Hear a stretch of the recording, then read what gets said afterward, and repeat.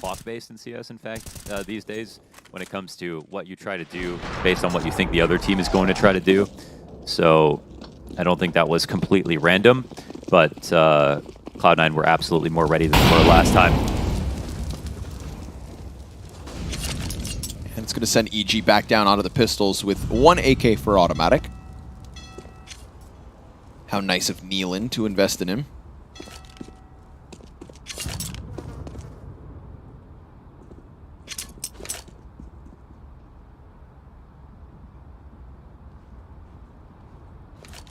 Yeah, we see all that damage now amount to this round, with the majority deaths in back-to-back. And the first AK goes down. Irretrievable. Yeah, the only AK. Unless they stop watching it, but Hobbit's got eyes on the tunnel, so it's not looking like Inters wants to put himself back in that awkward spot. Hex jumps beyond. Hobbit sees this movement, so he's going to be a little concerned about that one. Nealon does get the AK in the end. Maybe they want them to. But he walks right through that. Nice flashbang. This time it works. Nealon looking for another, but instead decides to play it a little tempered here. Falls away. Hell, considering he didn't have Kevlar, they had that one flash. It works. It's enough to get the gun back. It's enough to make this round still somewhat possible when after losing automatic at the start, you'd think it's done. Yeah, and now they're getting close up into the bathrooms and grouped up as well. And Nealon, full health, fresh-faced here with the AK. They'll look to try to make a round of it. Forward they go. Then, long player serves up the distraction for Axile to swing. Breeze's Deke finds its mark. Oh, ×2. But time? Oh, just enough. Interesting. Breeze incredibly low. Cirque now onto the AK. Hobbit seems to know he's locked in. Flash finds Breeze blind for a second. Hobbit looks to come up. Breeze is worried about Bank, but he needs to focus in. Hobbit's going to finish that. They've lost track of Cirque. He slides out and dies out to Hobbit, who just comes through with the 2 critical kills. But honestly, congrats, EG. You make something when you've already lost automatic at the start, from a 4v5 with no guns to Nealon rocking it back into that A site and Breeze hitting big. And a one flash. These is a nose flash to get back the AK and turn it into a kill and get out of there too. Yeah. So I was thinking maybe they don't worry about the AK because, well, maybe there's someone in the corner, but also maybe because if EG take too long to go and get this back, all they do is go to the site that could be stacked more and then not have enough time to get back to A. But that was the best case situation. A little bit of revenge, but another kind of half buy here. Still suffering from those early losses in the second and third round.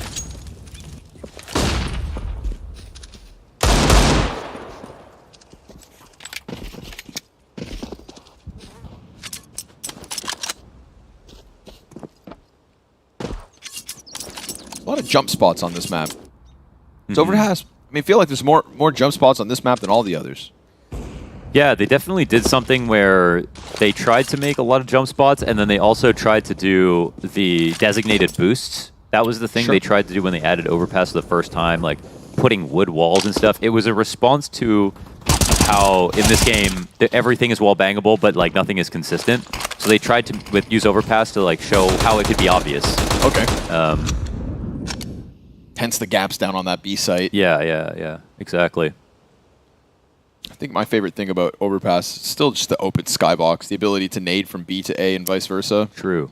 You know, there are redeeming qualities here. It's a good map. I just hate it. It needs to be replaced, but no, not replaced. It needs to. I think it just needs to be updated a little bit. Updated a little bit. Updated a little bit. That's not how we work here. We do ultimatums. Okay. Yeah. You're either in or you're out. Yeah. Well, man, looking at the first version of Overpass versus this one, that's 2 different maps entirely. I just think ops on CT side and some of the long ranges with the M4s are a bit too strong. Yeah, and it can just feel like it takes a long time to get to the A site. There's probably ways that they can fix that a little bit. I also think long A, a little bit uninspired. A tree and a rock. What is this, Rust? It's miles across, yeah. And you can't even build. Yet. And there's no proximity chat. Bring back halftime chat. Buy up from EG. All right, they had to took their whooping in the last 2 rounds, but now we get the guns back in, and Breeze going to keep jumping, peeking, spotting, and Cloud9, well, no real need to press forward on this A site. We haven't seen that from them. They're going to leave the solo Axile long and hang on to this early B stack for quite some time. Lots of action happening over the years towards long. Whether it's the T scaling or the ops trying to find easy shots back. Wow, that's unfortunate. I mean, it is off the right timing as Hex is trying to make the most of the smoke in the doorway. Blown off the hinges by the CTs, of course. Axile content to just keep moving around here. He's got support now behind him. Was long alone, now bathrooms with 2 in sight. So we have long control here for EG. They've got an attack forming outside of Banana as well, and the short control over on B. It's not too bad, still 35 seconds as well. 3 CTs here, but it gets a little claustrophobic. There might be a chance here. There's actually no smokes for Cloud9 to defend on the site. This molly could mean a lot from Breeze. Yeah, Shiro's holding on to one in order to answer. Exec starts to come over top, but man, EG have left this down to the wire. Breeze, he did crack open this site last time, but Cirque's not posted, and Nafany's got himself another. Cirque will finally get a trade back the way of EG. 8 seconds, desperate, and no HP left over. They get hard stuffed on the front of that one by Cloud9's IGL. Yeah, and they used those flashes defensively, in a sense. I mean, they peaked on long, but they kept interrupting the exec as it was coming in, and of course, the more time that bleeds off the clock, the more obvious that, you know, something has to happen. This is the first peak. There's no refrag because the flash also blinds the guy in the back because you can't play anti when you're attacking, and it allows everybody to take really, really good fights right there. So, well done on the utility usage from Cloud9. I actually thought that the attack was shaping up pretty well, and I don't think they were running out of time, but of course, it might have become a little bit obvious for Cloud9. But they get that Optimus molly in, and they flash and interrupt C9's flashes and make them feel like the attack is happening any second and they can't counter flash, then maybe they have something.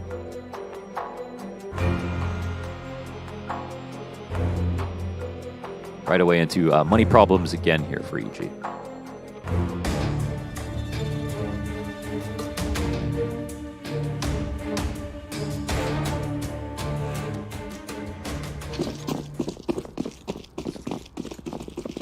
I am just going to check on the other game, a stream game, just to see an update. And Furia. Oh, Furia won 16-9 on map 1. Okay. What about map 2? It hasn't started, I think. Ah, okay. Well, maybe we'll have time to catch it. Yeah. If things continue this way, because, I mean, we've got Axile at the top. I'm going to repeat that sentence, folks. We've got Axile at the top of the scoreboard. Shiro nowhere to be found. He's buried beneath Nafany and Hobbit, and that is actually such a nice thing to see. For the first time, it's not Shiro just trying to drag Cloud9 into victory lane. Yeah, we talked about that yesterday. You know, Simple and Shiro are Simple and Electronic on the A side of Overpass. And of course, now Bit is Electronic on the A side of Overpass, but for many, many years. Now, this round's supposed to go down easy, but Axile's been hit up from long and bathroom, so they know that the Desert Eagles are getting dangerously closer. And because we're only 7 rounds through, there's still plenty of time for this man on your screen to get back to where he belongs at the top. They got the flank coming in, though. Yeah. Hobbit with a ton of info here, just piecing it all together. And Hobbit's flanks on Dust 2 were so good. Perfectly timed over and over. He's going to come at this. 2 frags with the SMG. And those unarmored Desert Eagles, as you'd expect, go down with nothing to fight back with. Let's see what the buy has in store for us. EG, elimination is on the line. Of course, this is a 1-2 matchup, not the place you expected to find Cloud9. Maybe even not the place you expected to find EG based on kind of how good they were getting. It actually seemed they were getting good with Forborg behind them, Nealon getting picked up. They had incredibly good seeding. Opening match versus IHC, follow-up game versus 9Z. True. That could have been them just put 2-0. That's really, you know, that's a great thing to point out. So, of all the, you know, unexpected teams to move on, they can't be mad about getting this as their draw when they already had a couple of, What's even wilder is to think that this is an Evil Geniuses, that if we go back to the RR, automatic, hold on. Ooh, and a dink. He finds the headshot. Hobbit puts out his own molly thanks to that smoke, and then able to pull away. But this was an EG that nearly had a chance at beating Liquid. They would have been legends themselves. EG was not far off from that. Yeah. And then we'd be looking at, you know, Team Liquid down here tearing it up. Nice shot. I can say that. I can joke about Shiro missing because you don't get many chances to. Sure. You know. Get your jabs in when you can, Yeah. you know? That's what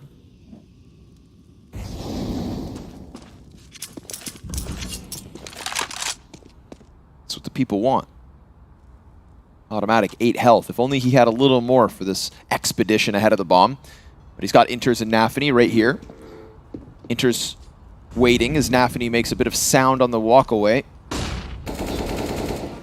Now Inters is a super high alert. Second flash comes out. Second flash. That one's killer, but Cirque actually never got blinded by it and peeks out to support. They take a player off site. We've got everything from Cloud9 that's left inside B. Nealon alleviates a little pressure by dropping Hobbit.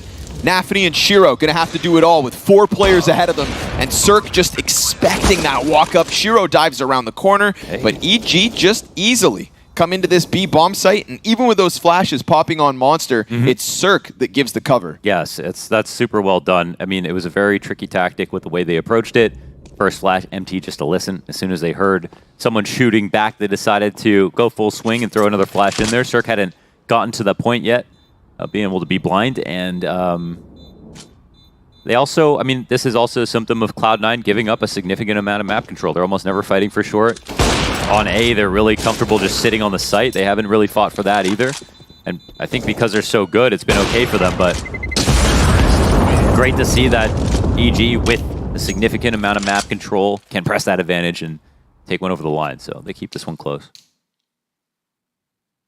It's the first kind of full rifle, of course, that they win over Cloud9, but a good one nonetheless. Felt like that one really could have been, but Axile... Yeah, this is because we said nice things about Axile. Yeah.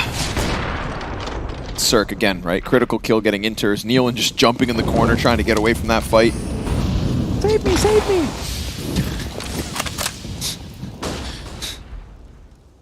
That's not what he sounds like, man. Not at all. If we are talking about EG's players, though, I do want to say that Hex reminds me of Twists before Twists had his glow-up. You know, and Hex is still younger. He's got some time to find himself. Twist is kind of a machine, though. I don't know how many people can do that. Right? That's fair. Twist is the guy in the gym at 5 a.m. on match day doing core. Oh. Absolute psycho. Some people say leg day. Twist says every day. Every day. Down into the connector to make sure it's clear, and sure enough, Cloud9 nowhere to be found here. Leading back 2 in A, 2 in B, and Nafany just floating around graffiti. So variation in the setup, Inter's pressing in close. Maybe next time these flashes will actually have a peek behind them and not just allow evil geniuses to get close to the site. We'll see if Cloud9 want to disallow such activities.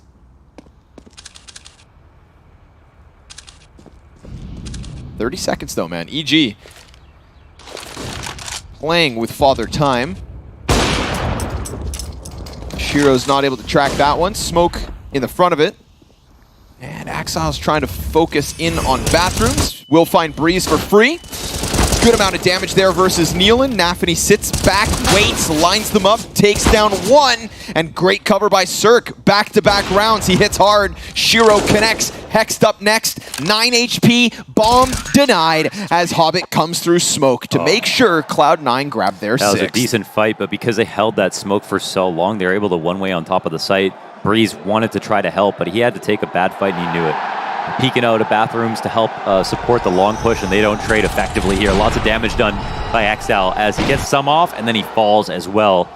And that's where his smoke continues to be useful, even at that point, to defend Shiro and block his vision off, and the other rotator who got off into the corner of CT spawn.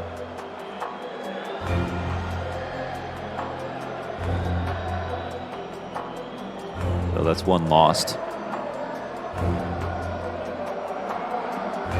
And And certainly a buy. It's just what kind. I don't know if that's presumptuous of me, but, you know. No, you're right. Yeah.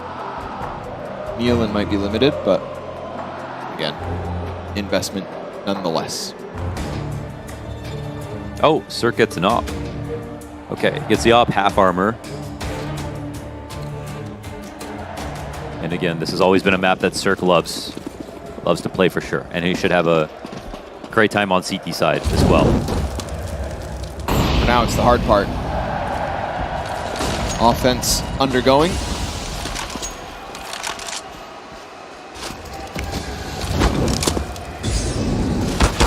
Oh, damn it, Nafany. Oh, I actually did a whole demo on Nafany figuring out how to spam people all round long. Dude, he is so annoying from that position. I feel like Hex has been getting bullied as well, right? Think about the crosses on mid doors last map. Shiro's just hitting him every single time, essentially, either with the straight up kill or just through the walls. Now he's getting spammed down in connectors, so another round where Hex just has to sit on the sideline, and we'll see if EG's investment can bounce back from a 4v5. They're being given space to get closer to A. Saw that cost Cloud9 a round at the B site, but it feels like every time they start to hit A, the position's still just rock solid from C9. It's Exile and Shiro. Deadly combination. Not every day in Rio, but certainly this evening. Very safe jump spot here, and Shiro has his angle cut off. And that's why Exile didn't have to be too aggressive with it. And this frontside smoke's so important. And again, it's late, right? And when the smoke comes down this late, it's been EG who have had so much trouble with this. Oh, Inters, giving them an opportunity now, but they're too far away to organize. And it looks like, yeah, Hobbit's already set the sight. Yeah, puts down the fire, make sure nobody can run in, even if they wanted to throw that Hail Mary. Listen, it's hard to draw out utility. It is. It's hard to count grenades, but it's been a consistent problem for EG in not being able to kind of get to the A site without some really important smoke going down and dashing their hopes.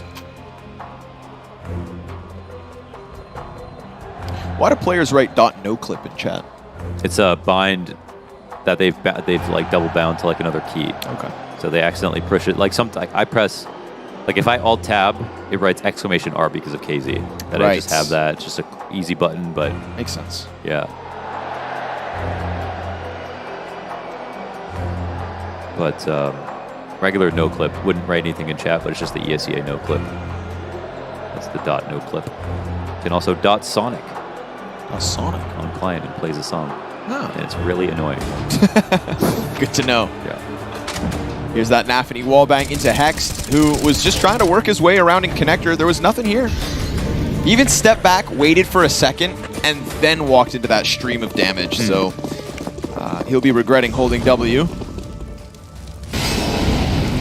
Hands off the keyboard and he lives. Buyback in from EG. It's very limited on utility, so if we're already criticizing their inability to draw out nades, doesn't seem like it's going to get any easier. Cloud9 to the 4-man B stack straight away. Oh, the bomb is back here. This is kind of risky, but Breeze should be in a good spot. We'll see. He's going to get interfered with for sure. Meanwhile, going for the boost. Nafany looking for the wallbang again. Jump spotting point blank. If he puts his head right in the crosshair, automatic. Instead, pressures Shiro on the silo. And Cirque will fall back. Both teams kind of disengaging from that setup. Felt like a really good chance for EG to clip a kill, but not going to happen. Exile starts to press in outside the bathrooms. He's got 2 players on the other end of that, and he just locks into the side. Cirque waiting to punish something from the site. Sound made. Exile knows it. Hex keeps eyes as this fades. And with that flash, Exile continues to try and pry away at this mid setup. Now, he's not going to see anything there. So they start to shuffle back down to the B site. Evil Geniuses looking to get in here. Good placement on the spam. It's Inters down by a third. And 5 players from EG now starting to rock that boat back up to the A site again, always leaving it down to the wire. They're going to scramble inwards, and it's going to leave Nafany entirely on his own. He's got teammates running up, trying to help. What can Nafany do while he's here alone? Nealon goes down with his back turned. Axile shows up and enters flash. It is perfection. Automatic stuck in the bathrooms, and as EG scramble, they get just absolutely splattered on the front end of that A site. Ooh, yeah, calling a little bit too slow right now. They couldn't get back to the site. This round, they actually do draw out the utility. Nafny's there with no nades left over. There's actually no one else on the site with him. That supporting flash from Inters was great. The shots that he hit were fantastic as well. And the support was there kind of just in time to help out after he did the first kill. If he died right away, then actually rotation in might have been more difficult. So credit to Nafny on an individual level, but this is a real desperate run back up to the stairs. They clearly wanted to go B. Then they realized how bad of an idea it was as they heard so much information. But yeah, that one's playing from behind almost every single point of the round. Uh-oh, not again. Solo AK for automatic, we've seen it. C9 yet to feel it. Hobbit's gonna find the opener. This CT side continues to just tear through EG's hopes. They got the 3 rounds at the start of the half. The anomaly in round 9 is their 4th. Deagle's just not enough. Yeah, you got to assume. It does feel like it. You know, as this series came through, I believe it was Yanko who said, you know, it's crazy that Evil Genius's best chance at winning a map in this series comes down to Cloud9's map pick of Dust 2. We get on to Overpass, and yeah, I see what he's talking about. Yeah, tough when you have to pick into other strengths.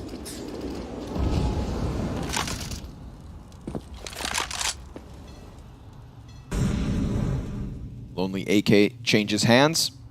We fall to the 30-second mark yet again. And this time it's just going to be that desperate little B hit with Hobbit deep on the right, Inters on the wall, and Shiro in the sight.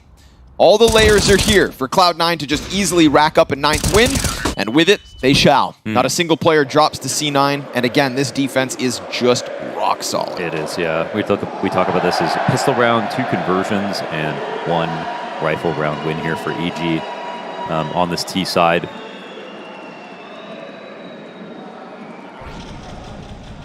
But hey, could have been worse. You could be Fnatic getting 50 node. Yeah, that's fair. Happened earlier today. That is fair. Silver linings. I don't think it feels much better, because at least Fnatic can play tomorrow. True. EG, Good point. brink of elimination. 7 rounds away from watching Cloud9 move forward with their dreams alive, and EG, nothing left to play for. Smoke at the front end of the monster goes too deep. Cirque was just given a chance to hit one in the knees. But that's Inters laying down more utility just to make sure he survives. See how well they can play off this information.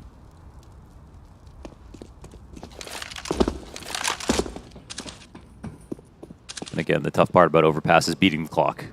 Map feels massive sometimes. At least they've got con control. Bomb does take the long way around. They're going to try to organize again for another A attack. I think this one almost certainly ends here. Bomb is out towards long. And now a more classic position with Axel rifling long. And they're flashing to check this. They get the bomb. Oof, 40 seconds and they see the bomb. And now Axel just wants to get out of here. Now Breeze is really close, however. Nice shot. So that's something. And it seems like he must have known about Shiro as well. Maybe not. Little adjustment needed for that one, and he still hits the headshot, so it's desperate, but they all have been. Essentially, EG just pressing into his sight with mere seconds to spare. Shiro's 5-7, good. Nafny in from the corner with 1. We've got another player there. It's constantly Hobbit, who just throws himself into the mix the moment EG look like they have a damn chance, and then he slides smoothly wide to give Cloud9 their 10th. Yeah, that was a clean one right there. I mean, attack came in because it kind of had to. Axile sees him. Gets that op down. The flash retake is so perfectly timed as well. It's kind of like early pressure over towards B. Nothing goes down. C9 go, okay. Don't think you're going to try that walkthrough you did like last in the beginning of the game. Maybe it's going to be the A site. They check on the A site. They're right about it. They throw a late smoke. They peek something, and it's all done. Top fragger on EG right now. Cirque with 8 kills. Definitely been a problem. But hey, everyone looks good on CT side. And EG have that coming up next. Let's see if they can get 5 here. A fifth one could bode well, but then they're still going to have the problem of cooling off Axile, who's held on to the top of the board for C9. Nafany and Hobbit, the 2 players who yesterday were able to keep those numbers up. You know, Hobbit, I think, did his job in order to just keep C9 afloat, and that did give time for Axile to crank it up a notch. But it's just the one from Axile here in round 15, so yes, there is a chance. Until Shiro shows up. Hexed, hit by that, sitting on 59. Plenty more time than usual from EG as they do get footing on the bomb site. Shiro's going to get caught off, but he's still standing. What? Somehow still alive with 2 HP. Automatic's going to have to come in for the 1v4, and down he goes as well. It's 11 on the defense from Cloud9, a mere 6 rounds away. I mean 5 from getting Legends.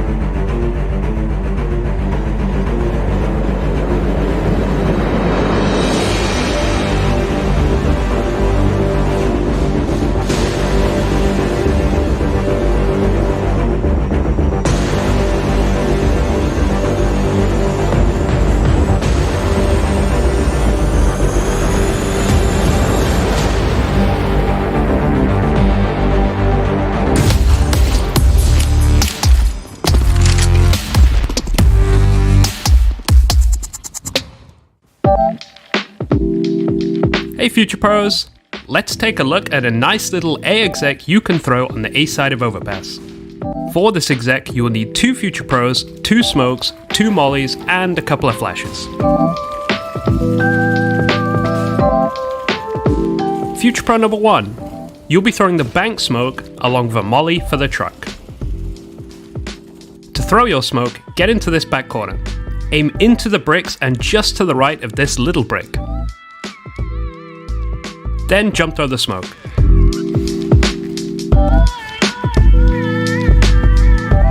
For the molly, aim along the bottom of this wall in line with the shadow. Run forward, then walking jump throw the molly just as you get over the shadow.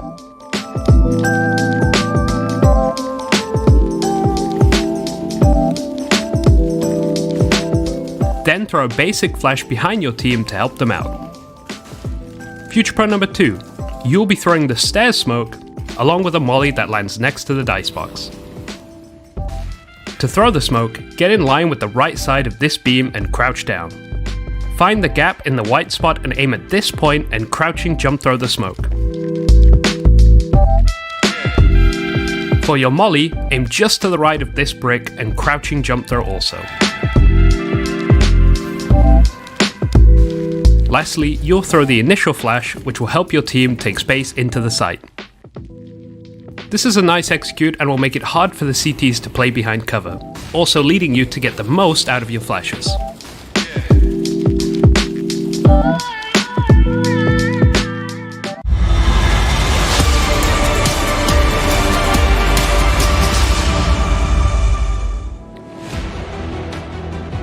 And so we find ourselves only 5 rounds away from a Cloud9 victory versus EG on map 2. It was domination on Dust 2.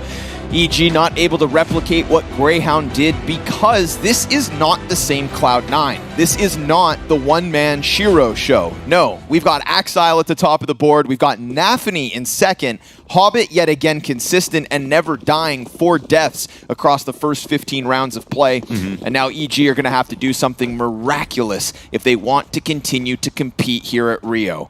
It's a tough job, but no one ever said it would be easy. Time to find out what they've got left in the tank. Already outside the B site, Cloud9 posturing, and doing so silently. Letting Hobbit inch his way closer on the short side. Of course, the setup here from EG is Breeze and Hext up front, one man on Graffiti and another in the heaven. So, in terms of numbers, EG, they could stop this, but it's not always about the numbers. It's been about the form, and the form of Cloud9 right now is just so undeniable. Here comes the commitment. Off the back of the utility, Hobbit insta-pops Breeze. Oh, Nafany saves Axile as him and Hext were so close. Cirque gets something going, but Inters tears through 2. Jesus. And with a pistol round win, it is nothing but desperation. That's the kind of strat that if I was calling for a team, I would just copy that from beginning to end. It's kind of like, the only way to kind of counter this is obviously Hobbit gets clipped while he's kind of peeking off a short, trying to draw any utility they may have, or a big flank comes in, which is obviously something that's going to happen less often. And yeah, they had basically a dry run from beginning to end. The perfect flash on the attack, the opening kill from Hobbit as they were throwing their Molotov. And so it looked like that peak was a little early, and then they just ran over the site entirely. And that's just way too hard to deal with those pistols. So very clean execution. Makes you feel like pistol rounds are real CS. Sometimes. There's a small argument for it. Yeah. I think pistol rounds with utility. That's real CS. Here's actually something I was thinking about. Okay. Pistol rounds. Yep. Okay. $800. Same starting pistols. Okay. But you spawn with Kevlar. So you can all buy utility or upgrade your pistols. But if you have Kevlar, then you can still buy the helmet. You want helmets in pistol rounds? You could still buy the helmet. Right? Because it would cost $350 to get the upgraded armor if you already have the chest piece. Yep. So that's something to consider. Yeah. Unless we just disable helmets in the pistol round. Giving you the X, giving you the asterisk. Yeah, yeah. It kind of... But I do like the idea. It's kind of sick. Just so that, you could buy... Everyone would buy nades. Everyone would buy nades. Even if you upgraded a gun, you could buy nades, and then you just have like a... And mind you, even if there are helmets, there's also more upgraded pistols. There's more upgraded pistols. So... And this way, if it's still 800 that you start with, you don't affect the economy moving forward for the rest. You don't give people more money to buy things. Essentially, we'll just never see Glocks again. Yeah, that would be a problem. Or not. Nealon, 5-7 at the ready. Nafany just crawls beneath him. And then we've got a man advantage with an open A site to run forward. Shiro actually sticks around, not leaving Axile on his own, who's then tasked with turning onto Breeze and getting a comfortable 5v2 going. Cirque misses the one shot. Dude, is it just me, or did Cloud9 just figure out every single position? I know, yeah. They clear the close wall. Shiro goes back for the front side. Yeah. Axile turns around to deal with the flank, and then they go find a kill on long. Yes. It's like they're bloodhounds. Yeah. And they just found every single kill. Yes. What is that? They just exploded on everything correctly. Like professional Splatoon players. Is that a thing? Professional Splatoon players, yeah. Really? Yeah. Wow. I mean, everything's an esport. Good for them. I bet even Slither.io is an esport. I suppose. Nah, not on those laggy-ass servers. I don't know, man. If Overwatch can be. Terrorists win. Kick them while they're down. It's great because you're not really angering anyone. No. When you say it, so That's true. There's no place. I'm just kidding, guys. Poor EG, man. We're just kidding. They had a little half-by. They thought maybe they could cause an upset. Maybe they could just suddenly uppercut C9 without them seeing it, but instead it's going to have to be nothing but pistols here in round 18. A 14-4 score for EG to maybe improve on. But the thought of them coming back from this is just, well, I'll say it, unbelievable. They'll have to prove us all wrong. Because right now, it's nothing but a powered-up Cloud9. This is not the C9 that lost to Fnatic, nor to Greyhound. This is the C9 that all their fans would hope to show up here in Rio. Wow. This is the C9 that wins in Dallas. And the one that, of course, can run from now a struggle at the start of the Challenger stage to the potential playoffs and Legends. That's where we set expectations if they can continue to replicate nights like these. Yeah, they're not even defaulting here. They're going for their pop flash explodes. They did the same thing on A last round. It's fun to watch. It's easier CS, and Cloud9 not really extending the respect here to Cloud9, or sorry, to EG of really going slow and going through all the motions. I think they really believe that they have won this game and they're playing like it, and that's always a good place to be. EG will have to earn their respect, of course. And that can start right here where they've got a real buy going on. Should feel like a last stand. Oh, Breeze shooting back through that smoke. Punished. Yeah, and that's obviously an unfair fight in favor of the T side. Axile can be anywhere, and Breeze is always going to be in this kind of small radius in front of the tunnel. Yeah, reduced to a pocket. Yeah, you saw Inters get shot in the first half and actually just fall out without even shooting back because of how much more valuable his life is as a CT.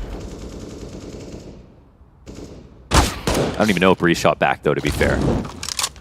Oh. Circle shoot and find his target. Nafany taken to 16. Now, this might be an interesting spot for Hex to get to, because could they expect him to be up here? Axile swings, though, shooting sharp. Nice drive-by by Hobbit, but he's blind.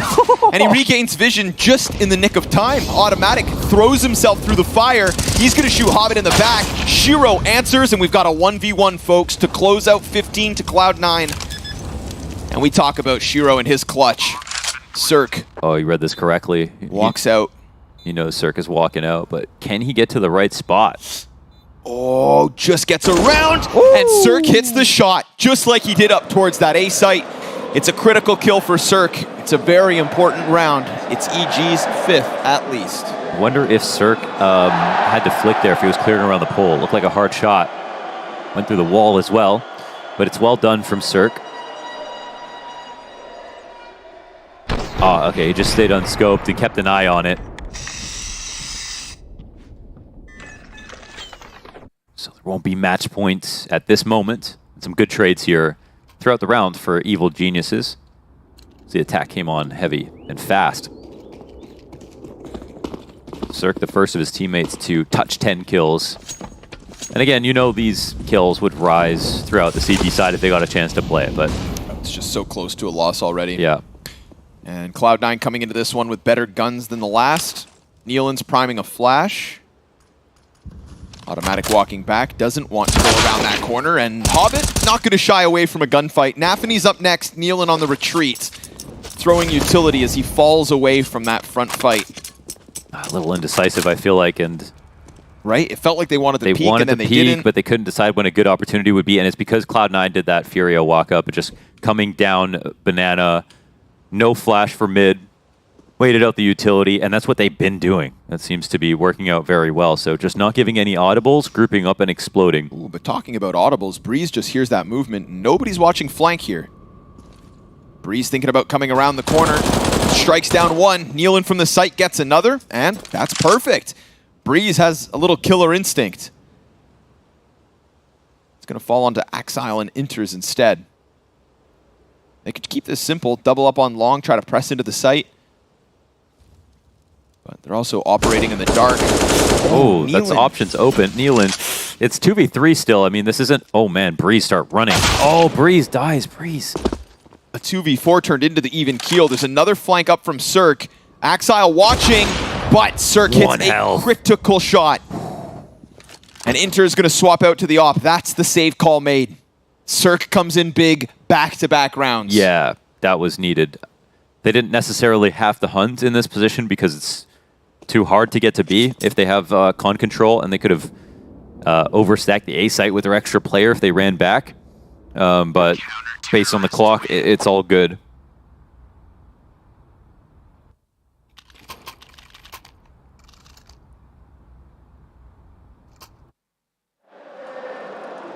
So EG live another day, but Cloud9 have done so well with their money they can buy despite losing these last two rounds.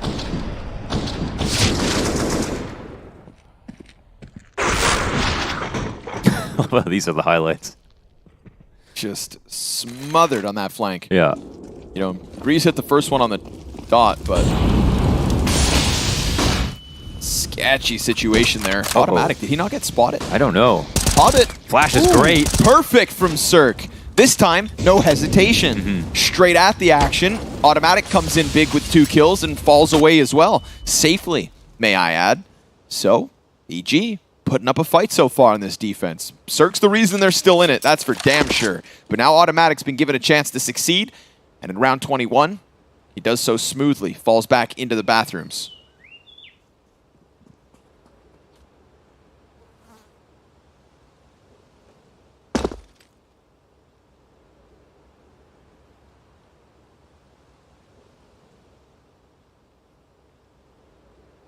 They are, of course, here going to try and go for this. Cirque with a good angle here. Takes Inters down. It's one of the last chances they'll have to pull this back. Oh, wow. Weird shot missed here from Shiro. Opponent looks to the side. And I don't know, it might have only led them to death faster because there was still Breeze tucked on the right side. Probably would have forgot about him. Exile burning up. They can keep 2 alive, then maybe they buy around this one in the follow-up. But EG, rock solid defense off of Automatic's push. You know, sometimes the best defense is a good offense, and I think Automatic embodies that here in round 21.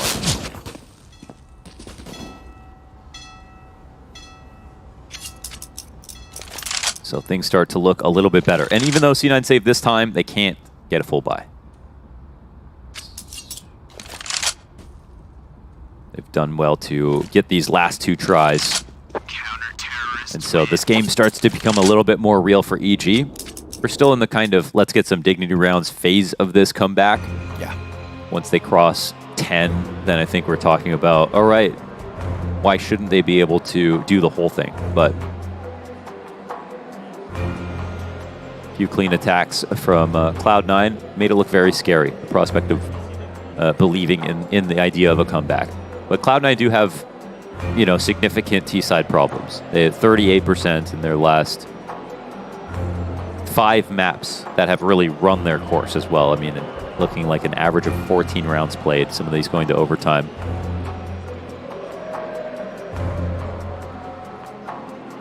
They brought some new stuff. They didn't really try any of those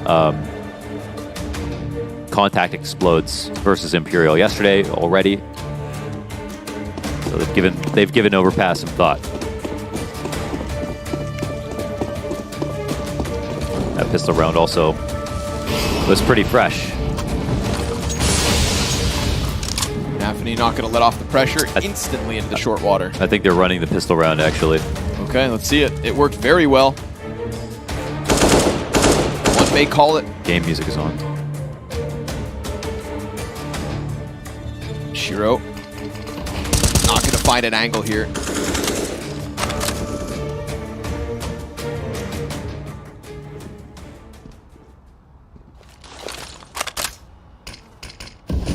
Late smoke comes down again. They're just hoping that there's not going to be a flank. It isn't. It's one position that's slightly different. They're doubled up on short on this round, but readying similar utility.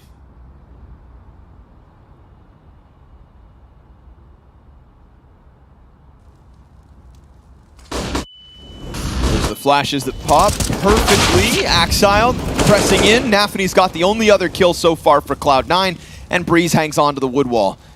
He's waiting. Flash meant for Axile. Oh, Nealon gets wrecked in the backdrop. Breeze comes in, and Automatic once again offering some help here. So, sure enough, EG, the defense, lives on. Hell yeah. I mean, clean shots from Breeze. Clean shots both ways, but a couple extra here for Evil Geniuses. They gave up a good amount of map control there. They waited. The attack came in. They could trust it. They dodged. They ate a couple of flashes, but they dodged enough, and they had 3 players in the site. Plus, they got their molly off versus Monster. So that helps out a ton.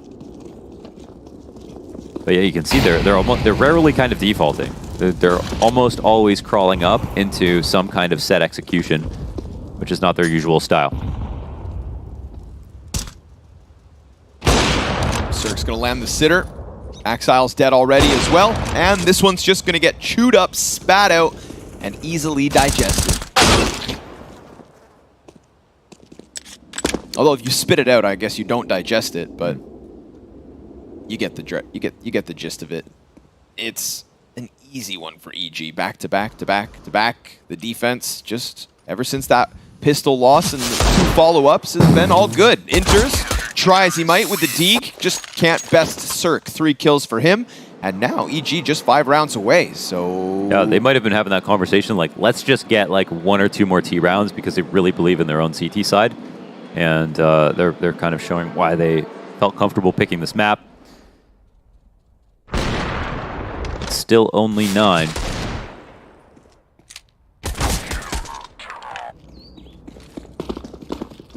Guns back in.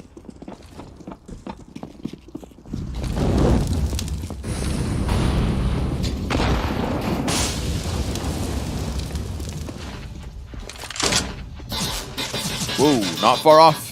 Nearly finding Axile again through smoke. That's what happened last round when he didn't have a gun. Axile's still up there, 25 kills. Hobbit, second for C9. It's automatic at the top of connector, and Nafany's just now starting to work around on Hardy. Axile. Man. That's a big scalp to take. Breeze has been decent, but automatic can also offer a little hope here to EG. They sort of dislodged the support, so Axile, he might get re-aggressed upon, and it looks like Hex is trying to help him. This is such a good move by them. They needed to support automatic in some way, either by the top of bathrooms or down and short, and they find one of those avenues. Hobbit gonna try his hand at something sneaky, sees automatic, shoots him in the fingers, and it's gonna take him to 73, but Hobbit's thinking maybe? No, I thought he'd be tunnel visioned on the right side, sees automatic in the corner, and with that, all of a sudden, it's nothing but sight control for Evil Geniuses. Although 35 seconds is not a lot to work with. Cloud9, what's your move? Yeah. Now it looks like it's time for Cirque. There's still a not for Shiro. Not sure if these two are going to go head-to-head. 25 seconds, and they'll have to scale fast. 2 players here from the CT side with the op as well, and they'll see a final target. This should help call over Hex. Ooh, but Inter is now up the left side. Almost draws Cirque too far into the open, but he gets himself all 3 from inside that bomb site. You said it's Cirque's turn. Well, he delivers. Spins them back the other way and gives EG double digits. This comeback now is real. Yeah, those are some money moves from Cirque, and 3 shots, 3 punishes, and no time to shoot back. And even out up on Shiro after that, you know, kind of insane one that Shiro got on him walking across mid doors on Dust 2. It's a bit of revenge. So within 4 now, looking to expose Cloud9 for their follies on T side. Despite having early success even versus rifles and that sweet pistol, some of the set executions, it feels like their novelty has worn off. Still very dangerous territory for EG. Cloud9 will take 3, a 3rd timeout. Groove will get in the mix. He's like, why aren't you guys defaulting, huh? What, are you scared of him? But this is the good move of the round from Hex. Hex talked about playing scared, and you're going to do it. I mean, you're playing scary teams. You can be good, but of course, if you don't have the experience of you're going to play scared, you're going to regret it. I think people do it, you know, years into playing as very good players.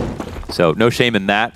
But that's a moment where he just plays well, doesn't overthink the situation, helps his teammate in automatic, and gets a kill at the same time. Yeah, had to do something.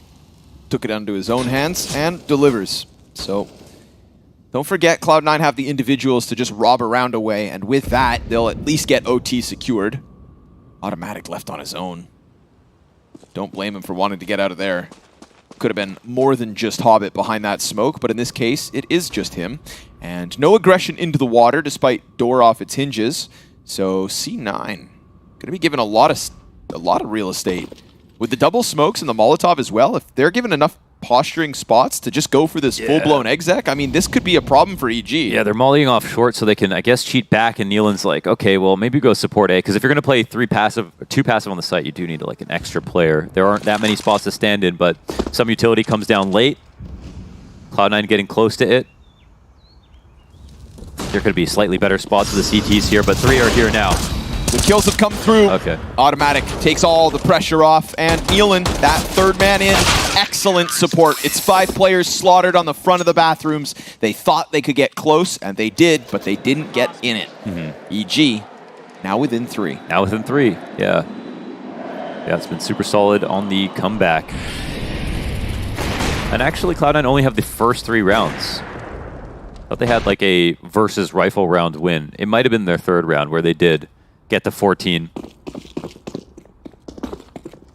years ago. That's how it feels. But guns back up. See if Cloud9 change it up.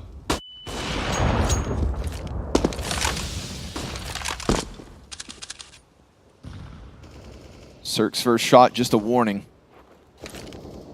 C9 just going to keep on creeping forward here. Can't forget about Automatic. Normally, Hobbit's down there to deal with him, but there's no pressure to be applied to the bottom of the stairs.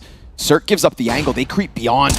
And Automatic pops right back up. Again, nothing to flank him. It's the same peak, but look who's wrapping Divider right now. Hobbit. Hobbit knows he got by. Easy pickup onto Cirque. Now the long players can just sprint, run, forward, go. And all they have to do is topple Nealon. He's behind the truck. Insta headshot onto Hobbit. That's going to help. But Nafany's got the answer back. So sure enough, Hobbit opening up this A site for that bomb to go down. And Automatic doesn't press up behind Connector. He joins the B rotates. Shiro burnt down to just 13 health. And the T side, they've got no smokes, no incendiaries. Can't keep EG back. This retake's coming, and they can't stop it unless they find the frags. Shiro finding Breeze on the cross to the truck. Little bit of cover, all he's got. And the fire now burns him perfectly into the open. How? With 4 health left. He gets the better of the first, and it's hexed up into the clutch. First player down. Bombs ticking fast. Smoke destined for the defuse, but he gets caught by Axile, and C9 finally find 15. Wow, they make it happen. It's off of Hobbit's move. They do the exact same flash tactic, actually. We got that Furia crawl outside of Banana, and then 2 go by. Automatic spots the second one, and Hobbit knows that. It's a false flag. The op is vulnerable on the fall back, and this is such a valuable target to take down. Very nicely done from C9. And on the attack, when they get into this post plant, it's still losable, dude. Look at Shiro. Shiro, he stood off the Molotov that he knew they wouldn't try to approach from just to get into a really strong spot as an opper. Sat on default. Why would they think he's still there if he was floating, waiting for a Molotov to finish, and that ends up netting them 2 kills? Second player could not hit a bullet. I don't know who that was, but... Well, here we go. Infamous Cloud9 scoreline. Different map, though. This time they get short water, and nobody's going to contest it. Automatic's not in connector to deal with it. So Nafany's just going to look for the contact in mid-sight. They're spotting the boost. They're holding. If Nafany pops up, you'd think Breeze takes that head clean off. They're both worried about it. I wonder if Cloud9 are trying to run a distraction first. Oh, they're just setting up their utility.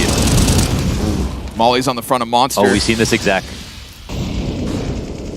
For now, no deaths. Lots of shots both ways. Nafany finds one. Breeze immediately with the answer. And now Nafany up again into the site. Hexed, it's a one and done. Breeze is barely alive at this point. This B site is wide for the taking, but C9, they're not coming through. Yeah, well, they broke into the mid round. I think they're happy with that result, and they can't just perform that attack only through short because Breeze is out towards Monster. If anybody's supporting him, then they're running into a crossfire still, and they don't know about rotations. But instead, they just go back to A, and they do it very fast.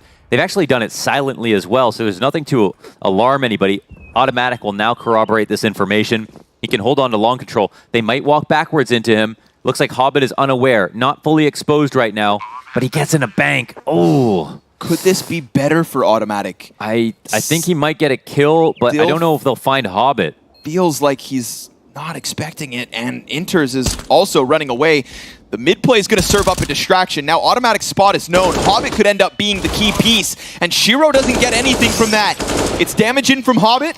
Automatic. Oh! Executed through the box. Next one's low, and Hobbit, just one more kill versus Cirque point blank. C9 looking to continue this run from the 0-2, and Hobbits nailed them all. EG with a valiant effort to run that one back, but it's a flat T side that comes back to haunt them, and Cloud9, not just Shiro, but Cloud9 will succeed tonight.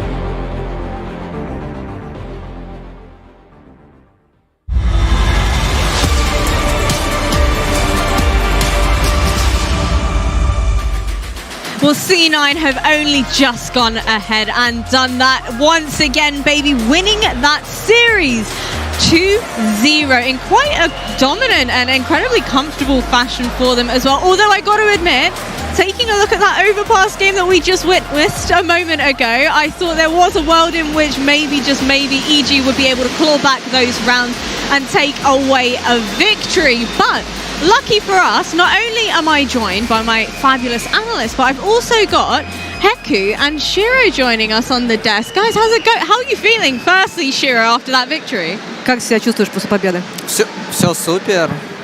Я рад, что мы выиграли. Хоть это была сложная серия, и именно это не просто... Ну, вчера тоже было сложно, но оверпас именно был сложный для нас. Я думал, что мы можем отдать камбэком и проиграть, ну, именно карту оверпас. He's saying that he's really happy to win, and he says like it was a pretty hard overpass. He was kind of like maybe even afraid like that there will be like that they'll give away like a comeback, but like so he feels happy that they actually managed to close the map. And I want to cast our minds back a map ago when it came to that Dust 2. I need to know, was there a world in which you were kind of thinking, we're playing against EG, this is going to be a comfortable Dust 2 despite having lost versus Greyhound? По поводу Даста, потому что вы сейчас играли на этой карте против EG, и до этого играли против Грейхаундов. Как-то вот все чувствовали комфортно на этой карте вот из-за вот того, что случилось с Грейхаундами? Но я лично не чувствую... Ну, я эту карту чувствую хорошо, но как команда мы играем ее, наверное, где-то не так стабильно, как могли бы. Поэтому чуть-чуть было беспокойство, но по ходу игры было понятно, что мы можем легко их выиграть, и так и произошло.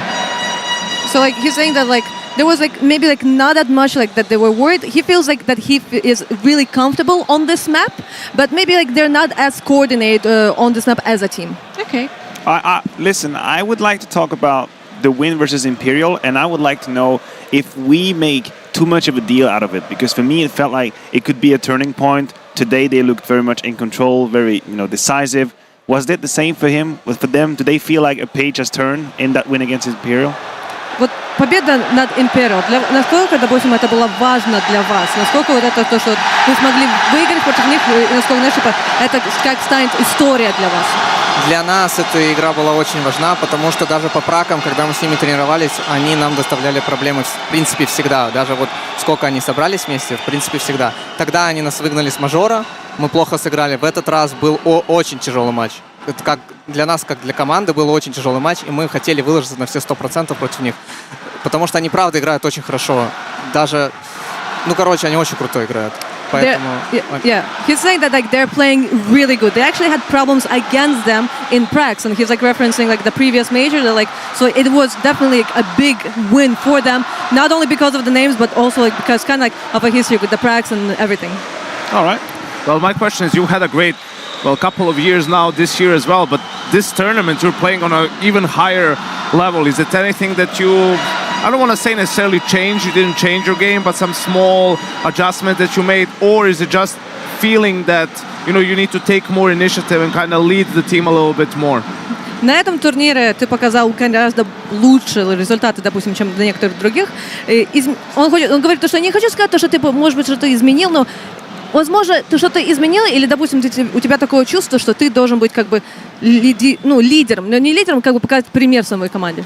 Ну, именно этот турнир, я вижу, что у нас есть определенная проблема, и почему-то у меня уверенность очень сильная на этом турнире, поэтому я просто делаю то, что знаю, и поэтому такая стабильность происходит именно в этой стадии. Я не знаю, если мы пройдем дальше в легенды, как будет там, но, по крайней мере, я каждый турнир улучшаюсь и делаю какие-то определенные выводы, но на данной стадии нам, как команде, тяжело. Но это исправимо. Yeah, he's saying that as a team, it is going hard for them. He thinks that they can actually change all of that, but yeah, like he feels like he needs to do like very good, we can see the results. And also, I did an interview with Hobbit and Groove in Cologne, and they told me that actually you do a lot of talking for the team in the mid-round, some secondary calling, right? Is this something that you just naturally enjoy doing? This is your style, or is it something you had to pick up, when the team was formed? It's something that the team was missing.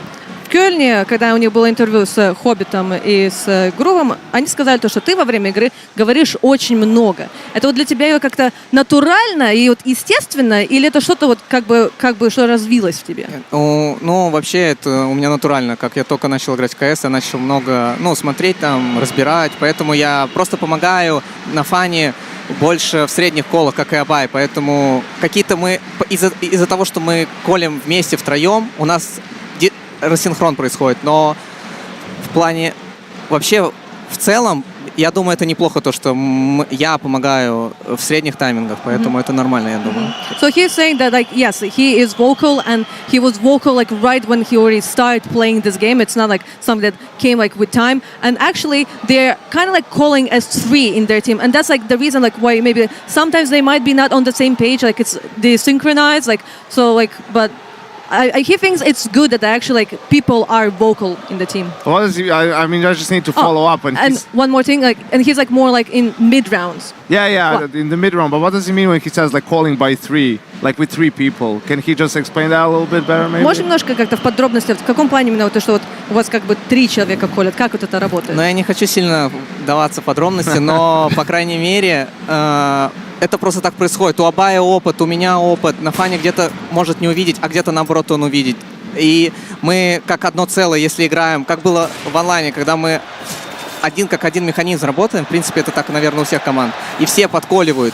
И именно в мид-колах есть такая: давайте, встанем, погнали. И вот эта синхронизация нас троих дает очень сильное преимущество нам как команде. И, но я не могу сильно так рассказать и вдаваться в подробности там досконально.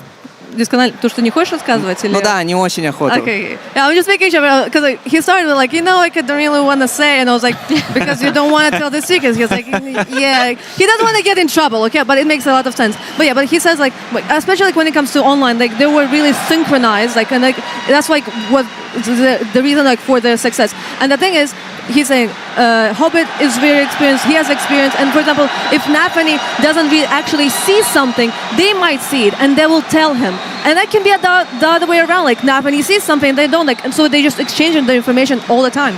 That's great, thank you. All right, cool, awesome. I feel like we've learned all sorts from you, so thank you so much for joining us on the desk, the two of you. We scared him so much he's never coming back after so many questions. No, he actually talked, because I had like once like an interview with him, like he was like, I was in Katowice and he was like answering, and like then zoomed out of the interview. And right now like I'm standing, I was like, he's talking, that's so nice. Step by step. Amazing stuff. Well, thank you, folks, so much for joining us here on the desk. For my analysts, though, things aren't over just yet. I still need to chit-chat with you. All right, you guys are going to have to stay. Sorry. We still have more work to do over here. I need to speak to you guys about Axile. In particular, incredible performance throughout the duration of that game. I believe 27 kills to his name. Yeah, that was a great performance from Axile, and I think we have to consider this in the grand scheme of the tournament, not only in this best of 3. Sure, he was lights out and this is great, but does that mean that we're finally going to get to see the duo of Shiro Axile activated at this event? Because for all intents and purposes, for all narratives and dialogues around C9, it always revolves around these two heavy hitters. And up until that point, Axile had been sleepy. He'd been sleepy before here, so if EG just warmed him up, well, thank you, EG. Thank you. If this is what was needed to get Axile activated now, I'm happy. We're good to go. Yanko, do you think it might have been EG giving him the opportunity to warm up? Well, I mean, not necessarily the opportunity willingly, right? It's just the level of opposition wasn't as high, and I think it was just a good moment for Axile to have a good game, right? And sort of just get out of that. He knows himself. He hasn't been playing on a level. I know he certainly has higher expectations of himself. He knows the team needs him. So sometimes all a player needs, all a team needs is just one good game, one good win, one good performance to sort of be like, hey, I'm still that guy. I've still got it. Like, let's do this thing now. And I think it's important to say as well, as much as we'd like every player to always perform 200% in every game, this is not reality. It's not what usually happens in tournaments, right? Well, we're so used to simple, right? Yeah, that's the thing, right? That's when you put it in perspective how it just doesn't work like that. There are games throughout the tournament. A game, let's say like Imperial, right? We have overtimes all across the board where you need individuals to shine and make the difference. But if a game like this is just cruising and acts like a warm-up, it's great. He's going to be needed later down the stretch. Tomorrow is game 5 to make it to Legend stage. That's when he's was needed. Push it throughout the tournament. If he took a day or two to warm up, it's okay. It's supposed to be a team effort. Someone can have a day off. Someone picks up the slack. It was Shiro who was lights out in day 1 and 2, and that's all right. It's all about peaking at the right time. And the tournament is not a sprint, it's a marathon. It's a 2 weeks event. And if he's warmed up after 3 days, it's all good. I feel like the timing couldn't come better for them. It's a little bit of a morale boost, and I think Shiro himself said it best. The fact that they're able to split those roles, they're able to communicate as a team and rely on one another, especially when it comes to intense situations. Like, it is the major at the end of the day, right? I feel like there was a lot of umming and ahhing about their performance, especially when it came to that Greyhound game. I feel like that in itself would have been a knock to the confidence, but this just might be the little bit of a pickup and a little bit of a boost that they needed. What do you think?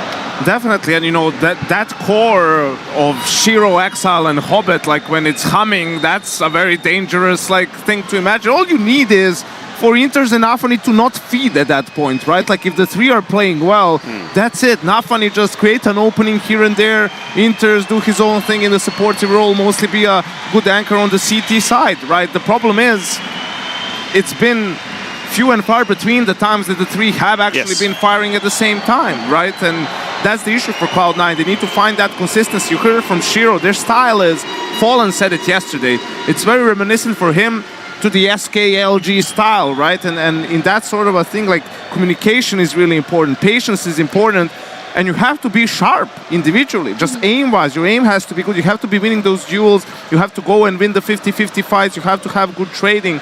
Like, that's why Imperial can't get amazing results, because they just don't have, they're not as dominant. Like, the players they have right now are not as dominant as 6 years ago, right? Like, which makes sense. So that's the thing for them. If they're on point and like the communication is good and the team play is there, then that's when we can discuss them as potentially the contender. On the topic of communication that you've just mentioned on the side of Cloud9, we started to see EG have a little bit of a comeback. They had a 7-round comeback. And I feel like, from my perspective, at least watching that, you guys are the experts, you can tell me, it looked to me as though Cloud9 had kind of just been like, we've already won this game. They kind of were a little bit lackluster. They took a back foot a little bit and allowed EG to take advantage of them in those situations. Do you believe that's the case, or do you think EG started to get the ball rolling themselves? I think it'd be disingenuous to only put it on Cloud9, you know, stepping off the gas pedal. I think Cirque, if anything, for all the targets of criticism we've had, did have a great defense with the AWP, did have a couple of moments. I was saying Yanko in the green room, like, he might be just negotiating his next season. Right here, there, you know. He's got the season. You're looking at the half on the city side, you're thinking, maybe I should sign him one more season. Obviously not, it's a smoke He's screen. such a tease, Cirque. You know, he just gets you enough. Yeah, and then you want to go back to but it. I think you're on point. I think EG did some good prep for this map as well. You could see they were ready for some of the stuff that Cloud9 had in store, the boosts from water towards B and so on. And also, you can't deny that if sometimes it's not willingly that you're like, the game will end by itself. But you know, after such a dominant first map and a huge lead on the second map, and a comfortable map for you, overpass being for Cloud9, you just fall into a lull a little bit, right? Like, you're not as focused on your crosshair or nothing, and then when they start coming back, you're like, oh, wait, wake up call, like, this is not over yet, actually, we need to still close this game out, and that's exactly what Cloud9 did. See, that seems to happen to me all the time whenever I'm pugging, except my team don't have the wake-up moment of, we should probably try and win this game. But I know that Heku is ready and waiting with the coach of EG to try and get some thoughts and insight about how they're feeling after that game's performance. Yeah, Jasmine, unfortunately, this is the end of EG when it comes to this major. I'm sure you'll have no problems getting to Paris, but right now we'll focus on what is happening right now with your team. Like, as I already mentioned during the Americas RMR, you know, like, step by step, you're going up. You didn't finish with a 0-3. Like, maybe could have been a little bit better, but like, are you satisfied with the result? Result-wise, I would say it was a little underwhelming. There were several factors for this, but yeah, the most important thing is still for us learning. It's about the learning curve, and we have a lot of takeaways from the games that we already played, and we will definitely also learn a lot from this. It's for some of our players, well, all of our players, it's been a long time since they've Some of them have never been on a stage like this. Some of them have never played a tournament like this. And for some of the other guys, it's been a while. So I definitely feel like we've learned a lot about how to cope with the pressure. That definitely got to us at points. And sometimes it's been the lack of depth in the game book, the playbook, or lack of common understanding how we want to attack different scenarios. So we're still learning a lot. Obviously, we would have liked to have done better, but for now, we're still happy with the progress that we're showing. And what do you try to improve, like to make sure that the progress is going up? Oh, there's a lot of things. That's a long list. But I think here in the off season we'll have time to. Like we talked, of course, about how we view the game, but now we've had a couple of months together. Now we fully understand each other. So it's about making sure we're really on the same page. When we start up the next season, we'll have like 3 weeks to only practice. Instead, here it's a lot of maintenance as well with official games, next tournament, a lot of traveling. So getting on that same page, and now we kind of have a base on all the maps. So now we can figure out, okay, what is we're lacking? How is we want to play against this playstyle, that playstyle? So. But yeah, I feel like that's a natural thing every team needs to go through. We're still kind of light on practice, so yeah. And did you set up yourself like a specific goal? Result-wise, no. For me, it's just about improving. As long as we're better today than we were yesterday, as long as we learn something new, everyone's still like putting in a lot of work. I think everyone, especially, is getting to know their new roles in the team. I think like Cirque and Breeze, they've been used to being people that don't have to do as much outside of the server and inside the server, like initiative-wise. But Neil is a younger IGL, Hext is a rookie. So it's about everyone stepping up, and I feel like more and more, I think especially Cirque today, I need to commend him, prep, mid-round, like he's starting to grow into this role, but that's also something that's going to take some time for us. I mean, definitely we can see there's a potential, and as I mentioned, like it started with an EPL, then America's RMR, and here, like eventually, I think this team has a great potential. But thank you very much for being here with us, and also thank you very much for the interview. Thank you. Back to you, Jasmine. Yanko, I'm coming to you. Yes. Homie. I need to know. We're homies now. We are homies now over here on the B stream. One desk, one game You're together, home. we're homies. You're homes. We keep it real down here over on the B stream. Okay, I need to ask you, he's mentioned giving it time. How much time? Well, I think they need a couple of changes in time. I think it's fair. I really like the interview. It was a very candid interview saying, we have a lot of things we need to work on. And that's just a matter of fact, right? You build a team almost from scratch. Like you need to build map by map your playbook, get on the same page, add things constantly. In the middle of all that, you have, as Dwarberg pointed out, travel, officials. It's not easy. And that's why it does take time. And I would hope to see by the next major cycle, EG in a position where we're not just memeing about them being a being at this stage and like knowing they have no chance to make it into the next stage. I hope that they are at a level where they can fight for a spot in the legend stage. I think with how they've been progressing, like org-wise, like that would be a decent thing. Potentially, with even hope, since they're a partner team, ESL Blast, maybe be able to have some good results early on in the season, so that the players get some confidence, a couple of good wins against higher tier teams, and just sort of figure things out for themselves. Yeah, we still have a whole lot of questions when it comes to Nilan and Hext. I think that this is where the conversation has to be stirred towards. Nilan, as a new IGL in here, had very little time to kind of install his philosophy. Hell, I don't even know what his philosophy is in Counter-Strike, and I guess the team needs a little bit of time, and he needs time to prove it. And Hext had a very quiet major. I'm ready to put into the first step mishap. We'll have to see if he's got more in the tank in the future. If he doesn't, then of course changes will have to be discussed. I think the Cirque topic has been closed as well. At this point, Ultimatic's the only guy that's really convinced me, keeps on convincing me. Breeze has a few games here and there, but it's far and few between, and it's a bit complicated for them to fight for a legend spot at the major at least. Like top 20, we can have a conversation, but here we're looking for the best. But, I'm with you, but my time span is shorter for players individually. Why? Because I don't know who said it. It's like there's no young and old players, there's good and bad players, right? And like you can give someone an event or two. Why is Exertion playing so well and someone else isn't? Like granted, he has a better team. He has no experience on the stage, like in big games in front of the crowd. Like he's just that sort of a guy. Why did Bit hit the ground running right? Like with his time in Navi, had like the most insane year as a rookie. Why like does Brocky seem not as affected like by those things, right? So it's sometimes it's just about also evaluating players in that sense, right? Do you think they have it or not? I'm not saying Hex doesn't have it or anything. You know, as I said, I'd still give him a couple of more tournaments, but I think, you know, you can't wait a year, right? You can't wait like 5, 6 tournaments. Like if you don't see it after 2 or 3 tournaments, at least like the demeanor and the attitude and like, you know, it doesn't matter the frags and what's going on the server, just you as a coach or whatever evaluator of that team, like that's it, right? You need to move on, basically. I would say a very big part of it from my perspective, at least, like the exertion situation when it comes to Mouse in particular,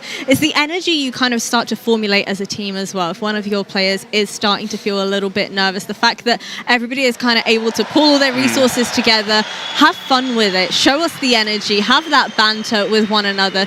To what extent do you feel like that can start to alleviate the pressures, especially when it comes to rookie players being on the big stage? Yeah, well, it would definitely help. And this is where Yanko mentions names like Brokey, and we have to also be mindful of the context of what teams these guys were playing in, the phases and the Navis of the world. I think for a rookie that's in a, let's just say, a dysfunctional team or a team that's trying to find their own rhythm, it takes a whole lot of character, a whole lot of strength individually to be the guy that's up and coming and taking everybody upwards and lifting everybody up. There's not a lot of people who can do that. If you're put in a team that's healthy, looking in the right direction, and then you are showcasing your talent, that's great.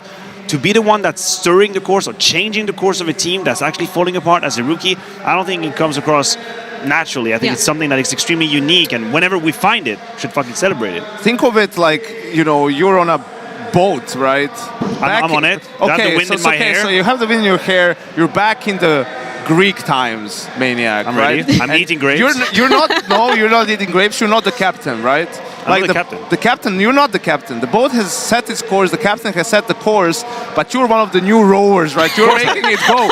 You're making it go. That's like the young player who's joining the team. He's not supposed to set the course. He's just supposed to make the boat go faster on that course. And if the boat is going straight to an iceberg, I'm just rowing straight to it, right? That's hey, man, that's not your fault. It's the captain's fault. Like, fair enough. You have a life raft. Enough. He has to go down with the ship. I'm out. The captain goes down with the ship. You get to go with the women and children on the life raft. Thank you. And this time the door will be big enough.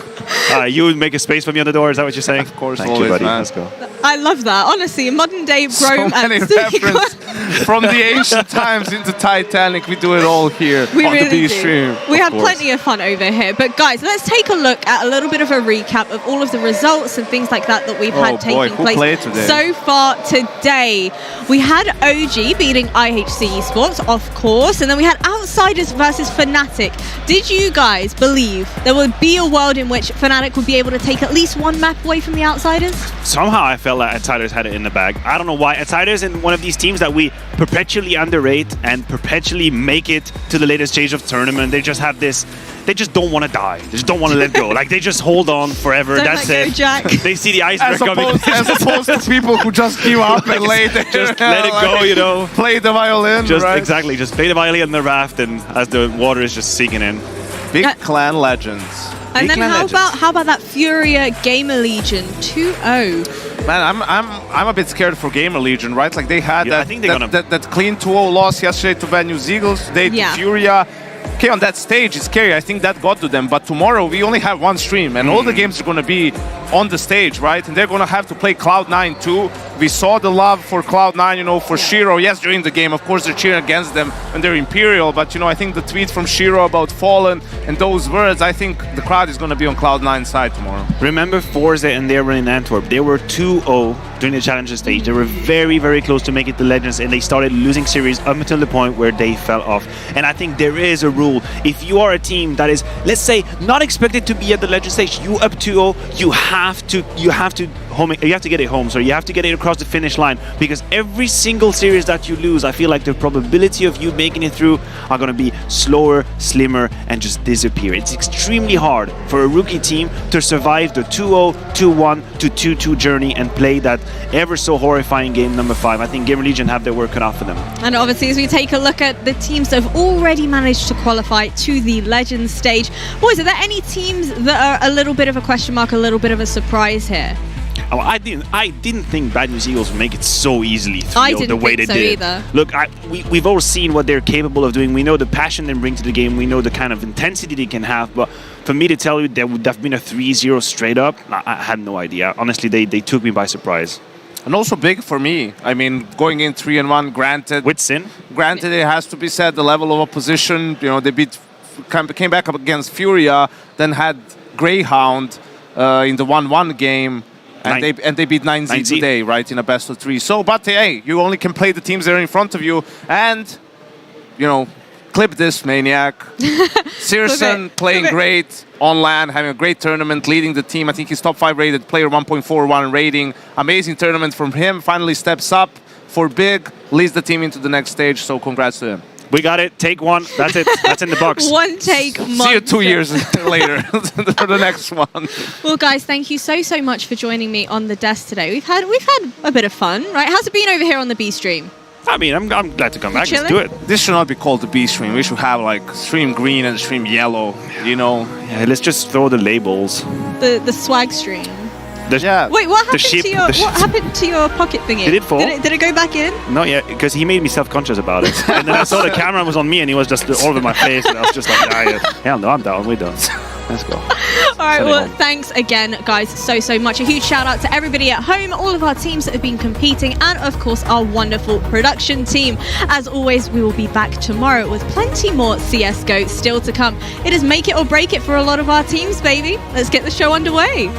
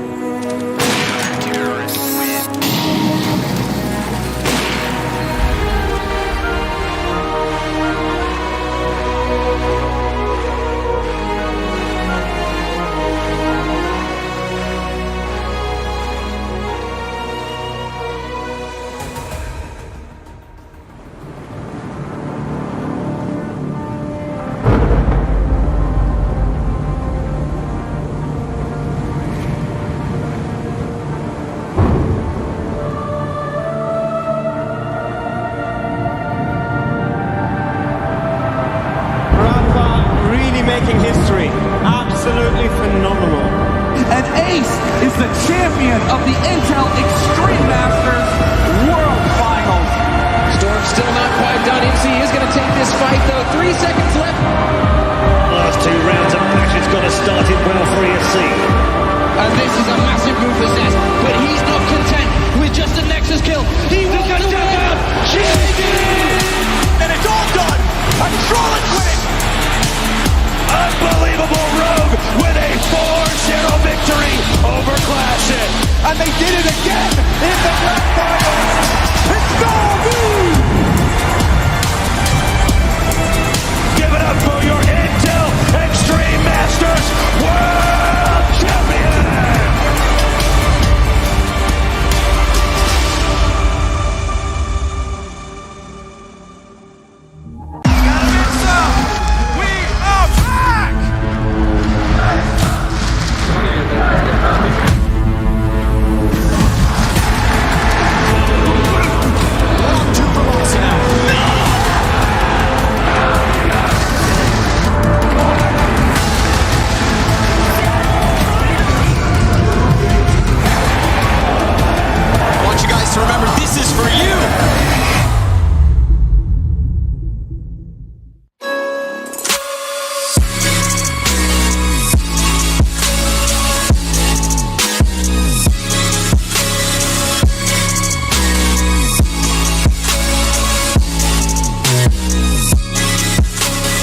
You love it, you wear it. What's your style? Get your merch at shop.eslgaming.com.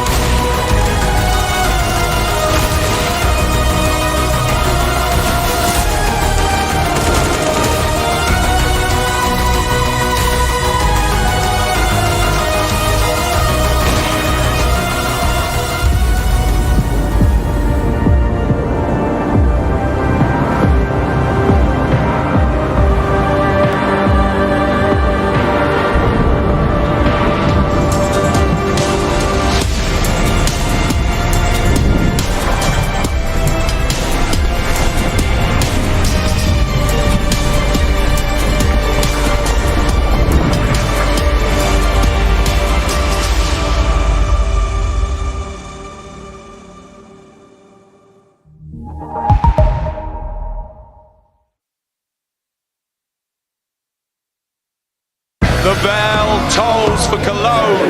This cathedral, a cathedral that is stacked from the earth to the heavens with the greatest of all the fans, the most passionate.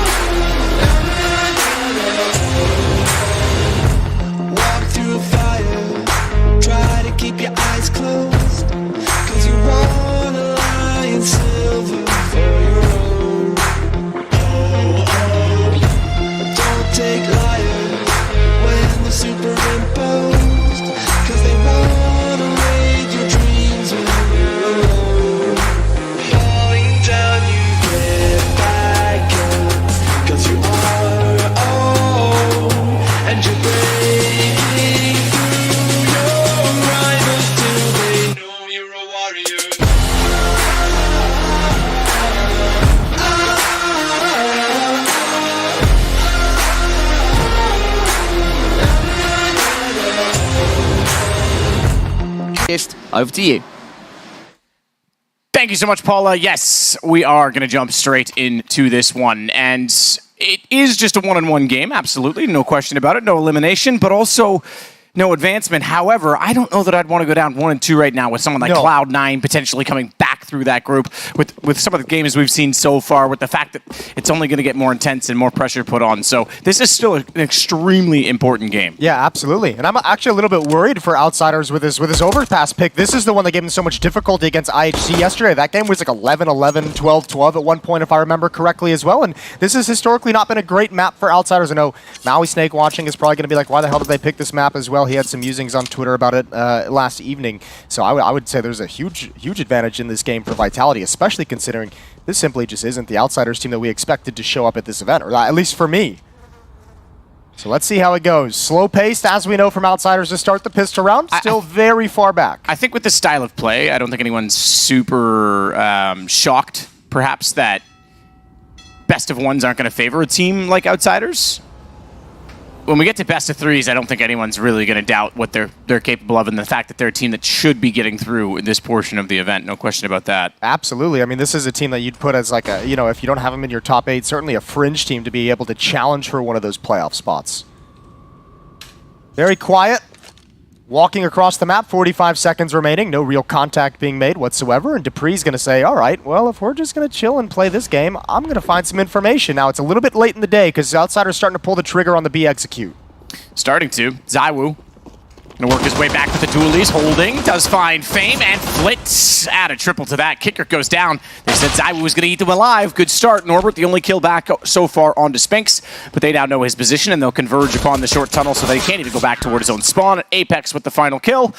And it's 1-0 Vitality. And there's them dualies, baby. We love it. It's taken some time to power them up. As you were really poking me about that for a while there, but now they're there. Now these pros have gotten used to it a little bit. Some strong positions. We saw that powerful Fallen Ace yesterday with the dualies on Mirage. Zaiwu with the triple kill here, shutting down Monster all on his lonesome, not even a support flash. Well done.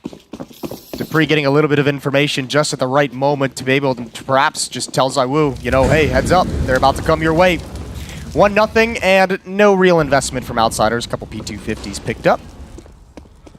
And Spinks is aggressive at top of the stairs as well. Map control for the CT side. Short water control, and Spinks going to be challenged. Takes a dink, but handles things well. Double kill with the SMG and backs off. That allows Zaiwu to step up and give him some support. Good push through from Apex. He'll find one. But Zaiwu has to sit back on this. I take it back. He's just going to go straight out. Take Kickered out, so no one dropping down so far. And the efficiency stays in the fact that there's only been one kill by Norbert in this entire game so far for Outsiders, so they'll be able to build up the economy significantly. I think the interview with Apex is pretty telling, talking about the rough loss to Gamer Legion yesterday, where he's just kind of like, look, there's no red flags in terms of our game. That was, we came into that map and that played some awful Counter-Strike. Yep. We had the conversation. We got it over. And I mean, seems like mentally he feels very comfortable moving forward that this team is going to have the right focus and the right start to these games. So I don't think there's any kind of advantage of Vitality opening this map up flat. Deep nade, Fame. He'll sit back on it. Flit, meanwhile. Just trying to get some positioning to work with right now. Spinks still holding. Ooh. Nice shot by Norbert. That's Dupree going down. That's through the wall as well. Yeah, that was convincing. There wasn't even any warning spam damage. It was just straight to the dome. However, there is a nice long setup. Spinks close up with an SMG at the rock. Zaiwu to grab first contact with that M4, but that's only if someone turns the corner, which might not happen. With a 5-on-4, a man advantage for Outsiders, they're going to remain slow.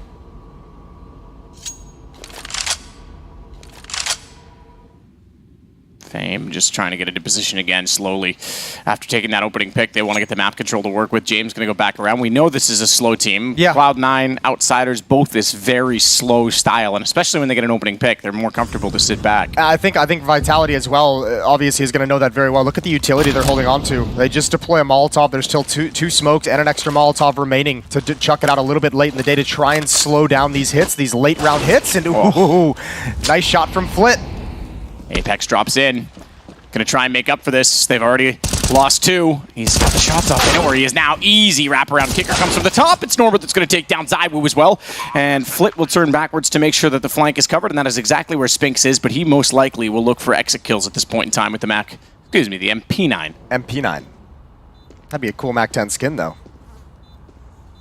I think one thing to keep our eye on, we saw it in the pistol round, we saw it in this round as well. At a certain point in the round, we've now seen 2 of those pushes. First from Dupree, this round it was from Spinks out towards Long. Maybe around the 50-second mark, that's where they're choosing to find that late round information, is pushing Long, at least in these opening 3 rounds. They've done it twice. So we'll keep our eye and see if that's a trend that maybe Vitality has caught on to. Zonic saying, hey, if we don't have information, we know they're slow paced. If things are still quiet, right around this timing, frequently there's going to be a gap there for us to find intel of where the team is heading to. So just keep your eye on the minimap for when Vitality decide to make those information plays. 2-1 heading into round number 4. That's a solid win for Outsiders, but ZywOo's got the op in hand now. Kickerts gonna push himself back through water again.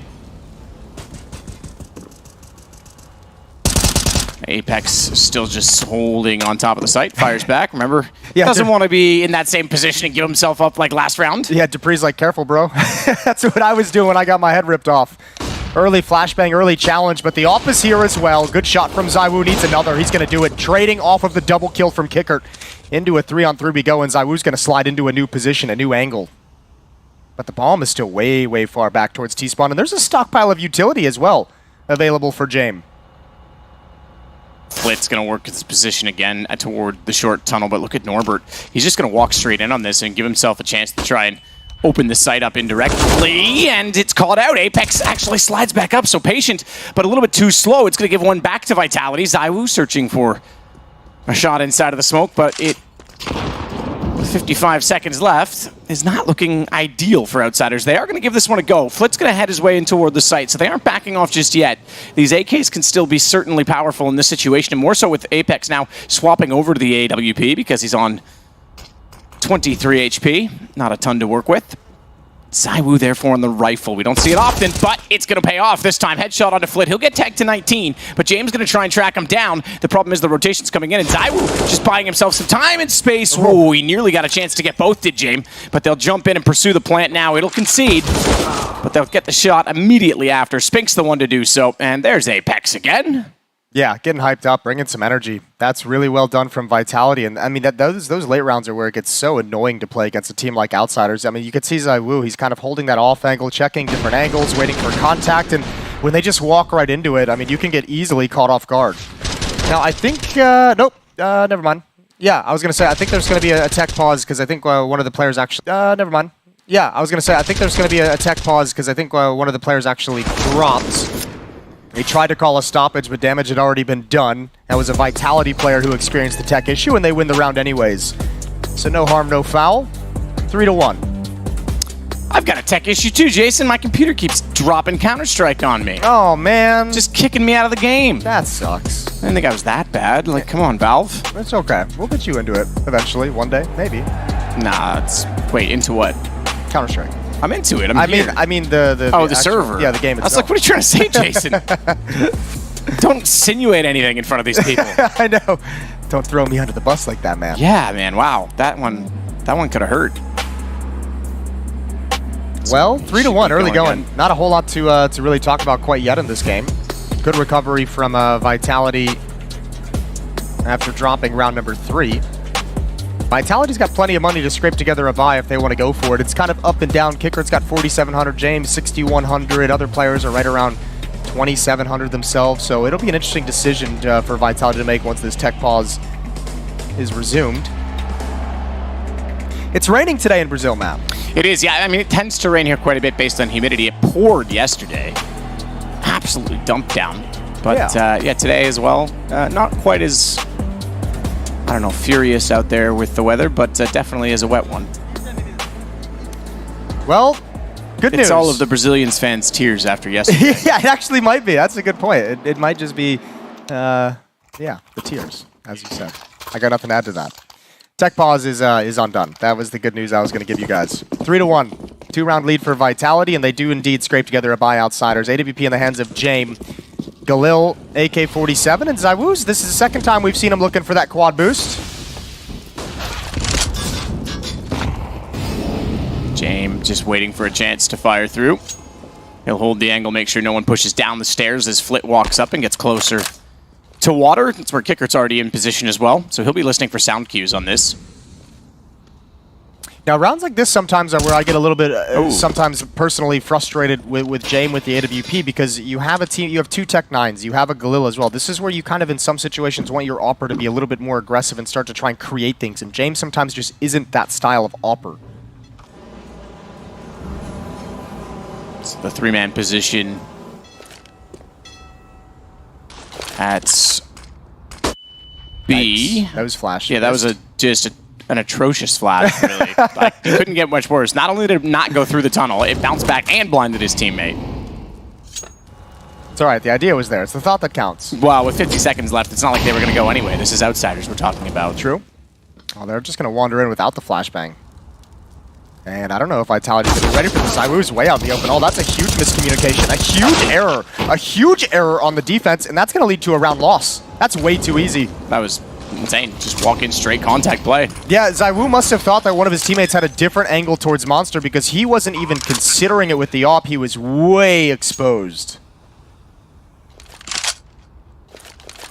So AK to be held onto by Spinks. Apex will try and save the M4, and unforced error. Yeah, it's going to go 3-2. Outsiders coming straight back into this one, not letting Vitality get a lead, get any momentum at all. And I mean, I say, yeah, okay, the best of threes is where these guys will shine, both of these teams respectively, but Outsiders, man, they put Vitality down on a 1 and 2 position. That's going to be very uncomfortable territory for them. Yeah, that'd be so weird. That'd be so weird, because I think, you know, someone like Vitality is kind of, I think, was probably mentally most people's lock to make it through in this. One of the teams that you just say, yeah, they maybe there's a couple hiccups, maybe there's a couple tough games, but they're definitely making it through. You put them at 1 and 2, anything's possible from there. I'm betting there's someone out there that put Gamer Legion at 3-0 in their pick'ems. Yeah, probably. Because it's like you don't want to put a team that is going to go through but could potentially falter, so you don't want to lose the Vitality pick. You know how the strategy works. I can't even remember what I did in my pick'ems, but I know I had a mental battle, mental anguish over picking or not picking Gamer Legion. Yeah, this is so weird. I don't know what kind of miscommunication that was, but it's massive, and that's painful because the money was gone. There was nothing built up for Vitality after that earlier loss, so they've got to play with 3 pistols. Op is out of the hands of Zywoo. He's got a Deagle. Same with Magisk, Dupree with the 5.7, but just the 2 rifles to work with. Vitality's going to try and recover a very difficult round.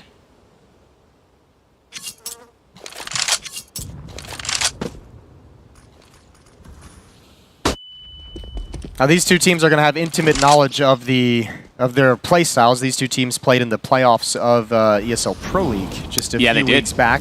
They had that that interesting game on Dust 2 where the saving meta was out in full force. Oh my goodness, yes. That was painful. On both sides. Yeah. It gets to be, you know, a long drawn out affair in those situations. But yeah, obviously Vitality came out on top of that one as they went on to win the league. The most recent and current champions of ESL Pro League, season 16.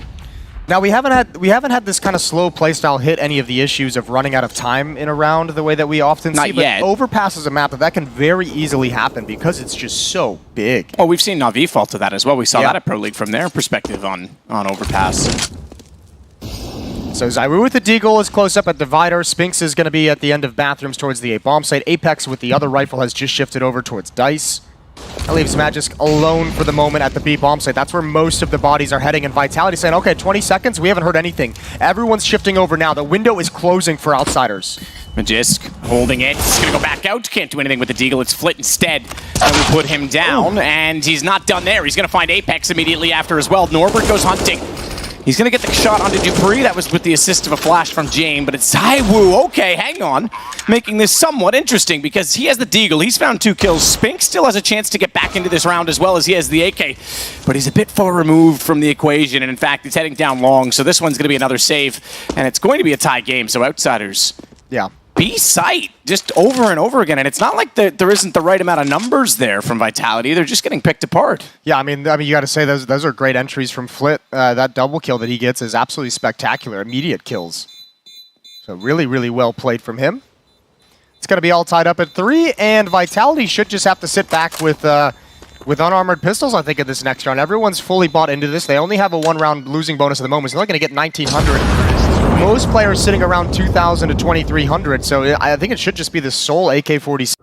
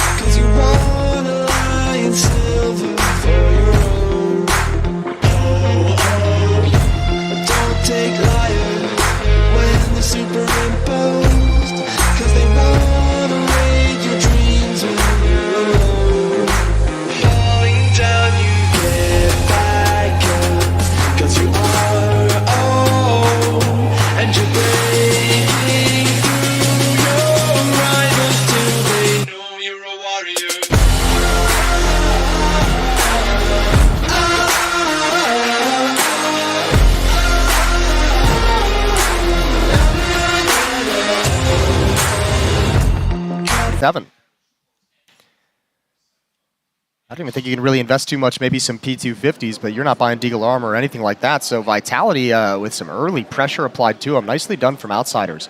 And you're right, a lot of it is, the emphasis, a lot of it has been on the B bomb site. So we'll see if Outsiders can build off that, if James can say, oh look, we're establishing success with the B bomb site, we've cracked in a number of times, then you can really start working the map.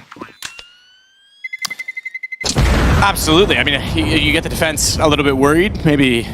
Well, especially with the slow style, right? Because Vitality in some of these rounds is really not having a whole lot of information. Well, well, look how fast they're going now. They've already opened up B a million times, so in comes Flit, and he knows there's going to be one up close, so he finds that as well. He knows they're up against pistols. Good read of the economy. The only gun is Spinks, so they just have to be aware of his position. He's actually being quite clever to go down through lower here, because they don't expect him to be here this quickly, so if they go hunting, he might catch one or two off.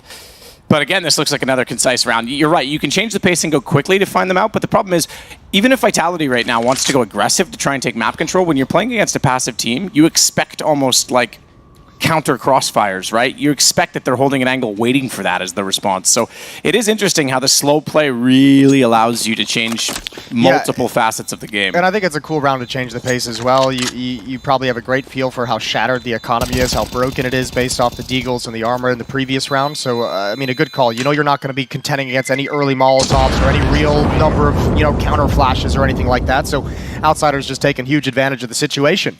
And they take a lead. Going into round number 8, it's ZywOo with 11 kills. Next up is Spinks, 4 frags. I said this wasn't going to be a day that Vitality came in flat, but Magisk and Dupree have a combined 2 kills. 1 apiece.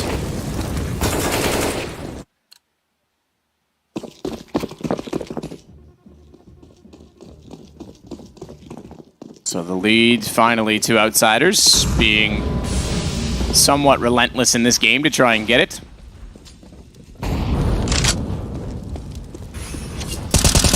Kicker with a quick speculative spam toward the monster tunnel and the smoke.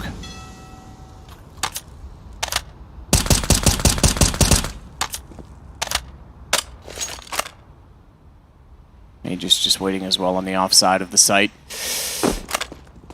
That monster, big off angle, not playing on the grill, just letting them walk in, has a bit of motion and mobility, looking even counter flash at this situation. He was completely blinded by that one, I think, so they actually smoked him to give him a bit more safety.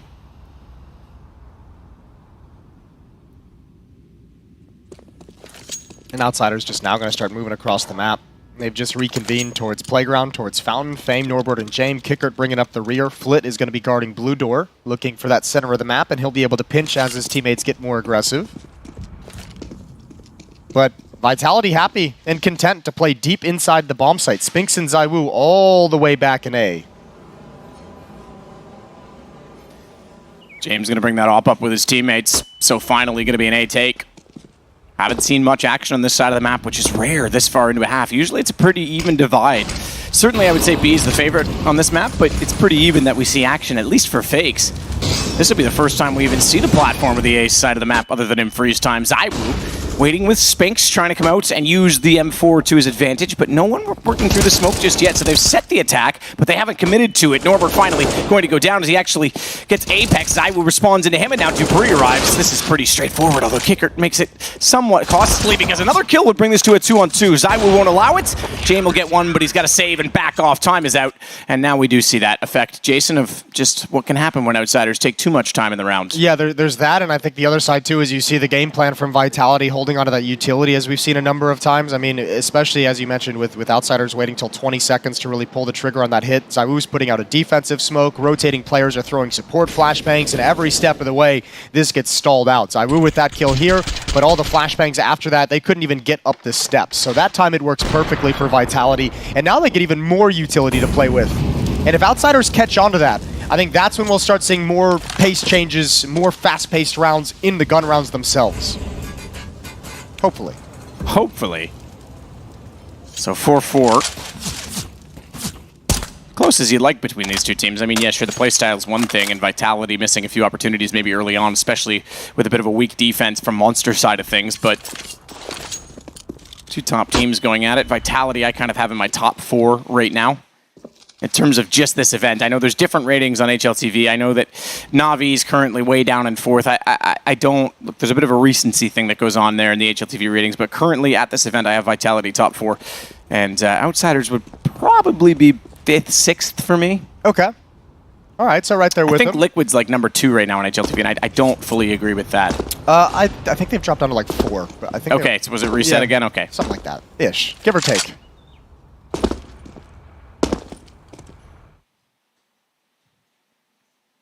So ZywOo waiting this time up close with the MP9, trying to farm up some cash potentially, get back into it. Yeah, and this time a little bit closer as well. Still, look at all the nades that are held onto. Look at all the nades that have been saved. There's a flashbang. They're like, all right, we'll peek, we'll take this. Jam caught out in the open. Easy kill for ZywOo, and he's able to back off as well. That's a catastrophe for Outsiders. This long play has to work. Well, and look how aggressive he can still be. They know he's the one with the gun. Oh, he's got to pull that, though. He's got to help Spinks in that situation, try and take some aggro. ZywOo's trying to build up cash in this. Again, the 1 kill's lovely, but now Dupree has to come back in with a rifle and support. Dupree's low. He's very low, 8 HP. And ZywOo doesn't go on top of this. You're right, though. He's looking at it. He's realized the time is gone. He can go down. It doesn't matter. Flit with the kill. 56 HP. No chance he's going to plant the bomb, and he will fall to Apex, I think, just before the time ran out. So he should be fine on that account. And again, a brilliant late-round support flash to allow Dupree and ZywOo to really pounce in that situation and have another kill that slows things down. So, yeah, it's stressful, but the game plan is working for Vitality at the moment.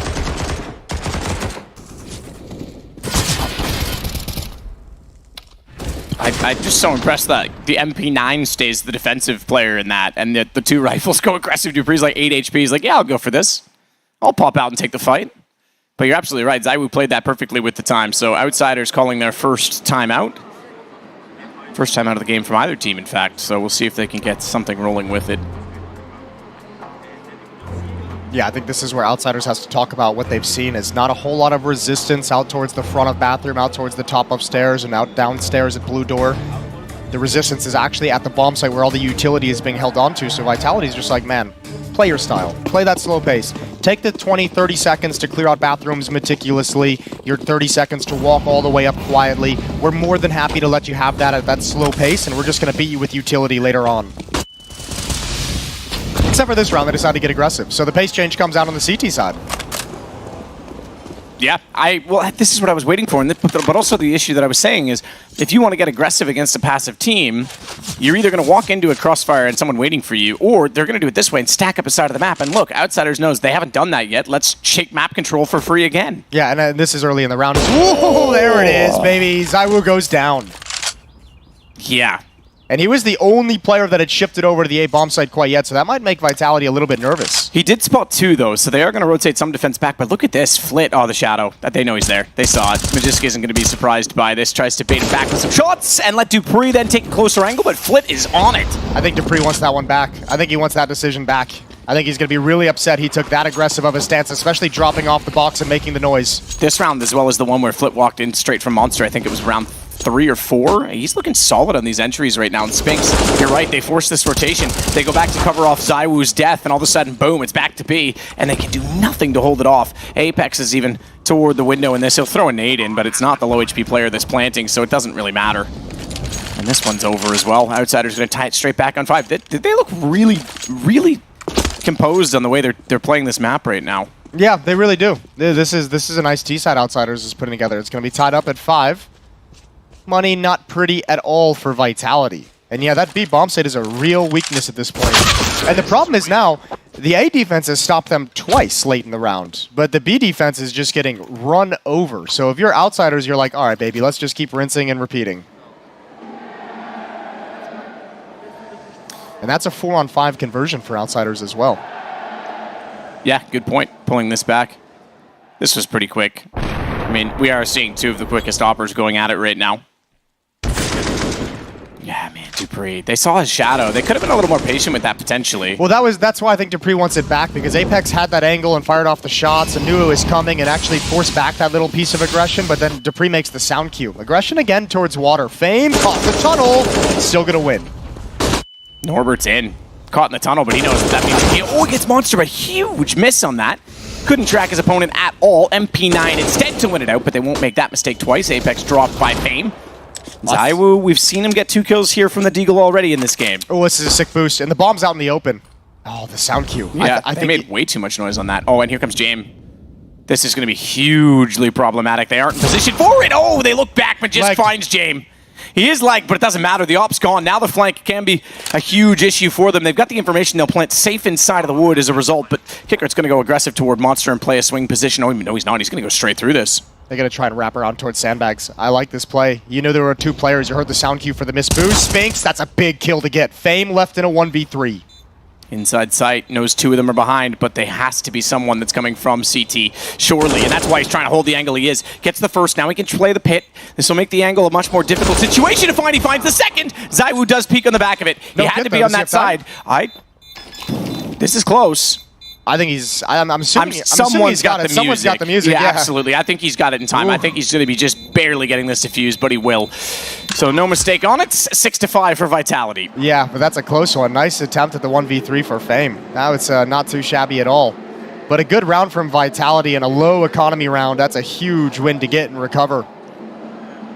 And you can see Zonic talking, so let's just assume there's going to be a timeout called from Vitality. Was Fame on for the ace? I think he was. I'm trying to look back at that one inside of... He got the 2 entries, and then he had the 1v3 where he gets 2 kills. So yeah, he was on for an ace clutch there. Yep. Close, but no cigar. No, not at all. He's again, it's this B-side monster that I'm a bit concerned with right now from Vitality. And you've got Zonic, you've got Dupree and Magisk. Remember, you go back to the Astralis days, this was one of their strongest maps, and specifically B. Now, mind you, a lot of that was Zipix. I will say he was very good at the B side of the map. Yeah, I think also, I mean, remember too, I think it's Dupree and was it Magisk or was it Apex that started out really slow with 1 kill apiece. So I mean, those two, especially Dupree as a B defender, having a rough game is gonna, or having a rough start to the game, I should say, is gonna make things a little bit softened up there. And I think maybe if you're really concerned about that from Vitality, there might be a round coming up where you rotate ZywOo there with the AWP just to put a stop to things, just to show some presence and show you're willing to put your star opper in that position. ZywOo's in hard carry mode, 16 kills, 9 frags up on the next closest player on Vitality. I mean, they said he was going to eat them alive. The problem is he's the only one that's eating anything right now. Yeah, he got his food before everyone else. Yeah. He's having a good time with it. Got a little Brazilian barbecue. That was yesterday on the stage. Yeah, that was yesterday on the stage. A brutal day for the Brazilian fans. Some cool games for the Brazilian teams, though, today.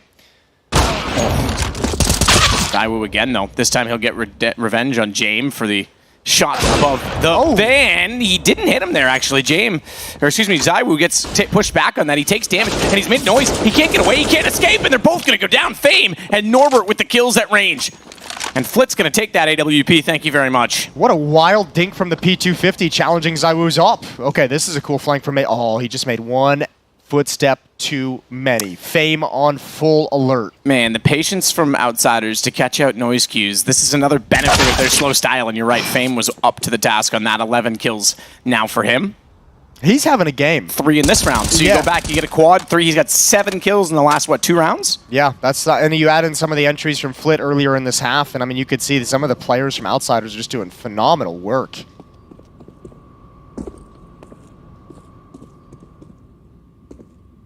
Man, Vitality's having a tough time of it. I don't know. I didn't really expect this with Overpass being the map pick.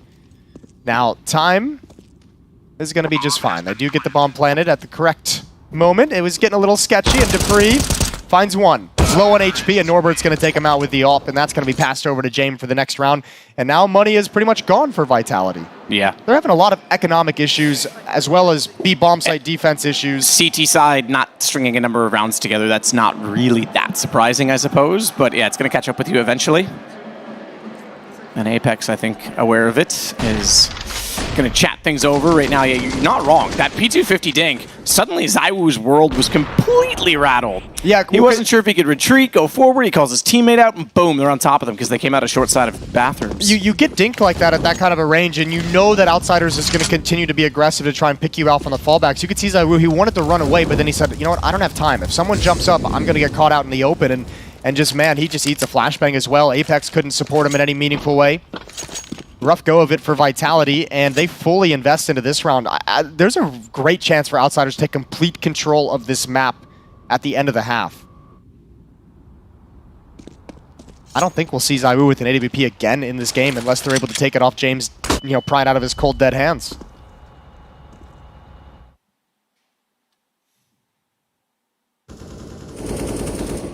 Norbert. Look at Kickert again. Just walking in monster. It's just too passive. They might get away with the secondary follow-up. Good shot from Apex because he was a bit too slow to find Magisk. But now ZywOo's going to try and get aggressive toward A, knowing that this likely means they're going to head this side of the map, and Deagle in hand for him. I was maybe a bit optimistic. I think some of that sloppiness that Apex mentioned in their Gamer Legion game is showing up here against Outsiders as well. Good kill from ZywOo. He needs more, but he's traded off, and then Fame goes to work. He's come alive in the latter stages of this half. Yep, 3rd straight multi-kill round for him. Straight in it long, and bomb planted, safe side of the box, knowing that a flank is likely, and they don't have anyone back to cover that. Apex walking out of this one, and Outsiders going to take the lead again at 7-6. P250 might as well stick around, see if he can get anything for this, but pretty unlikely, and I don't think they're even going to push through on it. Although the plant position suggests that they think there's someone toward bathrooms, so maybe they will exit this direction. It's possible. Ooh, this is sneaky. He's gonna let... he tried the trigger discipline. Fame just turns around and makes no mistake on an Apex down. So another 3 kills for him in this round. 10 kills in 3 rounds. Yeah, you can't complain about that, can you? Take that every day of the week. 7-6, and there's no money for Vitality. They got to sit another one back with basically just USPs because they want to have the SMGs, the rifles into the next round. Money's a real problem. They've got to be frustrated on top of everything. Again, just a quiet, no utility walkout of Monster. We saw it earlier, the miscue of ZywOo out in the open as well when he gets picked off at Pillar. I think that was like round 4, round 5 earlier on in the game. Second time that's really punished him here. Papazonic having a chat, saying, all right, boys, time to get focused. This is not the game that we know we can play.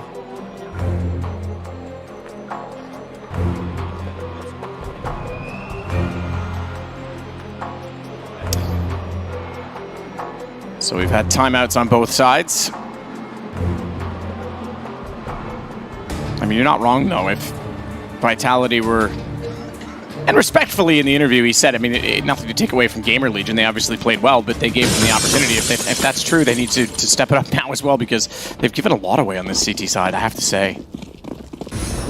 Only once have we really seen aggression from them as well, and that was with basically a 5-man start over toward the B site, and that still fell apart. That was the round that James hit ZywOo in the jump shot. Yeah, they've had a that was a push down blue door to get the opening kill. That was the 4v5 that was converted. There were a couple rounds in the middle stages of this half where they took control of short sewers, but didn't really net them a whole lot at the end of the day.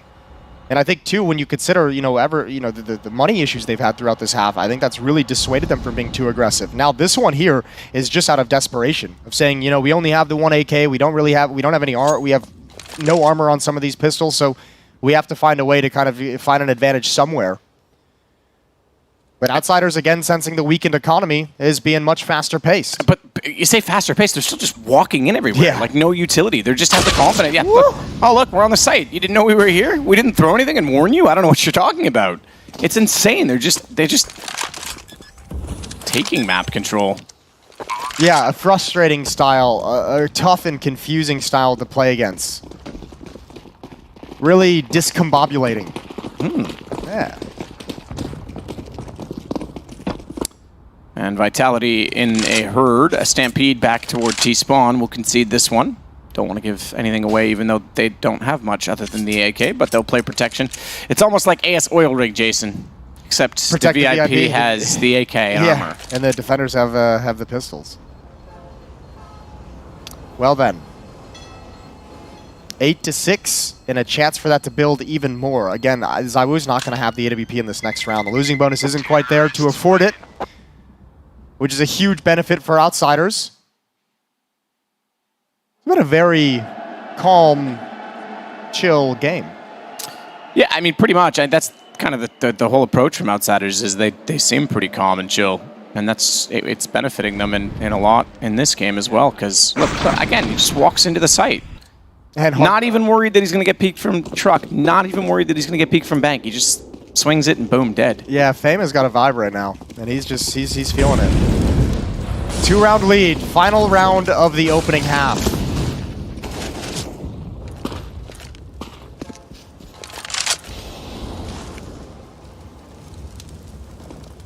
ZywOo off the gap in the smoke will fall back inside bathrooms. Crazy to me that he's at 18 kills. And yet this is still the scoreline, 8-6, and he hasn't had the op much, to be honest. No, a couple rounds here and there. Make it 19 as he finds the opening frag. We'll see if Outsiders can convert another disadvantaged round. It looks like they want to completely back away from any fountain and picnic presence back to the B bomb site, which has been an issue. Kicker clears to the right. Not all the way. Clears grill and grate, so he knows nobody's there as well. So a little bit of information, and now he comes back for more, and this time it's silence again. Mages barrels too free. Peeks it. Mages gets going to go in the back of that. Kicker's already snuck away. He's got 11 HP. Another one free. Back to a 4-on-4. And they just don't have the information toward Monster that they need, but just tries to get aggressive on it to put James low. So that's 2 players on red. Bounce nade towards Sandbags. Incendiary there, and this might force them back through the door, but 30 seconds, they don't have the time for it. This has to be a B hit. Yeah, problem now is it's got to be an execute if they're going to go B. Actually, they're going to come back up the stairs. I thought they were. They looked like they might, but this Spinks is in a perfect position with Jame that low. Dead. Follow up. No, can't get Norbert, so now it's a race because they actually do have a chance. 17 seconds on the clock. ZywOo needs to come straight through the Molotov, and they may have heard that. He might have been close enough, Norbert, to hear the ticket damage. And if they walk right in, it's going to be a nice flash thrown. That's going to give ZywOo 2 more. He now finds himself on 21 with 3 in this round, and this round is over because there's only 3 seconds. And Kickert is far removed from the equation, so they'll bring this back. A 1-round game and a half, Jason. Extremely close, but was there too much given away from Vitality? We'll find out after the break.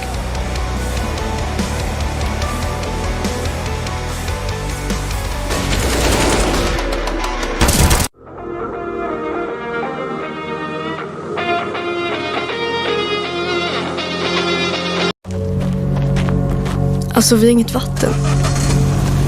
Ingenstans. Ingen vet vad som har hänt.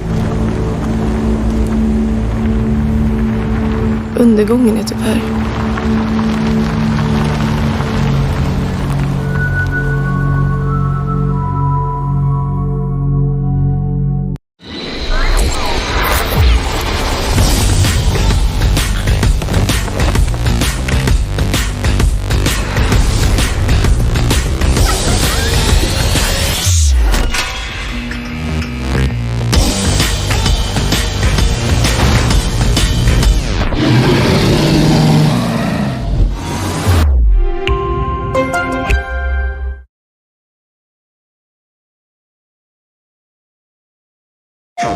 Get exclusive benefits on PlayStation. A weird war.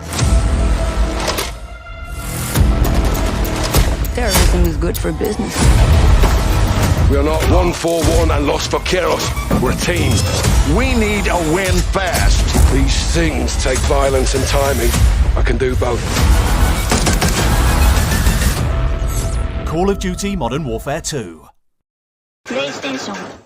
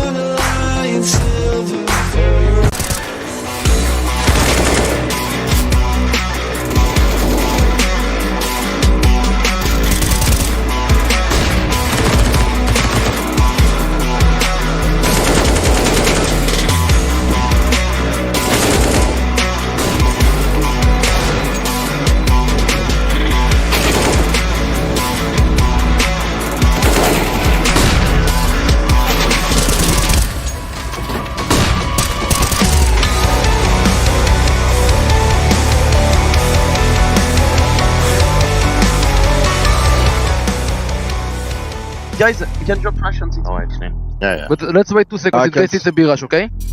Yeah, they're gonna full buy Molotov balcony, okay? Yeah, you have more I'll transport the Molotov, okay? Let's play passive. Anything? We can smoke. Gonna do the HE, I did one. Bring a flash. I'm close. Bring a flash. I can flash later. No, it's fine. You can play it. You can hold on Matthew. Yeah, I'm just keeping the I'm anti-flash Matthew. MVP banana. Can you flash? Yeah, flashing. Jump. LOT, in. 3 banana, 1 car already. Start pushing. Let's go, Fanny. Let's freaking live.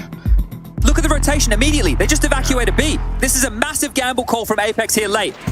What a godlike call. If this works out, that is genius. Let's settle mid maybe just. Come it. Yeah, that's it. That's it. They did smoke city, but nothing push yet. You need to get close then, okay? Playing a retake.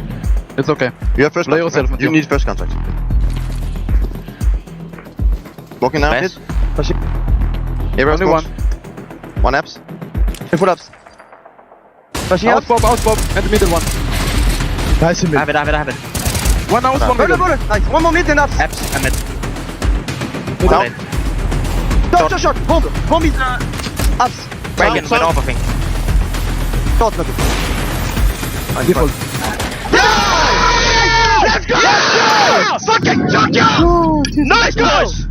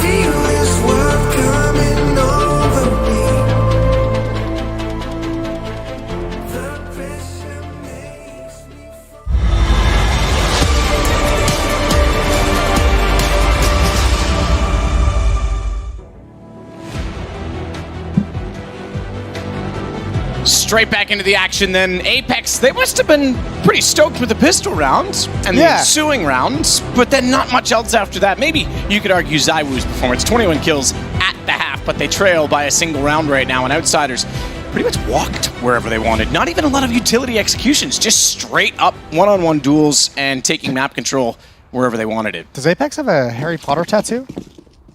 Is that what that is? The little Deathly Hallows tattoo? Triangle with a circle and a line. Yeah. Pretty sure that's the Deathly Hallows tattoo. You're such a nerd about... This is like the 4th time you've brought up like Harry Potter. Listen, I had a Harry Potter phase in my life. I'm not ashamed to say it. I had a Romy Green. How do you say Yeah, you really, sure. Look, Emma Watson. I just thought that's what I'm trying to say. Yeah, go for the easy name. Yep. Well, we'll see if Vitality has a really good pistol round underneath their belts here on the T side of Overpass. 4 players out towards long. Jame is going to have first contact when they turn the corner.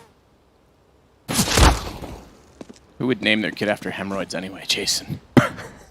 ZywOo going to walk out toward the site, straight up the wall, gets a little bit closer. Jame, I think, spotted that, though, so he's ready to fight now with the USP. Flashed off, though, and Smoke's covering the take from Bathroom. ZywOo's going to push them all the way back to try and allow this bomb plant. There is one in between them, though. Check the minimap. You've got Magisk battling it out right now with Fame.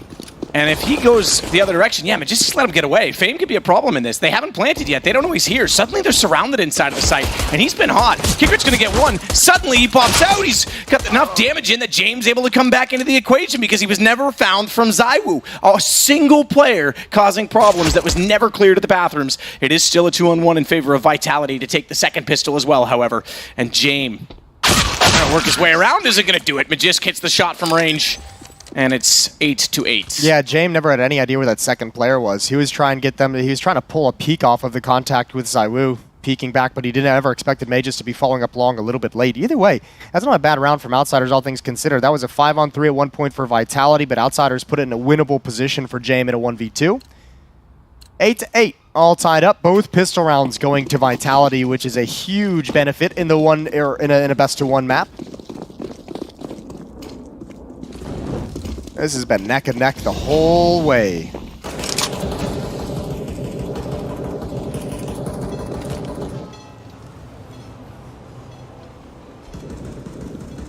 Ooh. Wedge Spink spotted with that. We saw earlier when they were jumping that Apex was looking straight down on the other side. It is possible. Speaking of Apex. Way in, spots barrels, but making contact. See, the barrels player peeking. This is exactly what they weren't doing. they were letting the barrels player be the secondary approach, and they would swing and kill the close player. This time, you make contact with barrels, close player surprises you, punched straight in the face, and down goes Apex. Yeah, I mean, in Vitality's defense for that in the first half, Kicker was getting some pretty quick kills there too. Although, let's just say, not a setup like that, but also just the miscues on their monster setups as well in the first half were the big problem. Either way, even more bodies here for Outsiders, and Vitality's going to follow this up, it seems, with a monster play, and that could be a disaster. Stack through the swing out. Well held from ZywOo. James turning. Oh, he actually liked Magisk with that no-scope attempt, but Dupree with the final. Really, really impressive. I mean, really smart. They didn't try and force the issue and actually push out of Monster. They were very patient in saying, let's spring this trap and be prepared for it. We're staying in the tunnel.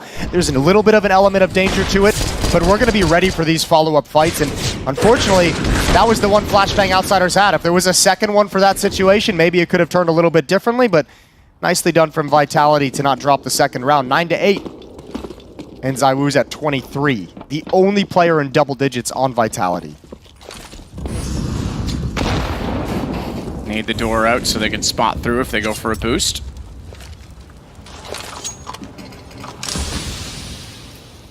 Yeah, if anyone else showed up right now, it would be a problem for Outsiders, you'd think, with the amount of damage that ZywOo is doing. Yeah, you'd think so. And you could probably levy some criticism individually at Vitality for ZywOo having to hard carry like this. But at the same time, you know, it's one of the great benefits for this team that makes them such a strong and dangerous team is they just have the luxury of having one of those players who can do this. Not many in the scene these days who can just single-handedly carry. Yeah, Liquid has NAF, obviously. FaZe has twists. Sure. And those are the only two. Yep, that's it. Complexity has Fang. True. EG has Hexed. Yep. So there you go. No biases here. Ooh, shot out ZywOo, couldn't land. Nearly clipped his teammate who jumped across after that shot. Nice nade from Magisk. That goes all the way in to find Flit inside of the site. That's the second to last piece of utility that Outsiders have to play with. One single smoke left on Jame for the A bomb site, but once this smoke clears at Monster, Vitality's going to have access. Ooh, timing on that. Walked up, didn't even shoulder or head peek, gives Kickback the information. That enables them to get two more off of it, nearly a lineup. But Jame doesn't hit either, and that gives ZywOo a chance to find another. He's jumped over top of Jame as well. He had no idea. No scope from ZywOo. His third no scope so far in this event. He has been absolutely sharp with the weapon, and it's Fame that's been locked out by a Molotov and may have to run away from this one. Concede now a 10th round to Vitality, who have a 2-round lead to start out this half. I can't believe ZywOo wouldn't even just take the time to scope. Like, why would you even go for the no scope there? But whatever, it works. 25 kills now on ZywOo, and it's going to be a 10th round for Vitality. Really well done from them, finding a weakness at the B bomb site themselves. Yeah, they've definitely exploited something to start this off. Speaking of Hexed and an EG, they are playing on the main stream, I mean dual streams throughout this week as we have two games going on simultaneously. EG taking on 9Z in front of 9Z's home crowd here in Brazil.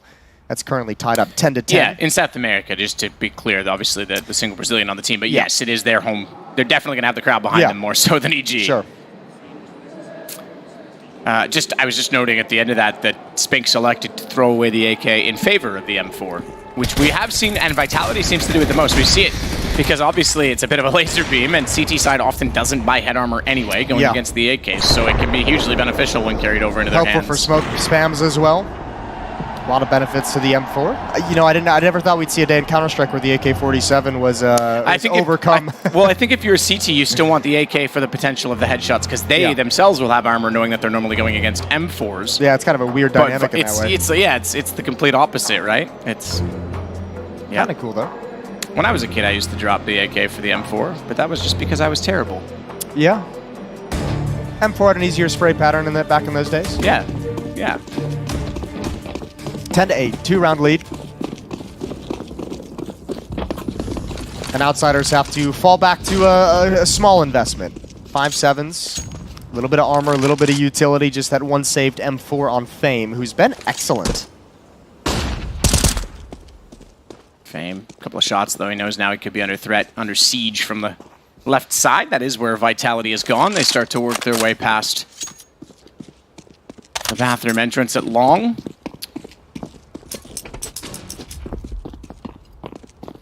Clear that with both Dupree and Apex as ZywOo holds bomb in the hands of ZywOo as well. Apex is very slow to take this position. I mean, it's crazy. Ooh. I don't know how to find the other first. There's two here from either side. So who reads the trades? Right, Dupree. He does know the secondary peek's coming in, but he's running out of ammo. He's got to swap over to his teammates, AK, and he'll back off instead. Does not need to overextend in this situation, and now he has Magisk, but so too has Norbert arrived. So they're just filling in the gaps of corpses at this point to try and win out this fight at Bathrooms. Also allows Jame to step up and pick up the M4 that was dropped from Fame's hands, so the rifle's still alive. Spinks beats the smoke. Kicker might not expect it. A little bit of damage, but that's a big kill. And that's going to pull Vitality back to the B bomb site. They know they have the advantage here. So Spinks still holding that position. If they try and compensate and go toward him, it's Magisk that's ready. Oh no! He got sprayed down by Jame. Dupree walked into it. He just collateraled with an M4, but Spinks will pull one back. It's still a 2-on-2. Time is 15 on the clock. Bomb is down on Catwalk. Spinks has to get toward that. He'll smoke himself into position on this, but he doesn't know about so Flit. difficult. Exactly, because Flit is able to walk out. He's gone high. Bomb goes down. It's the advantage. It's the round. They'll get the defuse. Oh, what a huge round from Jame. A timely triple kill. First the lineup, but also ZywOo goes a little bit quick. That's a tough communication. Maybe it didn't come across from Spinks, but he was saying he threw a flashbang to activate ZywOo to cross into the bomb site, but ZywOo committed before it actually popped. So I don't know if the communication was a little bit late. Maybe ZywOo just didn't kind of quite hear it or understand it or process it quick enough, but man, that's a drop ball for Vitality. They're having a really tough game. Absolutely, yeah. No question about it. Second timeout used for Outsiders to talk things over.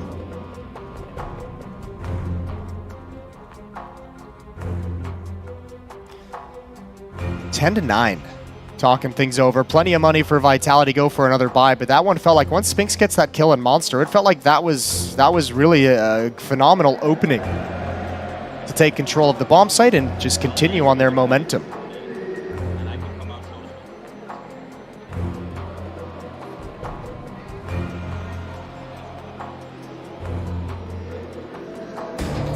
So one round again. AWP for Jame, AWP for ZywOo.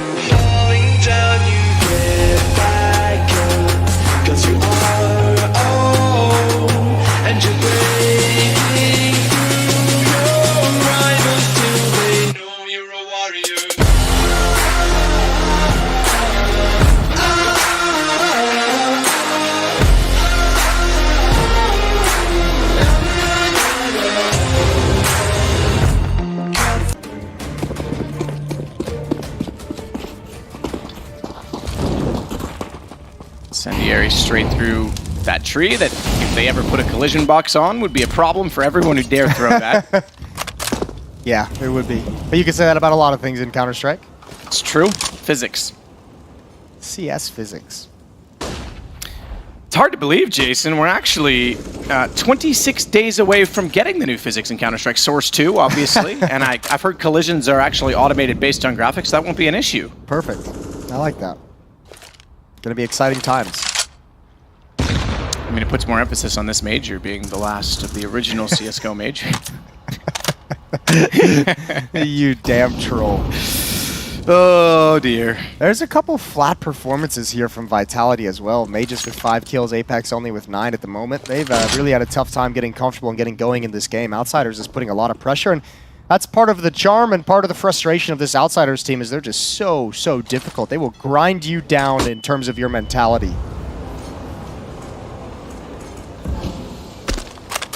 Spinks playing anti-flash. Zyru deep with an op is looking to cover any kind of a late peek. And he didn't like that Molotov whatsoever. Nope, Spinks has to go back.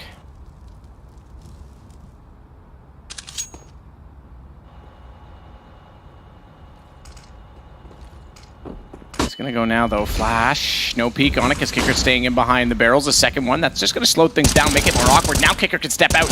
Sees Zyru's AWP, he's dropped. But now Apex finally getting the trade, and the smoke on Cap makes it difficult, but Norbert makes no mistake on the gap that he does have. And this will now make it 10-9. Look at the time though. Where the smoke clears, Flit's ready and waiting. There was no way for Dupree to play that any differently. He had to hustle into the bomb site, try and get that plant. Big win for Outsiders, because once again, that depletes the economy, especially without that extra $800 for the bomb plant. Vitality got nothing to play with. 3 players at 1,900.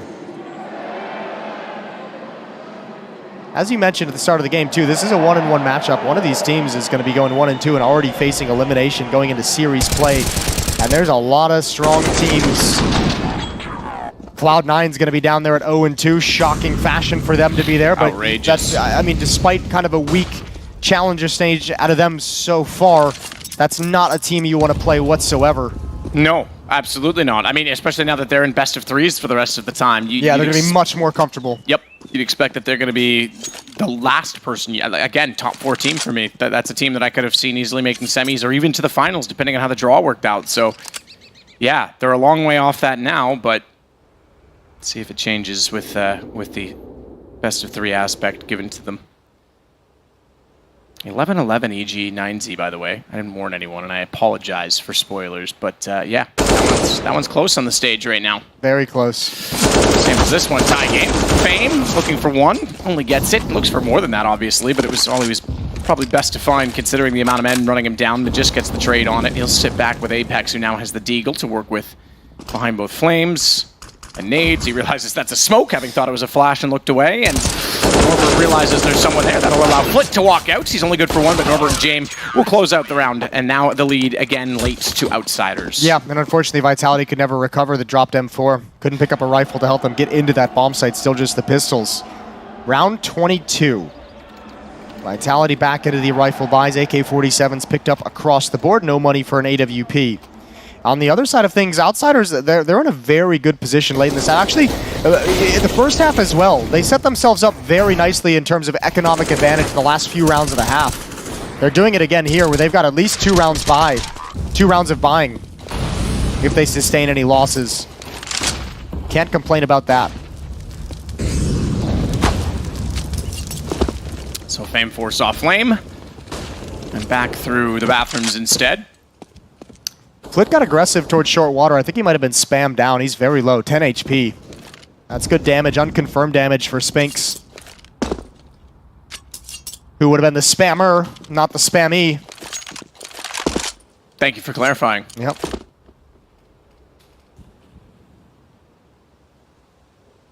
Either way, it's filtered to junk mail, Jason. Just looking through door. At the underpass position, Flit on that red HP is going to go back out and maybe try and get some information, bait his teammate in because it's a corner hold for Fame. Flash will catch him. Apex running, knowing that that flash will also obscure anyone's hearing. I'm sorry. Sick. There's a lot of assumptions in what I just saw in that play, and I don't know if that's a call from a teammate or... Yeah, because they're already in bathroom, they didn't hear anything, but that's a bit, maybe he thinks he's behind the play. I think, like, if you throw a flash and someone's close, their hearing is going to be lost, so I got that, but why would you keep running that far? That's just not a part of the map you want to have your knife out when you go for that kind of a peek, and it gives a huge advantage over to Outsiders. Now they have long control as well, and there's no way you can clear every single angle. A good trade from Magis, but it's not even close to enough. Wow. 12-10. I think we might be getting another interview from Apex later on today saying they played like absolute effing poop. Yeah, and unfortunately, he's the in-game leader and the one that gave that up in that situation. So. That's weird. I mean, look, that looks silly from our POV, but I imagine there's something different that Apex is hearing or being told or being communicated to or visualizing on the map that made him feel that confident. Well, down 2 now. We'll see if they can get anything going. No bomb plant on the back of that, so they're going to be limited in weapons. Force buy into his scout. You've got a Tech 9 Eagles ×3 to work with.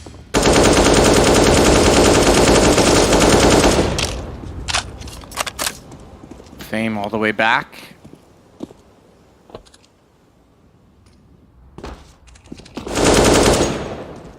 Bit of a run boost at long to try and get Jame into a better position on the big green.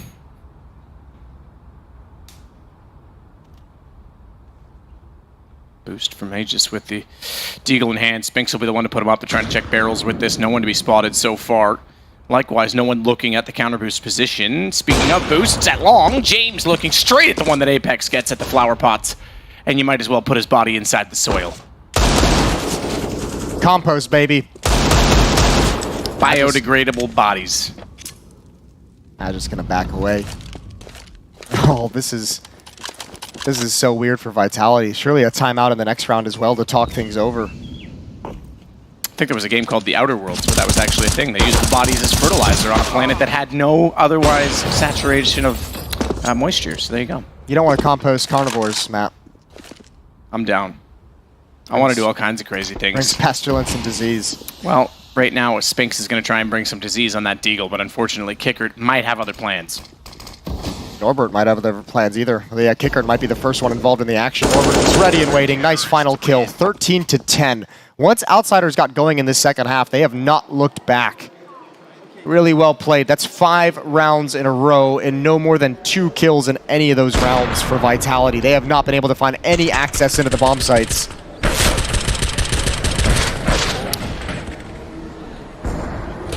All right. Yeah, this is definitely timeout territory, and it's the 4th one for Vitality. They've got the guns to work with it this time, but what's the play going to be? Seeing a lot more A from their attack than we did from Outsiders. Not working too well. Yeah, maybe we're not actually... let me correct. We're seeing a lot more A attempts. We're not actually seeing the site that often. The success is not quite there. Yeah, that part's lacking.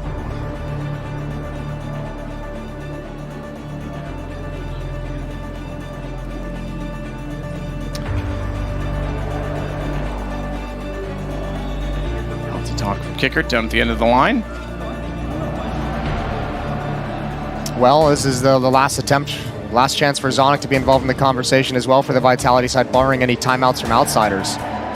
Here we go. Vitality need to recover right now. T-side overpass. Zywoo 25 kills. Oh, that's a self-body block smoke. Yeah, there seems to be some just some miscues for Vitality. This is not the time for him. Flashbang, I don't even think really worked all that well. Pre-fire doesn't work either. Spinks is going to find the opening kill. Had to go aggressive on that because the smoke was nowhere near pluming out beyond the mouth of the tunnel. Mentioned the A attacks weren't working all that well. Well, they're about to find some success towards the B bomb site. 2 kills, that one through smoke, and now the pressure is being brought.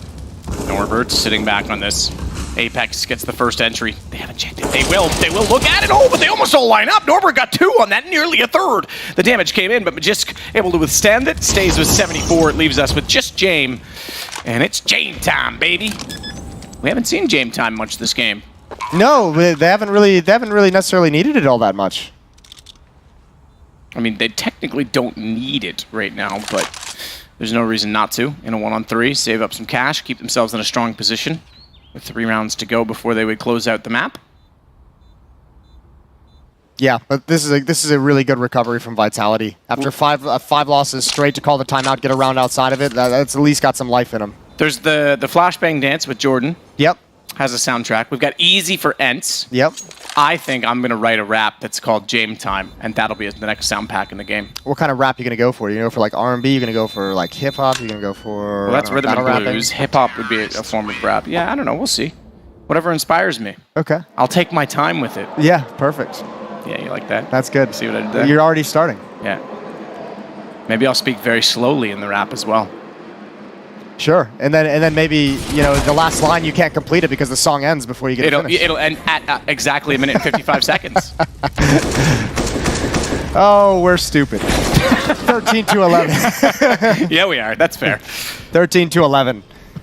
Good to see Vitality having some fight back. They've almost ground down this economy. Kicker, Jame, and Flit have got plenty of cash built up to sustain things. The other 2 players a little bit more hurt, but you can see Vitality out of that timeout. They're like, all right, guys, A's not working. Let's go back to B. Let's get some aggression in through the short tunnel. Let's challenge towards Monster. Now they can go for an early boost and hopefully avoid the sound cue mistake that they made earlier.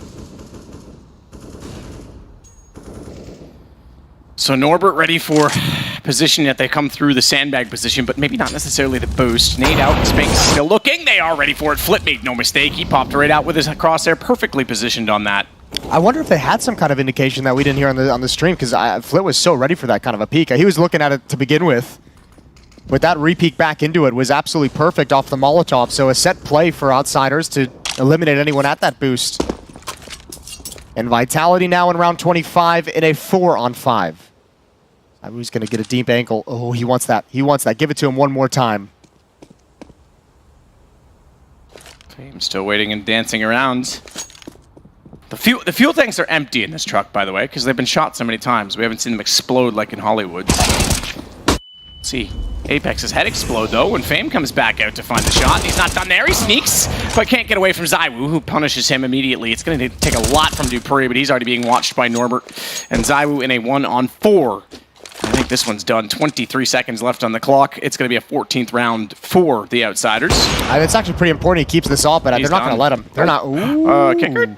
No, he's like, all right, let's wait for the clean kill. They could. I thought he might even wait for 12 seconds more. That's huge. Nah, just take it. At this point, with that much time, yeah, just take the kill. Get the AWP out of his hands. Vitality's got, good amount of money to rebuy into things, so it's not all lost just yet, but Outsiders just 2 rounds away from taking Overpass.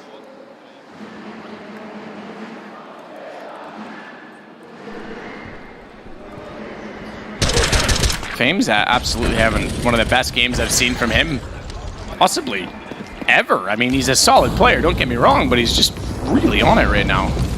Winning a ton of duels. So he just swings the stairs with his UMP. The Oompa Loompa trying to find a kill. Nade's going to go deep in toward the stairs. Not much to report from that. I take it back. Dupree's gotten nailed. But one time I say a nade's not going to do damage, Jason, it does a bunch. I like it. I enjoy that still happens to you. I like the curse.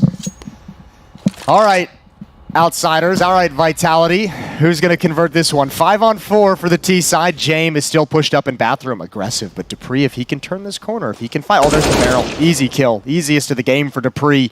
And I don't know if Outsiders is even going to budge. This might be a round where they just park themselves at the B-bomb site and say we win or lose right here. And it's going to be a loss. Norbert's left in a 1v4. That was a dangerous stack to go into with all the advantages. Oh, hold the phone.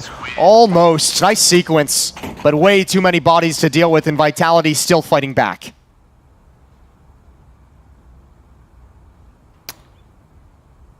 Two rounds to go, and 2 rounds in the lead. This is still possible for Vitality.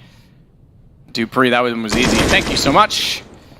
You want to let that big barrel hang out in the bathroom, sweetheart? I'm going to take a look at it. Comes flying around the door, puts him down.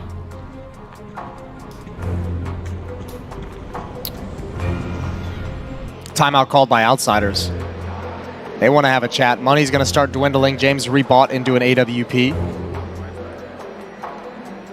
So an opportunity here for Vitality to have a little bit of judo here. That strong economy of Outsiders might just fail them at the end. Give Vitality a huge advantage moving forward. If they can get a reset at this stage of the game, it's like deja vu to the first half. It's exactly what Outsiders did to them. The last 3 rounds of the first half, Vitality had a half buy, a complete full save, and one more like low buy with rifles. A very similar thing could happen to Outsiders here at the end of the half if Vitality can convert this round. Oh, actually, excuse me. Outsiders has made a really cool call with the economy. They play conservative.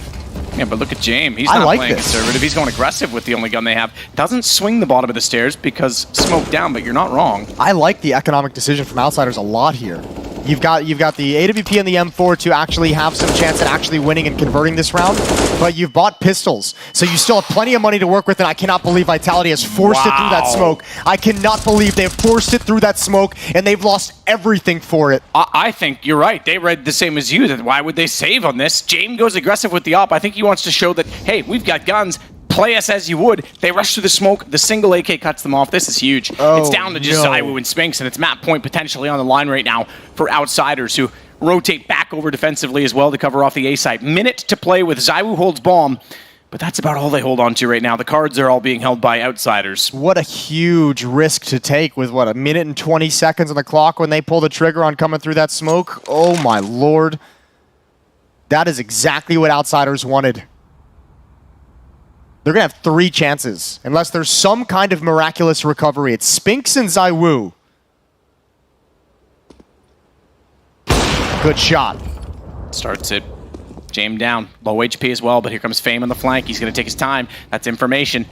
Still, it's information Flick can play with, but at 13, it's going to be difficult. Fame's got the shot at range. ZywOo's now in a huge amount of trouble because they knew exactly where he was, and it is indeed 15 for Outsiders. Oh my, I don't think Vitality and this T-side haven't felt like they've been really all that confident in where they can find the fights that they're looking for. They haven't really seemed to have like any kind of assertiveness in turning corners and taking fights and entering into the bomb site. This is wild. What a crazy round to witness. Outsiders is going to call their 4th and final timeout just to make sure everyone's on the same page for these last 3 rounds, but what a benefit. I mentioned Vitality on the verge of taking economic control. That idea is gone. So much money is built up for Outsiders now due to picking up free AK-47s, free rifles off the body of Vitality. That's a huge swing, and look at what Vitality's going to have to play with. Deagle, Tech 9, an AK, and 2 Galils.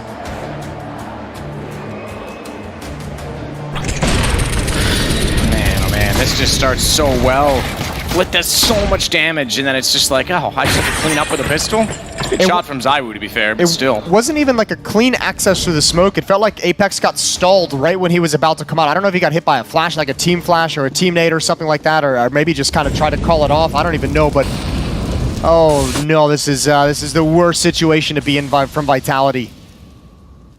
Backs against the wall for 3 rounds. Morale has got to be low after a round like that, and ZywOo's going to try and open things up on James. Oh, they're both so lucky. They're both so lucky to get away with their life. James so low, though. No one pursuing. The Tech 9 could have easily run around the wall from Magisk, but he doesn't know what else waits, what else lingers behind, and smoke down James will back off with Fame covering him. And then he goes back to look at long. So, James, Fame, double op setup. Jafam. Jafame? Work that into your rap, baby. I will, man. You're not wrong. Oh, he's got the deep angle. There's 4 players at this A-bomb set at the moment. Kickert's alone at B. Outsiders have a complete read of the situation. Now they just need to hit the shots. Didn't hit that one, though. That forces Fame down the lane at long because he has to hold off the angle. He can't get caught out at all. Flit swinging in. He's got the only rifle now in this defensive position. 43 seconds. No movement back across the map. They're committing. ZywOo's got the shot. James put him down in response. Flit still waits. They're waiting for the commitment, but it's awful slow. Spinks through smoke. Bomb down. Norbert cuts it off. Spinks gets one back, but they know he's going to come in from long. Good shot, Dupree. That puts pressure on it, but it doesn't matter. It's over. 16-12. Outsiders will go to 2-1, and Vitality are now facing elimination in the rest of their best of 3s. And Vitality, I think, is going to be pissed again. I think they're going to be really frustrated and really unhappy with that performance. I think Apex, again, will be saying the same thing. This was a flat game from them. This was a disorganized game, marred by misfight.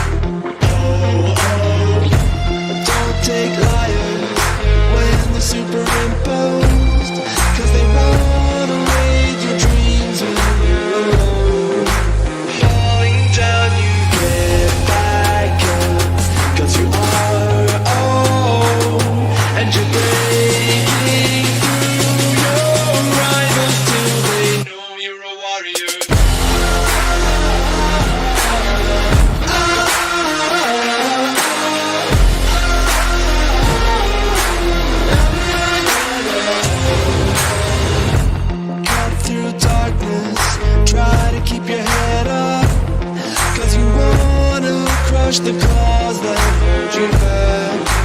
Falling down, you get back up. 'Cause you are old and you're breaking through your rivals till they know you're a warrior.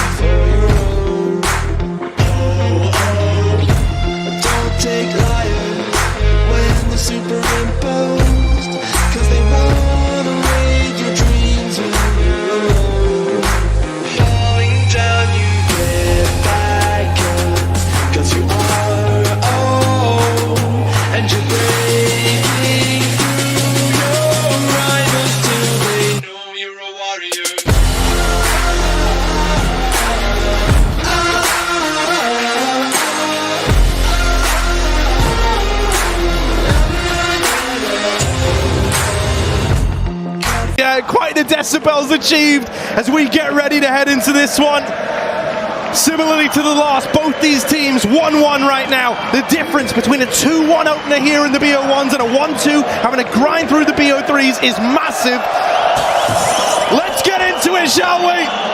Hell yeah. A scary game indeed, Harry. A scary game. BO1, no one wants to be down in the dumps. And a map that we have not seen Furia play in recent memory. Dexter down along, the sniper for the side of OG, and he's got to pick players out of this rush. They're coming in quick.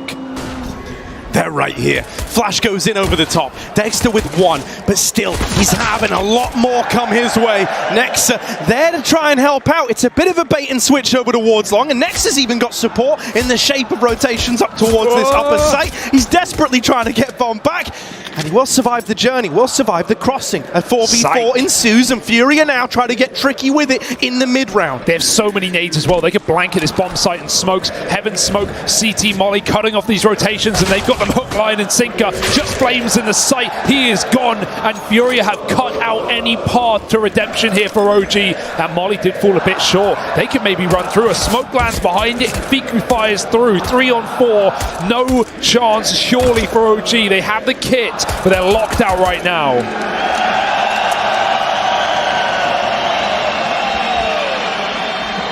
Not being given anything. No one's facing, no one's fighting. OG, they're not going to give you a reason to go for this one, but you're going to have to be the ones to make a move. And when they do, they're shut down. It's a convincing opener here for Furia.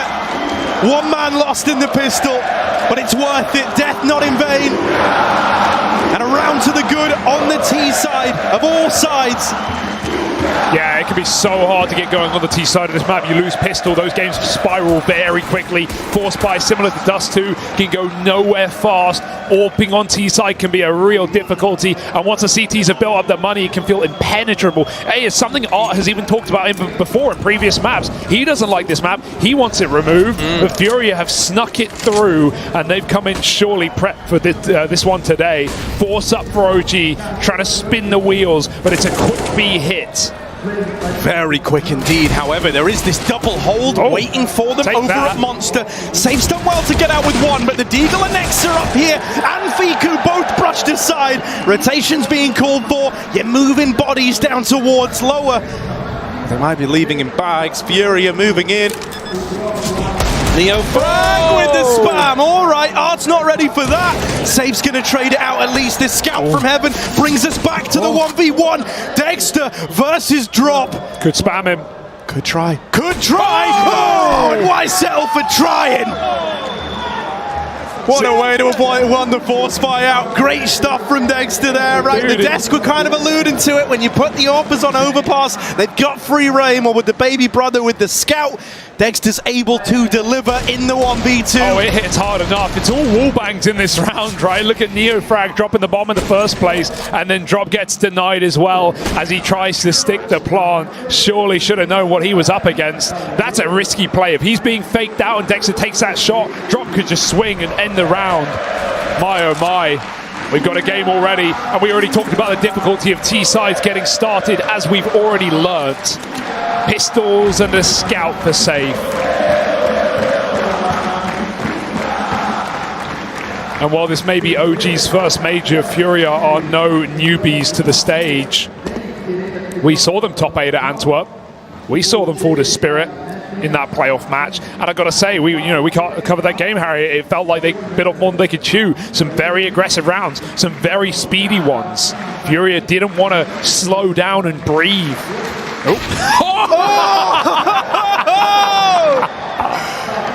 What on earth? Forget taking your silencer off. How about dropping your entire damn weapon? That's an embarrassment. Yeah, man. Oh, gee. And then he throws the gun away, and then they headshot him. Oh, dear. Quite the way to go a man down. Yeah. You don't want that to be how this unravels. It would be a very gross way to have a round like this fall apart. Now a man down. And Fury just have just enough util to hit this B side with another exec again. Heaven Smoke can come through. It's already over. They've been cut off at short, but there's no monster player. OG have pulled out at this bomb site. They've even had a player drop, I think. Tech problems plagued this team. It did yesterday. Luckily, it's not Dexter this time. But it's also not what you want. Fiku's out. It's a 3-on-5. I think we're going to see a save. That's crazy. Oh man, Flames is walking it in, trying to give this a look, trying to rescue something, pick the morale up for OG maybe, but instead they're completely locked out. Furia with the reply. A weird start, gets even weirder with a dropped player in the middle. Drop gun, drop player, drop on the other side. Who knows what's happening? Triple drop. I mean, that was a clean shot from Yuri as well. Even though it was the mistake of Neofrag, not an easy shot to hit. Tight angle. Surely a tech timeout here. I mean, if you caught that OG game yesterday, you know that they are no strangers to the long delay. Dexter had issues. Was constantly crashing throughout that Greyhound game, but it didn't deter them. In fact, he came back in and he fired on all cylinders, Harry. We're going to need that same vein from him and Fiku today as well. Well, and that's where it gets a little more interesting, because in my mind, it's like, if someone is going to drop out on this team, I'm looking at Dexter as someone where I can let that slide. You know, I can believe he's going to be able to come back and build into it. This is someone who, on the biggest stage, at the major in Antwerp, looked so convincing, like he wasn't even remotely phased by the pressure he's under. Top-rated player of a top 4 Exactly. And so, you know, bearing all that in mind, I felt like it was kind of par for the course. It was expected for him to come back in, still firing on all cylinders. For Fiku, it's a very different story. There is nowhere near as much, you know, kind of experience in these similar spots there. He's only been playing pro for 3 years. Keep that in mind. 19 years of age, only one team prior to OG, and that was AGO. Hey, he doesn't look like he's too deterred just yet, so that's a good sign. But even so, it's still going to force OG to drop rounds. And Furia flip it on its head again. They may lose to the Force, but they pick one up of their own. I guess the big question for Furia as well is, do they feel the same pressure that those other Brazilians did, right? 0-0 Nation, Imperial, both had a chance to play on the stage, both fell 0-2, both face elimination today. Furia at least have the breathing room of one game in their pocket, but at the same time, the crowd can make or break you. Furia have to make that right choice.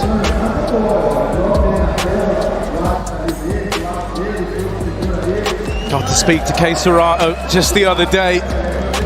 Asked him, you know, what were his feelings coming into this one? Was it of trepidation? Was it just excitement? Answer he gave us was, you know, of course he's excited, but more than anything, he's ready. And he says he's been ready for this for a very, very long time. Very much, you know, an identifiable standout player of the Furia squad, and they're going to need him in form today. Without a doubt. He has, you know, even through Furia's woes, they've had ups, they've had downs over these past few years. Ever since the removal of Henny, it's felt like Furia have been trying to get back to that same level that they showed near the end of 2019, especially in the online era in 2020, when no one could even touch Furia, only Liquid slightly battling against this roster. Okay, Keisurato, throughout all of that, has maintained his performance. He's a top 3 rated player at this event already. No newbie to this position. So yeah, required in this game without a doubt to send Furia 2-1 up.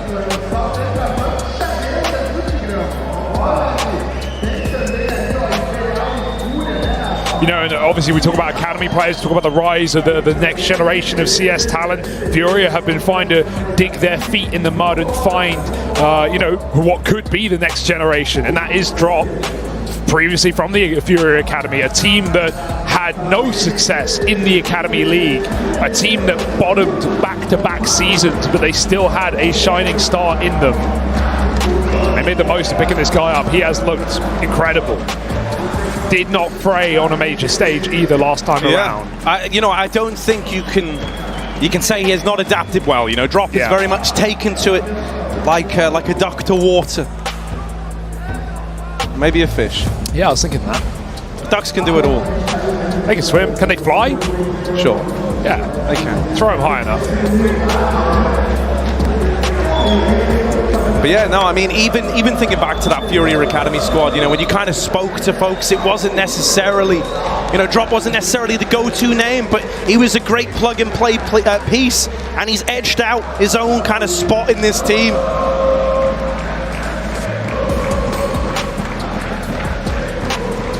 Not easy to do in a roster with as much firepower as Furia have it. Yeah, I just think you have some really nice pieces, you know. I think the one thing that's always been a bit of a problem for this squad is when they get onto the big stages, when they make it to the playoffs, that's where the cracks show, right? And I think if there was going to be a silver lining in this event for Furia, in spite of the slow start, right? In spite of copping that L in the opening game to Big in that crazy, you know, comeback game, one that it felt like Furia had in their back pocket. If you were going to look for silver linings here, it's that, my word, this is, or at least it should be, your practice run of playing in front of a crowd, really getting used to it before you face these teams where, you know, it's another day in the office to them.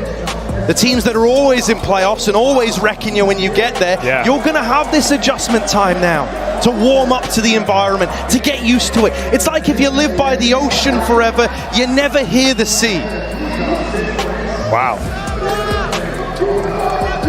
Pretty deep, right? That is good. And hey, this is a sea that OG well, I guess they are hearing it, Harry, because they've not been by the ocean for long. This is not a team that we see in playoffs. It's not a team that we've ever seen at a major or make deep runs. Sure, conglomerate of players who have done that themselves. Dexter on Spirit, Nexa on G2, making it to a major final.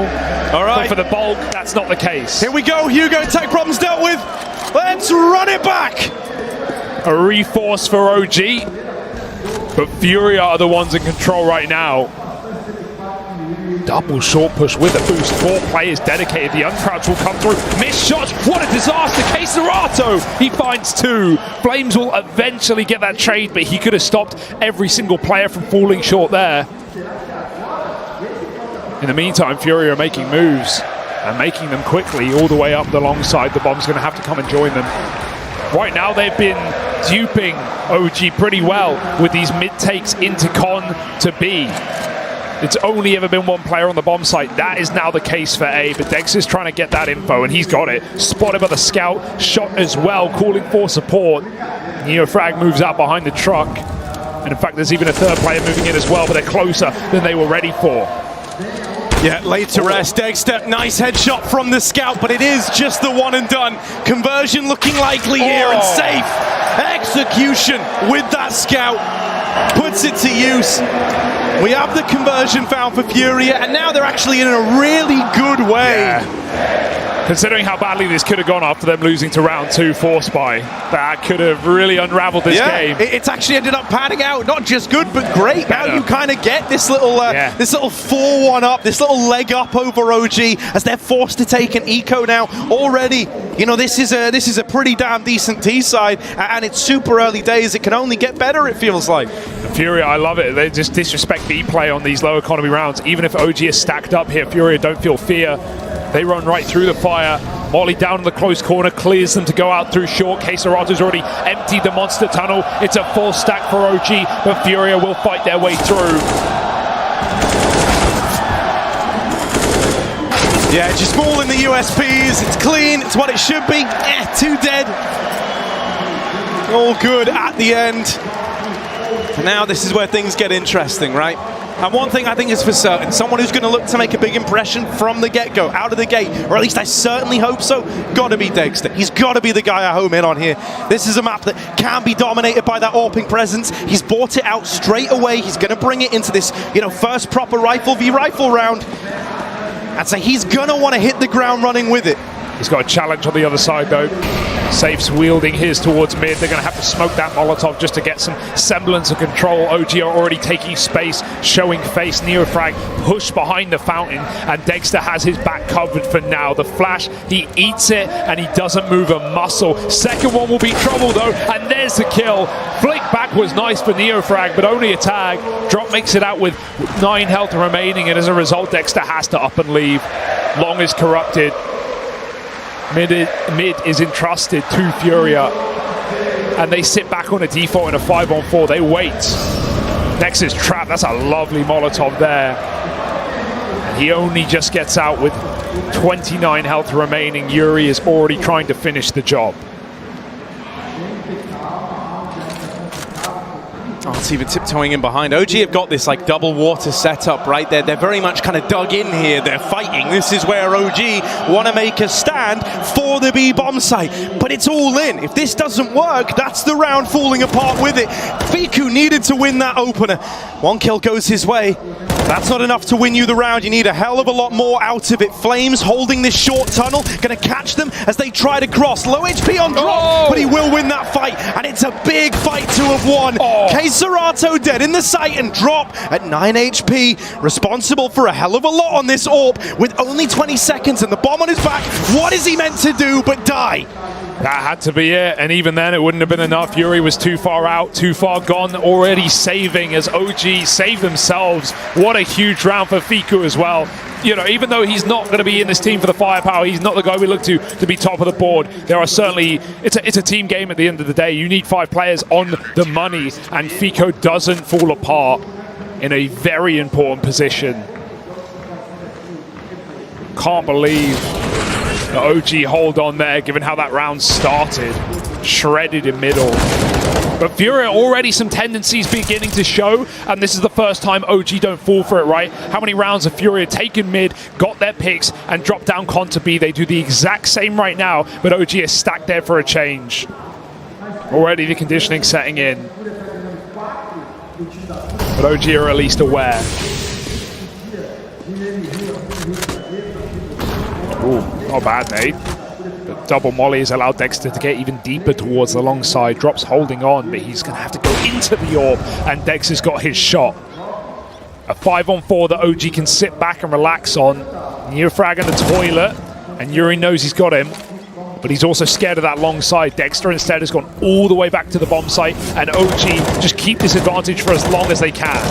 That is a lot of smoke damage. Art and Safe both tagged up by it. Are they going to boost? Okay, that's kind of juicy. He's seen an arm. Can't quite take a leg, though.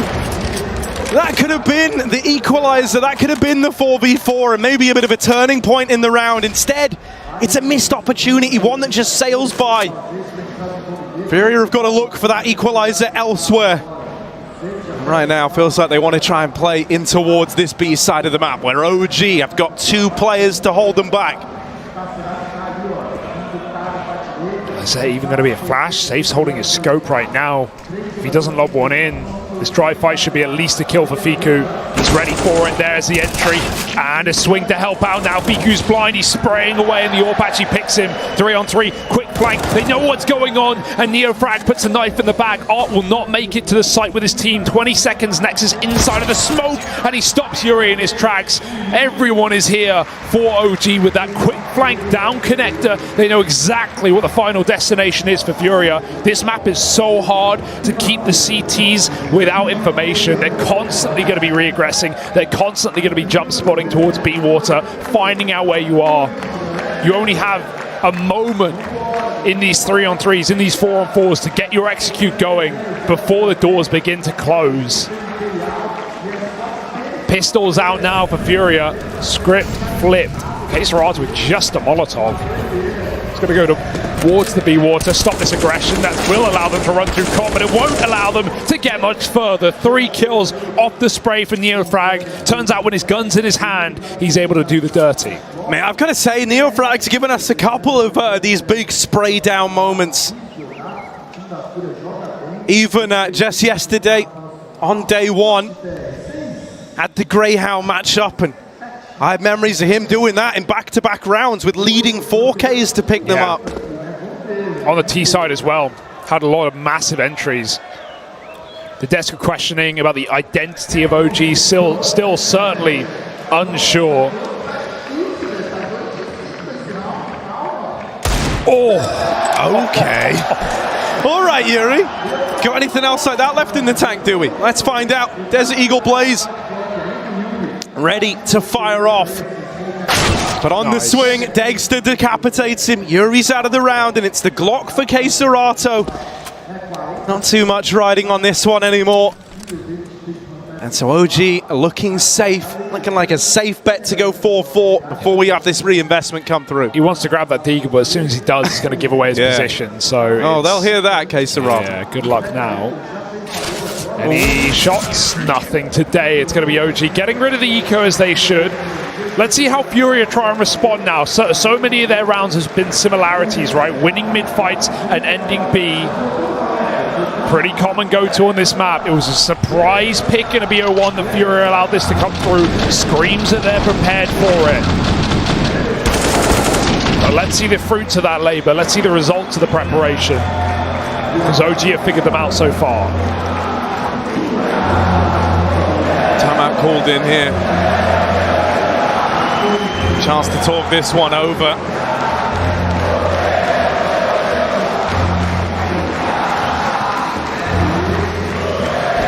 They're dead on. No, it's kind of surprising that it's overpass that we even are on here in this BO1.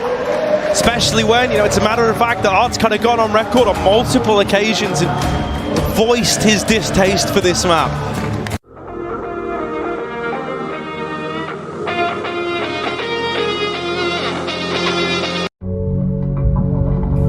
Vi är fast och vi vet inte ens varför. När man verkar allt ligger nere och ingen el eller vatten i kranarna. Det är kaos.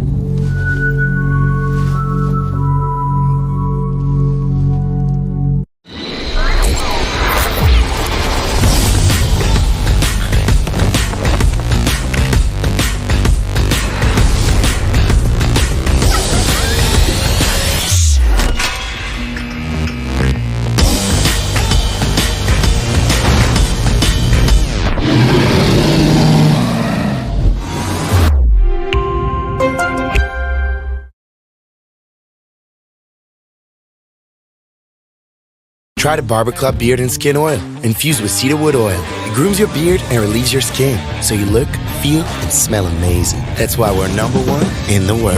Just join the club, the Barber Club, co-crafted with barbers. By L'Oreal Men Expert. Yeah, we all worth it. Get exclusive benefits on PlayStation. Are we at war? Terrorism is good for business.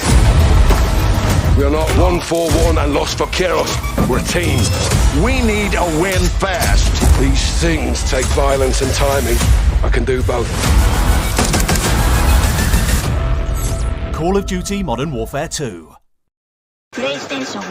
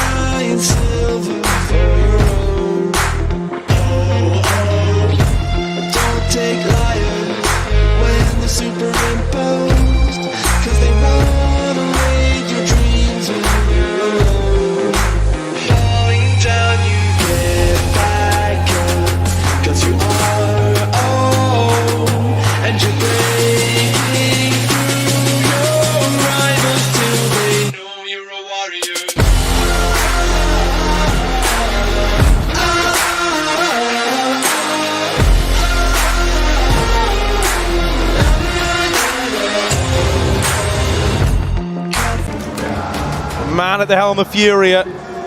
Might not like where he is, but he's still going to have to do everything in his power to lead the troops through it. They're faster in con this time. They're holding outside of B from the get-go, so this might just be an earlier B execute for Furia. In doing so, they're going right into the Lion's Den, though. Clues in the name. Full of lions. Not the friendliest cats. Boost dropped. Will they really go back for it? It's super risky to redo this boost after you fail at the first time. OG are going to be looking for it. Right now, no one's open to that position, though, so it shouldn't make much difference anyway. Are they going for the triple? Oh, let's have a look at this one. Hello, Dex is ready. They're trying. Did someone order a haircut? Oh, Dexter's just left it. Hang on a moment.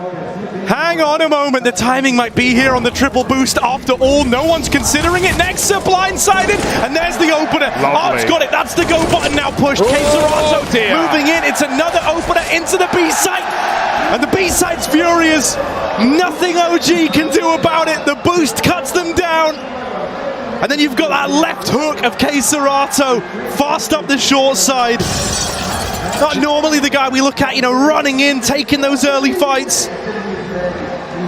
Just a few more seconds, man. That's all the difference. Dexter gets that kill off the top of the boost. Suddenly that whole round falls apart. The Fury off the back of the pause. I love the triple boost because it's double. Sometimes you get so close. You see a head, you see a player, but you can't get the kill. They move out of the way. Fury combo that with a Molotov in the pit as well. It's meant to force someone into the barrels to make that kill even easier. It makes Nexa back up. But because they're a triple boost, Art can still see over the top. He can see everything there. And also, it's why Nexa there's no part of him that's even considering being open to the boost there as he's forced out, right? Yeah, exactly for the reason you're saying. Normally when that's the double boost, you wouldn't even be able to see him there. Yeah, that's so much vision. That's way more than OG would ever be ready for. And on top of that, every other entry comes through. Of course, Keserato jumps the gun as they get the 5-on-4, but even safe with the bomb, and Monster wins his 1v1. If he loses that allows that player to push through, to maybe stall that out, buy time for rotate. Instead, OG just had to save the orb. Tail between their legs, Furia find 5. Quick molly push in middle, but again, Furia B-centric, B-ward bound. Dexter's here, this time in the site. They're going to come right through Monster. This is not the commit. There's only 3 here right now. Drop, they've still got to wait for him in middle. He's a long way out. All they've done for now is force a good bit of utility out of OG. But OG will take matters into their own hands. Shortwater contaminated. And Con cleared as well. Drop's value is of little right now. Neofrag's even flanking. The question is, which side does he flank? Because Drop's making noise in middle. He's trying to sell this fake. That's drawing players out of position. And Neofrag might get caught committing to the flank the wrong way. All on the back of Drop, lobbing in this util, as you say. Sure, this is guaranteed. Neofrag has got this kill eventually. You'd think, but he's still running. Oh my god, he's running. Oh my god, he's running. Drop's got him. And now the ruse becomes clear. Oh god, this was a fake. Suddenly over at short, they're going to try and throw Dexter up on the boost, but Safe says good night. Knocks him out, knocks him down. In with the plant now. Safe the one putting in those numbers, putting in those digits, and Art delivers the goods. Clash of the IGLs, he comes out ahead. Oh, this round could not have gone better if they tried.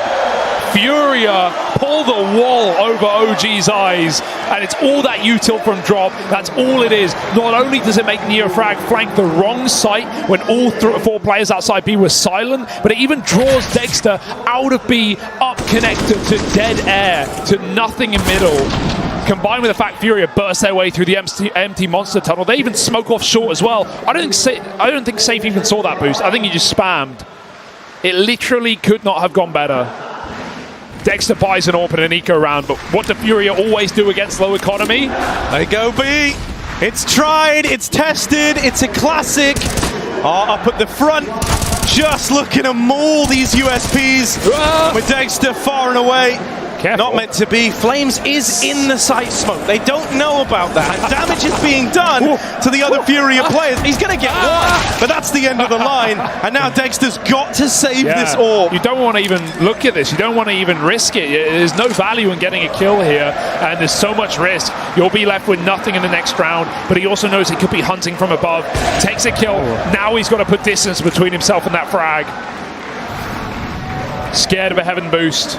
Anything's optional for Furia. In fact, they are going to try it. Yeah, they'll meet him there. Dexter, he's ready for this. He's got a quick scope. And hang on, the other Fury player's like really far away. Doesn't have a kit though, so this is just the save, and Dexter. Nice. Deals with drop, he's going to hold on to the AWP. It's still a Furia round, and if we're being real, this is already a great T-side. Furia are in the power position. They are in this position where every round they win hits like a 2-for-1. Yeah, you take that. This is an incredible T-side. This is not normally. Many teams struggle to get 5-6 rounds on Overpass. Furia are just getting started. We've not even seen A execute, Harry. We have not seen A execute this game. Furia, even if they take middle, they have just gone B, B, B, B. So many rushes through Monster. So many, new ways of finding B picks, be it through boosts. Rounds where Safe will run through Monster, he'll get a kill, he'll pull back. Furia have definitely been putting in the work on this map.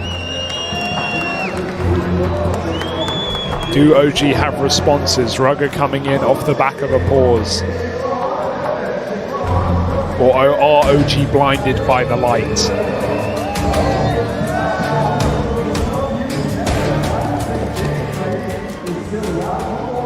A theater of lights out in the crowd.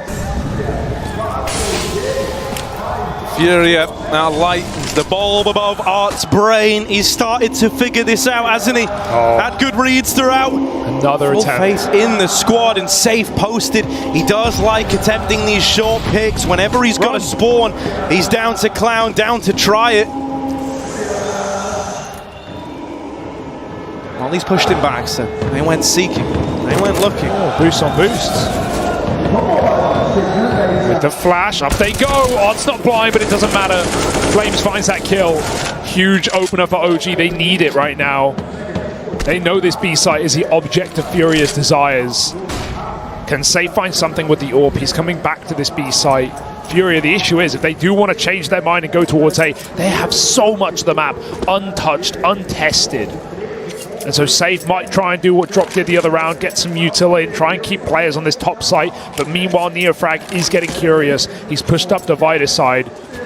Safe moves up long. But he essentially needs this pick. He needs this opener. And Dex is just sitting back, waiting on the bank angle. Furia have made no noise at B since that opening kill. And Safe has been given no angle to ruffle OG's feathers. He's got to go in. He's got to risk his life and risk the AWP just to keep OG blind. This should not be a kill from Safe. There should be no way. Yeah, Dexter's already on the angle. That's given it away. And now this little attempt at the A fakes not really panned out how Furia wanted. This is just going to have to be a save. Serato so low. With the bomb on his back, he's got to tuck in, drop much the same. It's a combat save for Furia, and they will be harassed. They will be hounded down at the end. That's a nice little return to form, a nice little break in the action for OG. And crucially, we were talking about the idea of Furia being in this power position, every round hitting like a 2-for-1. Well, there, you kept the AWP in tow, you kept bodies alive. And so you're going to start to build up some residual money here, something left over for if the worst case scenario happens. Yeah, just a round entirely reliant on that AWP pick and it doesn't come through. Seen Furia in a 4-on-5 now, and we know that that's when trouble arises. OG go back to aggression. Neofrag once more in middle. He's going to hang out in party. That's a molly. Perfect molly, but Neofrag sits behind it and finds the kill. Another 5-on-4 for OG goes untraded yet again, and even though they have him trapped in toilets, can they keep him there? That flash actually makes him go back inside. He wanted to escape, he cannot. Furia coming up through Con as well. He's stuck out on an island. Flash back for more. Dex is going to try and help out. Yeah, he's very, very quick here, but Safe is on the angle and is waiting for this swing. Dexter's jiggled, but hasn't given it the peak yet, waiting for that flash. And now they look to fight for this control. Neofrag hung out to dry as Serato finds him. Still the advantage lies with OG. Furia are grinding their way back into this round, though. Yuri's low, trapped in the toilets, fighting for his life. He ends up flushed away. Nexa gets rid of him. Serato out through the long side. Flashes pepper him, leave him blind for a moment, but not disorientated. He's homed in and he wants that kill. Nexa out of the round, out of the picture now. They can rotate to here. Both players up at the A site for OG. Furia, this is the time to decide, do you want to go back or do you stick to your guns? OG can't get nervous. They just have to commit. They have to hold on here. It would be so easy to drop into lower, but they've got to stay convinced. Safe is sneaking in. The bomb close up on short and caught is Flames. Looking nowhere, looking dazed. It's Fiku in a 1v2. They don't know he's in the bank. 10 seconds. If he can stop the plant, if he can get this kill on Keserato, he's found it. Ooh. 5 seconds left up. We need the plant from Safe. He's 3 seconds. Fiku won't move. He won't budge, and he will win the round.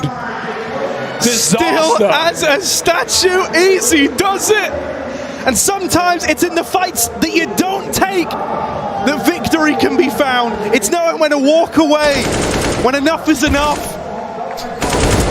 You'd think an inexperienced player on stages would swing that. You'd think he'd feel a little bit flustered, especially with a time that low.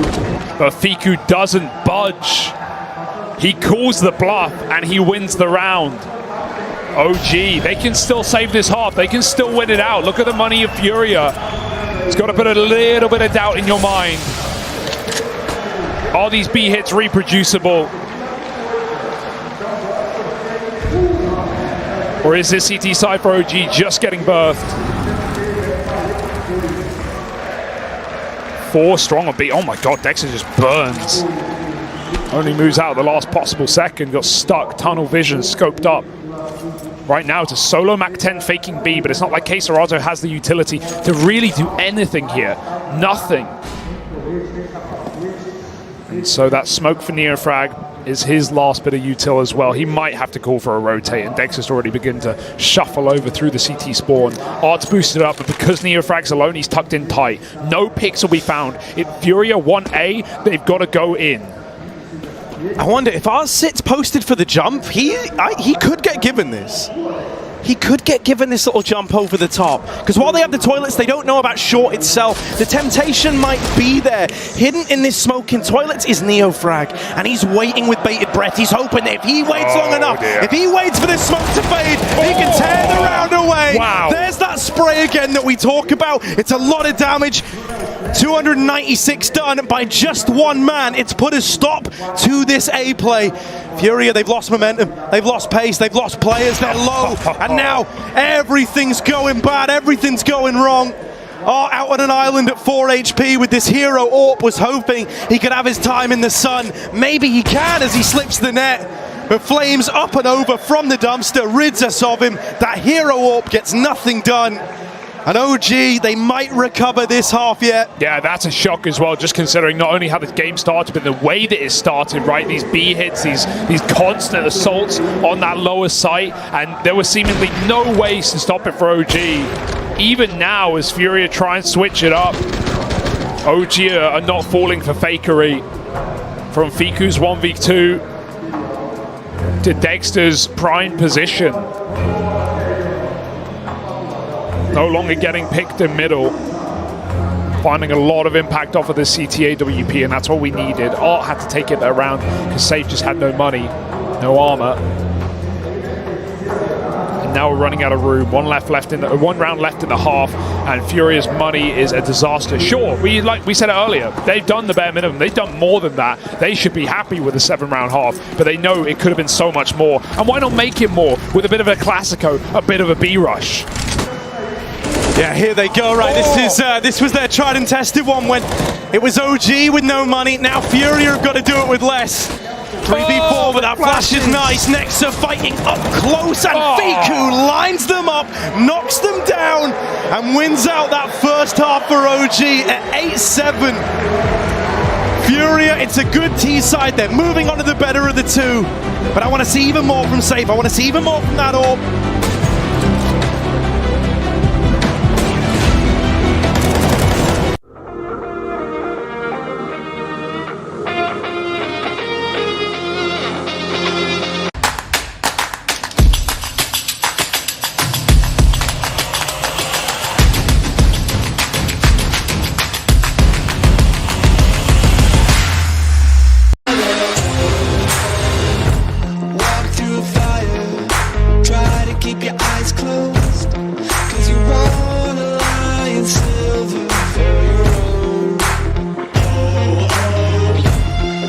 take liars when they're superimposed, 'cause they wanna raid your dreams when you're alone.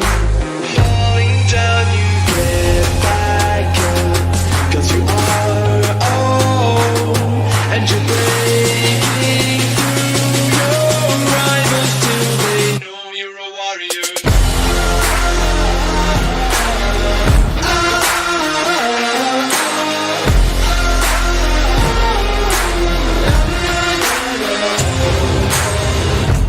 Cut through darkness, try to keep your head up, 'cause you wanna crush the claws that hold you back.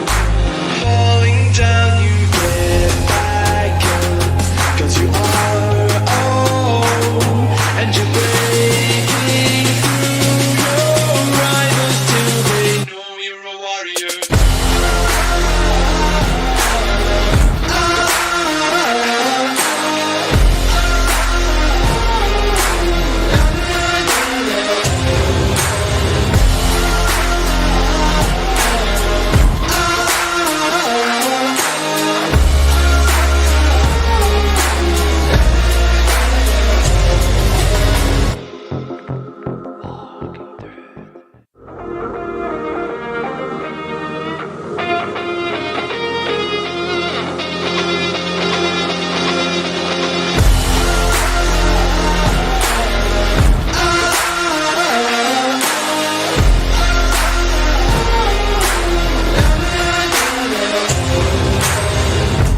Walk through fire, try to keep your eyes closed, 'cause you wanna lie in silver for your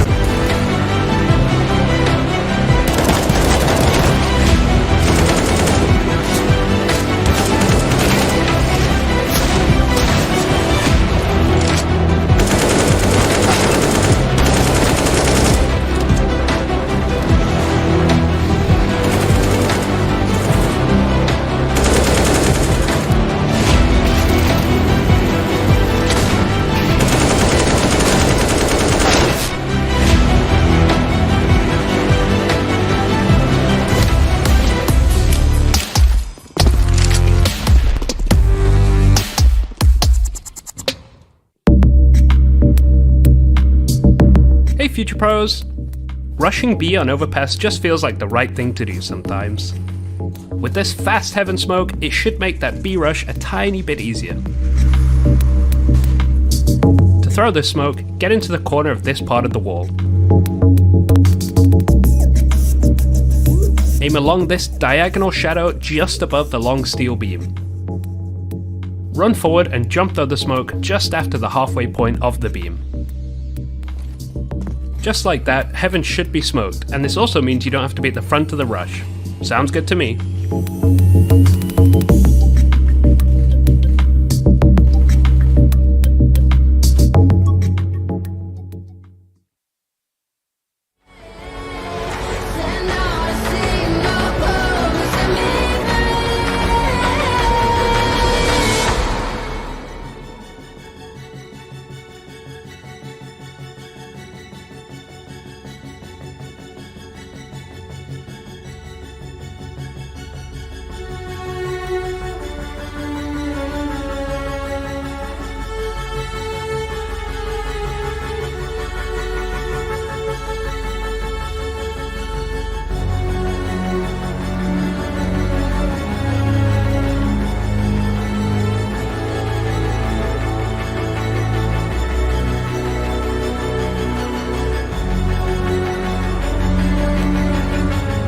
We had like mental coach in AGO before, so like I'm kind of ready with my whole mental status to play the most important games, and I feel like I'm better when I have like pressure on me to play.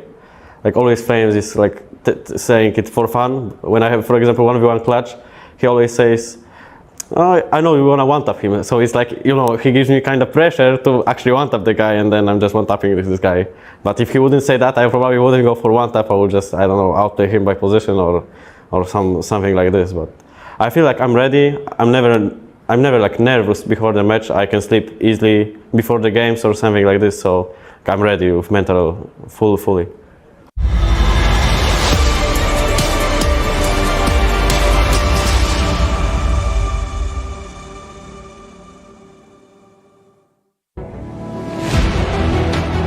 a solid T-side from Furia. 7 rounds near the start of the half, but OG did find momentum. They did come back, pulling it into their favor by the end of 15 rounds on Overpass. This is a BO1. This is a must-win matchup, a 1-1 record for a debut major team versus top 8 from Antwerp.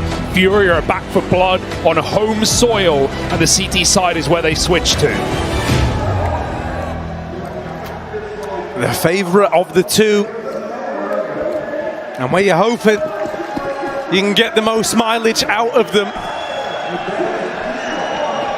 OG looking like they want to try and come in with a bit of a B play fast out of the gate. Set up with 2 in water, but I tell you this much, Furia, they are ready to respond to this, right? They're boosting at CT, they're trying to push out through the connector. Yuri locked in this fight. He goes back in despite being blind, and now if the boost could just get 1, that'd be perfect. Yuri up through short. Right now's putting them all on his plate. 3 in the round from just 1 man from the connector. Art's now joined the ranks as well, and Fiku getting whittled down. It's death by 1,000 cuts. As Furia win the pistol to open up this second half. Yeah, 6 shooting. That flank looked almost too soon for Furia, but they made it work wonderfully with that con split. On top of a retake setup in B, OG were walking into a trap, primed and ready. Blind and steady. Yuri puts up 3, Art with a double. And it's a full house for Furia. Both pistols now. It took them a bit to convert it in the first half, but they still got it over the line. This one should be a guarantee. OG on pistols. No more than P250s. Just milling about in spawn. Just simply existing. And Art, well, this is a guy who exists rent-free in the back of your head, in the front of your spawn. Already pushed. There is a lot open, and he knows it. They could have crept past him. Unlikely, but possible. Art doesn't want to overstep into a stack, into a setup. OG will come to him. But it's time to make some money with Art.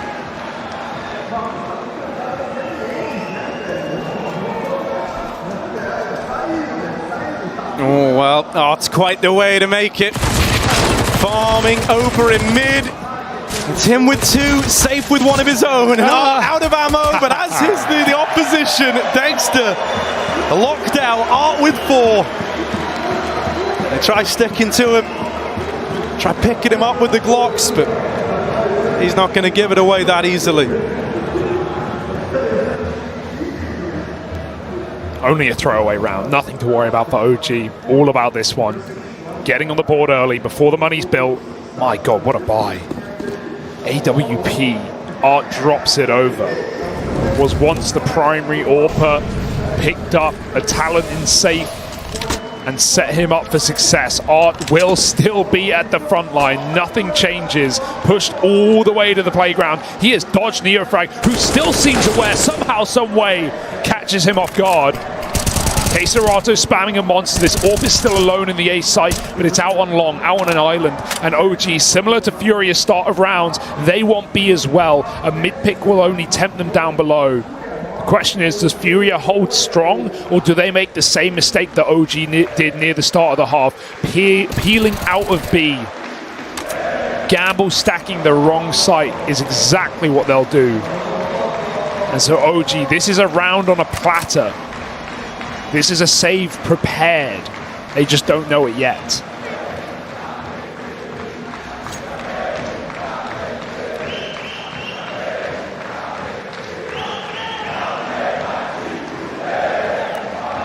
Yeah, they're just going to hit the go button now and drop, even though he's got this info from back at CT. What are you going to do with it? They're going to try and pull some players down. They could catch this little late lurk, Neofrag in the toilets, and Nexa has been taken out of the round. This is kind of weird. Neofrag's kind of in no man's land here. It's the flank that makes or breaks it, really, for OG in this spot. Furia in a position where they can look to give this a go, and they want to give it a try. Dexter and Fiku with a killer piece, and Neofrag's wrapped around as hell. What? Now the 2v2. Fiku and Dexter are both low. Safe in case Serato. They're slow on the approach. They're very, very paranoid here, but dropping into the site, trading the AWP out. One bullet required to deal with both these remaining OG players. Smoke on the bomb. K-Serato's got their back. Fiku, he's found the timing, threading the needle, looking for the clutch, and he's going to get it. What a save. What a save. All these clutches from Fiku, man. He is ice cold. The 1v2 on CT side, up against the clock, and now the 1v3. Oh, sorry, the 3K 1v2 right as the stick comes in. Seconds to spare. No info, no vision. And look how close that cut comes. Finally sliced by Fiku. And OG win their first buy. That's a disaster around. It felt like Safe could have got on the bomb quicker. I think he got lost in the smoke for a second. And a second is all the difference. They lose the AWP. They lose the momentum. They lose the money. And OG wake up.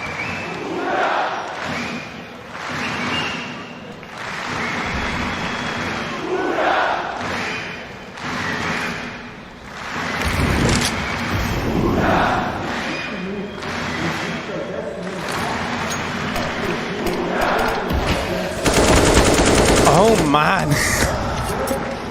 A fight where neither opponent sees the other. It's all spam. The drums of war sound off. OG grouping for what looks like a B hit here. K-Serato looking for an opportunity. Doesn't just want info, he wants a little bit more than that. This is misinformation again. It's like the last round all over. And they might realize soon, off this long push, Art might think he has them cornered in middle, but that's just about to be confirmed by Safe as well. They're peeling out a B to set up on a boost, but again, they need that opening kill. Flash is good. K-Serata crouches, waits for his time to strike, but Neofrag was holding the headshot angle. A quick pick with no defense to the B side. They work it out well. And a bomb plant with another round that Furia should save in, and this time it may get decided for them. Off the back of that kill, no matter how fast your flank is, you cannot commit to this. OG double digits. Not perturbed.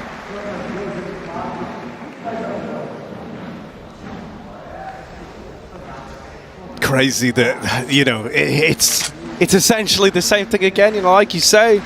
They throw that little boost up. It's all building this wrong picture of how the round's looking. You see no one at short. You see no one in connector. You're thinking it was the early ruse over towards B, ending in this A play. And the info just arriving too late, combined with this really clean opener.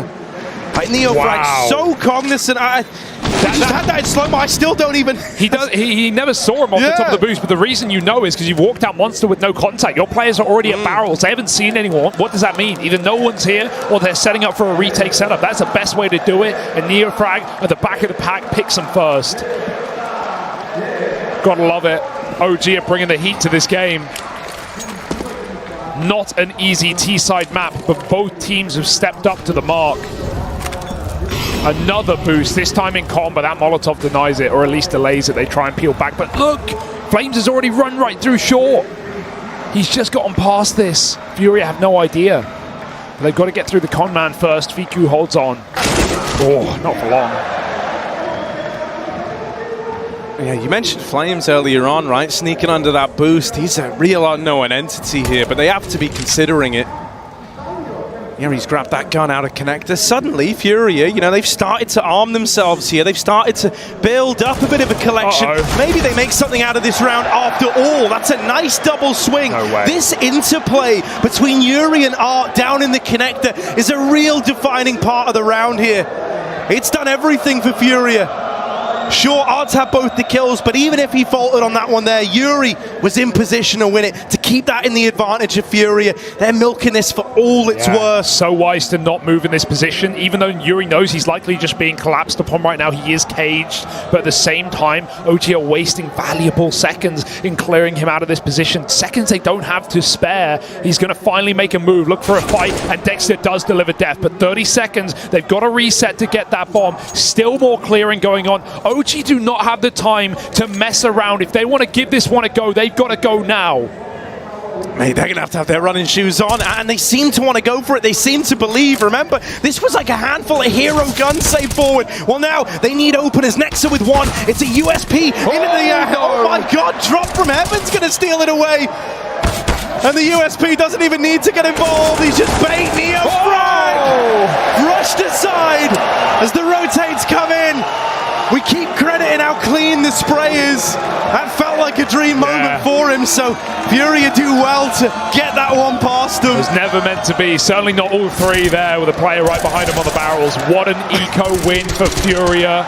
Dude, what a way. It's terrifying for Keserato as well, because in his mind, like, he was never going to be needed to win that round, really. You know, he was hoping the rifles could have done it. And if Safe didn't trade that out, there's a very good chance that Neo-Frag does him dirty. 10-10. Eco win goes a long way for the money. It's afforded Safe's big green.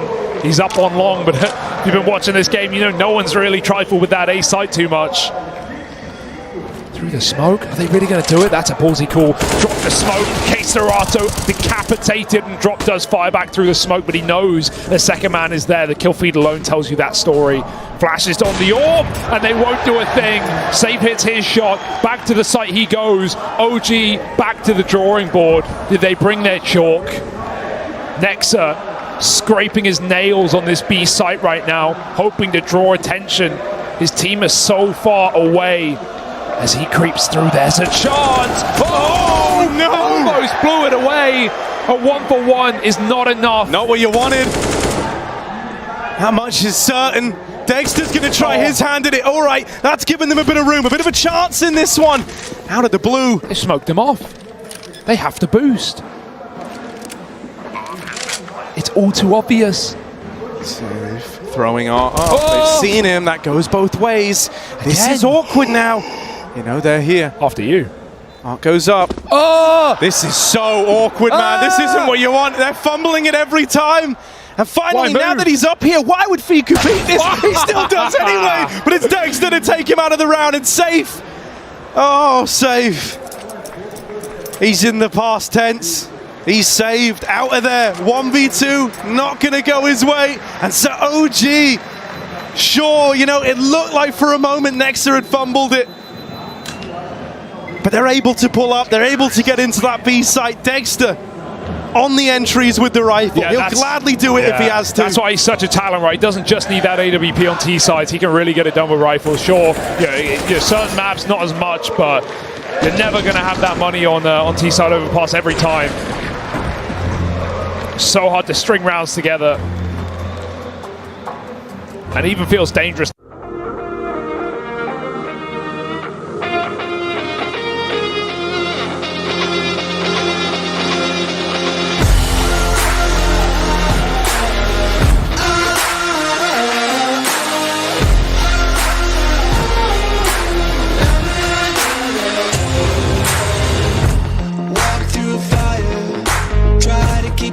Closed, 'cause you want a lion silver for your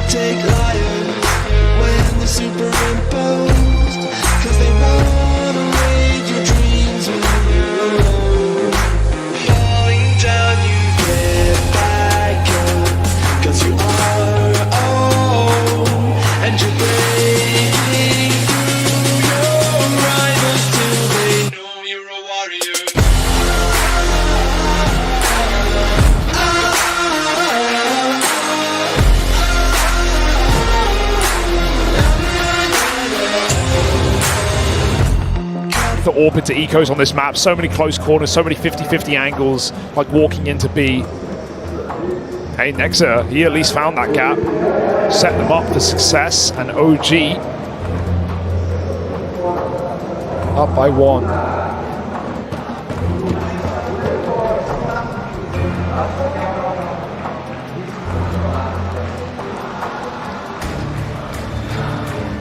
Is it gonna crumble away?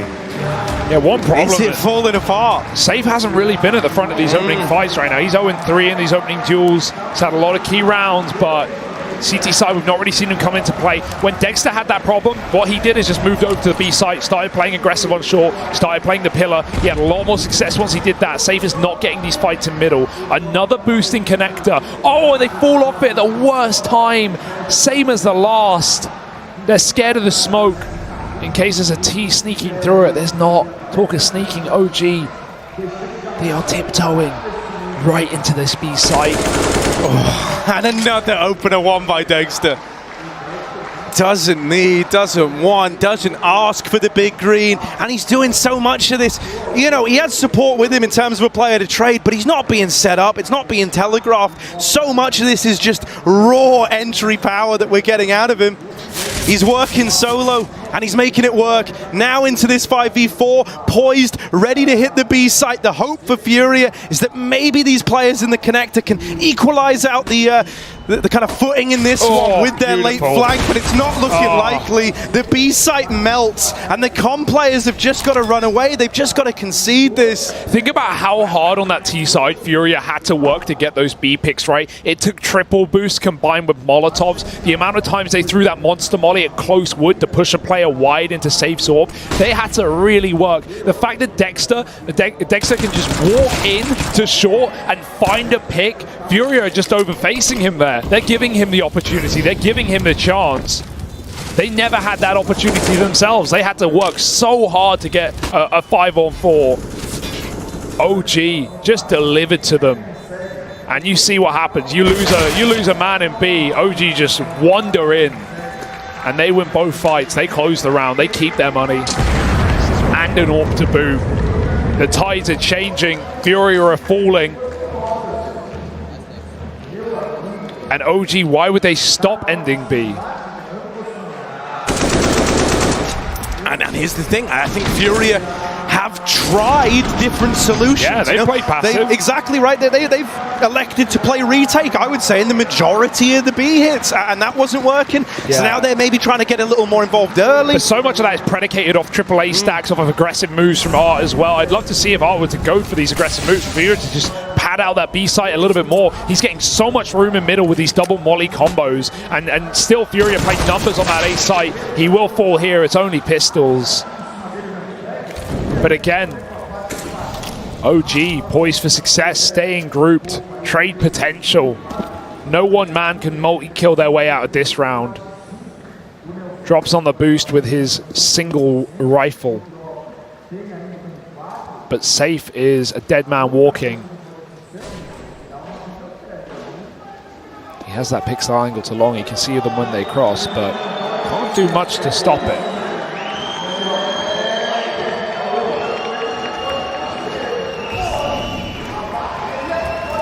Really, the only interesting part in the round is drop with that A1S, and he's all the way down towards the lower side of the map boosted. So, you know, of course, this is the time that OG hit that upper site. That's what Furia is saying.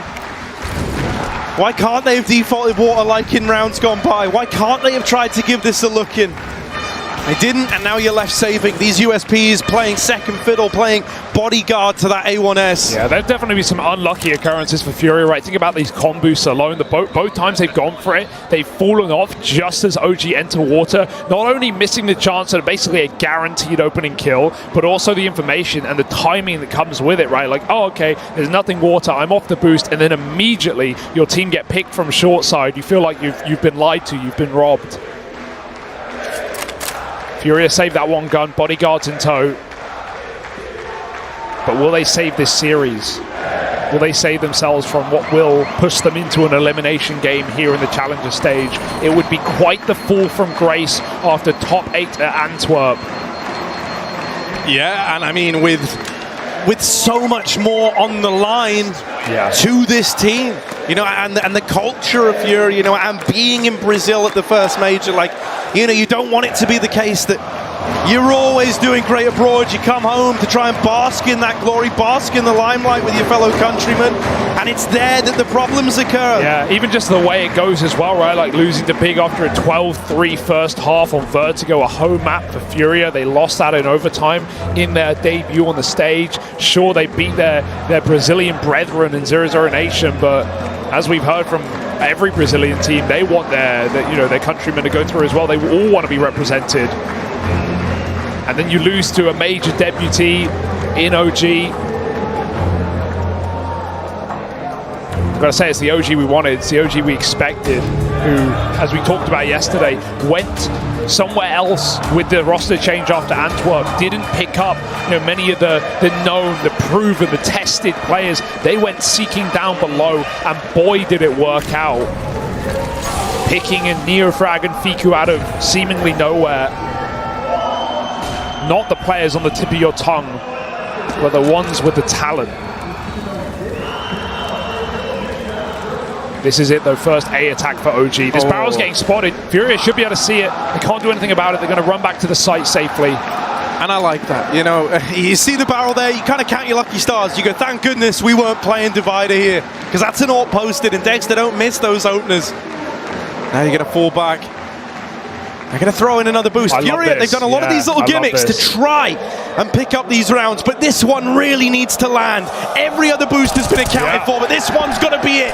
And with the opener, kickstarts this round in the right way for Furia. Escape route made as well with that smoke, but the flash hits the face of Safe, and Flames is inside of the site with a bomb.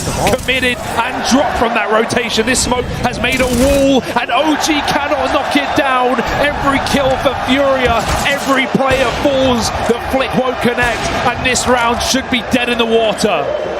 Yeah, quick turnaround to take one out on the save, but that's what it is for Dexter. 30 seconds to get out with the AWP as Furia come a knocking, they come hunting. They do not want to let you get away with it. The full salt in the wound, and there it is. AWP removed from play, and finally something to smile about here for Furia. Yeah, they need it, goddamn. This has been a rough CT half. On a team that put up a very strong T side to begin this map. They had the momentum, they won both pistols, they converted both pistols. This should be Furia's game. Hell, OG don't have thousands of people cheering on every kill they get. In fact, quite the opposite. That has to propel Furia to the finish line. If not, OG are stealing a spot. Yeah, you know, I think in moments like this, where it is such a clear favourite, that the crowd kind of become a mirror, almost a reflection of the emotions of the team on the stage, right? And you could feel it was quieting down. You could feel that kind of fear was creeping in. But suddenly, one round going the right way, one round gets you believing again, the hype's picked back up. If Furia can chain together a couple in the here and now, I don't think they're out of this one just yet. Yeah, fast towards mid for OG. They don't care that it hasn't worked for them last time around. They've only been smashing B round after round to great success. They're going to try and trap Art in the toilets. Really fast as well. Is there a flash to follow? I don't think so. They just want to try chase this, try and trade this next to Will. That's a big opener. This is how Furia started their half. Will OG do the same in dropping back down to Con, or do they want to continue to work out this A site? I think one of the biggest problems for Furia is it's felt so reactive. They've had to do everything on OG's terms. It's in a moment like this, in the 4v4, as things go quiet, you have this option. Do you want to get aggressive? Do you want to go for info? Do you want to bring the fight to them? And it seems like Furia are keen to do exactly that. This shot is everything. AWP in the toilets. Fallen-esque. Safe needs to show us what he's made of. Neofrag waits on the corner. The shot won't connect. Yuri up close, up in the face, and a double kill to keep this round alive. He's going to tuck away, play the time now. Yuri has done his job in this round.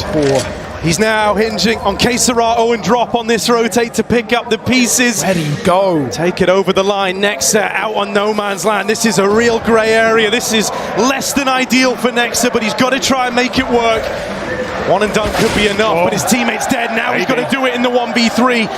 Plant on the other side of Dice. They're not ready for him at long, but they've seen him now, and they overrun him. Furia with 2 in a row. They might be back in this one now, after all. Victory tastes sweet, and Furia want to chow down.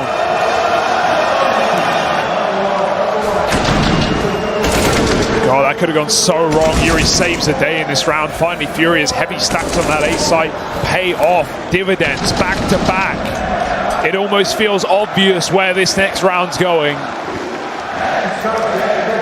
OG's economy drawn into question. They lose this. Not only do Furia set up with an even scoreline, they will take the lead on an anti-eco. OG have to pull out something special. Quicker towards B, Util in mid, still trying to keep Furia guessing. This really is a turning point though, Hugo. This really is the moment where we get to decide, you know, does this have legs on it for Furia? Is this where they really look to turn it on its head and come out victorious, because they've got OG's money right where they want it? Now's the time to pounce, now's the time to act. Furia wait. OG, are they going to go back to what was working earlier on? These B plays. They've got Neo Frag over in middle. Trying to sell a bit of a fake, trying to keep attention here. Oh, he survived the crossing. Side by side, and that's the worry. Safe on the AWP on Monster. One flash ends your round. There's nothing you can do. He gets picked. OG don't even have to commit. They know they've got Furia scrambling, and they're not wrong. 3 players drop on lower, and Neo Frag finds an upper open. Don't send the bomb into B yet. Everyone's still here. Furia haven't moved. They've got to commit. They've got to double down. OG, they're still going to battle their way through, but they're going to do it with all 5. They're playing into the stack. They're playing into 3. This is the best chance for Furia to win a 3v5. They're trying their damnedest. They're trying their best, but Drop, the young gun's got to do it in the clutch. 1 versus 2 as he plays around the smoke. Smoke and mirrors dropping down. They hear the footsteps, and there's no smoke without fire. It's Flames to win that one out. I love that. I love that. He hears the second player on short running away, escaping with the bomb. And as soon as Drop tries to chase it, Flames is still in the smoke waiting for the right time to strike. A very nice try for Furia. A very scary B hit for OG. But with a 5-on-3, they feel like they can trade their way to a win, and they're not wrong. That was their money. That was the must-win round.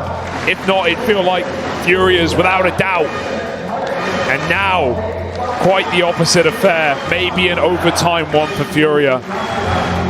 It's a really rough call to make. K-Serato's already dropped out a gun. That screams that he has a spawn or something. He's taken a lot of space in middle when he's wanted to varying results.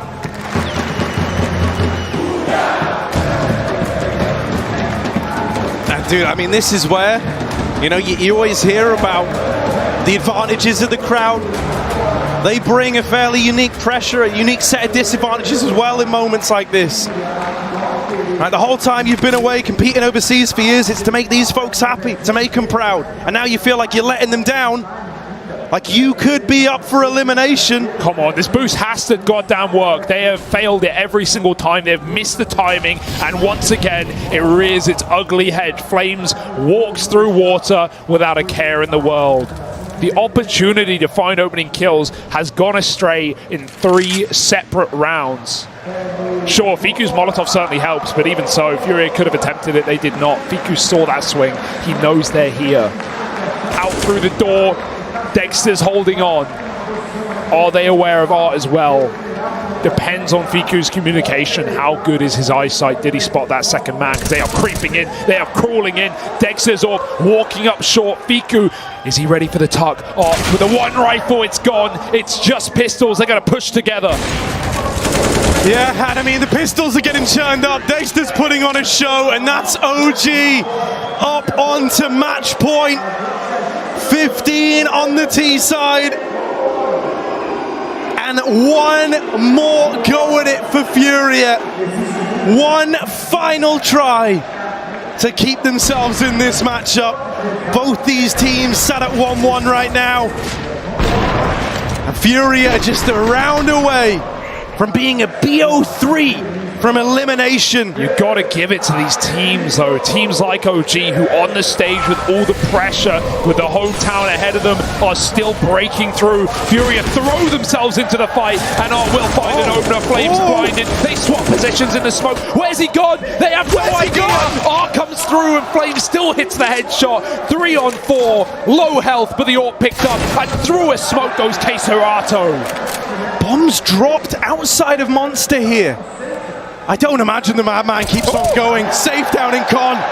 Gonna deliver one at least. Fiku knocked out of the round. Is he ready for the next? Neofrag's gotten rid of him. That bomb still outside of Monster here, and the round now hanging in the balance. It was looking safe for Furia. It was looking like they might have stayed afloat one more round. Now, it's a 2v2 to decide it all. Like a spinning top, every direction, uncertain. They could be anywhere, everywhere. But it's OG who want to bring the fight to Furia eventually. Group back at this B site, the door must be swung open. The only flash relies on Flames, setting Neofrag out through Monster, but the last place you're going to look, or rather out through Short, the last place you're going to look is Monster. And Flames can't afford to lose that bomb. Good flash. Keserato waits, full blind, nails the shot, and now Neofrag cut down as well. They're the moments, Keserato.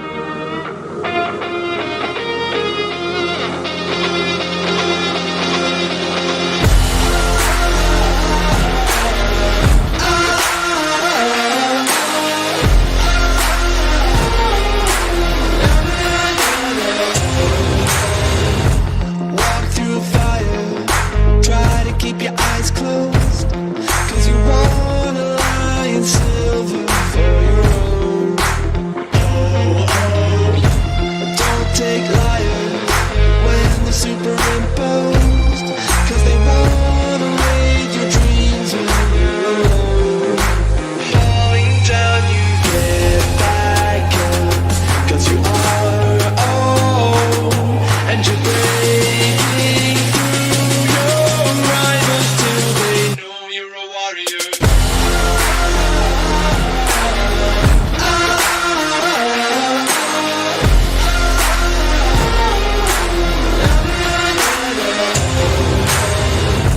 Cut through darkness, try to keep your head up, cause you wanna crush the claws that hold you back.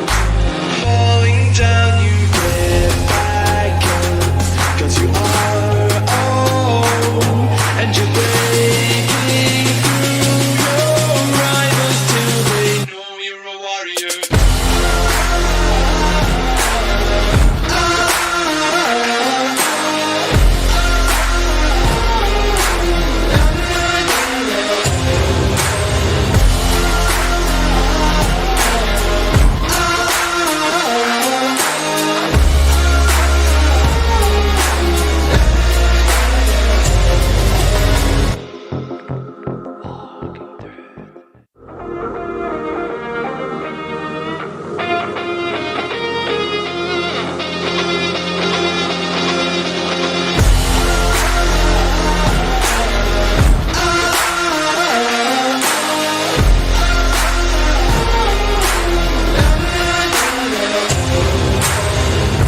Walk through fire, try to keep your eyes closed, cause you wanna lie in silver for your own. Don't take liars when they're superimposed, cause they wanna raid your dreams when you're alone. Falling down, you get back up, cause you are your own, and you're breaking through your rivals till they know you're a warrior.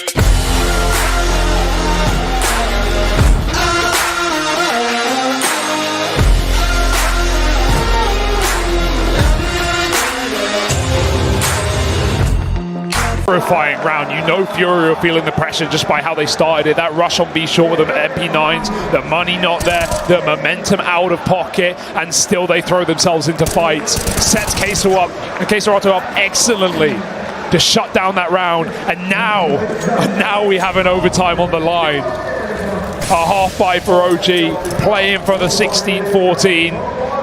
Furia just trying to keep on gaming. And there's the rifle gone. Huge opening kill. Only 2 armored players to pick that one back up.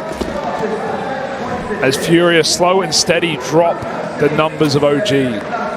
Nice to see Safe at the front of a fight. His first opening kill in the entire map.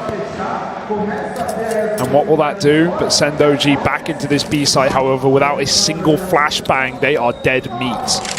Considering Safe's meant to be this flashy, aggressive AWPer, that being his first opening fight's not ideal, but if he can swap it around, if this can be the start of something new, maybe there's a chance for the Furia squad. This AK attempts the cross, Flames trades it, still contained, still controlled. Misses the timing, but does catch the bomb on the back of Nexa. Furia looking good here to find this up against the low investment. Fiku.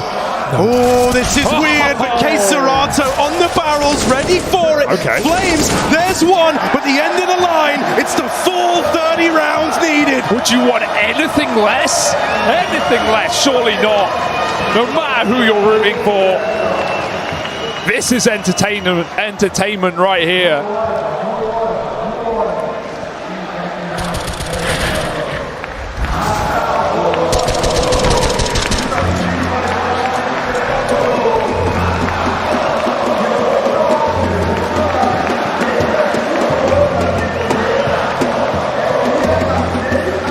Furia, a team that has been known to crumble on the big stages under the pressure, under the lights, when it really matters most. Well, here, in round 30, they've got to take it the distance. All this cannot be for naught. To be 1 round away from OT, only to have it turn sour and then drop 0-2 at 1 and 2, staring elimination, dead in the face. Not what you want. Not what you want at the first major in Brazil. OG doing everything in their power to finally get this one over the line. More aggression, of course. The essence of art. The short water take, but OG will not wait. They will go straight into that light, straight into that site. The flash, it blinds everyone. Flames doesn't know where to look. Dropping Serato, the crossfire to crush it. 5 on 3. Irrefutable odds for Furia's favor, and they find more galore. 5 on 2. Overtime rears its head again. And Fiku can do nothing but die. Look at this. They fed him one. They fed him the first, but it's a long way to go. The road to Rio, it's paved in danger here for Fiku. Furia looking for overtime, just 1 kill away from it. And it's Serato, it's Yuri, the 2 top performers, the 2 big boys to have got them to this point. It's an admirable attempt here, Fiku. Waiting around, still a man of faith in his ability to make it happen. But that molly, the knowledge, it all seals the deal. All that's left to do is die here for Fiku. 1 kill to his name, moving on in, 15 seconds as he tries to get out, but Yuri locks him out of it, and Furia taking us to overtime, bringing it back. CT side turnaround, great stuff from Serato and Yuri to make this happen. Let's see if they can do it in OT.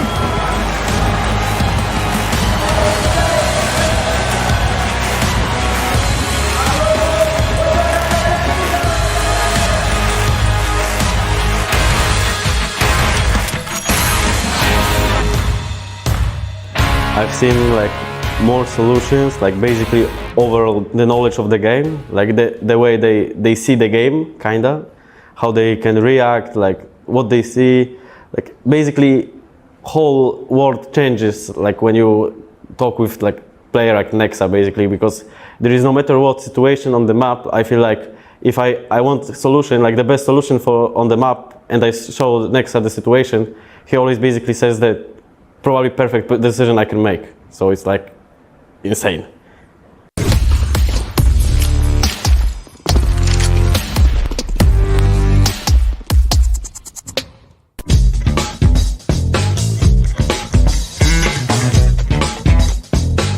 Hey Future Pros!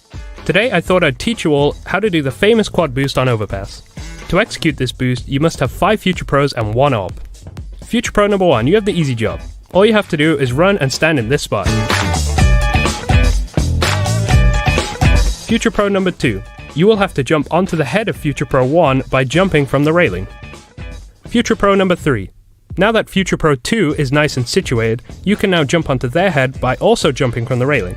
This is higher than 2 people, so you'll be sliding when you jump onto their heads. Make sure you are sliding into the wall and try not to slip off. Future Pro number 4, your job is to get Future Pro 5 on top of everybody else's head. You need to crouch down and let Future Pro 5, FP5, hop onto your head and get in their spot. Lucky Future Pro number 5, you actually get to shoot something. Hop on top of your teammate's head and you should easily be able to jump on top of everybody else's. You will also be sliding when up there, but you should be able to make it around the corner while sliding into the wall. Now you'll have a clear vision to a few spots on B, so take your time and place your shot. Happy boosting.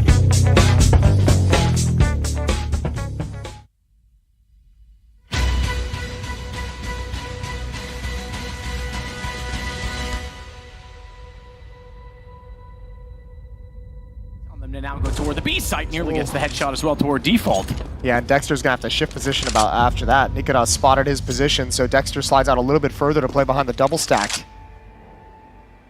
At distance, avoiding the boost, which is gonna be used to try and punish towards the default boxes, but nobody's home for the moment. There's the spot, but Dexter's got it first, Fasher. He's got an AK-47 as well, and Dexter has no idea he's this close. Still no clue. Still no clue, but it's the Deagle from Crims.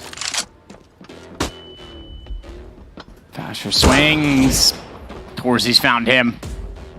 Deagle from Crims is now that all that remains. Oh, but hang on. Hang on. Pablo Escobar left his AK on the ledge. He could go back for it, doesn't want to. He's going to stick to this. He's got an M4 on the way by instead. That's closer to the site. That's closer to the equation. The problem is now he has to deduce exactly where and which Frozen is because he has gone above, but he's not going to peek on this. And with 20 seconds, it's up to Crims to try.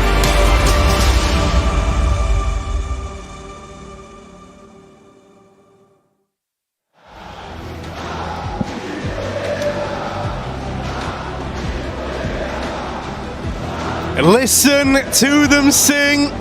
They're believing the Furia can turn this around. They had to streak together 3 right at the end to pull this one into overtime. It didn't feel doable. Dexter was having a field day. Fiku and Neofrag giving us some fantastic moments, and yet still, Furia have held on. They've stayed afloat in this one. They've kept treading water, but now someone's got to break away from the pack. Someone has to put this game away. And as we head into OT, this is where the real madness starts. A game deserving of the loudest of crowds and the biggest of stages, and we are only on day 2 of challenges, Harry.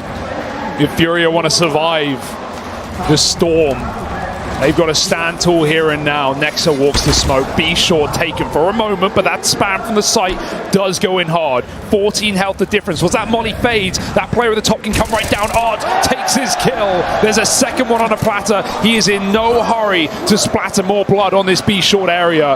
In fact, he's the one getting trapped right now. Neofrag, does he want to finish the job or start something new? Rooted all the way round through A. Flames will pick a man off the boost. We've seen this round before. Neofrag on that solo topside lurk. The drop has closed that door. Rotating back up from the CT spawn has left B an open chasm, an open gate. But they're resetting for A. Leaving Nexa in the get right position. It's him v Art in the late round, as OG, with barely enough time to breathe, have to clear dead angles into A. They have to get past the orb. And it's a real change of pace out of OG. Is this from their newfound freedom, or is this desperation? Safe up close, wow. Traded after the first. It's a convincing kill from Dexter. And Nexa's even found Keserato over at short. Backstab. Oh, trying to move in, but Dexter's holding it. No, no, no. He's locked him out. Drop left in this one, 1v3. Up towards the dumpster. They're looking right at him. Neo Frag is just ready to swing. At a moment's notice, he's here and fighting. And he'll take that one away. That's a massive round for Nexa. You could see he made that call the second he killed that B-shot aggression. He immediately told his two teammates to turn around and check that connector. It was Art who got the opener there in the first place. They knew exactly where he was coming from. He hadn't moved a muscle. They bypassed him, but they did not forget. Great turnaround for OG to make sure that backstab did not cost them the round. If Art could drop the bomb on the site there, that was going to be it for Furia. First in OT goes the way of OG, man.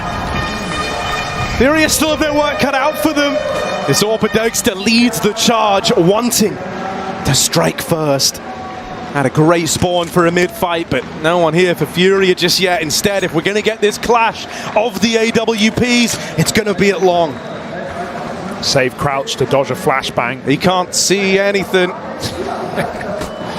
Flash goes over. Well. There it is. But he is going to nail the shot. That's a nice way of covering yourself. Dexter couldn't see him, and he's been at the front of these opening fights. Safe has only got his first just a couple of rounds ago. He's kept it going. Second opening duel one in the map. Safe finds the point man of OG, the heavy hitter. But they still want to work it. Safe's repositioned. Move back through the toilets, divide aside. And Conquer on his mind. He slams it down to Neofrag as well. Again? There's a third. Bomb at his feet. Safe is here, and Art's moved up to help out as well. It's a molly push. It's desperation. And there's no time to save this round. Furia edge it out. Even Stevens, 5 alive. Lovely from Safe. Lovely, right? What a snowbally round for this guy. It all starts over at long. An immediate rerouting, changes his path, diverts through the toilets, wanting to fight every step of the way, and wins all 3 of them. That's the Safe that we've been missing out on. Yeah, OG, they had so much success on this B site and regulation. I'd love to see them go back to it. That's how they avoid Safe. That's how they put this all out of the picture. OG won it once more. They leave Neofrag on his BS. Lurking and working that A site while the rest of OG go quiet outside Monster. You know, these were the real kind of staple rounds for OG in this. Flash over the top, a pacing that Furia just aren't ready for. Keserato only takes one of the grave with him. Here's the rest of the gang moving in. Yuri holds the line, denies the play in a B, and Art's already up short from the connector. OG don't like what they've seen. They're out of there, and I think this decision, this is going to keep the round in play at least. A man down, sure, but now they've got options in the 3v4. He's reloading. He's seen this, and he's going to go hunting. Flushes Art out of the round, and OG are able to reset themselves now and run it back again. I love the re-aggression for Furia, though. They move right back into the bomb site. They want to clear this. They want to be absolutely certain if they are going to rotate out. This bomb is going A, Harry. This is a two-man fake while Fiku tries to win it on his own, and Dexter's got that entry. Will this draw Safe out of the site? It certainly looks like it. Fiku is pulling wool over the eyes of Furia, blinded by the light. OG have A. It's insane. As if you've hit them with the you go B, I'll take bomb A and a major. Safe start with Dexter short. It's 1 kill in the right direction, but now you hear that bomb going down on A and you don't quite believe what they've just done to you. Furia, they need this now. They need the revenge. 2 smokes. They've got that going their way at least. That's for the bomb. That's for a little bit later. Now they move in, looking for these opening fights.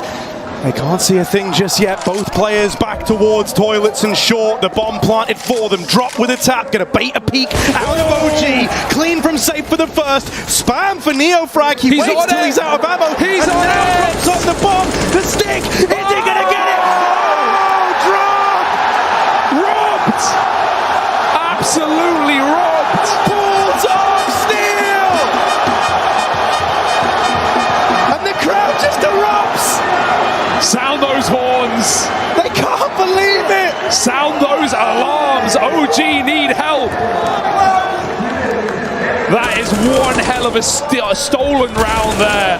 After OG completely faked them out.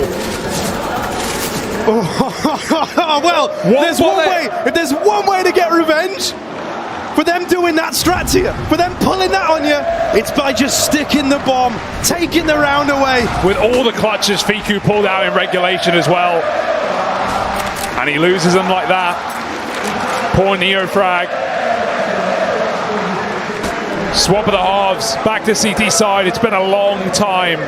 And if you remember, Reg, you remember these B hits for Fury are often undefended by OG. Not the case today. Dexter wants to throw himself into the engagement. Pushed all the way through. Headshot angle, and he misses that chance. K-Serata gets a spot. Oh, he commits, and Dexter, a missed shot. Hang on. Oh, the triple boost! And Nex is almost there in time. Trades the kill to bare minimum, but they've weakened the defense. They split them apart, and now Furia want to go. Oh, Fiku's trying to make a play. Trying is the operative word, because they've locked them both out of the round, and that's Furia now running into B. K-Serata nail in the coffin. And just Neofrag left. It's a quick flank. That's been this guy's whole damn thing. He's going to need to be cleaner than ever now. 1v3 on the wrap, fast on the approach. Good timing. Timing found. They are holding for it. First fight won. Drop out of the round, but Yuri's wrapping in. K-Serato's holding through inside of the site, and that's 18. Furia match point in OT. Oh, are you not entertained? I certainly am. But Furia can't celebrate yet. One more round to do it. On the rougher half of 2. But they did it in Reg. 7 straight rounds on T side is nothing to turn your nose up at. And Safe has truly come alive. He was bottom of the server for the longest time. Now saving the day. Triple nade! Bye-bye, Fiku! Airstrike! Goodbye! And now R in at the front. The mad scientist. He's lost his gun! He doesn't know where it's gone. He's been able to get his hands back on one, but inside of the smoke, Flames is right here. Nade goes back the other way, but still Furious sit with the advantage. K-Serata up in the air, and out of the round is Nexa. 4 versus 3. Furia, they can feel it. And still no hurry. This is your chance. Make the damn most of it. 4 on 2. A trade or a lineup. The spray of the effect. He looks away. And K-Serata, a red carpet of the blood of OG. They will walk it. 2-1 in the challenger stage. Furia, hold on. Make some damn noise. Straight in.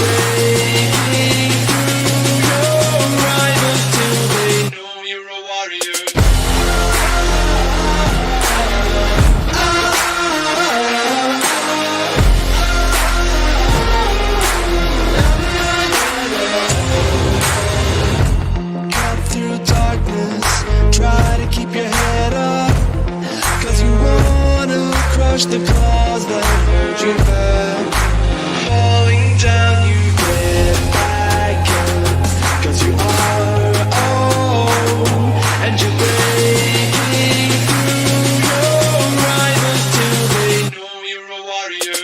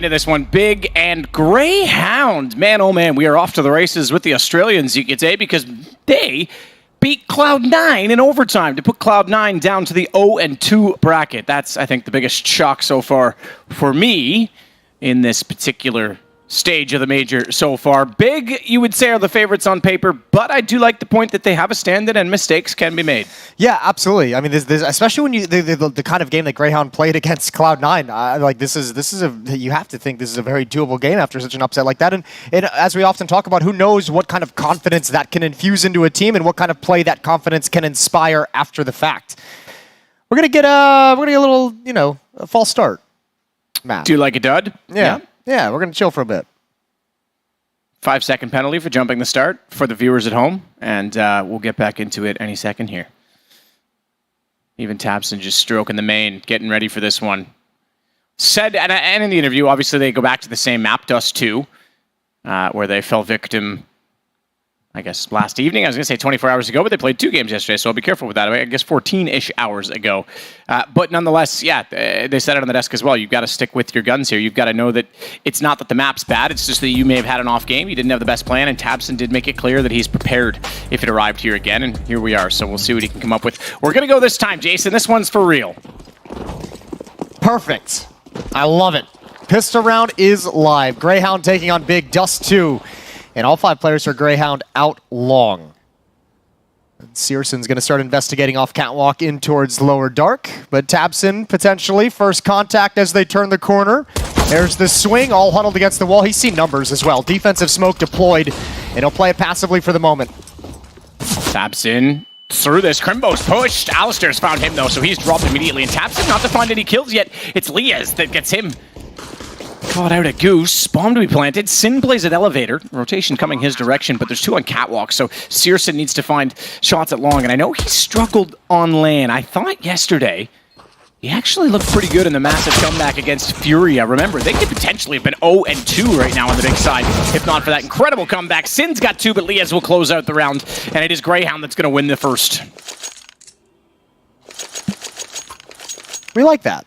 Nice pistol round from Greyhound. They managed it well as also. I mean, there's a flashbang through that smoke. They were prepared for the run-through, prepared for the follow-up fights as they crossed out towards long. Well done from Greyhound. 1-0. Good job from Alistair. Provides that opening kill onto Crimbo. Liaz finding Tabson as well. And just well executed. Nice simple pistol round. And again. Presence out towards long. Back sight. Oh, he's potential to line him up, but it's a little bit shaky. He's not comfortable with this fight. So much counter utility. Liaz is going to have to pick up the pieces. Double kill from him, and there's Sicko chiming in. Big turn the corner and get demolished. Yeah, absolutely do. Sicko and Searson. Excuse me, Kitto and Searson. Sicko's alive too, but not as Big's teammate right now. They're going to try and back off this one. Searson with the scout knows it's unlikely they'll do any further damage. He might try and catch them on the cross. He's going to rotate to Catwalk instead, though, because his teammate's already pushing it long. Smoke down in front of him. You could try and utilize, but he's nerd in. Oh, goes down. Kitto with the shot on the 5-7. Now we're at a 2-on-2.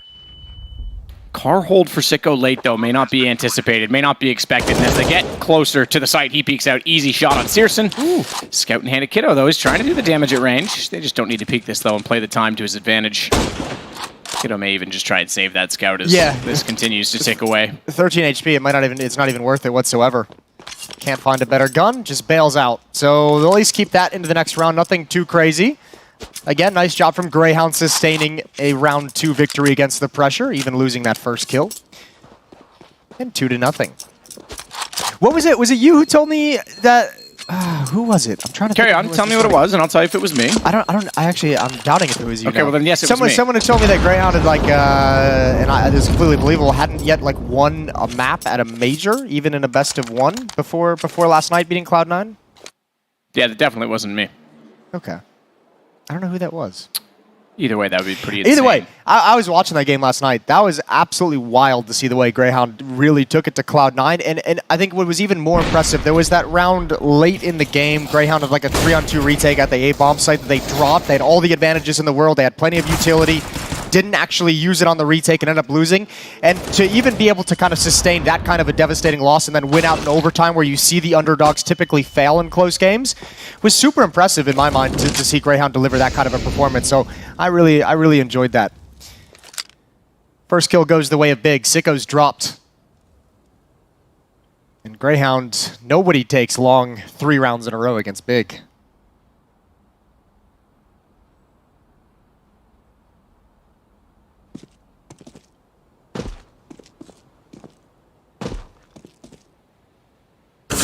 Stare. Underneath. I think through the tunnels, and Searson tries to put a pop shot through the door toward him. He's not able to find that, but they'll boost up Sin on the firebox, so he'll be able to spot anyone that's going toward mid to B late in the round. While I'm waiting at the B tunnels, even still, as Liaz will rotate back over.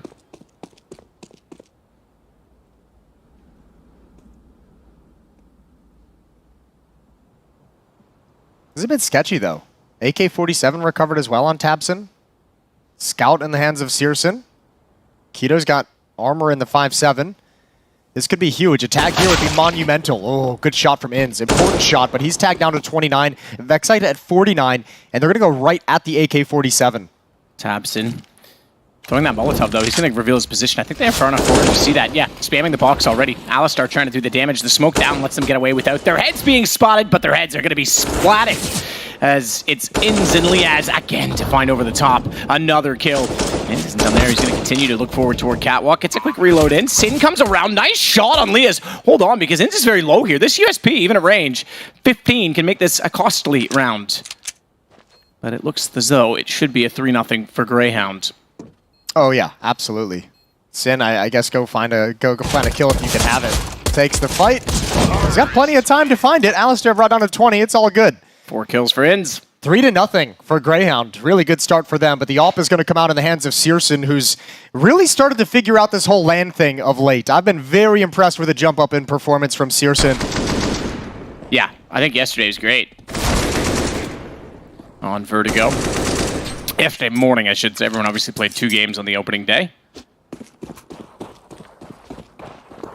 Astaire going to run toward B with a quick spawn. Lias toward A long, so they've got a bit of both to work with. And the backside smoke, he can flash, spray, and then back off and fade into the smoke and the distance. Searson with the AWP wants to get aggressive. Got to be careful. Already in lower dark. This is a little bit late to come into it, and Alistair spots it. I think maybe the barrel, and picks him off through the wall. So overstepping the mark is Searson, and a 5-on-4 provided for the Aussies.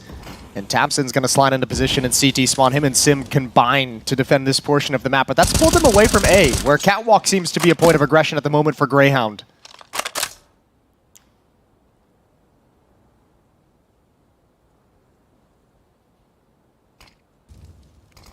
Tabson still trying to get an angle on this. Ooh, thought about this nade. It would have done damage. It would have been perfectly timed. Now it's a bit late. It's going to do some damage on Alistair, but it goes deep on everybody else. Tabson still giving up his position on the ramp. They know he's there. They'll swing. Go for the trade. Doesn't even matter. Vex going to nail that one immediately, and Sin takes out Sicko. And then slides inside smoke on the backside of the boxes to try and get a better angle to at least see up on top of the platform. But he needs Kiddo in this equation quickly, and he's still toward mid-doors, unsure of what waits on the other side. Greyhound looking for a 4-0 start, and I think at this point they're just trying to secure passage, safe passage at that for Sin to get away. Yeah, that's all they can do. Really nice round from Greyhound. Good take up Catwalk. I mean, all off the back of that pick onto Searson, and exactly what I mentioned. They kind of took advantage of the shift of the defense away from the A bomb site, a little bit of a gap that gave them advantage in the fight on the actual attack itself. It's a well put together opening 4 rounds so far from Greyhound. Still early going, plenty of time for Big to recover. And as Banks mentioned in the interview, you got Tabson, who's obviously an incredibly smart player. You got B, one of the most respected tacticians in Counter-Strike behind him. So plenty of time for those two to combine to find the solution to these problems. Well, the problem now, down 4 and not on the board yet at all. All at the long A position as well. I haven't seen too much in mid, although this one we did get the start out. Alistair absolutely nailed it, you're right. Shot half the body. I was thinking at the time that was a little bit late in the day for Searson to be making that kind of a play through the double doors, so maybe just lost himself a little bit in the moment. Reinvestment from Big. 2 M4s, the AWP still in the hands of Searson. 5-7s surround it.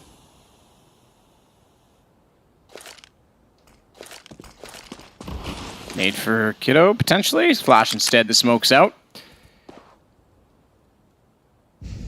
Sicko on 46. It's Sin that plays box and I think did that damage in his direction as he sprayed at the smoke. Tapping as well, not giving up all his ammunition too early on that M4.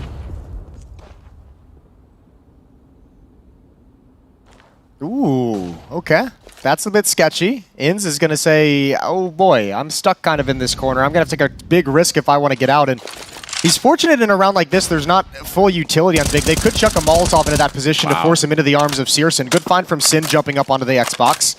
Liaz goes down, 4 on 5 for Greyhound. Actually the one that leads the way into the site. Shot out AK. He actually didn't get either of those kills despite being first in. He assists on Sickos. Inns gets the other, but Tabson stands tall, finds 2 on top of the ramp. I don't think they're aware that Vexite's in this position, though. Ooh, they're not aware at all, and that's a good headshot. Bomb is down 2 on 2. The AWP is trying to land the shot, but now they know its position. Out towards long. They've got nothing with which to cross. And 28 seconds on the clock.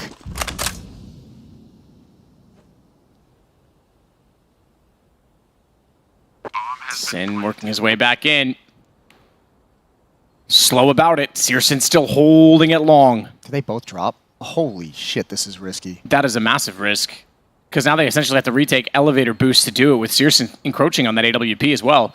He sees the gun barrel, but Vex said he's got the first one. And Searson still watching to see exactly. He can't do anything with this. The time's gone. He's got no kit either, so he can't even go for it. He sees the barrel this whole time, and he's just waiting for the peek. He's waiting for the exit kill, but he's going to miss that shot, and he's got to bail out. 5-0 for Greyhound. Solid from Vexite as well in that round.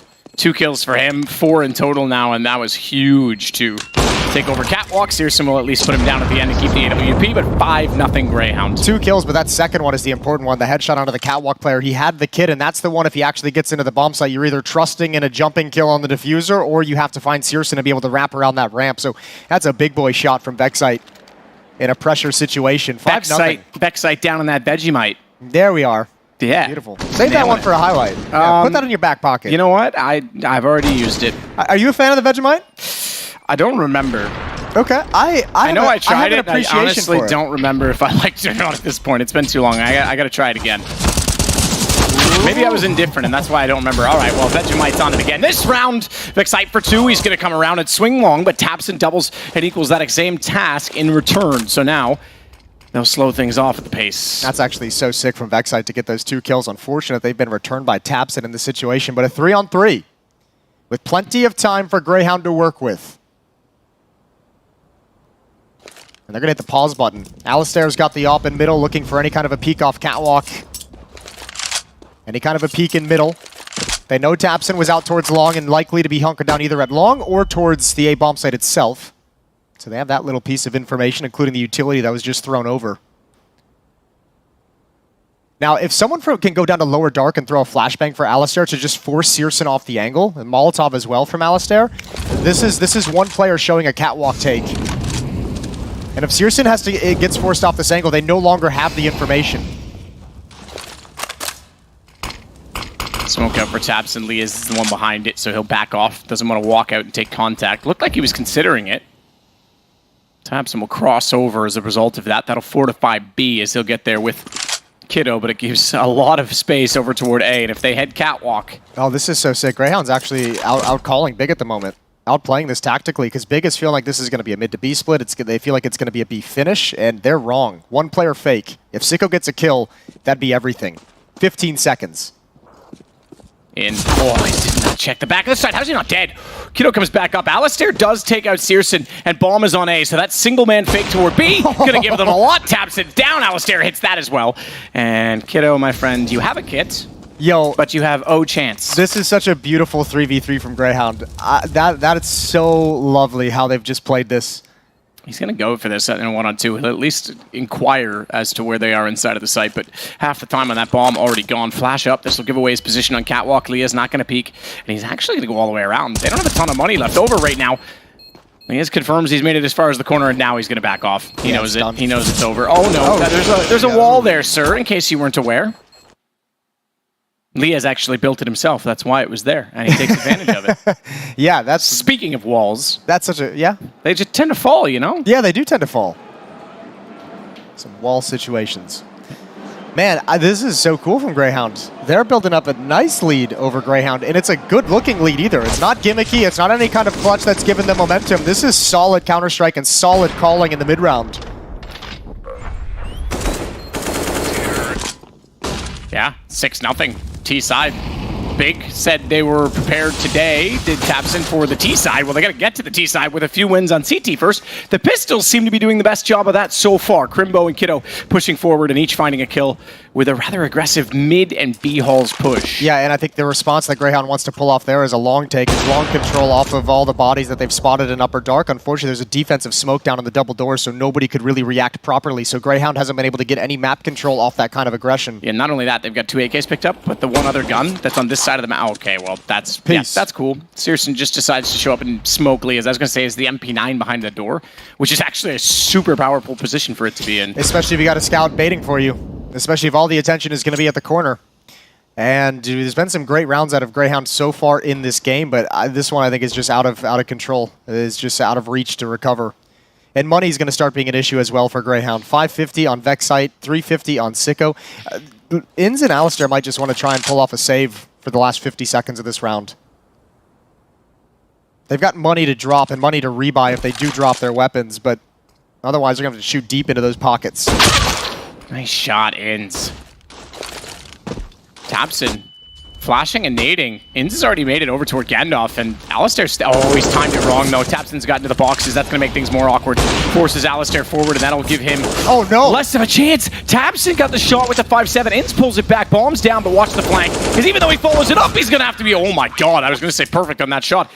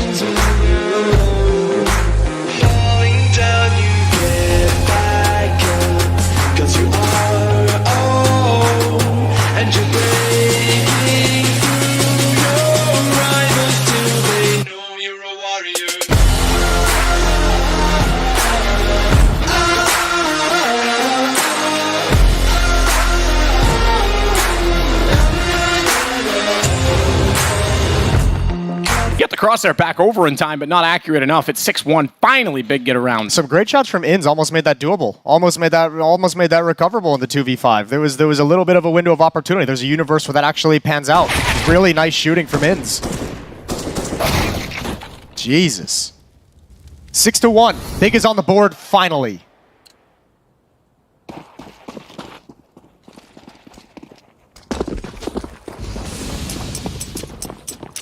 Alistair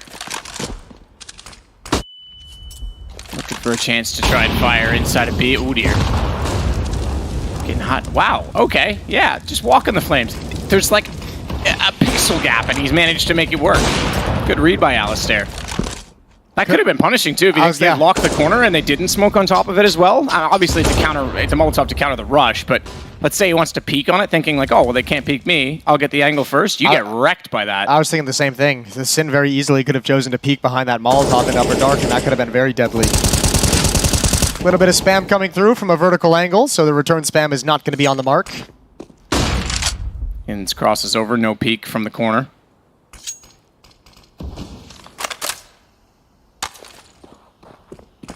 Three smokes, 2 flashes, and a Molotov for Greyhound's attacking side. Big is holding on to their utility as well. They're waiting for that late round execute to drop Molotovs. Tabson's got Molotov, smoke, nade. He's got all the utility, and that's a beefy one. I didn't call that one, Jason. I know. But you should have. If you were talking when that nade was thrown, you would have nailed it. Oh, thanks. I'm glad you have so much confidence in me. The track record's proven at this point. I agree. Unfortunate for Greyhound, they just moved into the catwalk execute, and that's where Tabson deploys his late utility. It slows it down massively. Remember, might get caught. Yeah, that's a late decision to transfer to that spot, considering Tabson's already at Goose. But Tabson's already at Goose. They never knew it. Excite goes down, Sicko falls. My goodness. Okay, cool.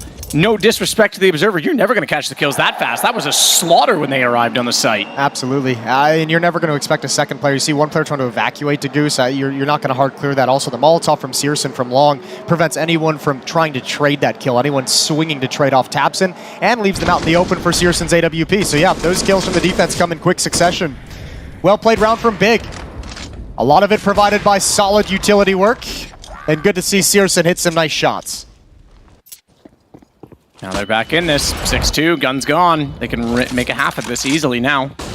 Greyhound's going to have to be aware of that situation, but also not let off at all when they do get guns back out. Speaking of letting off, Searson missing a shot gives a chance for some damage, but it's Crimbo that comes out with an M4. And it's not as cool when he doesn't have the AK because you can't say a Rimbo 47. No one's ever said that. No, everyone says that actually, Jason. You need to get more in touch with what the kids are up to these days. A Crimbo. Get down with the kids. Sin. Trying to do a little one tap through the double doors. Not a whole lot to work with for Greyhound. No timeouts yet from either of these teams. It was kind of surprising me. I didn't see Big call a timeout when they were down 0-5, 0-6, anything like that. But it might be a time for a timeout for if you're Greyhound just to say, let's get back into the winning ways. Let's have a little conversation. We had a good start. Let's make sure we don't let it slip away. Crimbo going commando. There it is. Me too, baby. That one's better. Me and you both, buddy. Me and you both.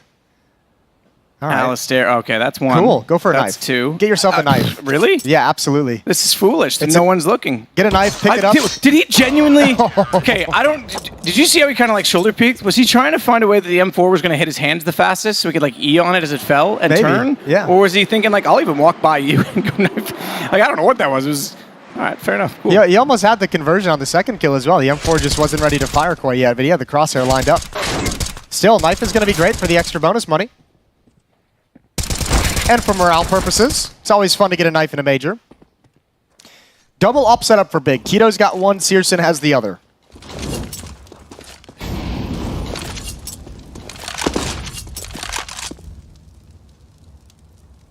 Inns waiting to see if there'll be any further aggression back toward the tunnel position, but 3 rounds in a row. Trying now to not let this get out of hand.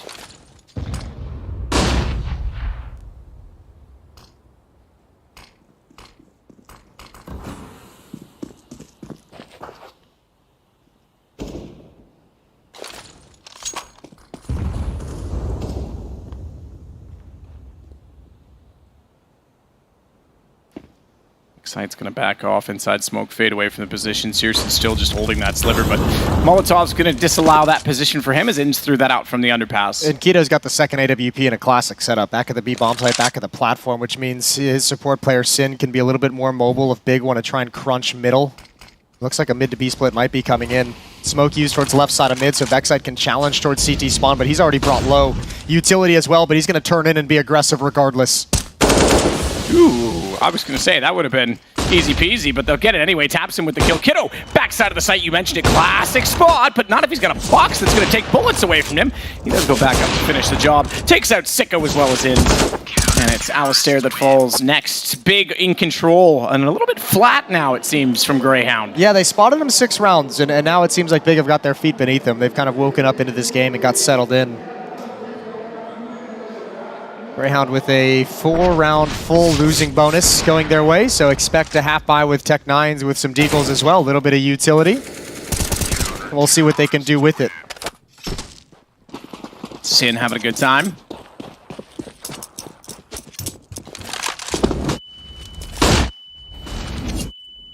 Searson, not sure if he wants to speak on that or not. Look at the amount of utility and flashes. He backs off. He's completely weak in this situation, though. Crimbo again to save him and give him 2 and a chance because he does damage to Lias. It doesn't matter if the op's going to get it. That'll bring Tabson out. This one's done as well. Jason, 1 round between them now at 6-5. Yeah, that's very quickly they've closed the gap. This is well done. And there's that timeout from Greyhound where they just say, all right, enough's enough. Let's talk things over. Let's figure it out. Alistair's got plenty of money for the op, so Greyhound can dig as deep into the playbook as they want, call out anything. Trying to capitalize on an incredible upset last night against Cloud9, against one of the world's best teams. A shocking upset here in Rio. Would you ever own a Greyhound, Jason? Yeah, I would. Would you? Yeah. Nice. They chase the chickens pretty fast. Yeah, but they're lazy otherwise. They're considered little couch potatoes when you don't put them on the track chasing chickens. Or rabbits, I think it is. I don't think it's chickens. Happens to the worst of us. Chasing the rabbits, the hare. Just like in Snatch. Okay, classic reference. I appreciate that. Do you like dags? Zoomers everywhere confused. Alistair with the op. Production likes it though, that's all that matters. Yeah, that's all that. I'm only here for them. If they're happy, I still get hired, so this is good. All right, Keto on catwalk, peering down into lower dark. He's gonna have a chance. Slow jiggle from Vexite, and he's punished for it. Slow jiggle, and he folds, Jason. Alistair looking for the smoke. Double doors covered off. One way on that pin smoke, and it's going to be Alistair that gets the better of Keto, trying to look under it as well from the other side, but not quite anticipating the shot. And then opposites in the open as Tabson waits in the backside of a smoke at long, though he's already pushed into the cave. And they have catwalk open to him, and they've loved this hit throughout this half. They've loved this catwalk take, and they've hit some beautiful shots on the entrance off catwalk as well. They've been very effective. So once again, this time they're going to find so much more space, not even any resistance mounted. So now the decision-making shifts to Big. They have to decide whether they're actually going to go for this playing retake. And they're going to at least investigate, see what they can find as the bomb just now gets planted. Not a whole lot of utility for the post-plant for Greyhound. Leans forward. Flash is going to catch him. Pre-fire. Might have had the time to get his vision back enough to fight, but Sin's going to get 2 on the back of it. Alistair still holds on. Bomb planted for Catwalk, which they've lost. Inns knows it, and he's a little bit concerned of the positioning right now because the AWP of Alistair needs to go aggressively in toward the corner. Otherwise, reverse boost. Searson's going to get them both because they were wrapping in from ramp, and it'll be 6-6 on a great retake. Yeah, again, good utility from Big. The Molotov on towards the top of the catwalk stairs prevents Greyhound from actually taking control and getting into the stronger positions to defend that part of the retake.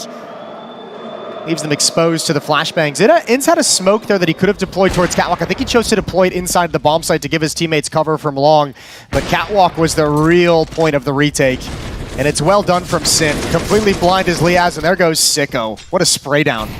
Flashbang forces both players against the wall and lined up. 6-6, 6 straight for Big.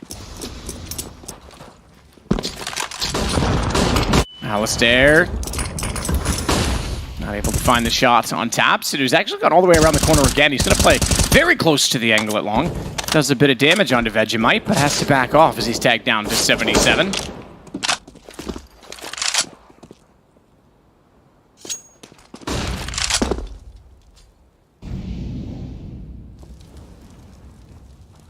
Slow pace again. Tie game. 6 straight rounds for either side.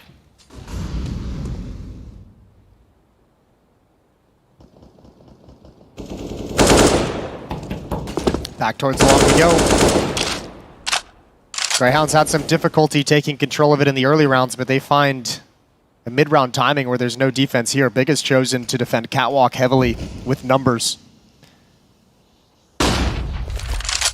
Flashbang over mid, able to turn away from that as Ins. Tapson's got there's a cool setup. He's got like a support flashbang for Catwalk, and he just chucked it out. Nobody peeked with it, but he set up there to make sure, because Greyhound had such an emphasis on it. They want to at least shut down this portion of the attack, but nobody's home at the moment. It's just going to be Ins lurking it. The main attention needs to be taken by the long players, but they're running out of time, and they still haven't gotten out of double doors. They still haven't worked up the courage to actually make the move. They've been here for about 20, 30 seconds now. Searson gonna find Excite in the first shot. Sees shoulders, knows there's gonna be more. The good flash pushes off the EWP in return. Alistair can't get the angle, and Searson's gonna punish him. He tries. This is just a shooting gallery. Unfortunately, the gallery shoots back. Leah's with the kill, but he's about to be taken down from the side, even if he tries to get yet one more. 7 in a row now for Big, and I think the Hound has been muzzled. Nice. I was looking for something. I know, I like that, it. but, Yeah, you know. you really found a way out of that at the end. Didn't stick the landing, but it's not bad. Judges give it a 6 I was going to say the out of 10. Hound has been hounded, but like, you yeah, know, that doesn't work. No, Muzzle. that's lazy. Nice shot from Searson. Nice sequence from Searson, just constantly re-peeking with the safety of support flashes. 1 round lead now for Big. They've overtaken it after a slow start. They've played through the pain, and they're rewarded. And back down to Tech 9s and pistols mostly for Greyhound. Crimbo again at long. He's been doubling up in this position so often. Now he will do so again as he has to back away. Bit of a flashbang deterrence, but he still had the vision enough, as we saw, to get the kills. Tabson, Sicko. That's the kill in the order, as Leas will get back into Tabson. However, it's Searson that remains on the ramp, and Crimbo's been alive the whole time. Jason, he's up now to 12 kills in total with 3 in this round. It feels like in that 6-round run to start the map for Greyhound, a lot of that success came off some really cool, good shooting from Ins, some really cool like mid-round calls and maneuvering around the map and out-calling Big in those situations, but they haven't really had success since then early in the rounds of finding opening kills, finding picks, or finding any kind of map control. They haven't been able to take long quickly, so they haven't been able to like kind of force pressure with map control. They haven't been able to find any picks with the AWP. They haven't been able to really win too many engagements, so they haven't been putting themselves in those like 3v3 mid-rounds that they were so effective at to begin. And the second timeout called by Greyhound. I think Big has still held on to all 4 of theirs.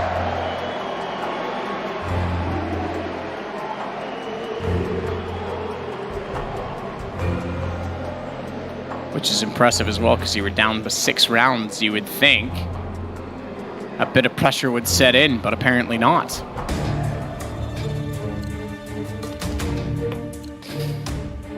So back underway for the final round of the half. A round that obviously Greyhound would love to win, considering they don't remember what that feels like at this point.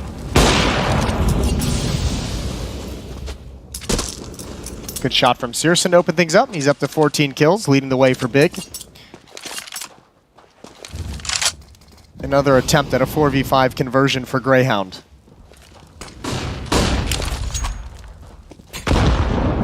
Deep nade towards the base of Catwalk. There's a little bit of chip damage. Liaz can't convert on a very tough fight to take.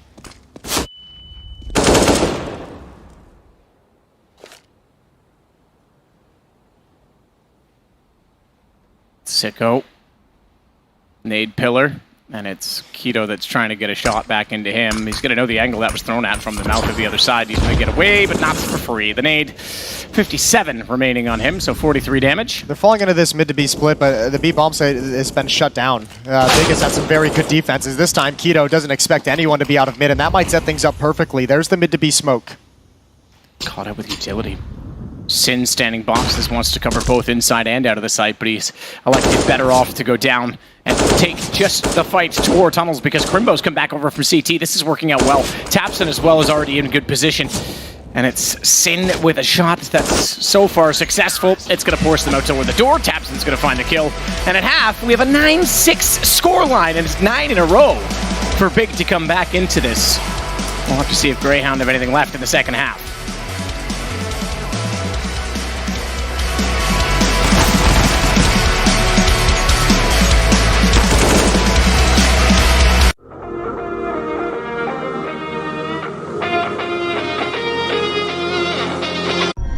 Upptäck Oral-B IO10 med IO-Sense. En personlig borstningsupplevelse som aldrig förr. Just nu får du en Google Nest Hub när du köper en Oral-B IO10. Try the Barber Club Beard and Skin Oil, infused with cedarwood oil. It grooms your beard and relieves your skin, so you look, feel, and smell amazing. That's why we're #1 in the world. Just join the club, the Barber Club, co-crafted with barbers by L'Oreal Men Expert. Yeah, we all worth it.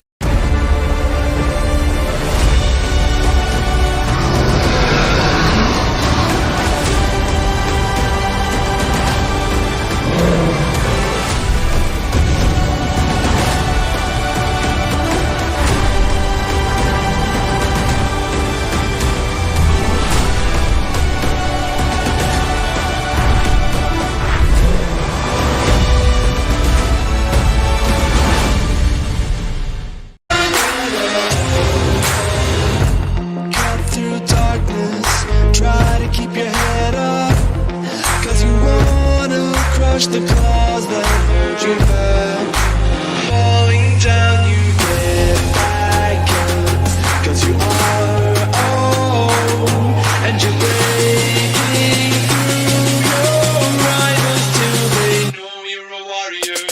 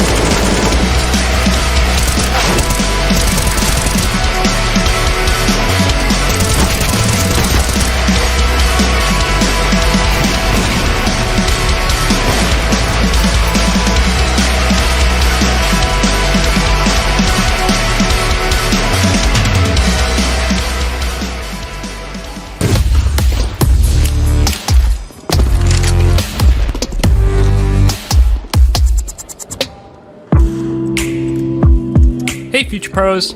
Some people hate dust too. Anyway, here's a cool smoke that you can throw from T-spawn to land on the hinge of the mid double doors. Without going down a rabbit hole, you will need a scope to line this one out. To throw the smoke, get into this mini corner along the fence. Crouch down and double scope to find this smudge along the awning. Then simply jump through the smoke while crouched. By some miracle, the smoke will land.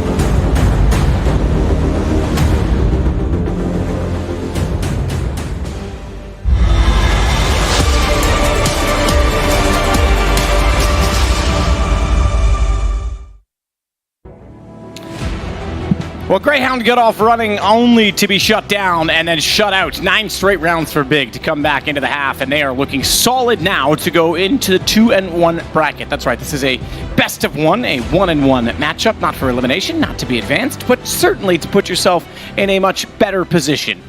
And that's what Big hope to do after a remarkable comeback to start things off against Furia, but a pretty lackluster follow-up in their second match after that last night.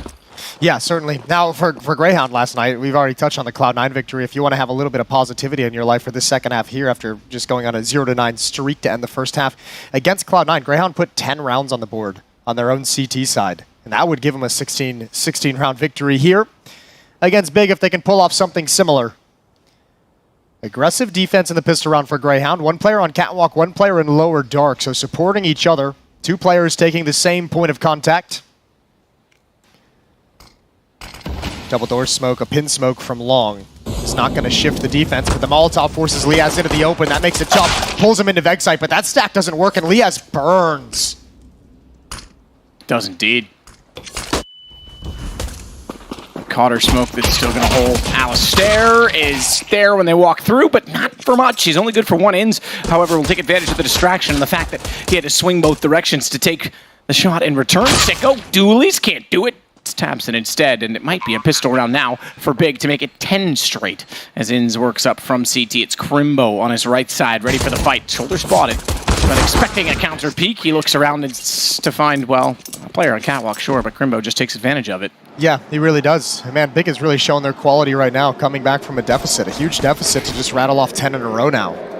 And it's been a comfortable run from them as well. It hasn't even really felt too many rounds have been all that close. Maybe 1 tense retake mixed in there, but Big has complete control of this game. 4-round lead. And Greyhound buy in the second round. No scout, but it's 5-7s. It's utility. It's a couple deagles mixed in. It's got some stopping power. And they're about to shrink the map with this upper dark crunch.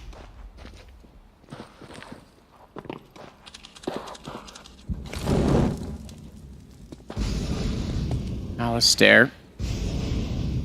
All the way around. He'll be the sole attacker. The fact that they've given him this much, though. Yeah, well, he has to wait. You don't want to turn this corner and actually challenge in towards double doors. You want to see if they're going to fall back. You want to get your 1, maybe 2 if you're lucky. This might be early. If he peeks this, he's going to give up the game. Yeah, now they know they're boxed in. Now they know there's going to be a stack at the A bomb site as well. And the question is, do they feel like they can, they might not be all that intimidated due to the weaponry, but certainly they know they've got a fight ahead of them.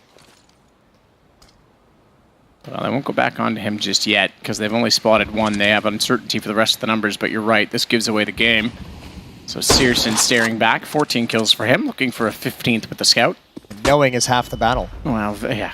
Vexite is trying to see above the smoke for when they cross, but they'll stay tight to it, and he won't get any information. In fact, takes damage instead.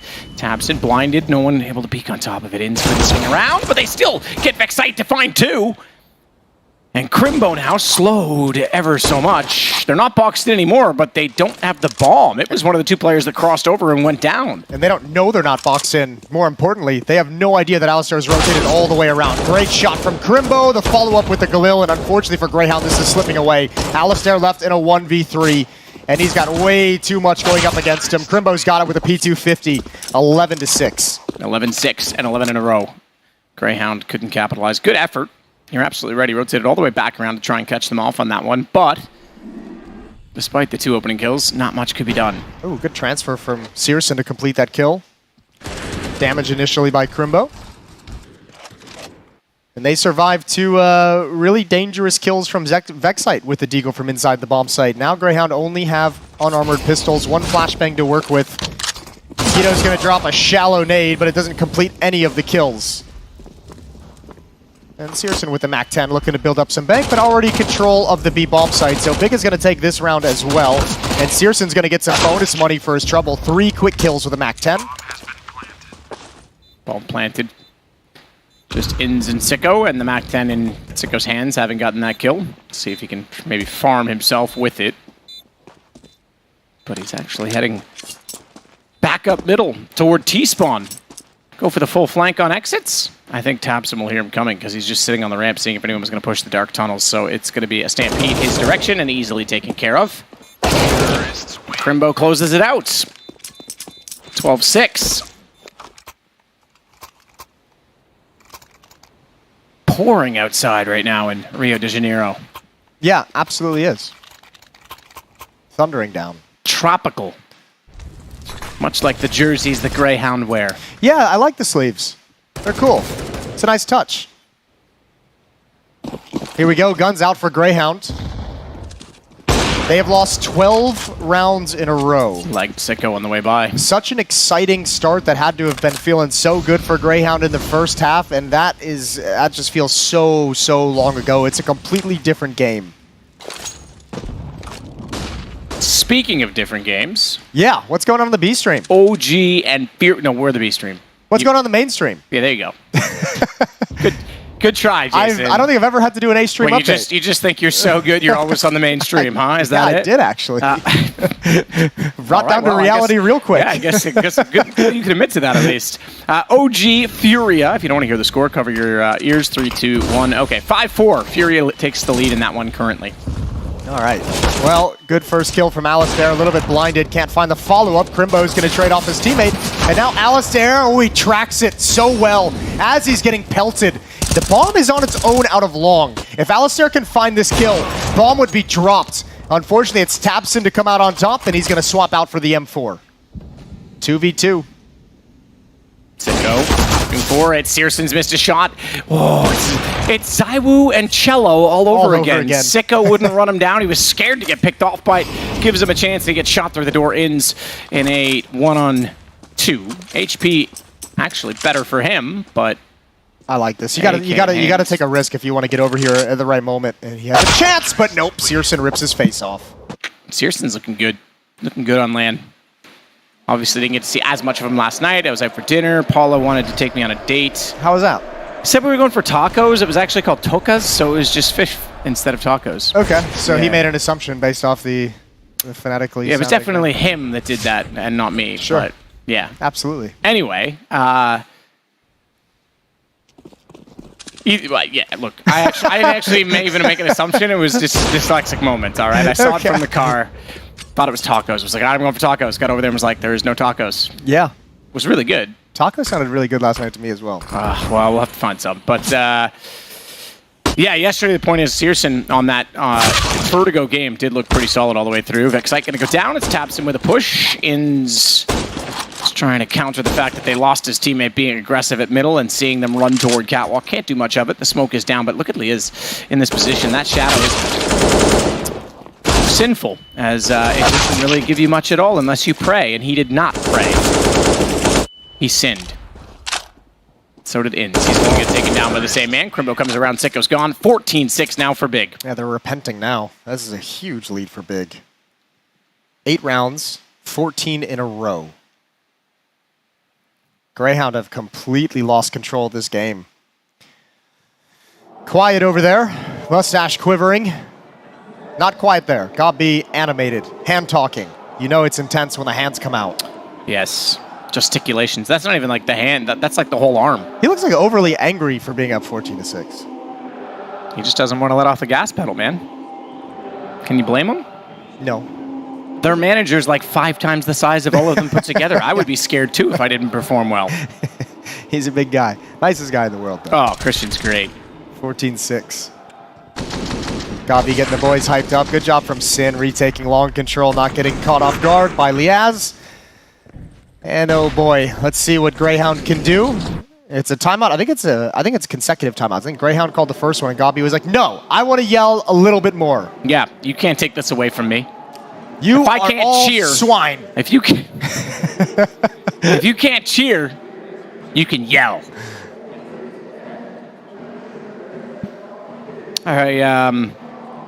I heard in honor of Source 2 coming out that Gaben's going to be at this major. Oh, perfect. To announce it, actually. Sure. Keep the trolls going. First time ever at a CS major for Gaben.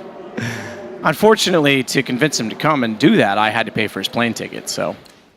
Yeah, I'm sure he's going through a rough time these days. Yeah, he couldn't afford it. So, you know, you're welcome, Counter-Strike. Oh, Sicko's tagged yet again. Yeah, second time on the cross in the last, I think, 3 rounds. The life of a B player. That can be so frustrating to always play games with only half HP. Always play rounds, excuse me. Alistair, oh, he can't manage it. I guess he flicked over to the right. I think he thought Searson was going to swing a little bit wider before taking the shot and just miscalculated. 23 kills now on Searson. Sin. Up on top. Oh, Vexite, if he had peeked out, there was no utility there. He might have actually gotten a free kill on it. Could still find Tapson jumping up, or Sin coming back. There it is, but now they know his position. Tapson's not going to let him get away. Smoke deployed to allow the escape, and that should do the trick. Saeed still spamming in. Tags up the shin of Searson.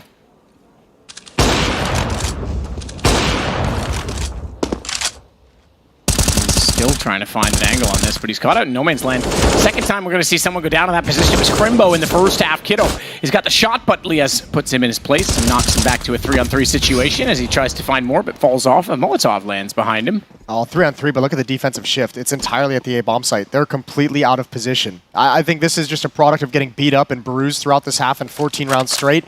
Greyhound is massively over-rotated, and now they've got to come back, but Searson's watching the cross. And they don't have any utility. They have no smoke, no flashbang to force anyone off the angle. Searson can very easily have at least one pick here. Oh, the jumping shot confused him, but the Deagle does its job. And Vexite, he might have to just do this all on his lonesome. He comes right through, but Crimbo's ready. Crimbo is ready. Leah's up against it now. 1 versus 3 to try and prevent map point for Big. And essentially now, it's 14 rounds, going to be 15 rounds in a row. If they hadn't got off to the good start, this could have been even worse. Could have been a 16-0, is where I was going with that, Jason. Well, I mean, it's a 16-0 run, potentially. That's basically what exactly I said. Okay, but thank you for driving that one home, Jason. Yep. Yeah, I just had to reinforce the point. Yeah. Good shot from Liaz there at the end, trying to save the op. You always copy other people's homework? I was looking at the other monitor. That means your ears don't I can't work use my either? eyes and my ears at the same time. Okay, all right. That's why I never see you chewing bubblegum. 15-6. Oh no, 15 in a row for Big. This is brutal. This has got to be so demoralizing after such a cool start for Greyhound. Yeah, it is. This, like, no question about it, right? This is, you're going down to 1 and 2. We know there's a scary bracket. We know, especially mathematically, Greyhound with the rating could very well line up against Cloud9 in the redraw for that particular segment of the event. So they... take that back. No, they can't. They already played them. Nice. So Greyhound will avoid Cloud9 no matter what. What was I saying? It's okay. So that's actually better off for them. You caught yourself. That's nice. That's well done. It could be problematic for Vitality, though, because that means that avoids that matchup. A Cloud9 Vitality matchup. Ooh, I never thought of that, because mathematically they would have avoided each other. But if Greyhound falls down, that means there's already one scenario ruled out, and it becomes more mathematically possible. You could have a Vitality Cloud9 knockout game. That'd be so wild. Normally, I'm a big fan of those kinds of like high-pressure games with some really good teams early in tournaments, just because I think it's fun to see some of the tournament favorites be under that much pressure early. But the Challenger stage is a bit early for it in my mind. I don't know how I feel about it. Molotov out towards double doors. Wow. It's going to force Inns away. Alistair's trying to maintain some aggression to find an advantage for his team with the AWP. They've got 2 SMGs on the board, so this AWP is really desperate to find something. Crimbo trying to get the spram through the smoke. Showing catwalk presence, showing catwalk control, but set up perfectly to drop into either a mid to B. Oh, good shot. There it is. Alistair patient this whole round, and he finally is rewarded. That's the bomb dropped as well. That'll change the plans. Well, the plan right now is Searson go kill. Walking into B with that AWP, but Kiddo's got it instead at mid. Alistair caught out, that gives it back. 3 on 3. Crimbo instead finds it. Kiddo's going to follow it up. It's all down to Liaz. And the explosive kills. Searson goes aggressive, and Big go on a 16-round run to make it a 16-6 scoreline. They find themselves 2 and 1. And as we say, Greyhound dropping down to 1 and 2. If Cloud9 are successful in their best of 3, they cannot play each other. This has consequences on the entire bracket. It absolutely does. That's heartbreaking for Greyhound after such a cool start, and you can see smile on the face of Searson as he's starting to feel himself on land at this tournament.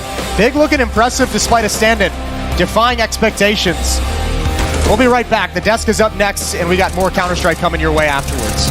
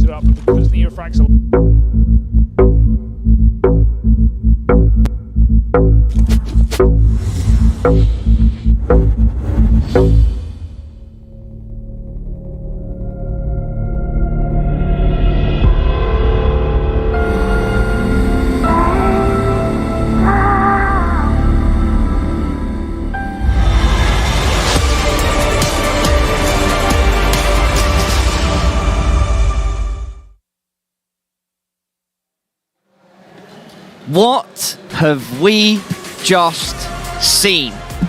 Greyhound gets 6 rounds in a row. And then afterwards, they do not get another single round for the entirety of the map. And Big gets 16 in a row. I have never seen anything like it. We've seen 16 zeros. Get ready.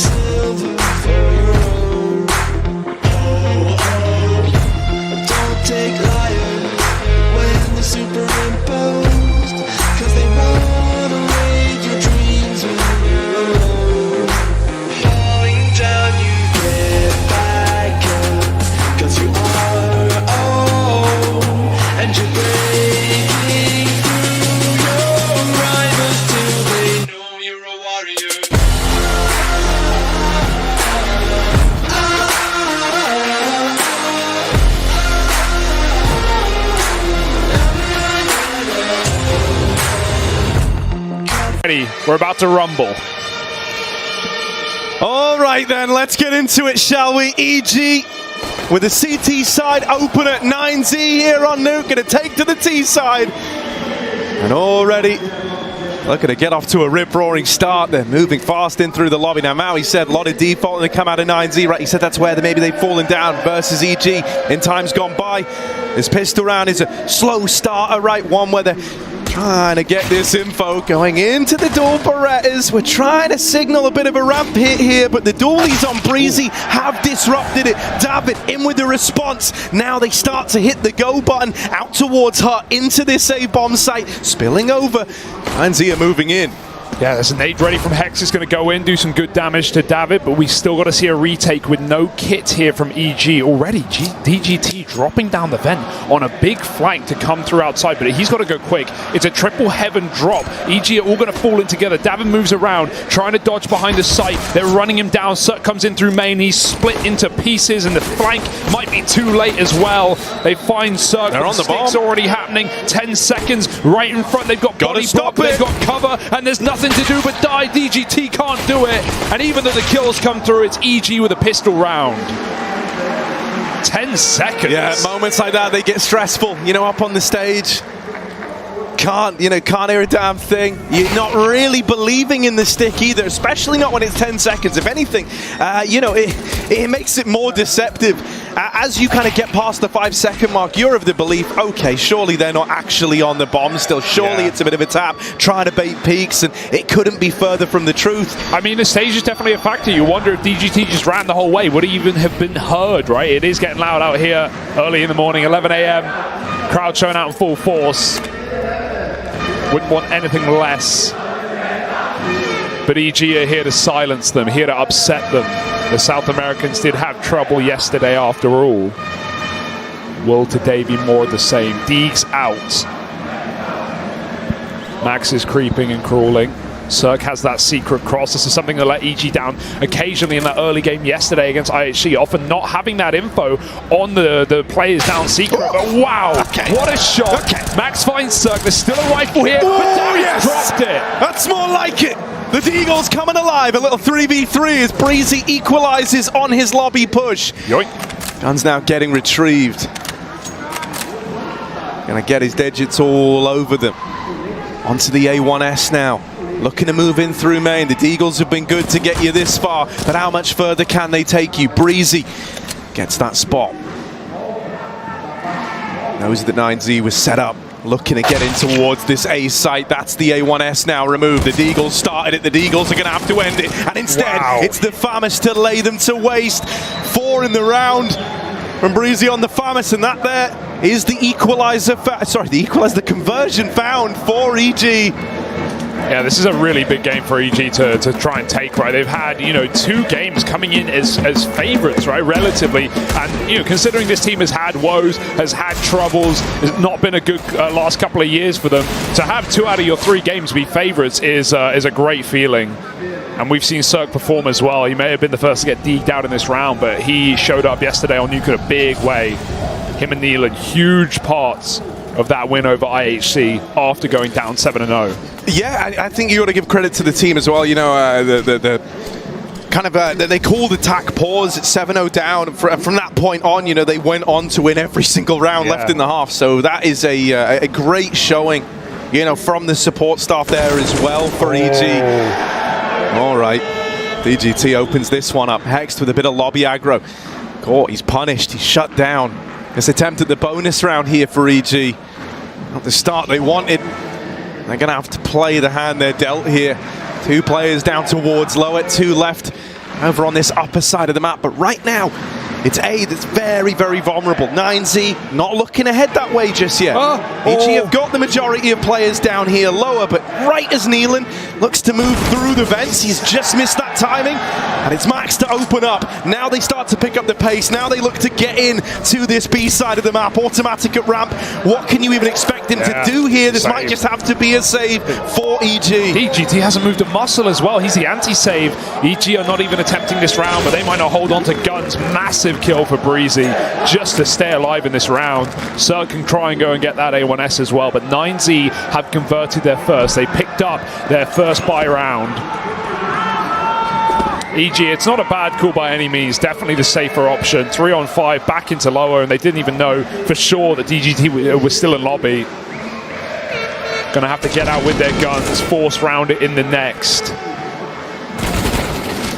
But 9Z, hey, they brushed off their worries after yesterday, right? The opener was appalling. They really got shredded by Gamer Legion. Definitely been a team that we need to hold to a higher standard. They've really been taking scalps as well, over Vitality included. So, yeah, 9Z fell there pretty heavy-handedly, but they woke up against Imperial. Not an easy team to take down here in Rio, and they got their revenge. So maybe less worries today. Yeah, you know, I mean, it kind of felt like that first game maybe stifled by, you know, the kind of emotion of it all, you know, how hard it hits, the pressure. Yeah, it is very intense. And I don't really think a lot of people were expecting it to be so hot right out of the gate, you know? I wasn't. And so, you know, maybe there was that adjustment period, but it does feel like we're starting to get a more typical look at them now. Huge deep molly from EG out of blue boxes as well. Look at that smoke. They tried to bounce it for first to red, and it's gone out. So it's not going to help them on this cross. They still will do it dry. It's just very risky, and EG could get that info. There's the wall coming down. 9Z going to cross, and as I mentioned earlier, this was a constant problem yesterday in terms of those rotations. Who's dropping down vent? Do we already have a lower player? Do EG have those fixes? Right now, Hext will just make it down in time, but he's not really armed for the job. Even one kill would be good here. He's going to try and anchor down in the B site.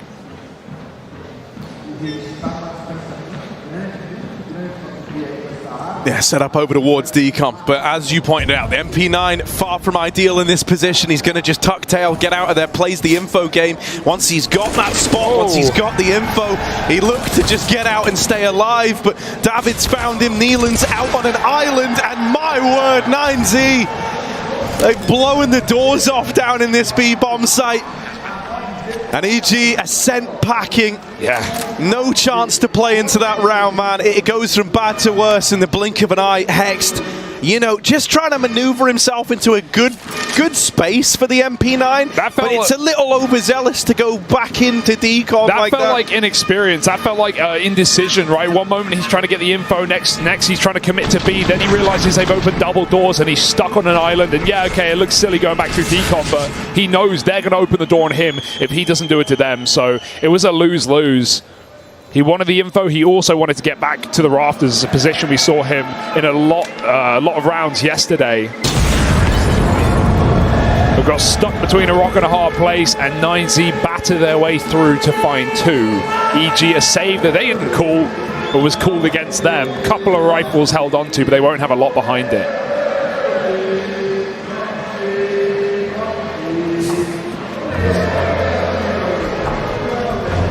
All right then, little timeout now. We kind of mentioned how impactful these TAC timeouts were for EG.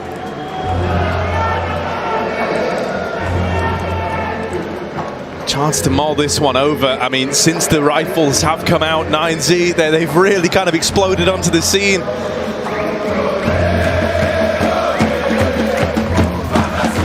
God, just the atmosphere in here, it is incredible. It's nice to be in the building this time. Getting to listen to it from outside was quite cool the other day, but yeah, it hits different when you're here. And it definitely hits different when you're up there on the stage itself. All right, right back in now after that little timeout. Let's see what EG have come up with. I imagine the bulk of the discussion was about the follow-up round. But here, they've still got a bit riding on it, right? One of these rifles taken out immediately. Not what you wanted if you're an EG fan, but for 9Z, ramp belongs to them. It's a clean nade, it's a clean opener, and they're moving in virtually uncontested. Now all the big threats have been dealt with. Both the rifles are gone. And so just 2 USPs left to get past. It's a walk in the park. Crystal clean silent drop from Zerg, but it matters not in this round. And EG chose to run the same setup they had in pistol, right, which completely caught 9Z off guard. Nealon deeper ramp baiting for automatic close with a rifle, but as soon as 9Z see that baiting player, they hard swing ramp. They clear him out. So yeah, one rifle gets nothing. Breezy goes 1 for 1 in the lobby. It's an easy round for 9Z. They've just got to punch the numbers in. Hext is here at B, but they check him. Nice spot. Not the most common one to clear, but Max is aware. And that's the round. 3-2. 9Z in control right now, but EG's money starting to build back up after that eco round. Gonna need Zerg to come in hot with that AWP immediately, won't we? Yeah, I mean, it's kind of always been something pretty G that I feel like especially on Nuke as well, Zerg is normally the kind of catalyst for a game to start to turn around, right? He can so often be that guy to put up the first few rounds to really get the ball rolling. And it's in games where he doesn't. It's in games where he goes quiet. They're the ones that you really get worried in. Fast A play here. Complete change of pace. 9Z are already in the bomb site. Running it down. Hexed up on top of Hut. Has dropped the bomb and goes on to double down. Butter with the trade has brought this one back into a 2v3. Digit going down the vents. Whoa, no. That's a leg from the AWP. And so he's out of there. His teammate dead with the bomb. And DGT's left running for the hills. EG with a response. No way he's saving already. That's mad. They've got so much money. I'm surprised to see that call. Maybe he's hoping they come towards him and going to re-aggress later in the round. But yeah, this is an awkward one. I love how Zerg even chased that once he got the leg. He went right back up the vent to hunt the kill. And he knows he legged him as well. A save at 1 minute. You don't see that every day, especially not with such a wealth of economy. I would have really loved to see DGT just go for this and try and find some damage, take a gun out of the round. But at least this gives you a chance to breathe, and also without wasting a tactical pause, you can chat about that next round, right? You can get set up. A little A-rush that went smoothly for a moment, a 1-to-1, but Hex held solid on top of the hut. And when you go for those quick A-pops, you need that on-the-fly hut roof molly. The only issue with it is it's going to take a player out of the rush. It's going to force someone to dedicate a T-roof to throw that utility almost every time.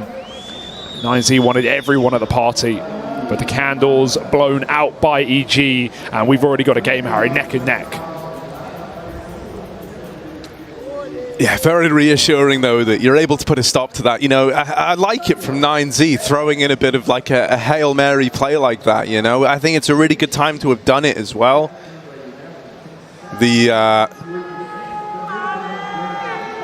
You know, the kind of idea there is if you're able to just completely tear through this one, wreck them, get ahead in terms of the money, and then let them know that, you know, yeah, we are capable of just running this fast upper hit on you.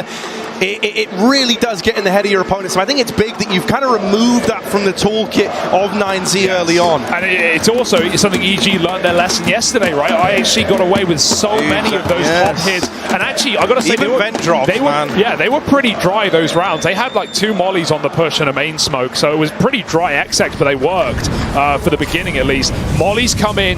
9Z are doing the same thing. They're just delaying it by a second. Smoke on the Molotov. Out the door. Max is blind. Hex needs that double again, but he's getting spammed through the hut at the same time. Back at the site, Breezy needs to anchor down.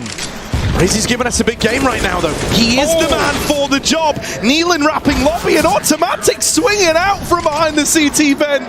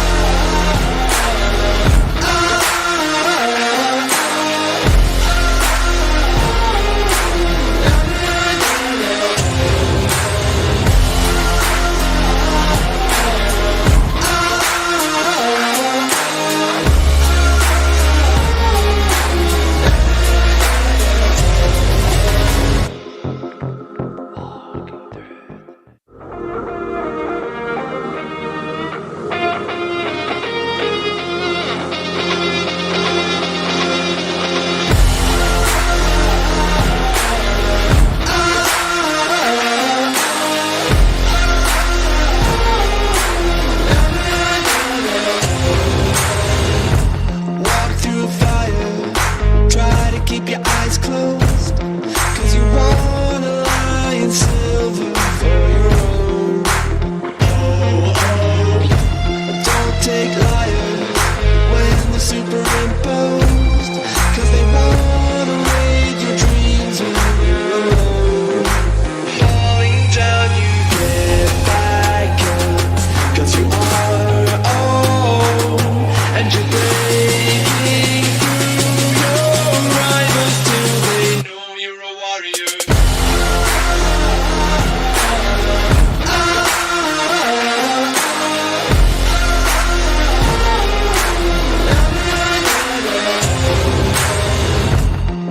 Light up 9Z. And so EG find themselves back up in the lead. This is where now for 9Z, you've tried these back-to-back fast top hits. Yeah. They clearly have an idea. They clearly have something they think they can break apart here. But do you want to fall to temptation? Do you want to keep running those back? Like you say, IHC might have had success with it yesterday, but it's starting to feel like a very different tune now. Yeah, Zach's calling in a timeout as well. Going to chat this one over. Probably calling these rushes off. You know, 9Z may have wanted to call EG's bluff that they wouldn't do it twice, but they certainly won't do it thrice, Harry. Got to see some more smoke walls, some more defaulty rounds. Trying to use the pace, trying to break that money early so they can get the freebie round to 2-for-1s. But EG now, after a couple of clean holds, have built up their own bank. Cirque on the AWP. And on the other side, I think it's important to mention NQZ bringing one out as well, right? So this is the pace change. This is what we're about to get. They've had some time to talk about it in the timeout. So let's see what they've cooked up.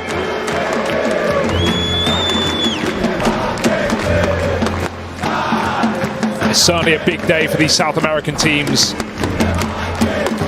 Imperial, 0-0 Nation, both facing elimination later on if they can't stand tall. But 9Z, at least they sit with a 1-1 scoreline for the moment. They've got a bit of breathing room.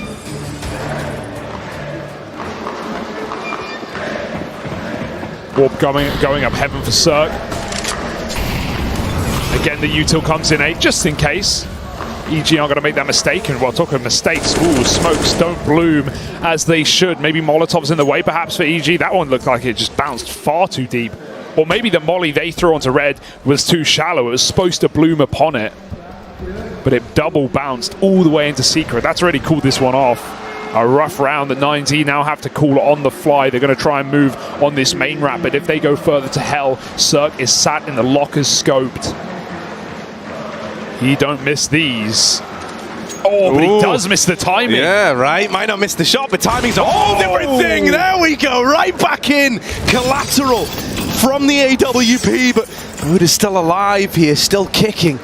Low on health, but in with a chance. He does have the bomb on his back, and that might have to mean this aggression tapers off somewhat. They just climbed up ladder. Breezy's on T-roof. No one has a clue. Cirque's re-aggressed on ramp in the meantime, and DGT is missing every single timing. He's in like a grey area. He's in the grey zone. Oh, it's Cirque. Blows him out the water. DGT's gone. What on earth is this This round? is so wild, man. A round of weird timings, weird moments. And I mean, you've got Breezy up on top side. You've got Hex starting to take Garage away. 9Z, they're going to have players walking into their crosshairs if they hang around. But still, how are you meant to play back into it? Yeah, it is this save. A combat save, though. You are in enemy territory. They've traded places, Hugo. Who's CT? I can't remember. What a weird round. I can't believe EG even just sneak up on the roof. That's just a testament to how Breezy's feeling right now. He is on silo, and he knows that this AWP is in back garage, so he might even risk hunting for it. It's a very risky play, but with risk comes reward, and he won't take it. Rather build his own finances. 5-3 now. EG looking good on this CT side. And as said, even though we talk about the trepidation with that IHC game yesterday, you have to also frame it that EG got 8 rounds on CT side in a row once they figured it out, once they had that timeout. So we know they can do it. And they're absolutely fine with letting 9Z bungle their money and get no loss bonus as the rounds build up for Evil Geniuses. Orbs still remain.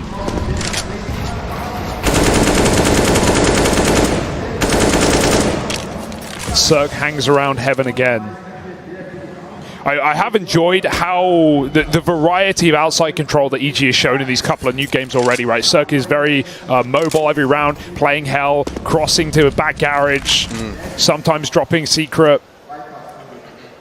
This time it's Automatic who's gone down the vent, and finally the smoke wall actually does bloom correctly. 9Z can make it down, but it's already being contained. Yeah, Automatic's even dropped the smoke here just to really try and take the momentum out of it. You know, you don't really, you've seen the smokes, but you don't know if anyone's crossed with them yet. You don't know if this is all a bit of a ruse. However, Automatic does seem convinced, lobbing in all this utility. Yeah, he's just stalling the entire round, buying so much time. Nealand's even here as well. A little bit more to bring to the table. They can play off of each other now, have this little bait and switch setup down towards the double doors. So if 9Z do keep playing into this B site, they will have to contest with this. Oh, Nealand, the timing. He's going to re-aggress. He gets a kill. Even if he gets traded here, it's going to sell Automatic's position as he finds 2 more and the bomb gets dropped. Massive double up. EG push. As soon as 9Z feel comfortable, feel like the utils run out, okay, 20 seconds, our time to go, that's when EG force the fight. A very aggressive play, but again wins the round and forces another combat save. 9Z keep getting real estate outside, but it is so by design with how passive Cirque is being. He's fine playing that ramp room, he's fine rotating, and even though it almost let EG down yesterday with the amount of heaven wrap Score got away with, but something that 9Z haven't really even attempted so far. They might lose guns after time. Oh, that's good. That's good for DGT. Doesn't hurt Automatic all too much to make that play, but it could have been a disaster if DGT died as well.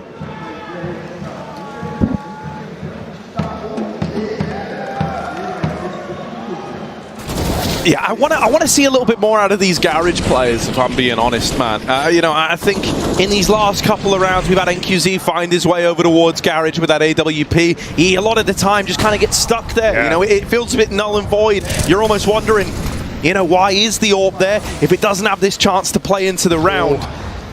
I think, it's very, very tempting to give teams outside if they don't do anything with the space. And if you're able to shut down the other avenues like these secret pushes, you are onto a winner. EG are in a really good spot right now. 9Z needs to finally do something with all this outside space. And for that, they're going to need a fight to go their way. Automatic is on an island right now. He's climbing up into the heavens, but the timings have been missed. Oh, no! What? He's stuck on the railing. He actually couldn't move out after the shot. Awkward positioning there for NQZ. Automatic tries to get 2 from it. He won't be able to. That's now a gun gifted as Buddha climbs up the ladder, up the heaven, but he's got the bomb on his back, Harry. This could be very, very awkward. You don't want to lose it here, of all places, so he will just tuck in and wait for the kills to come to him. They will. I know, I'm so nervous. Oh, yeah, Breezy's seen him. Breezy just saw that. And that wasn't just any info. That was the info that the bomb is coming heaven. You know you can win the damn round right now. Oh. Swinging out. Max is going to trade it. That is a huge recovery. Now the bomb is back with David. He's got it on his back. He's safeguarding the round right now. It's still in with a chance to win it for 9Z as long as that bomb stays alive and can make it down into the site. Yeah, nice move from Hex to get into the lobby. He's not open to A. He's giving it up, but shut down is Nealand, and Hex gets cleared as well. It's all come up 9Z. They traded places. Flanking. He's missed the shot. That was his chance, and DGT does the dance of death in the site. Saved by the bell. 9Z do it. I love that split. It felt like EG had near perfect positions to win that round. They knew exactly what was going on, but 9Z collapse upon them. Thank goodness there was a second heaven player. Like said, that could have gone awfully wrong. And right now, this AWP is just posting up, scoping, and waiting for EG to get impatient. Right now, it's profiting.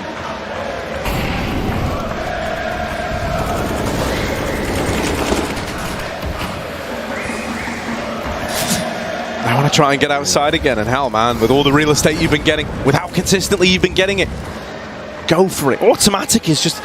He's embracing the spam right now. Yeah, he hasn't moved a muscle. 25 points of health. One more bullet would have done it. I like this round because you can see Nealand's getting aggressive. They think it's a secret drop. They've already sent Hex down lower. If Nealand's aggression punishes him, that opens up so much of the map. They could go A, they could run ramp to B. He's got to watch out. They are only just entering lobby now. Look at this, they're right next to each other. Just one wall separating them. Nealon, good for the first. Even a dink to David. But the trade is found. You've dealt with this lobby aggro. Starting to paint a picture now, R9Z, as to the responses, the protocols that EG have undertaken in this round. They've even thrown a second wall of smokes outside as well, right? Now EG are really paranoid about lower. Lobby seemingly empty. It's not. They're going to go on a main split, I would imagine, in this round. It's too late to drop down Secret. There's too much territory to clear. It's going to be that top site, Breezy, and now Automatic knows. Breezy is in. Breezy's in pole position right here. They never saw him get to this position. They never saw him get to the back of door. And if you look at the minimap, it's the bomb coming through lobby. David shot in the back of the head, but the bomb's still alive. NQZ not spotted, but he does need help. 2 players in the lobby, and Cirques dropped the bomb. This round is irrecoverable. 15 seconds. If 9Z want to somehow win this, they need both lobby kills in an instant. And even then, it might not be enough. Time ticking away. EG have already abandoned the situation, run back to spawn, and Cirque is holding on to that bomb. Max is saving again in the midst of the madness, and EG's aggression is perfect. Lobby pushers have been letting them down this game, but finally, it picks them up around. Breezy with a massive kill, and Cirque doubles down off of it. Getting a little bit too convoluted was that one for 9Z. And even if, as long as those 2 players went in lobby together, it could have been so much better. There would have been trade potential, but they were just put into 1v1s. What a disaster for 9Z. It was obvious when Hex, before Breezy had even seen a player in the lobby, was already trying to come back up the vent. They knew exactly what was going on. Too many cooks in the kitchen here for 9Z, perhaps. Yeah, and I mean, I was really curious as to how Buddha was going to perform here. He gets promoted from 9Z Academy into this squad, right? 19 years old. It's quite the undertaking. Some, big boots to fill with him coming in to replace Rox. So he had a lot on his plate, and I think, the pressure's gotten to him in a couple of these occasions. Fast upper play. Max has been someone putting up numbers for 9Z, trying to be that difference maker. Buddha in with one of his own. Come on, son. Up on the rafters. Breezy's brushed aside. Nealon moving in as well. Gonna hold the line with a double, but Nealon is in trouble. Calling for help. Cirque's gonna need to come in and give him a bit of assistance here. Flash goes in, but it's DGT with the frag. And now a 1v1, AWP in the hands of Cirque, but the USP is his best friend here. And there it is, from the heavens, an immediate fight taken straight away, wastes no time, and I love that from Cirque. While you've got the info, while the trail's still hot, he commits to a fight on a low HP DGT. Yeah, there are some very confused moments in this map for 9Z, like them getting stuck on walls like right there, or seemingly not being aware of where Cirque come from. They're scared of Lobby, maybe a ramp flank. He has been going towards Hell a lot, but he's the Heaven player. He's the guy always sitting around these rafters. That, he flashed for Nealon. He lobbed a flash in through Heaven. That's why the peak came in the fashion that it did. Dear oh dear. Yeah, this is... they're getting a bit cooked here. They're getting a bit scrambled, Harry.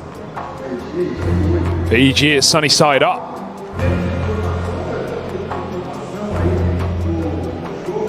They even call a timeout after that one. It did get a bit hectic. There were definitely some scary moments for EG. Automatic spamming the smoke when Hut was not being covered. He just gets split after 1 kill. But Cirque saves the day. And it was all clutches yesterday on Nuke as well from EG. More so from Nealon than anyone else. He's putting up some good damage. Every time Nealon dies, I feel like he's doing 190 damage. He's getting a kill and he's getting a dink. He's done that a couple of times now. Worthwhile. Set Cirque up for an easy shot. EG 8-4. We haven't seen much ramp room, but EG are just aware of that as 9Z are. Nealon's set up, but they're running through the smoke. Yeah, they're already out. They're already coming his way. But Cirque is here pretty quick on this rotate, taking up position in Hell, but he won't go fighting for ramp. Instead, he's just denying this wrap round, this ability to split the A-bomb site. Not going to hold on to this real estate and keep 9Z contained. Nealon has even called for a rotate down towards lower. Hext is here. 9Z, what do you want to do now that you've got this space? Nealon's re-aggroing into ramp. Are you prepared for this? Yes, they are. David's holding on for it. And St. Neelan feeds the beast in the ramp room. That feeling of going back in just to try and see, just to have that little look in. Are they still playing for it? Are they still trying to contest us at ramp? And the answer is yes. Now it's given them that early man advantage. It's such an in-game leader move, right? You really want that info. You really want to piece together what's happening. But pushing up ramp there alone with no util, with no help, it's just so many angles to clear it. A lot of it comes down to luck, and it's not going to favor him. Bomb planted is Astralis. 9Z, they may be on a low buy, but this is their best bet to convert a post plant. EG have saved in many of these positions. This is one they have to consider, but their money is on the line, and they're even being flanked.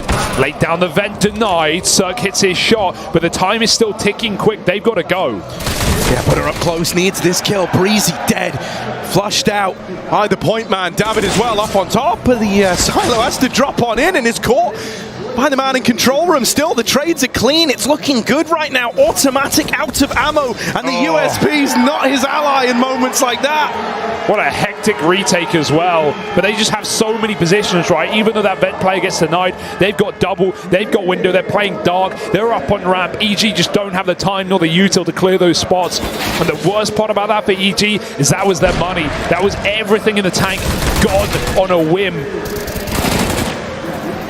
5 rounds given to 9Z, but that is a swing round. That can change this half entirely. That can close this up 8-7. EG are going to have to eco. They forced. I guess it would, they have no loss bonus. It was 1,400. Even their buy in round 15 would have been whack. So, double force buy back-to-back. But if they make this one work, it redeems them entirely. Breezy pushes hard, gets a kill, and he's now armed as well. 2 rifles in this round. That's all 9Z needed to win their last. The Academy player picked first. Ooh. I like this The boost. Deagle jiggles is scary. NQZ, nice little boost up, try give him the angle. Even breaking the glass, trying to give this illusion that ramp's been conceded.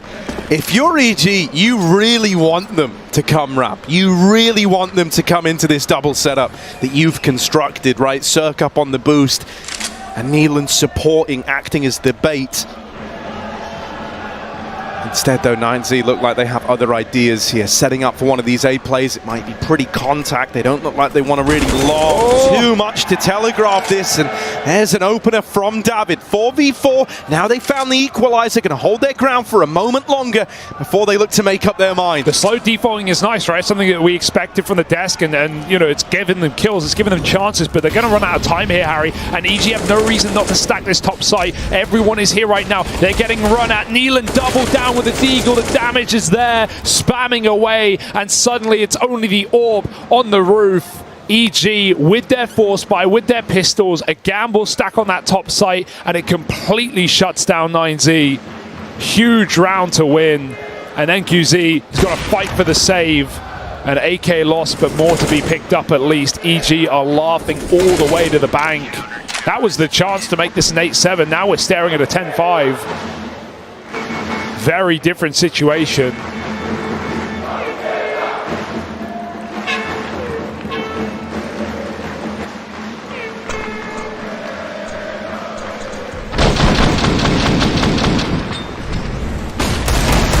But in fairness, there's just not really much 9Z can rely on in this game. They haven't got any consistencies. Going down lower has let them down most of the time. The A hits were shut out early by EG. Only thing that's really worked is ramp, and they barely touched it. I really want them to try and have NQZ be involved early, because right now I'm seeing players like David. Feels like he's taken buckets of initiative in terms of trying to get involved in these early fights, trying to create that space. But I really want that from the AWP. I really want to see it get involved, because when it gets into the mid-round, when it gets late, you barely see anything from it. Cirque and Neelan both set up to quell this outside aggro from 9Z, but a dead first. But to dedicate all these resources outside, you've had to make concessions, you've given up ramp, and this is something now that DGT's moved into. He's taken this real estate away. Neelan's a mad lad as well, but this position has changed. It's so huge, they have no idea. Cirque's been spotted. He doesn't even need to reface. Neelan knows he's got that cross covered. Cirque's carrying ramp instead. This is a perfect position. Neelan's got a free kill. There is no way David's going to check this. Easy shot. Neelan backs up and buys more time. Now Cirque takes a fight, and they're just trading peaks one by one. 1. 9Z getting shattered, and it's only this orb yet again left out of the picture in Garage. Deja vu in this half for 9Z. On the upside, at least this time, he has to try it, but it doesn't make it any easier. That's a 10-5 half for EG. Lights out on the opener. Things are looking up for the EG squad. Can they do the good on it? Can they tie a bow on this one and take it over the line? We'll find out in a minute.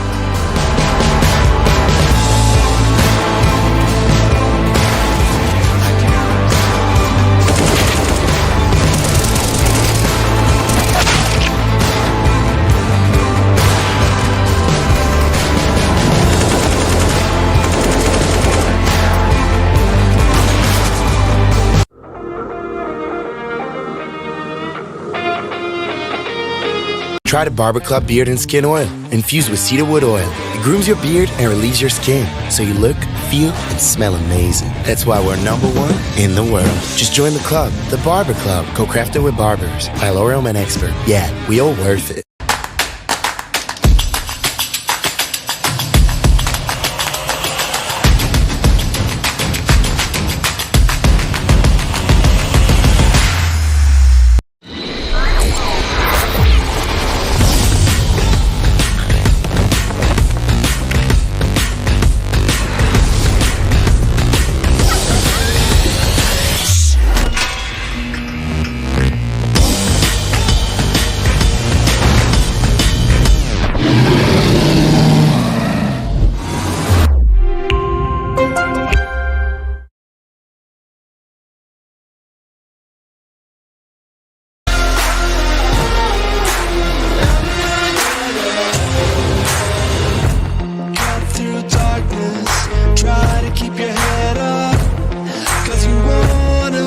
The claws that hold you back, falling down, you get back up, 'cause you are old, and you're breaking through your rivals till they know you're a warrior.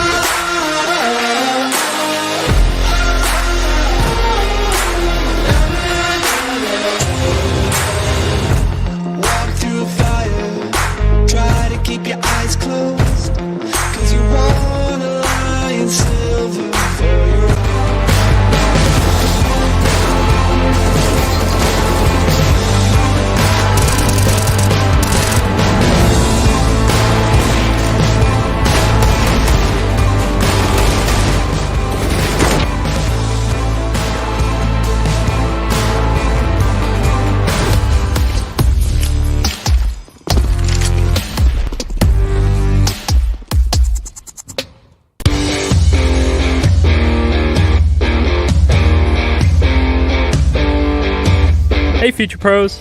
Today I wanted to show you another method to take outside and find picks on the T side of Nuke. This execute will obstruct a lot of vision from the CTs and possibly force a warehouse player out into the open for a fairly easy pick. For this execute you will need 4 Future Pros along with 3 smokes, 2 mollies and 2 HEs. Future Pro 1, you'll be throwing the bottom hell window smoke. To throw this smoke, hop into this corner. Aim at the top of this pipe vent and slightly to the right of the line. Run forward and jumping through the smoke as you get close to the wall in front. Save your molly as you can use this to block off secret as you spend more time outside. Future Pro number 2, you only have a warehouse smoke to throw, so don't mess it up. To throw the warehouse smoke, look into the center of this wall. Aim at the bracket on the silo. Then jump throw the smoke. After this, head into lobby and hold off any pushes. Future Pro number 3, you'll be throwing the A main smoke, mollying secret, and saving a HE for CT red. To throw your smoke, position yourself so half of this vent is cut off by the wall. Aim to the top of the cables, run forward and throw the smoke just before hitting the box. then clear some close angles and hop onto this box. From here you can throw a molly to cover secret and hold the push. If you feel like it, throw your HE to CT red with Future Pro 4. Future Pro number 4, you will be throwing the CT red molly along with the HE. To throw your molly, wait for the warehouse smoke to bloom, then make your way into this gap. Aim at the lower corner of the garage door and jump throw the molly. This will land behind CT red and possibly cause a counter-terrorist to rotate back towards the ladder area.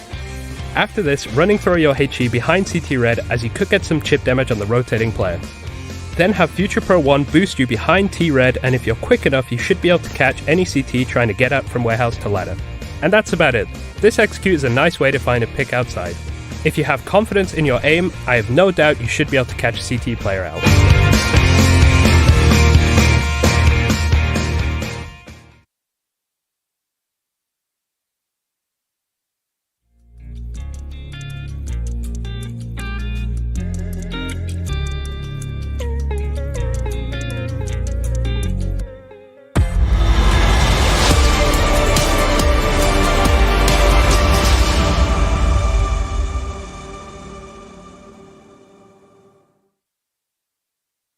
Hut.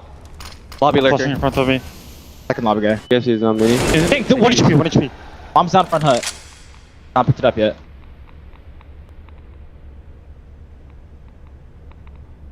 Nice! My God, Neil, I swear to God. Please. South American stage woes continue, and the battering ram of Evil Geniuses breeze their way through that first half. 10-5 on the CT side, and now we go back into this second. Nuke, apparently a mainstay of the EG map pool. They've been all over it this tournament so far, and looking for their second W in a row on this one. Odds are in their favor. Ooh, yeah, things are looking good here for EG. If they can stick the landing on a pistol round, man, they would be teed up to take this one pretty dominantly. Avid seems to think otherwise, getting involved with the dual Berettas, but it's Breezy replying back. Oh my goodness. DGT over at ramp has rid us of Cirque, leaving it all on Nealon. He's up to his tricks with the window again, trying to show us he's in full control, but instead, DGT's the one to do it to him. And so a pistol round found for 9Z. Maybe that's the second win they needed, Hugo. Yeah, someone's got to drag them through it, right? David was doing all the work he could on the T side, everything, every entry, every 5-on-4, but just couldn't get converted. Need these youngins to step up as well. Keep in mind, this is the third youngest team in the entire tournament. Got a 17-year-old and a 19-year-old. Major debutees. Pistols out now for EG. We've seen them win a force. This one shouldn't be anything of the sort. Just a deagle for Breezy. He has just been impeccable. Looking for that opening pick outside. 90 armed and deadly. Going for no info in yard at all. They've allowed that secret cross if it's ever going to come through. Eventually NQZ will keep an eye. But it's him v the Breezy Deeg. Does he hit it? Oh, man! That looked uncomfortably easy for Breezy. Nah. Put it on a t-shirt. Hang on a moment. I'm scared of him now. I'm scared of him in this round. That is a crazy way to open it with the Deeg. It's still the only gun. Yeah, the one pistol. It's a hero gun. Going to get juggled around to the other Glock players. So it's really just about how much mileage can you get out of one Deagle. It's penny pinching here for EG. Maximum chaos, maximum impact, minimum investment. That's what they want from this. Hexter's missed this timing on the outside flank, but thankfully EG have made it down secret in time. So not going to get here to be involved will be Max. He's left out of pocket and a long way away. Down on the B side, DGT holds the line with 2. Out of ammo now, but the Deagle's been taken out of the round. And here's the rest of the gang moving in to save the day. Got to die quick. 15 seconds. You don't want to hold on to Glock armor. Hex needs to run. They won't stall it though. They'll just take the kill when it's presented. 9Z. No stone left unturned. They take that conversion. A must-win round, especially after that opening kill. But the trials and tribulations of this T side have just begun. EG are coming in with guns.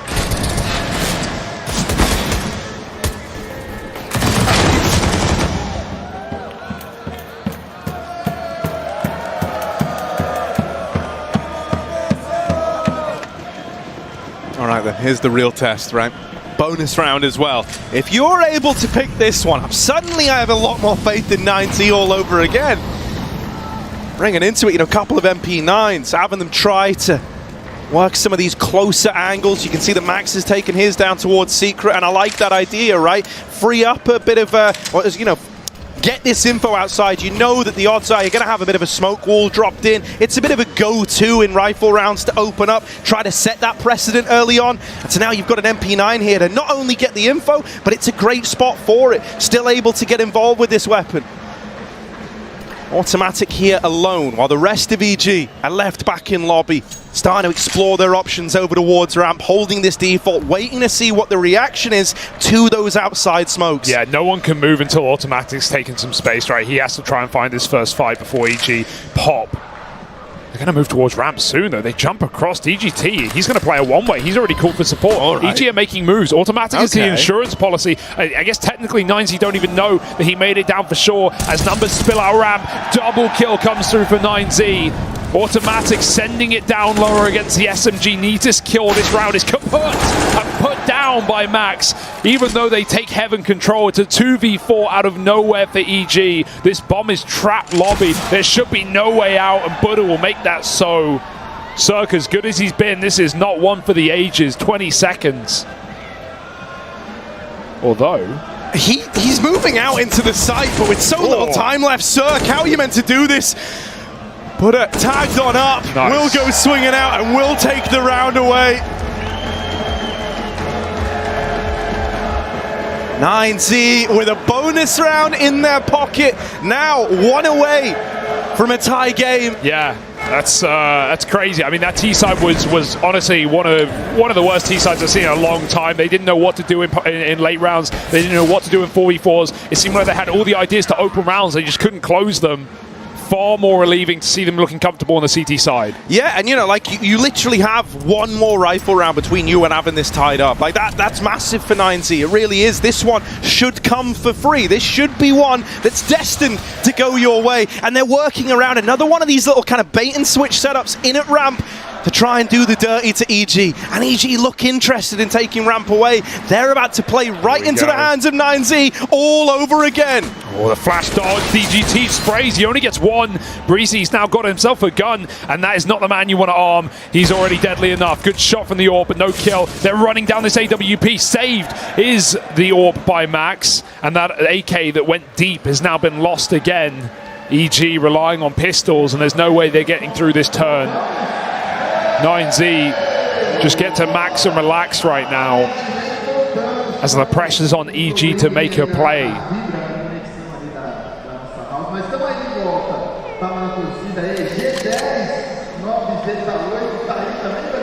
Hext having a very quiet game. He wasn't happy with his performances yesterday. Said he'd shake it off for the stage today. Currently having trouble, and it's only getting worse. Yeah, first to fall on the attempt at the B here, and Buddha. That's more like it. All right, 3 kills in the round. And the young gun's starting to warm into it. Future major winner on the shoulders, perhaps. Got to get him on the game young, Harry. It's the right way to do it.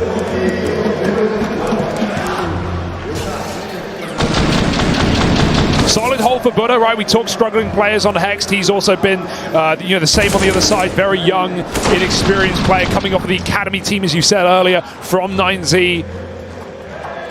Something Hext can relate to a degree. But EG, they need to pick up a T-side round pronto, or this one will slip through their fingers. This is the equalizer, and this is the buy round. With every round at this point comes a 2-for-1. Yeah. EG need bomb plants at a bare minimum, but even at this point, that's not enough. Yes, something that's been been wonderful to see since this swap of sides is 9Z in that first half. They looked very, very unconfident, especially on NQZ and Butter. They didn't look like they wanted to fight really ever, but suddenly they're a lot more involved. They're playing these fun little gimmicky setups over the ward ramp. They have great trade potential, really clean rotates thus far. NQZ is getting more involved on the CT AWP than he ever did on the T side, right? He was pushed all the way up outside, like he was carrying away. This should be an opening kill. The question is, can he get out? I mean, firstly, he's got to hit the shot. Not easy, and he's missed it as well. Automatic won't bite back. He'll let him escape. But still, it's put a bit of fear in EG behind these smokes as they try and cross. Is there a flash through? There is. Max goes pop. He goes right through to find automatic. The solo lurk outside. Neelan's now going to have to take that role instead. But he's got to move quick because those smokes are soon to fade. NQZ, this is it. There we go. The AWP strike. Cirque on the receiving end of it. His AWPing counterpart from the other side has got him out of the server. And now there's a bit of aggression out of Butter. Where were these pushes from these two in the first half? It's like different team, different players. And now looking for a 10th round to tie this up after all. 9Z hot on the heels of the evil geniuses. Oh, that's now terrifying. a tie game, Hugo. After a 10-5 first half. Yeah, and it just didn't. There was no life in 90 in that first half. Like you said, where were these pushes? Where were these aggressive plays? The confidence is building up, man. It's something that you just cannot feign. You can't feign confidence, right? This is the real test as well. Maybe you can do it online. Maybe you can do it in studios. Maybe you can do it online. But hell, doing it in front of thousands of fans, entirely different story. These are all really nice exits from Neelan, but that's all it is. It's still a 10th round for the 9Z squad. Yeah, a little bit of damage, but won't hold any effect until EG start to pick up rounds on this T side. Similarly lifeless. And when you're getting flash through the smoke walls as well, something EG never even had to attempt, they shut it down in the lower site. They're not even making it to secret. Only in body bags. Bye for Neelan. Pistols on the rest of the gang. But 9Z are still feeling confident. Max has taken that flash to cross all the way to red. EG are holding for him. If he goes any further, he should be a dead man here. Neelan's got the cover. Will he pull nades at the wrong time, though, is the question. No, but it doesn't matter. He doesn't hit the shot. Bit of a messy one for Neelan. Max finds that opener. Sure, AK can be juggled over at a bare minimum.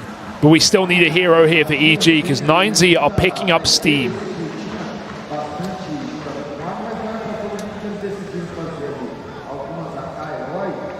When you're getting locked at a yard this hard, there is almost no way to get back in the game, especially when it's one man doing it. A is still protected well. Max is going to confirm whether these smokes are real or fake. It's just Cirque moving behind them. He's here. Cirque's faking it. No one's even committed. This is a fake that will go nowhere. They know he was aggressive outside.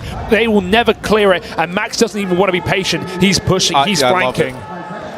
Honestly, like, the tables have turned. You can feel it. 9Z are not the same team they were in that first half.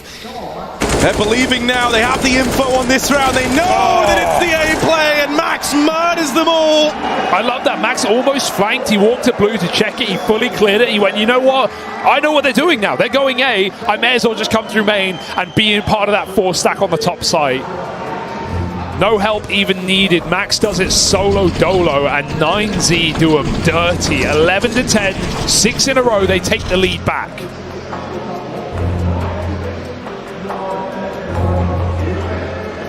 And literally yesterday on this map, one of the things we attributed to EG was their resilience, their ability to turn it all around. They were 7-0 down, then they won 8 in a row to close out their first half versus IHC. They then went on to pick up a pretty dominant win there, right? And we were kind of saying, you know, testament to the coaching staff. Vorborg obviously involved. We were saying testament to the guys for being able to keep their heads in it. Well, this is an even bigger test. Yeah. Now, you were backstage before. Now you're up here in front of thousands of folks. That's it's only in the Negev. That's a little Negev dropped in spawn. 1600 in Still, the bin. far from ideal, considering you're now on the back foot. You can't afford to be making mistakes like this. Yeah, Breezy's got no helmet, so I imagine it was him, right? Luckily, only one A1S in play, but even so, just shows where the minds of EG are at right now. Panic setting in, missed clicks, and missed opportunities, but Cirque won't fall for them. Finds his opening kill. It's a huge scalp. The hero of this half, Max, is dead. NQZ has the AWP down lower. David might have to reinforce that top side, but he chooses against it. Breezy was holding that main ramp. I think they're coming in on an A split right now. Smokes are going down. Bomb back in the lobby. David doesn't know which way to look. Automatic is going to go full sending through the garage smoke. Breezy's just committing off of that smoke. He sees an opportunity and he takes it. Lovely move. Catching Buddha, switching back to the primary. David goes back up then, but if he walks through door, he is walking into a stack of players. Oh, trying to play around the smoke fade, but it's so tenuous. Breezy's right there, David, right there. And he's going to win that first fight, but split through heaven, split through main. They're coming from everywhere. They're in the walls. Nealon with a main peek. Going to win that fight to David. DGT reaggroing into the lobby. That could have been the bomb caught, but instead, Serg makes it in. And with the A site lost, that opportunity is kind of sailed on by. If you drop the bomb in lobby, maybe you had a chance here. Instead, you're going to be left saving. It'd be a shame to even see a save here again. Like, look at the money; it's massive. Sure, that can catch up very quickly, but I'd like to at least see some exit attempts from 90. There were some rounds where they were saving on the T side, where it felt like they could have done so much more with the positions they had. Sure, pretty unwinnable anyway, so it's not the end of the world. EG finally break through with a T side round. It took them some time. Off the back of Serg's opening kill. He's had a couple of pathing attempts, right? He's gone for that door pick. No one faced him in main. Finally, he gets a boost up late and catches that aggressive outside cross that has been consistently coming through from 9Z. Back to the drawing board. It's still something that isn't guaranteed to be reproducible.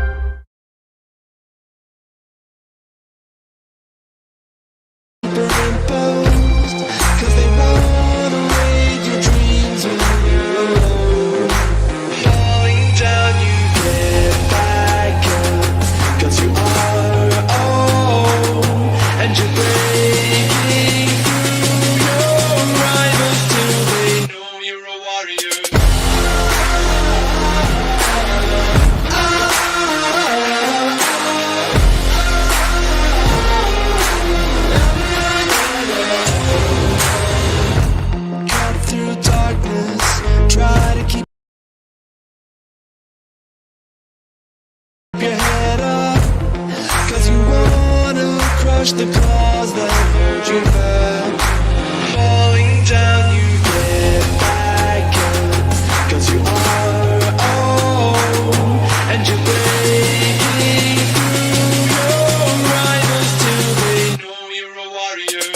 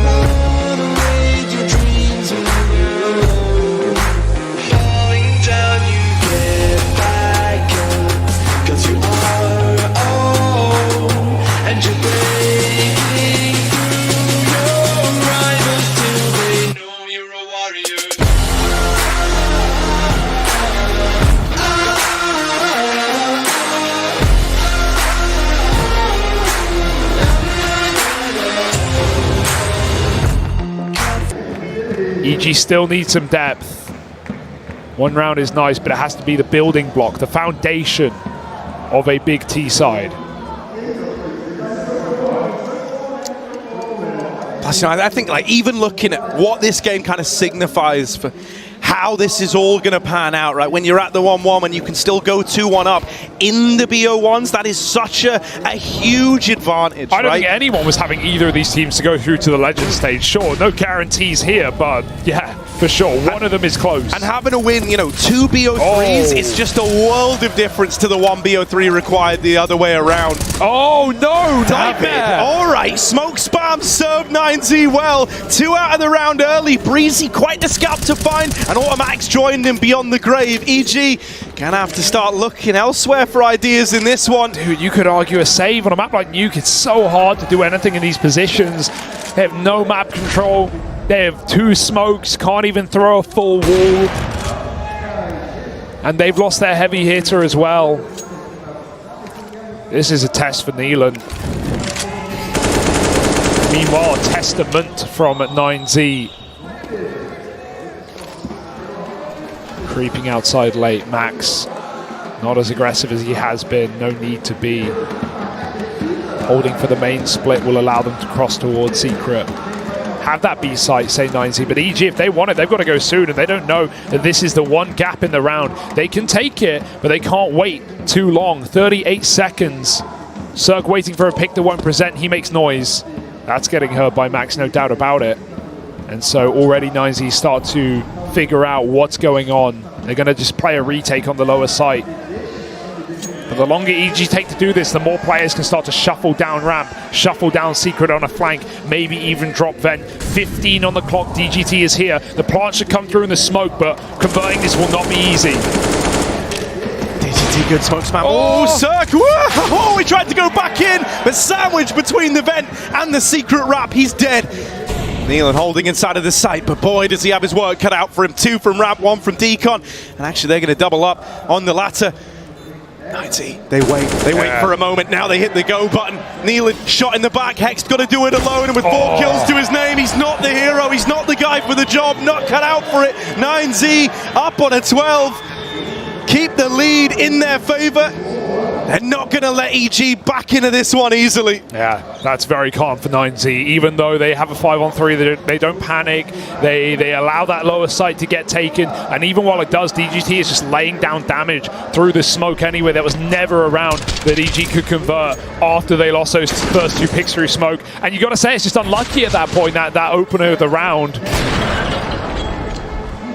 But good to see 9Z stay calm in these chaotic situations. Rounds away, 4 of them from taking this series. All play outside, and that is the make or break. NQZ quiet on T-Half, comes in big with a pick. Oh, this angle is impossible to take down. Buddha on top of Silo.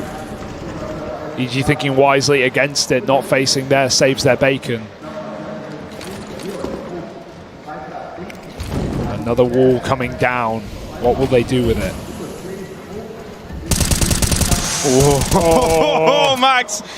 It's close. It's all damage. It's all going to help out in the long run. EG creeping past these outside smokes, Max.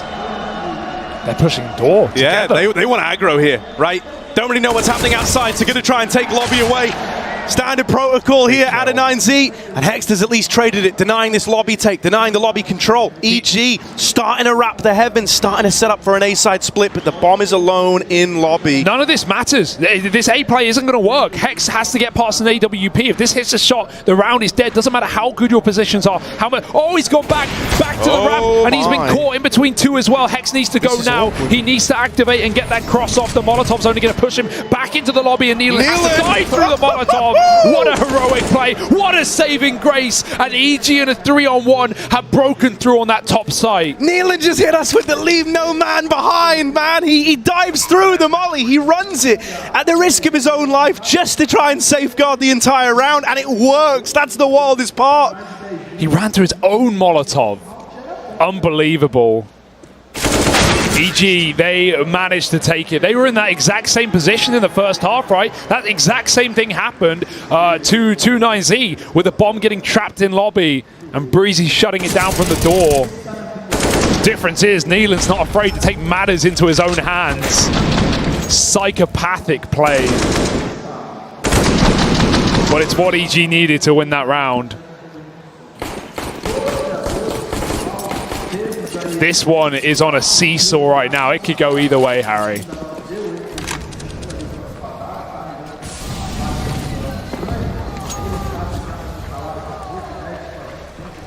Ooh.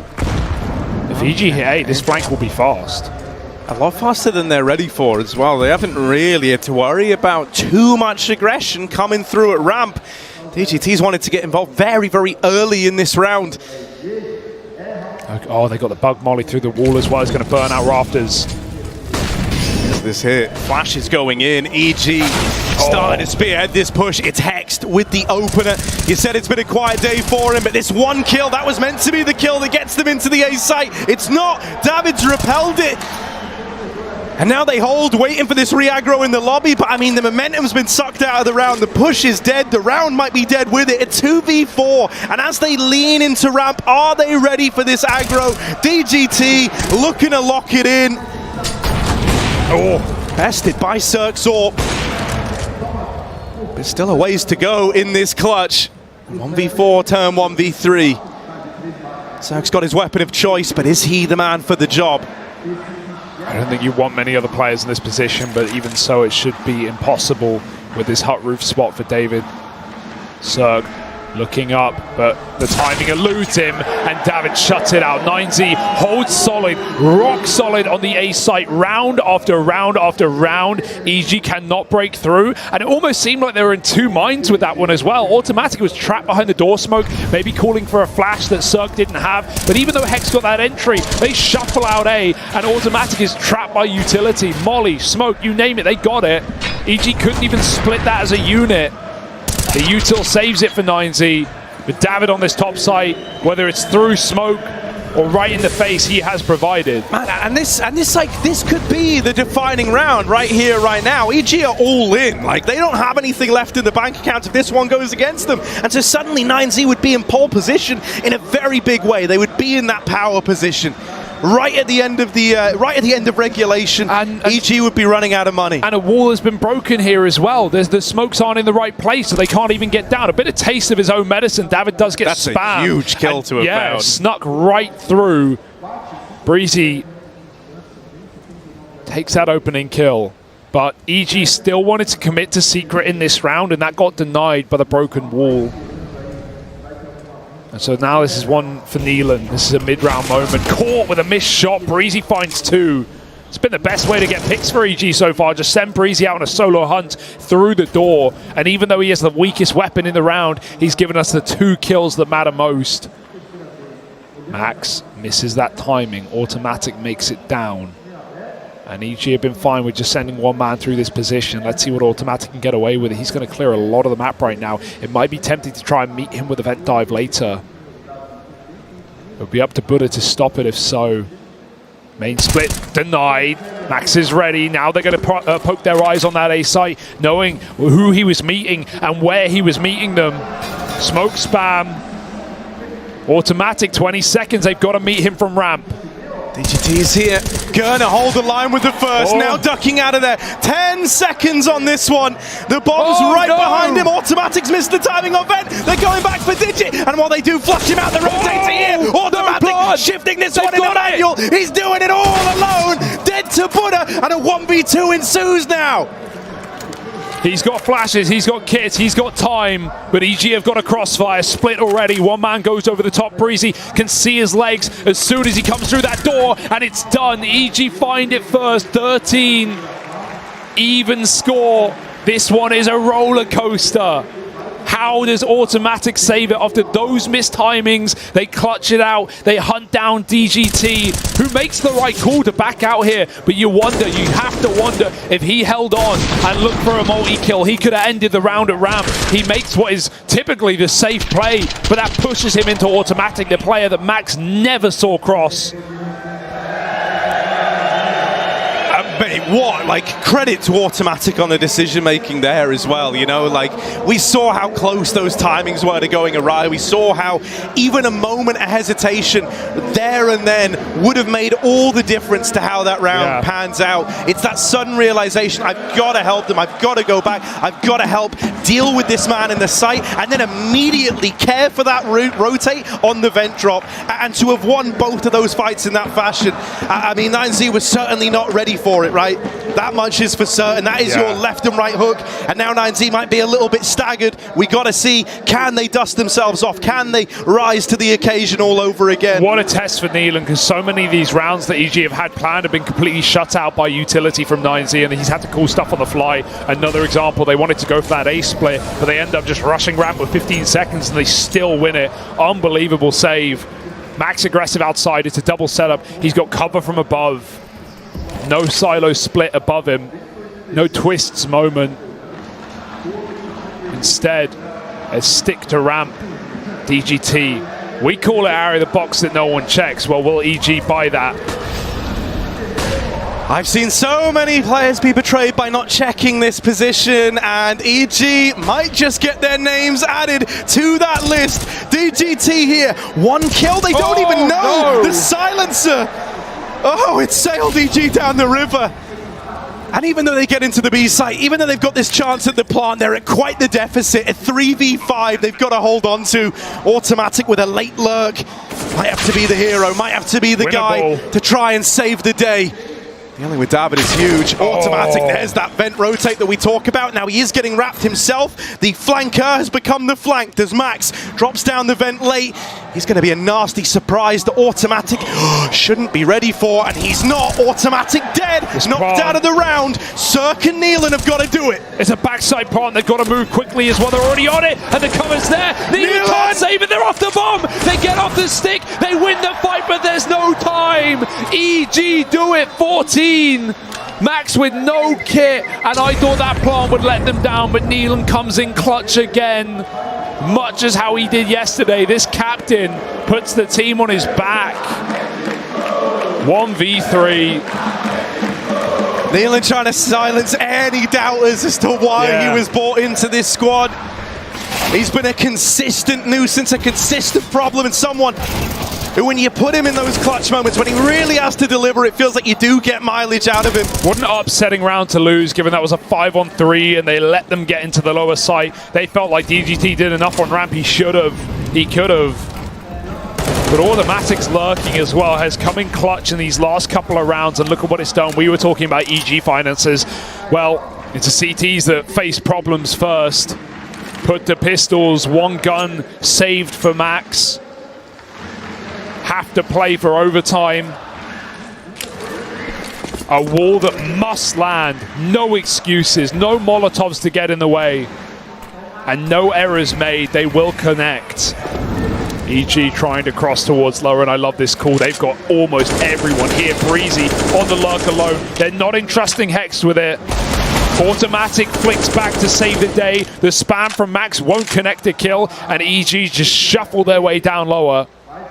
Definitely, yeah, this is almost a guaranteed round for EG off positions alone. First time they've done this. And Breezy, a safe pair of hands just in case 9Z get curious. They're going to leave a man in vent just in case. Breezy could cover that drop instead if he wants. The door has been blown off at the start of the round. This was the master plan the entire time. He's going to activate, though. This could be risky. They're right above him. He doesn't know. He might be gifting guns over here, just hunting kills. I think he believes A is clear. Don't tell me they're going to rotate out. Don't tell me they're going to make that mistake, because there's 2 CTs in the site and 1 will trade. That's a bit of a jump scare, but yeah, man, they've already run amok down on lower. They were never going to react to that info. They were literally right there, moving into the site. Sure, you've given them a Galil, but I think you can stomach that if you're EG. You're up onto 15 now. You're starting to wipe the sweat off your brow after a 10-5 first half in EG's favor. It was actually 9Z in the lead for the longest while in this second half of play. It looked like they were going to run away with the game, but once more, we're stood here crediting EG for their resilience in games. where it does feel like it's getting away from them. Yeah, it would have been so easy to lose this game after that streak of 9Z, right? Like they went absolutely ham at the start of this half. 6 in a row. Reset EG immediately as soon as EG found their first round. We've had so many smoke spams, so many opening kills for 9Z, and this will be a heartbreaker to lose. After it felt like it was in the palm of their hand, but it's not done yet. 4-buy round, final chance to find 2 in a row to keep this game going. Sometimes it's up against 15 when, you know, it's all or nothing. It's try something or face defeat. But the rounds can sometimes come up nicely. Cirque ready with this util for a top site hit.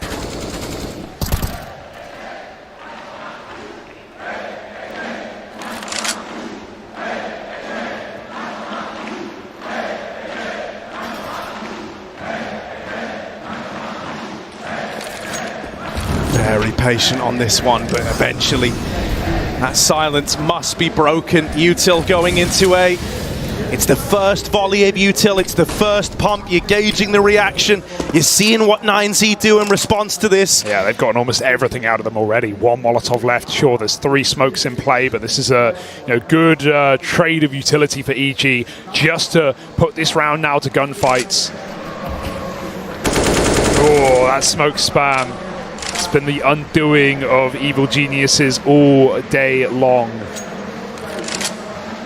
No one wants to make the first move, nor mistake. 40 seconds, though, as the util sets back up on the roof. Cirque has to set his team up for success. Smoking at the door is pretty brutal, man. By the time that's faded, you're looking at about 15 seconds left. So you're really leaving this one down to the buzzer. 4 players in the sight for 9Z. They've got everyone in the right place at the right time, and this one's coming down to the wire. David with the first. Kills going either which way, but 9Z hold the line, and they're looking to make this a 30-round game after all. 14-15 and 1 away from OT. And QZ as well. First multi-kill in a long time for this guy. Comes in with 3 kills on the backside. That was excellent, especially as EG actually go up a man there for a moment. They were 4 on 3. Shut out by NQZ. Second multi-kill round of the map. And Heroics here to keep it going. There was no question about it. When a re-smoke came down a ramp at 20 seconds, 9Z knew exactly where that play was ending up. Far too obvious for EG. I would love to see them trifle with the smoke wall again.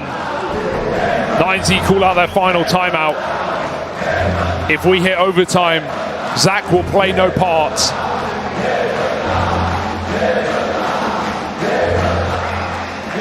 EG have to stay calm, no doubt their hearts are.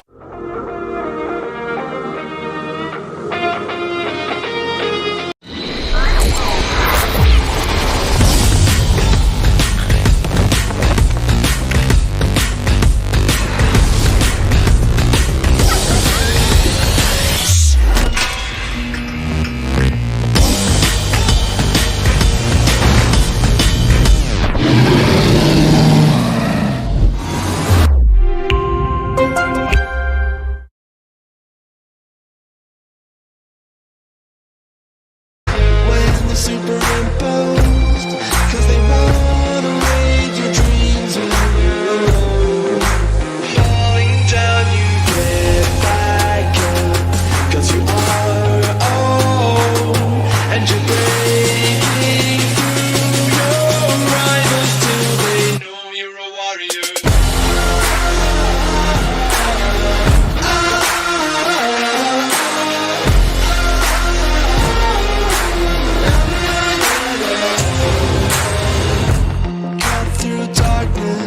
Try to keep your head up, 'cause you wanna crush the claws that hold you back. Falling down, you get back up, 'cause you are own, and you're breaking through your rivals till they know you're a warrior.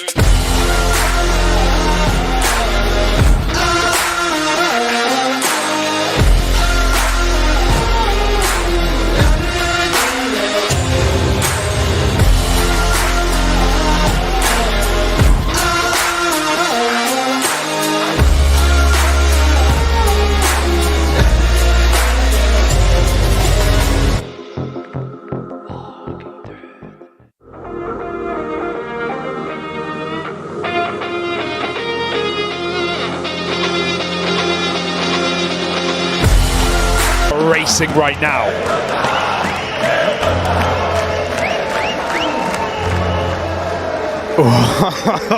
You can't even begin to imagine what this must feel like for him.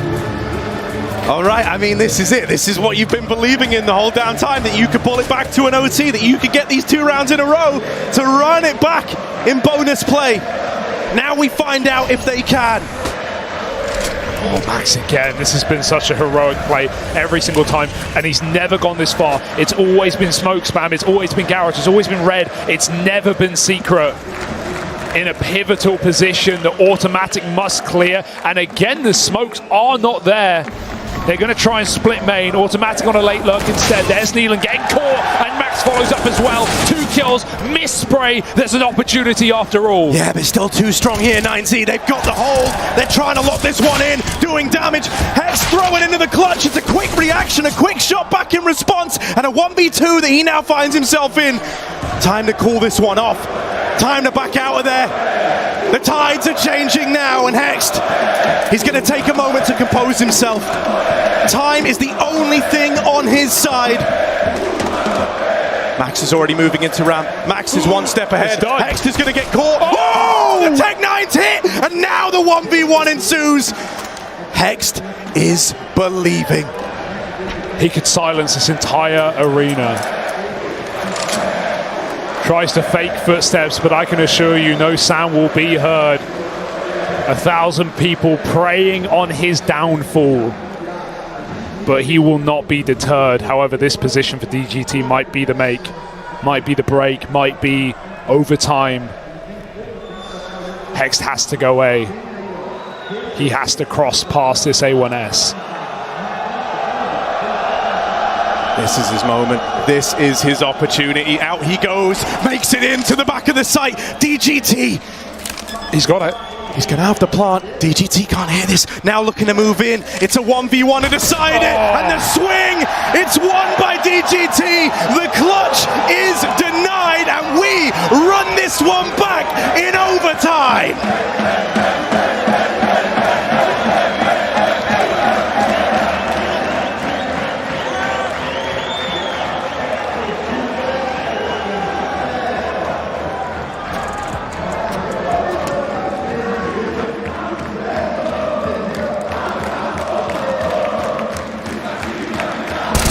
One sink. It's Pine backside. Yeah, it's offline for us. Going through this. On the right side, on the right. You got it. You have it. Nice! Let's go! Baby, you're broke. Wait, he ran with. So the expectations for the major, of course, are very high, but we need to enjoy every single moment. I think that's the most important part. You cannot jump from the bottom to the top of the mountain. We need to go part by part. So we're gonna do our best because we did practice very hard and we did our best. So we're gonna focus on part by part and just go up one by one and play team by team, and that's it.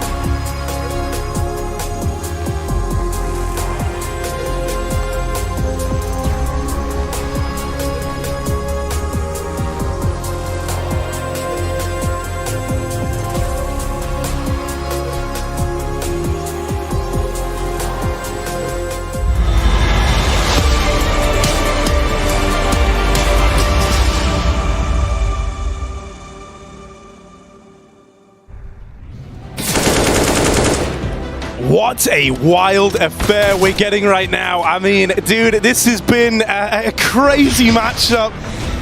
These two 1-1 teams both playing their hearts out here, and it all culminated in round 30 with a stellar attempt at a clutch on the big stage from Hext, shut down by DGT to safeguard the comeback for 90. Now we end up in overtime, Hugo. Now we end up in bonus play.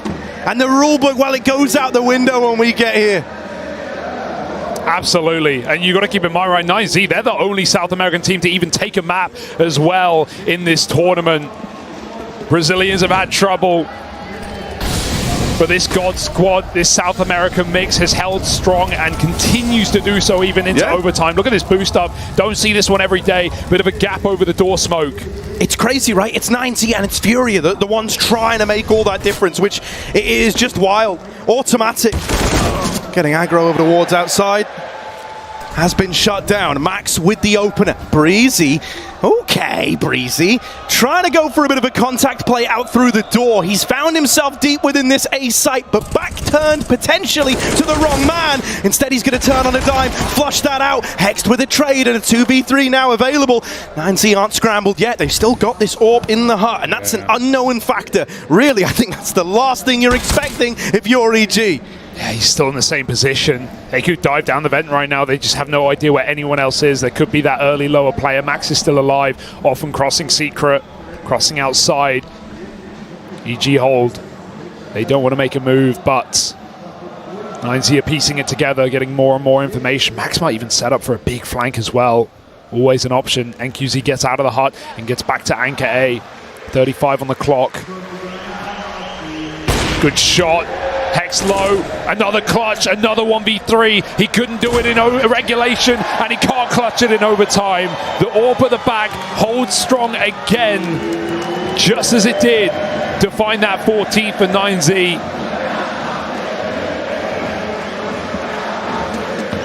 A sigh of relief to find the first. It's been a game of CT sides.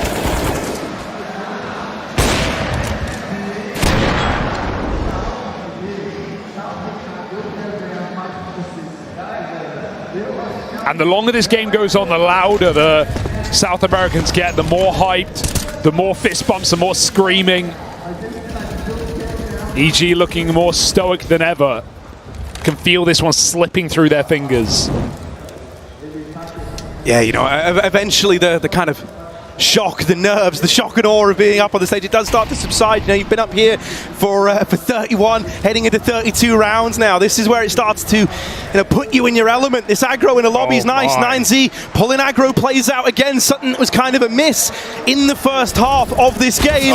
David and Max with kills apiece on the lobby aggro, and an immediate reaction to reinforce this lower site once you've stripped lobby away, knowing the EG don't have many options here. They don't have that path, an easy path into the A site. So many rounds this bomb has been trapped in T-spawn with no support. Neelan's had to come in and help him because Automatic has already set up for the Heaven Wrap. He can get up the ladder right now if he wants, and QZ will not see it, but Automatic is in no hurry. His team need to even clear the lobby before he gets into position. Right below, Surge shot in the leg, doesn't know where to look, and goes tumbling down. The wide angle even spots that player going up heaven, and while Neelan lands himself a frag, this one's falling apart. 20 seconds, nice molly, but he needs to get that bomb.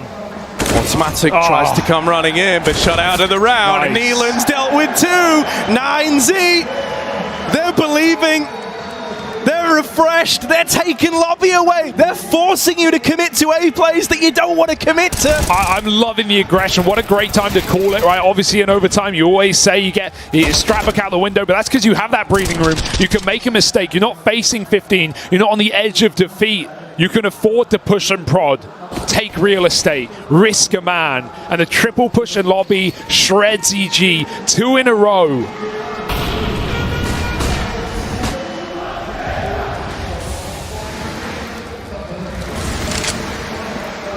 Zerg relegated to a Tech 9 in overtime.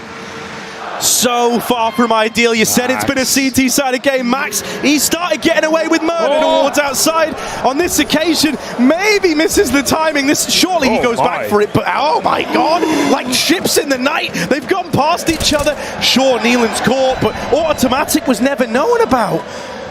He's like an apparition. He's a wizard. He's not supposed to be in this position. He has to win this round for them. I mean, he needs to go heaven right now. He might even have to take this kill first. The AWP is right there on his plate. Free kill. He's looking for a double, and he's got it. Easy done. Ramps open up, and EG can drop down lower as they run the Molotov. That is massive. And if you're 90, you have no idea what's just happened. You don't know where the hole was. You don't know how deep it goes. But David comes into lower, and he's swinging, looking for a win. Hex trades him out, and a 3v2 as the action down on lower subsides for a moment. It's block denied. Max swings the doors. A 2v2, and Max trying to get out of there, trying to play the long game. He waits at ramp. He's seeing that the bomb is still trapped in behind the silo. Max rears his head out again. Surely not twice. Surely not, right? No. He's going to catch them once more, trying to get that bomb down, and they've got no idea. Automatic's gone, and it's a flawless OT from 9D. That should be it, surely. Surely. Yeah, the T-sides are troublesome, but they are looking like a different team entirely. David's work in the first half of regulation was empty. No one could help him. When that flank from automatic isn't winning you the round, when that double from all that space taken from the timings hit isn't enough to do it, you're in a bad place. No one's even watching. No one's covering. EG are capitulating in front of your very eyes, and 9Z are here to pick it up. Automatic, he sees that quick rush outside. They got the garage smoke. 9Z already pushing players in the yard, sending a message. NQZ couldn't find openers on the AWP in regulation, but now he's tasked with doing exactly that on his own. The rest of 9Z set up lobby, force the util out of EG, get some smokes, get some mollies, make sure they use all they've got. But it will be this ramp group. Cirque turns from the flash, hits his shot, jumps back. Neelan's there as well. The double setup does the duty for EG. They got to go back and into NQZ. He's opened up A. He can't find a second. Hexed on top of the hut, and they have hit a brick wall. Yeah, it's got to slow down now. You've got to hope you can milk something in the mid-round here. 2v4, so far from ideal, but a nice timing hit. The last thing they expect is Max to have run just a full gauntlet outside. No smokes down, no util there, and he's made it past this AWP at CT. What's this? Max on the CT side again? He lives in lower.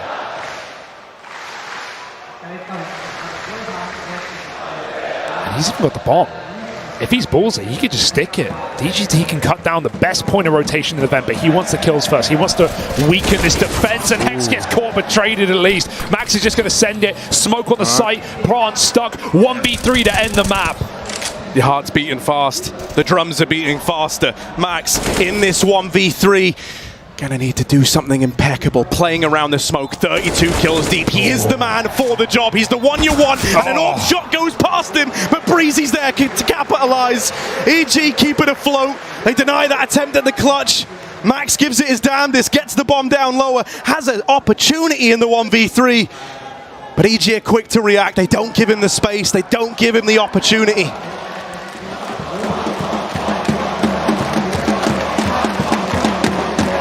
But Brazil gives them the energy. Surely should be enough to push them over the line. 2 more chances to find 1 round. Moving off the AWP now is NQZ. Wants that money for the loss, just in case, the insurance policy. Cirque has his. 9Z. The one thing that's been wrecking this game has been the smoke walls. Both teams, again, missing them. I have no idea. No excuses, no Molotov in the way, just gets it on the top of red. These are massive mistakes, and these ruin your fakes. EG know it's coming into that top site. Breezy is there for a kill. Even though he's traded, 9Z can call this off. They don't need to commit. They've wounded EG. They've broken through, but they won't full send it. However, automatic will. Oh, automatic, man. He's in the back line. He's flushing them out. Now, you get that info. You're very, very tempted to have reacted there, to go back and try and get that trade, but too much time elapses, and so now you've got to focus on what's ahead. You can't backtrack. You've got to try and make something for this. A man down. Looking to take Ramperum. 9Z. Bated breath as we all look on. Cirque waits in hell. Holding with the orb. Just waiting for someone to give him this peek. He's not looking to contest ramp. He's not looking to put a stop to a ramp take. That's the responsibility of this lower player in automatic. Nah, instead, Cirque's here to deny a heaven ramp, here to deny the A play, and keep the info in good standing for EG. The rotates are available as long as heaven's in check. They can drop down the vents. Automatic's been here the whole damn time. They know right now no one can beat down through the secret stairs. David and the rest of the gang are walking in. 15 seconds, they've got to get it down with no nades. Someone has to cover the door. Could it be the collapse? Could it be automatic? Stopping it in time. It certainly might be. Quick second plant attempt. DGT gets it down in the safest spot he can, but they're still going to run right at you. 3 players down the vent. David turns back and he dies, and DGT needs a clutch, or it's EG finding a second. Missed shots. There it goes. 17 rounds on the precipice of a double overtime. EG want to run it back. T-sides. What a problem.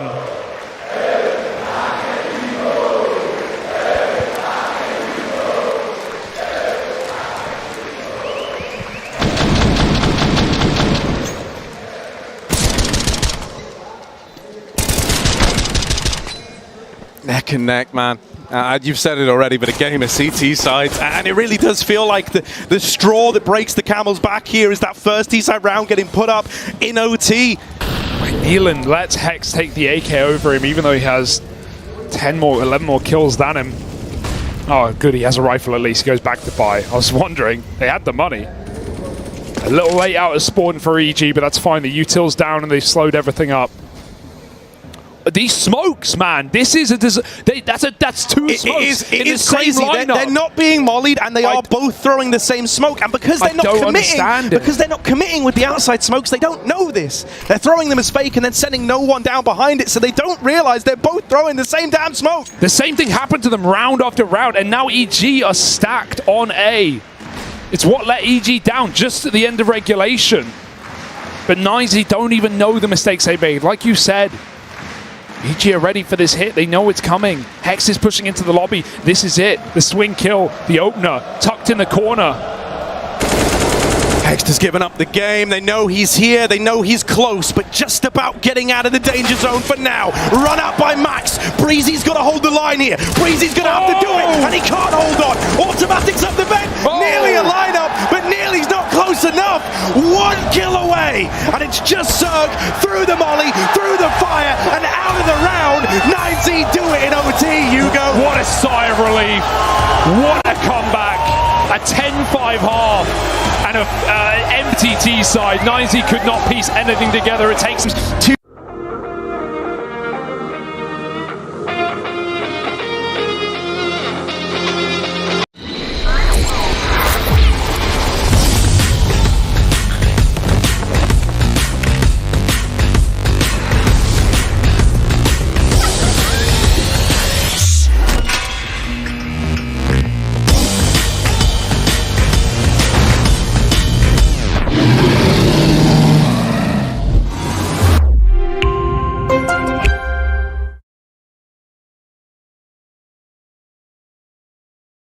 Har någon någonsin bett dig swisha över pengar akut?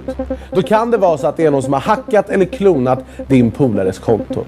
Och är det så att folk vill ha hjälp med pengar och säger att de sitter i skiten, då är det väldigt viktigt att vara extra försiktig. Eller om det är någon du följer på internet som har en livesändning som de vill att du ska ringa in till, så gäller det också att vara försiktig. För sådana samtal kan kosta väldigt mycket pengar och ofta så kommer man inte ens fram.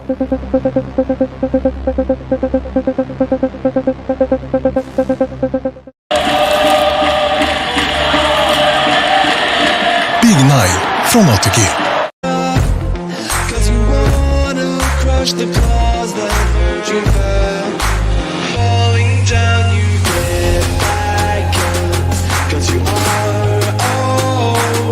And you're breaking through your rivals till they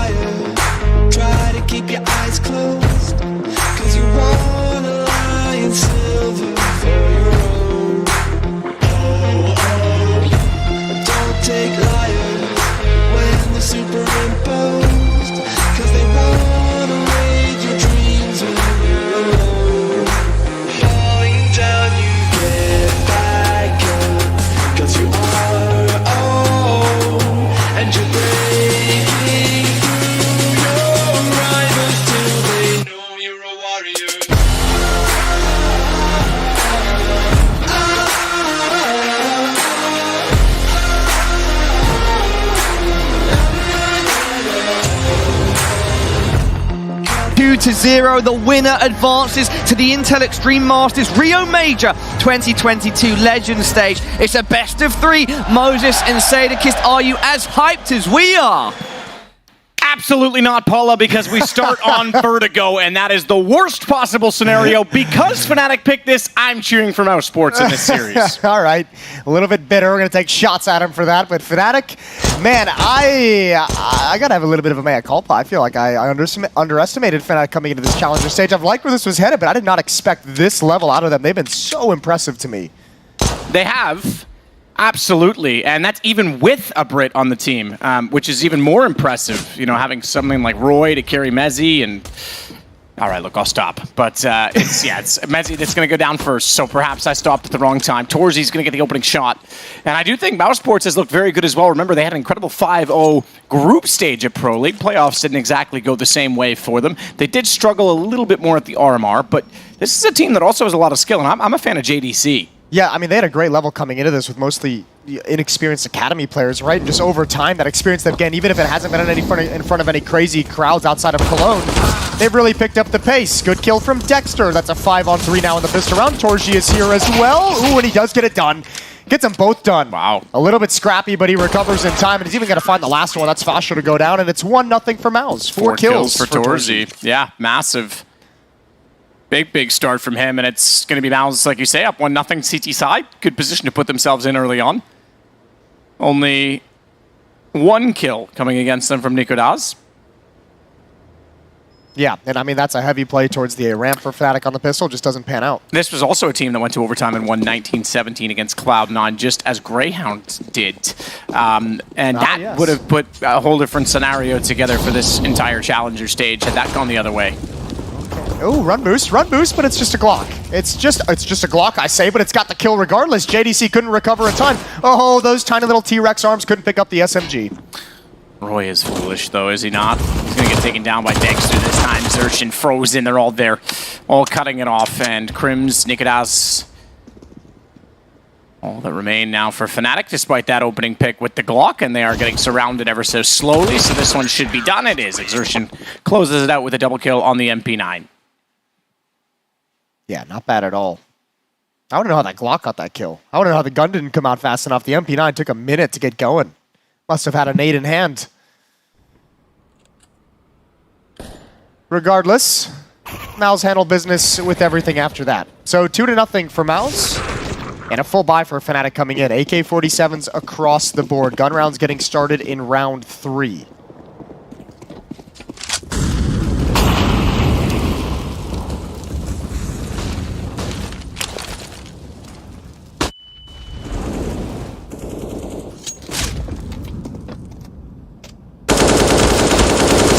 From the AK, but better off from a FAMAS. Throw a wall? Yeah, how you like them apples? I didn't realize rubber bullets had any penetration. That's impressive. They got it, baby. Well, Fasher's going to have to try and make amends with this loss and the fact that they are now into a 4-on-4. Mezzi looking for the one-way. And he's not even trying to play off that one-way above. He's got Fasher doing that. He's watching out toward quad to make sure no one's going to peek along that scaffolding, that catwalk position. This is a split set right now. And the A player is going slightly more passive. They're going to flash back in to check short, but this is 2-2 on either side of the map. Yeah, they can go a little bit passive if they want. They've got some utility for the retake. Dexter playing far back, though Frozen's getting a bit more aggressive, and he's going to play around this smoke when it clears. 50-50 between him and Nikodaz. Frozen wants nothing to do with that fight, so he's going to sneak away before the smoke fades. Still no action across the map. 30 seconds left on the clock. And the bomb has been parked at the B stairs, so Crims is coming back. Nikodaz is going to go for a late flank to wrap around that B bomb site to punish the retake attempt, but it might not even get there because Dexter on the defense has shifted over towards B. There's 3 defenders here. JDC still holding on this quad position, though. Not spotted from this double pillar. He's got the first and the second. Bomb goes down. He's going to be a tough one to crack, that JDC. And Nikodaz knows with 5 seconds left, ain't no point in going for it. He's going to hold on to the AK. They won't find him at the end of the round, so he'll keep that AK into the next. That's a great read from Mouse, but it's all off the information that Frozen gets. He's activated by Dexter to come through that smoke, and he's like, all right, there's nobody at ramp, and we hear no activity, there's no footsteps, there's no nades being deployed, nobody's home. Dexter shift over to the B bomb site. I'll hold on here, and I mean, just a great defense, and Fnatic never would have expected that many bodies to be defending this late in the round, right? Fosher sees two. Fosher sees two, so both of them are going to have most of their attention turned towards Gen. And that's a perfect pounce for JDC. We're going to get a little tech delay, a little tech pause, but we're already done. We're already fixed. Had to get an umbrella, most likely. Yeah. It is raining buckets out there, Jason. Yeah, it keeps more and more buckets are coming. Cats and dogs, and I stepped in a poodle. What's up, Zoomers? All right. Yeah, I was going to say, even for a guy like me, that's some boomer stuff that you just pulled out. Yeah, well, dad jokes, Jason. That's all I'm saying. Yep. And he'd bounce down through the stairs from B. No one going to catch that, but the anticipation there to try and get some early damage onto Fnatic, who are limited again to just the Deagles. The 1 AK saved over. Roy looking to try and open up and exploit a shot toward Frozen, who drops into short. Needs to be careful with that shoulder peek. Xertion started off the killing on the other side of the map. And that'll be the same result here. Frozen does get one back, but Nikodas is actually taking advantage of this. The fact that he's now got 2 kills with that saved AK, they've got some pace on them to now go toward the B site. Nearly gets the headshot as well toward default. Yeah, and Dexter's going to have to shift position about after that. Nikodas spotted his position, so Dexter slides out a little bit further to play behind the double stack. At distance, avoiding the boost, which is going to be used to try and punish towards the default boxes, but nobody's home for the moment. There's the spot, but Dexter's got it first. Fosher, he's got an AK-47 as well. Dexter has no idea he's this close. Still no clue. Still no clue, but it's the Deagle from Crims. Fosher swings. Torzy's found him. Deagle from Crims is now all that remains. Oh, but hang on. Hang on. Pablo Escobar left his AK on the ledge. He could go back for it, doesn't want to. He's going to stick to this. He's got an M4 on the way by instead. That's closer to the site. That's closer to the equation. The problem is now he has to deduce exactly where and which Frozen is, because he has gone above, but he's not going to peek on this. And with 20 seconds, it's up to Crims to try and take this round back. And he sprays and spams out toward the wall, fakes the plant, double peek coming in. Down he goes. Torzy with the shot, 4-0 for Mouse. Yeah, really well done. Mouse is showing some good composure here in these situations. 4-0 and holding on very, very strong at that B bomb site in back-to-back rounds. Well, this is some great shooting from Nikodas. The transfer over as well as Exertion drops off the railing. But Torzy's op is on point, and Mouse looking good. Not a tech pause, it's a timeout called from Fnatic to talk things over while they still have a goose egg on the board. They want to get rid of that as early as possible. AK-47 is going to come back out, 5 of them to be exact. And at least in that round they did some damage to the economy, so Mouse's money is being limited. It's chewed into a little bit. 0 kills on Mezzi, 0 kills on Fosher so far, still early going.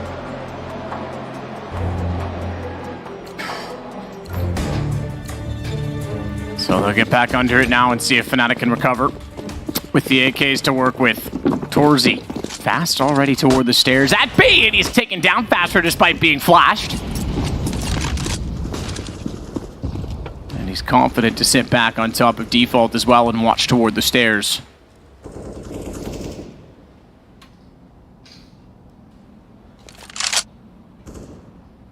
JDC's going to add another. Yeah, he's pretty solid. He's not a bad player. They went for the boost on that too because Mezzi went down behind the wooden plywood. So. Good defense early on at this B bomb site, both with the executes and now getting aggressive and even just denying access to really challenge at the bomb site. Torji sliding out with the op again, and he's going to be very easy kill on the Crims. Very well prepared for that, and all that's left is for Nikodas and Roy to find a way to lurk into the A bomb site, but they don't even have the bomb itself. 7 kills in 4 rounds so far, this being the 5th. For Fnatic, this is their map choice, so the fact that they're not getting even kills on the board, the money isn't amazing, surprisingly, for Mouse. Well, I mean, if they win this round clean... Exactly. Yeah, I was going to say it'll change that, and that's, I think, why they don't want to overcommit to that fight. Absolutely. Smart play from Dexter, I think. Preserve the economy with this kind of a lead. You know where Nikodas is now. They've got a 2-man position on it. Xertion's a little bit worried about mid. He's going to get smoked off. They'll run through it now, though. Smokes, flashes, everything in front of him. Xertion with the kill, and Roy... Just kind of waiting to die. Because the bomb was so far away as well, it's just such a long time for Roy to have to walk all the way back and then walk all the way back up the ramp after picking up the bomb. It's a long time for Nikodas to try and hold down the fort at the A-bomb site. A little bit brutal to think that he was going to be able to do anything. So, man, Fnatic getting stumped here early.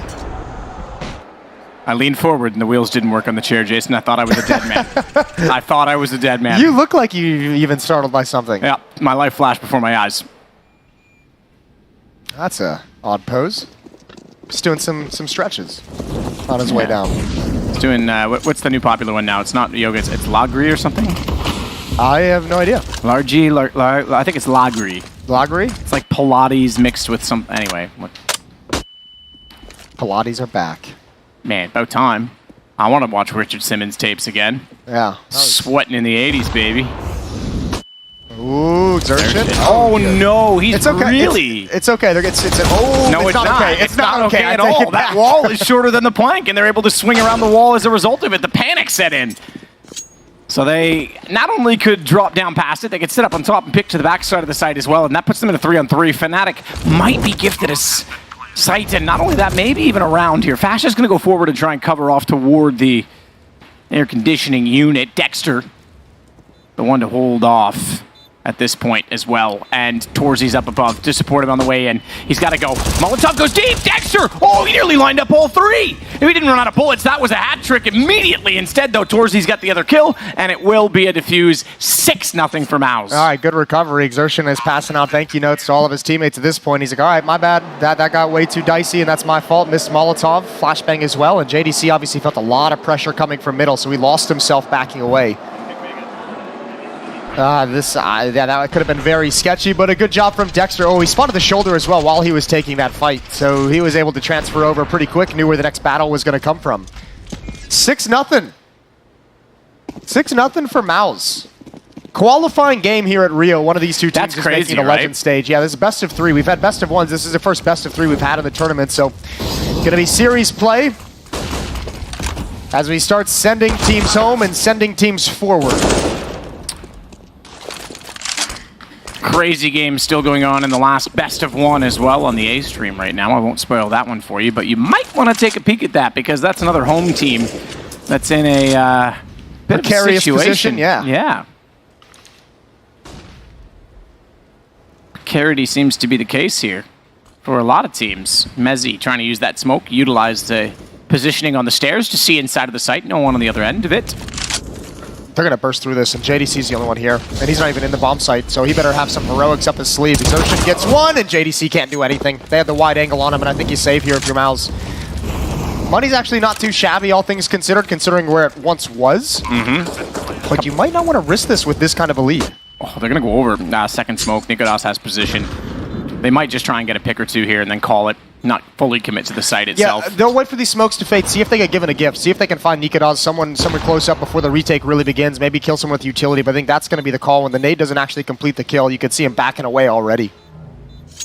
All right, Fnatic on the board, 6-1. We've seen a 6-0 lead on this stream already today completely disappear into a 16-6 loss. So, stick with it perhaps.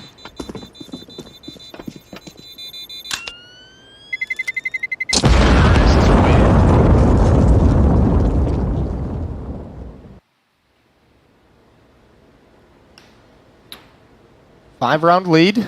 First round on the board for Fnatic at that B-bomb site. Good.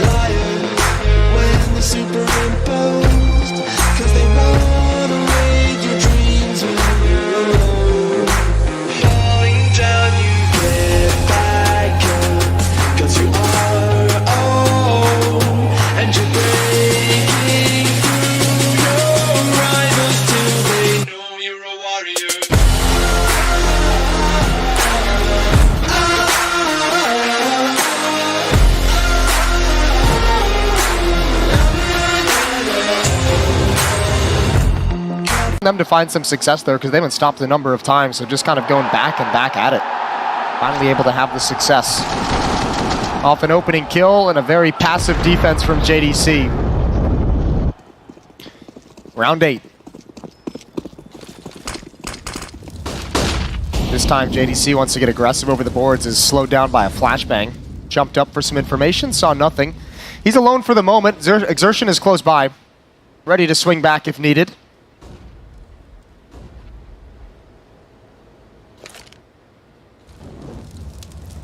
Well, that's a tell. Molotov straight up. He nades straight down. That'll do some damage onto Mezzi. Merci beaucoup pour le damage from the grenade. Yes. Do you need me to translate that for you? Nope. Okay. I got you. Didn't know you spoke French, Jason.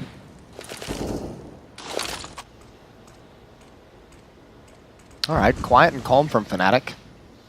Very passive at the base of A ramp, challenging mostly at stairs. This seems to be a game plan from Fnatic to really try and emphasize some success and some attention towards the B bomb site. Defensive utility being deployed by JDC, giving himself, I believe, a one way to look over the top on top of the plant boxes. And Exertion's going to take the opportunity, while there's quiet on the map, to start moving forward. 45 seconds remaining. And Exertion is already getting a ton of information in T-spawn.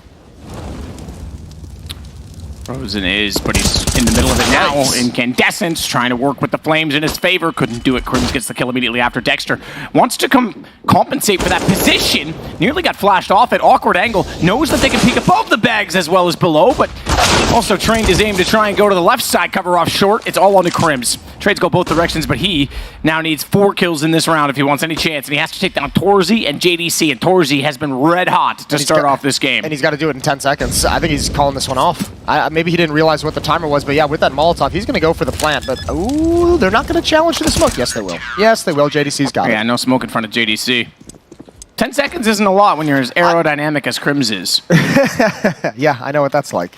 I was actually kind of shocked to see Dexter get out of position at sandbags and challenge. I think it's because he had his teammate coming around the flank, right? I think it must have been something from Exertion saying, like, fight, slow them down, challenge, because he's going to turn the corner and he wants Dexter taking information, or he wants him taking attention, away, so that he can have an effective flank. But I mean, all that's done, it's not the most clean. They go 1 for 1 each, but still slow things down enough to make it an impossible situation for Crims in a 1v2.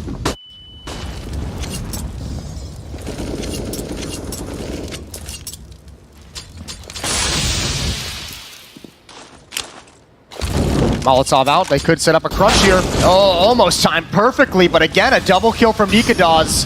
And Frozen's not going to expect that pace, but he gets his gun out in time. Crim's up next. He falls as well. Frozen's absolutely solid so far in this event. So stoic, he can't even read his facial expression because there's a monitor in the way. Xertion's going to swing back out. He'll take down Roy. Fasha, no gap in that smoke until now. He does at least get Exertion back. Hang on, one-on-one. Minute necessary. and 7, but it's bomb dead. Okay. Oh my God, JDC. Oh. Down to 15 on that. Didn't need to play it aggressively. Bomb was down in his favor, but didn't want to give away the game by letting him rotate with a minute to play with. Yeah, exactly. I think you don't need to be aggressive, but also he's just saying, look, I know where he is at this point. There's a minute on the clock. If I just sit here and chill and like 10 seconds go by, 15 seconds go by, then I have no information. And then I'm in a real tough position. Then it gets very awkward. So you can understand the concept behind it. It's the peak from Exertion that's not necessary in the 2v1. That's one you can slow it down. You can take that peak, but coordinate it with JDC so that it's a 2-on-1 at the same fight. So a couple miscues in this game from Exertion so far, but both of them have been recovered by teammates. 7-round lead for Mouse.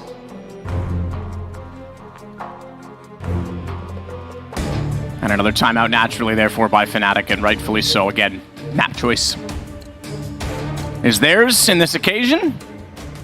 We've got Ancient third in this one. I haven't seen it yet in this major. I actually expected to see it a lot more. This is, if I'm not mistaken, now the second or third major with Ancient. Second. I think we'll see him in series play a little bit more.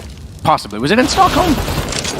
Yes. Okay, so this is the third major. I couldn't remember exactly when it came in. That said, yeah, we've also got Inferno in the middle, which is a little bit more standard. I think you're right. I think no one really is going... Anyone who's going to lean toward Ancient is probably going to be up against a team in a best of one that's going to ban Ancient, so it's probably going to come out more in best of 3s. This is a lot of damage early on. That's easy for Exertion to catch. Out Fasha, good shot from Mezzi, but JDC still holding the line. He and Nikodas Mezzi and Nikodaz, the only two left right now for Fnatic. Uh-oh, JDC, better bail out, you dead. Boom, burned alive.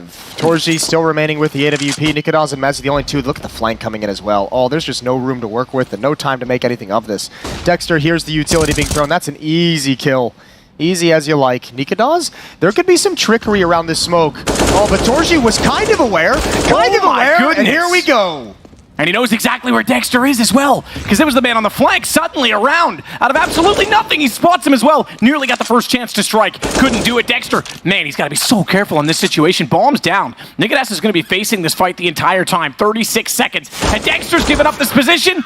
It's going to be the M4 that holds its nerve. A headshot from the AK would have done it, but couldn't be found. 9-1. Man, Nikodaz has had some spicy rounds. He had a double kill that got Fnatic their only round on the board. He had another double kill that went to waste, and this is almost a 1v3 victory. I thought Torji read that. He was looking for the play through the smoke, but just gave it up a second early.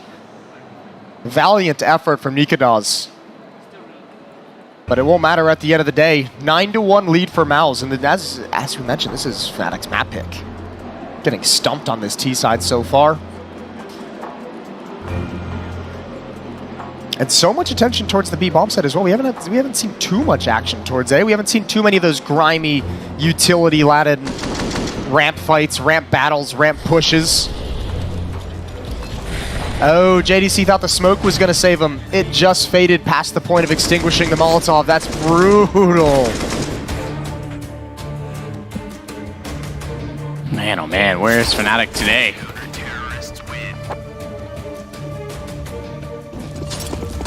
So a one-on-one. But the money's starting to break down.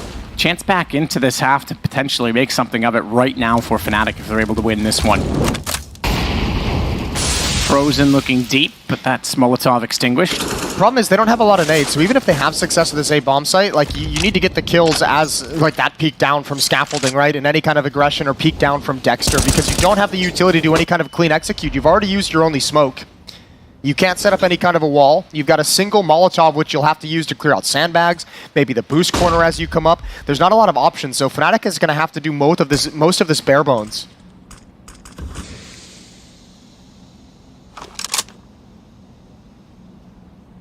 And nobody likes calling a ramp attack with no utility. Especially not with Frozen and Dexter up there right now waiting for it.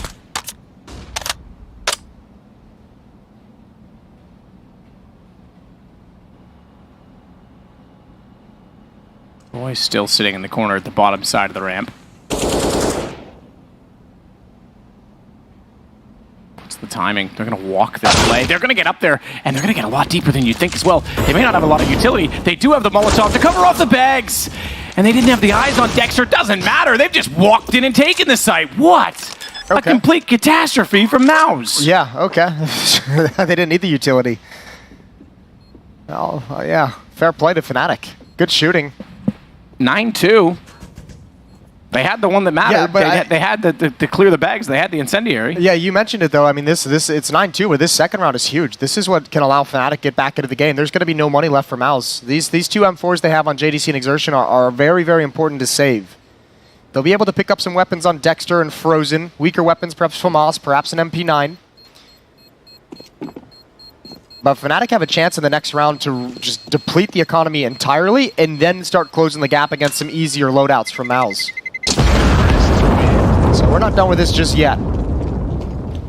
7-round gap, but it could disappear quickly, and I imagine we'll see a timeout from Mouse to talk this one over. Come up with a plan with the weaker weapons.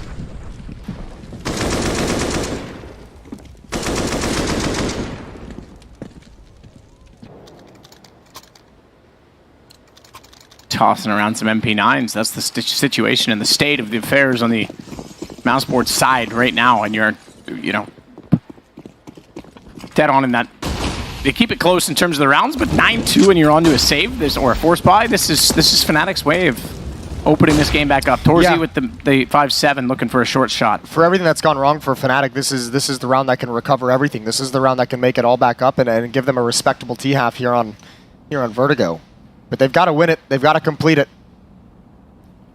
And once again, everyone at A ramp walking up, light utility, not being used. Need to clear the boost. Need to be aware of the possibility. When does Torji decide to look up? Oh, you can get rid of now. Roy's there. Roy's down, gone.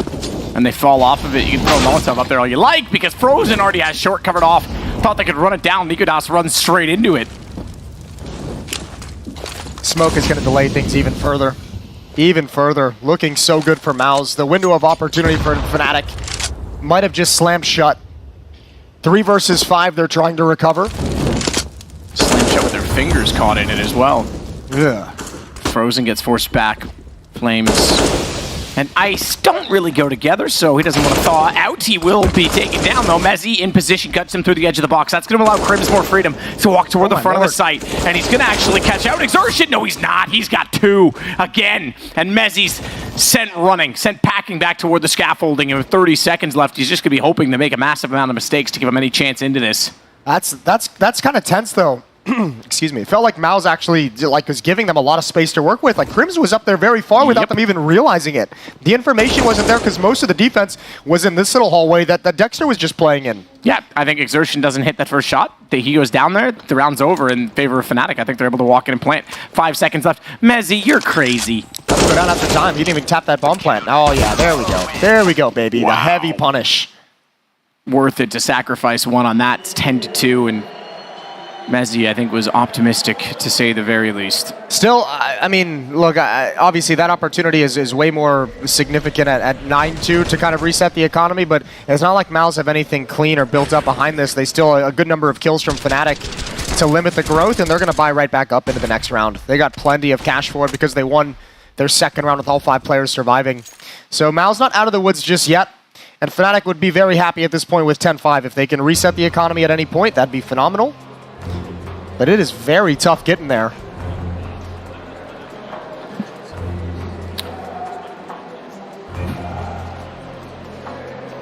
So now, it's back the other way. Although still an SMG out for Dexter, so it's not like there's tons of money built up on the back of that one, but it's getting out of control in terms of the score, you'd say. And you just finished saying, Jason, that maybe you underestimated this Fnatic team. I know. And maybe why are they doing this to me? They were the one to upset everyone's pick'ems. Well, you've always, I think this is just payback for Vega Squadron. You just need to get everything wrong forever from now on. Yeah, after I get that one prediction right, this universe is just like, no more. Yep, that was good. Congratulations, peaked too soon. Exertion's found a pretty dirty timing. Yeah, downstairs can actually divide and conquer. Oh. He's just waiting for this information. He's going to get Fascia. That's easy. Whoa, I say that. Don't let him wander off. He's going to, he realizes he's alone too. So B's clear, boys. Let's get back over and deal with A. Everyone rotate. Get up toward the heaven position. Exertion even back down to the bottom side of the ramp. And JDC sitting inside a lobby. Nose bombs planted on this. They have given a lot away. But Exertion, even though he went down there and did all this without teammates, isn't going to have much to hope for in this round. And this is that reset just happens a little bit later than we might have thought. These AKs are going to be the only weapons that Mouse is able to bring into the next round. Everything else will be upgraded pistols.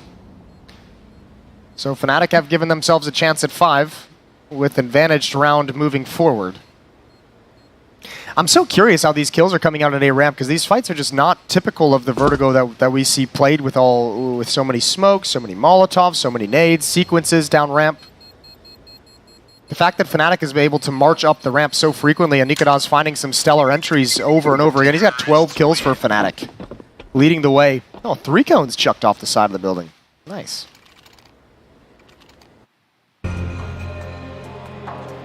Timeout called by Mouse, their first. Famas picked up on Frozen. Torji and Dexter, the only players who are going to be relegated back to pistols, not even money for MP9s. But still, this buy has some stopping power for Mouse. They've had a great half, and if they can just prevent Fnatic from recovering in any significant sense, that would be phenomenal.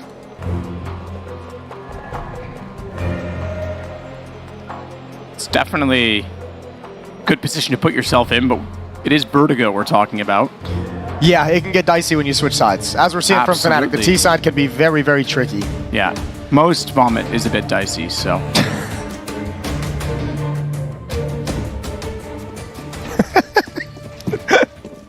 Oh. Well, yeah. We're going to carry on now. Where do I go with that one? That's fine. He didn't go anywhere. Just get clean up. Oh, no, Frozen. Where's he taking that damage? I think that was a Molotov, but I didn't see exactly where it was. Okay, so he was actually back towards scaffolding. It might have just been spam.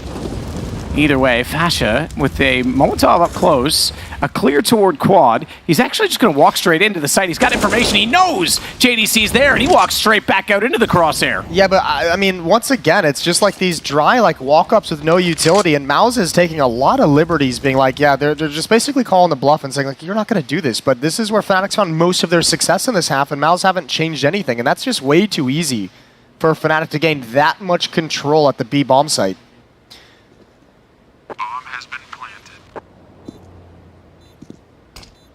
Attention elsewhere, and JDC just caught out in the open. Nikonaz always spotted him. Dexter in the open for it. He's even going to follow that to take out Frozen. Torzy last alive. Now Fnatic looking decent, 10-4, and a 10-5 score on Vertigo. Definitely workable. Yeah, especially considering where this all began. This has been 3 of the last 4 rounds won by Fnatic, so you got to be pleased about that one. And for most of the half, they've struggled to get into the bomb site, but it's been twice now. In these past 3 round wins for Fnatic, they've been able to find access. So mostly pistols, actually entirely pistols for Mouse. Yeah, I would say that's mostly. I would amend that. I would like to take back my previous statement. 4 Deagles and a 5-7 on Torji.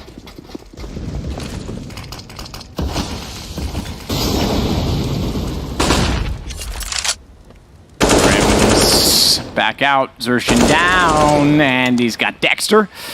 I think we're getting that 10-5, Jason. Yeah, most likely. 5-on-3, barring any shenanigans from the Deagle. Nikonaz is walking all the way to the A-bomb site. Easy kill. There's Frozen picking one off. Okay, don't let this one slip away, Fnatic. You've worked hard to get to this point. You've worked hard to recover this half. Don't throw it away at the end. Time to group up. Play the trade game.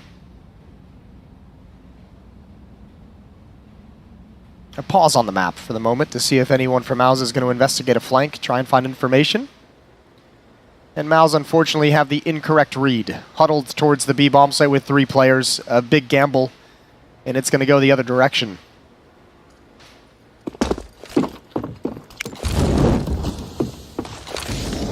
Smokes in. Flash.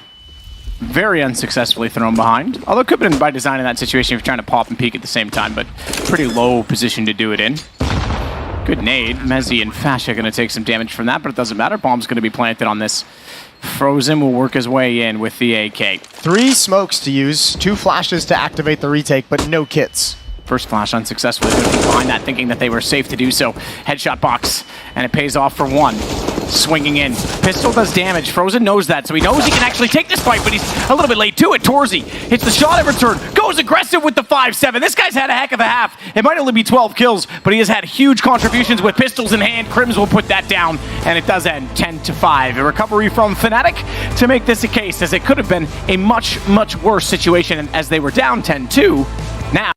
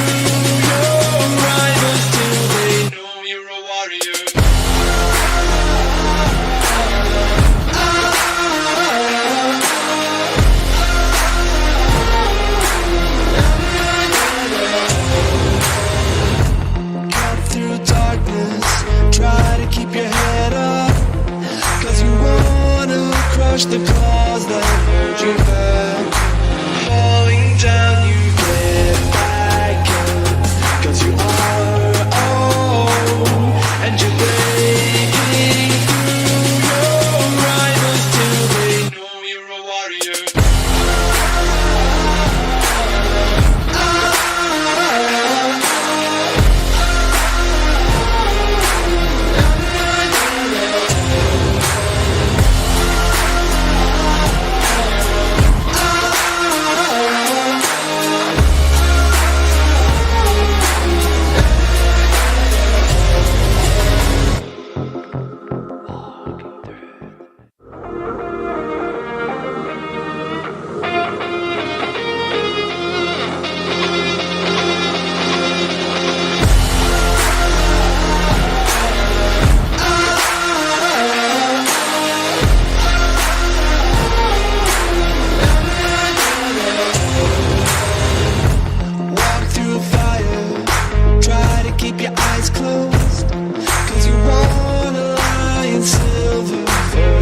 What will they do? We'll find out after half.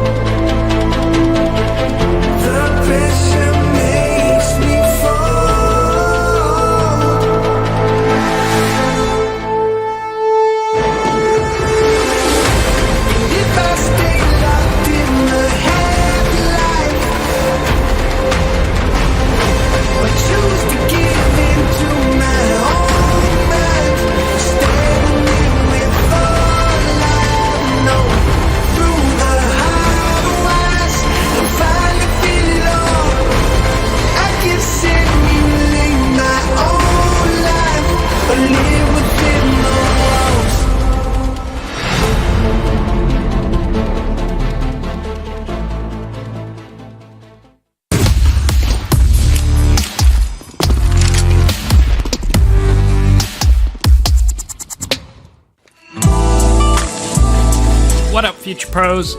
I have a nifty fast A smoke I saw Apex throw to help you on your pistol A rushes. You throw this smoke from the T spawn and it will block off the left side of the A side, allowing your teammates to run up short with a bit of smoke coverage. To throw the smoke, first shoot out the glass above. Really, this is the only one you need to break. But shoot them all anyway. Then get yourself stuck into this invisible corner next to this beam. Aim between these two dots as shown and jump through the smoke. This smoke will soar through the sky and land perfectly to block off the vision of short from the bomb site nice and early. As long as your teammates take out anyone playing close, you will have a decent standing to win the round. Good luck and rush A?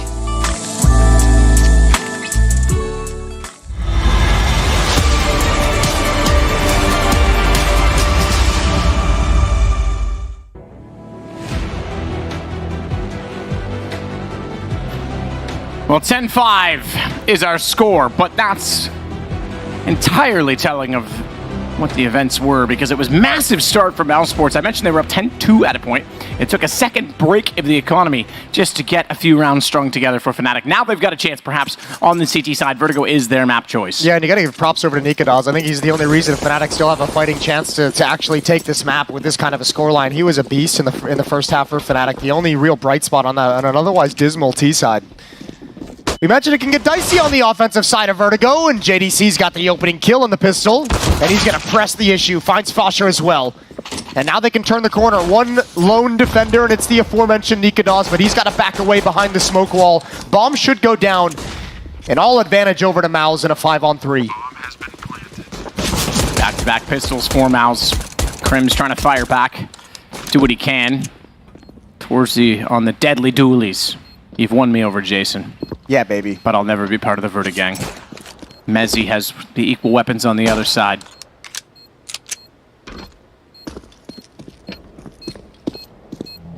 Swing and look.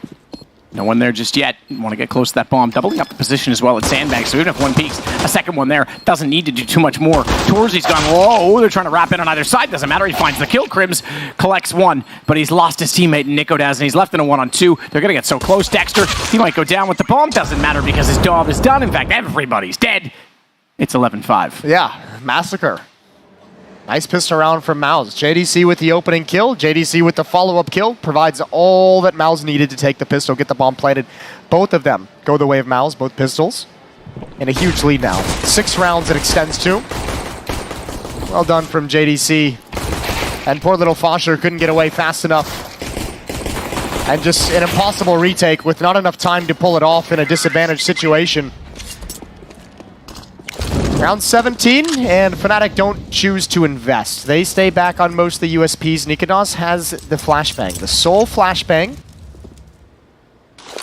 And here it is. Here's going to be the peak, but everyone from Mouse is so far back. No one's home. They'll hear these footsteps, and Frozen, here's an opportunity to build up some bank. Let loose your inner Eco Cobra, but unfortunately only gets 1 kill. Yeah, didn't really let him loose at all, did they? Good attempt, though, Jason, to build up a narrative. He's going for it. The important narrative of eco kills. Swing for the fences, Jason. Don't go for the bunt. Exactly. Now's looking good today. They're sharp. Oh, they look excellent. Yeah, no, this is a great game from them. And again, that 5-0 they had in the group stage at Pro League, there was a lot of promise. I remember speaking with them outside in Malta, sitting just at the end of the hallway there where the door and the fridge was. You know the spot, Jason. Yes, I do. And they were saying, oh, well, it's fine. You know, we had to come back here for the, we had to stay here after playoffs at Pro League, but we won't be here much longer. We're going to 3-0 the road to Rio. That was the confidence they had. So. Yeah. Got a little bit dicier than that. It did get a little dicier. Didn't work out exactly the way they would have wanted. Okay, 4-on-5, but this play from Exertion is huge. Although that might keep his attention towards the left, and Crims is going to get a nice, easy kill. Torji up next, knows what's coming, and the call has already been that there's a player inside the bomb site. Unfortunately, while the mid attack is dangerous, everyone else has gone down around it, and they never fully found Mezzi. Good movement, good positioning from Mezzi to find a kill, and Fnatic have the first gun round. Let the comeback commence. They'll never know how close Mezzi was to death, having been spotted out by Xertion, as you mentioned.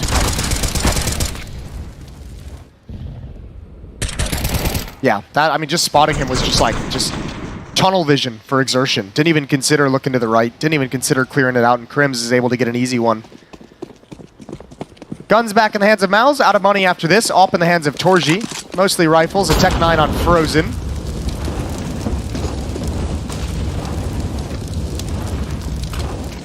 Smoke down after the flames were already in place by Mezzi. Dexter's actually pushed through that, though, so might be able to catch them off here if he doesn't check right. He actually checks too far right, loses his vision to the left, and JDC was there. Man, they somehow stay alive, but now from the grave. I take that back, excuse me. It was Crims that threw the Molotov. I was going to say it was Mezzi. He got the assist, but Crims with 2 gives the advantage back to FNC. Can they recover it? Torji still hasn't been activated with this AWP quite yet. It's going to be joined by Exertion, who has the bomb as well. Frozen's going to start moving across the map slowly to join up with them. So 3 players to come up the B stairs. At the moment, Fnatic's gone on a little bit of an investigative mission. Crims and Fosher have left the B bomb site, happy to play retake for the moment as they clear out mid. Now that they've seen and they've taken that deep peek, they see no one's home. Fosher's come back, but it will be retake for Fnatic. No one's trying to press into the bomb site. Nobody's trying to press in towards Gen. Excuse me, Fosher just gets there. And a 3v4. And now re-aggression with utility. It's a close wall position. Fascia. Torzi. Does he swing? Who goes first? Oh my goodness, this could be a lineup. This could be a slaughter. Crims is going to get 2 for it. They were far too close together. Did not have to re-aim at all. I don't know if they expected that many bodies. There were shallow peaks by the first players. You could see Torji's trying to swing and get into the fight with the AWP, and I think he actually blocked the AK-47 players who probably wanted to get back, but Torji's trying to get into the fight. So yeah, just a little bit clumped up. But another round for Fnatic, 2 in a row, and that's all the money. Outside of the AWP, Mouse isn't really going to be able to afford a whole lot because they got to start thinking about the economy moving forward. So Fnatic a chance to close this gap once again.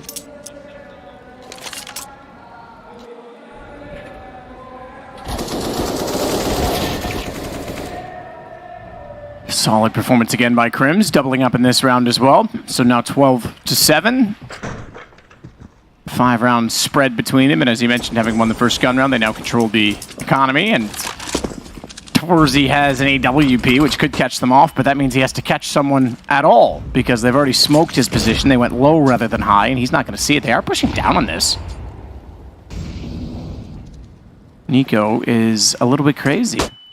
And he's going to go in on this. Flashed in as well. Oh, I don't know if that's worth it, man. You just gave an AK to a team that already had an AWP. Now, sure, you've taken down the Opper, but oh, did it fall off the map? Yeah, they're having a tough time finding it. It might have fallen into a random gap somewhere. I think it went down the bridge. It's possible. Either way. He swung wide. Oh, that's okay. I'll take it back. I'll call that worth it. Yeah, it is now, I guess, in a way. Not as punishing Shirley. Exertion, though. Don't call me Shirley. He can work magic. He can do it with this AK. However, unarmored players and only one flashbang to work with, still going to be very difficult for Mouse. So Exertion kind of has to at least bait at least one of these Glocks. Use the follow-up fights. There's the flashbang. It's actually a solid flashbang, but again, it's just Glocks. They maintain presence to get the bomb plant. That's well done from Mouse. Nade barely does anything at all as it gets tossed over the top. Here's Shin. He's trying to find that angle on this, but it's Fasha that gets frozen instead. Zershin still wants a headshot. Nothing to be found as of yet. But he's the one with the AK that can hold forward this bomb. They've got the utility to put toward him, though. That's the problem. Smokes are already down on top of it. They have kits on all 4 remaining players and a single flash to still... Oh, no, Dexter, this is clever. But they've heard him swinging, and they're going to find the AK with a swing around behind. Fasha in position. Roy takes out the kill, and it is now 12-8. Yeah, not enough weapons. If he had hit that knife... Oh, man, it did fall off. I would have liked that. Yeah, it had to have. They couldn't get it. I don't think he realized... I don't think he was even close enough for the knife. He would have had to come out of the smoke, I think, to actually find the knife. Either way, it's a clever idea. I propose if you're a player that likes Vertigo, buy the rope kit. It lets you tie your gun around your waist, so if you die, your teammates can still get it. Okay, so you want to add a new item into the game? No, I just want to get rid of this stupid map. Hatred for Vertigo knows no bounds.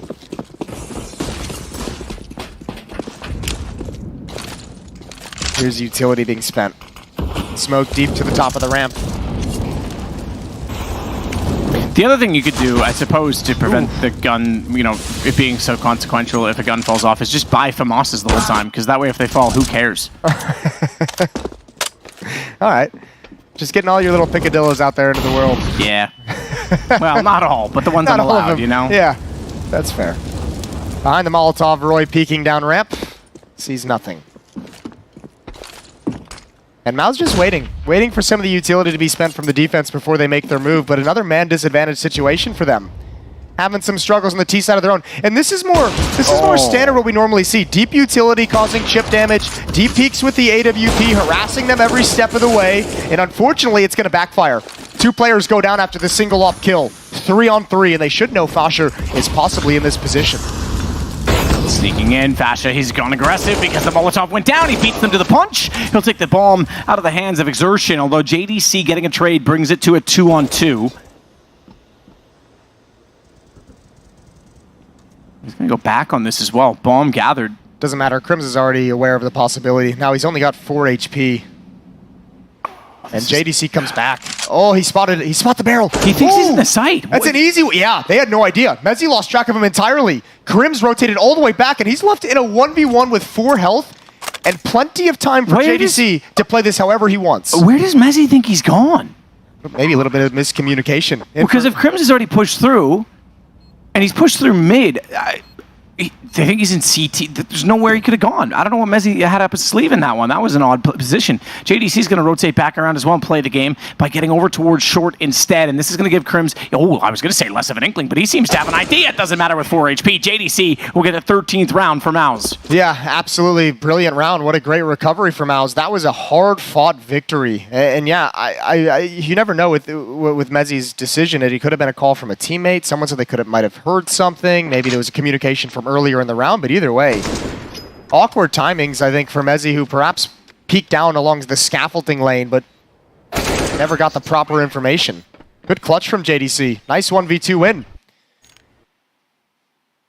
And that's, there's a lot of positivity that comes out of that win, because Fnatic is going to have their economy down to basically nothing after this next buy. Roy doesn't even have enough money to get, the MP9. He's going to be stuck on a 5-7. So opportunity here for Mouse to deliver a knockout punch far earlier than Fnatic would like. I don't think there is ever a time they would like it. So. I meant they would like it to be this early. Yeah, thanks. All right. Awesome shooter, Gavin. Way to explain that one. I'm just making sure. Okay. JDC. I thought the same thing after I said it. JDC trying to get the shots up close as they got toward the plywood position.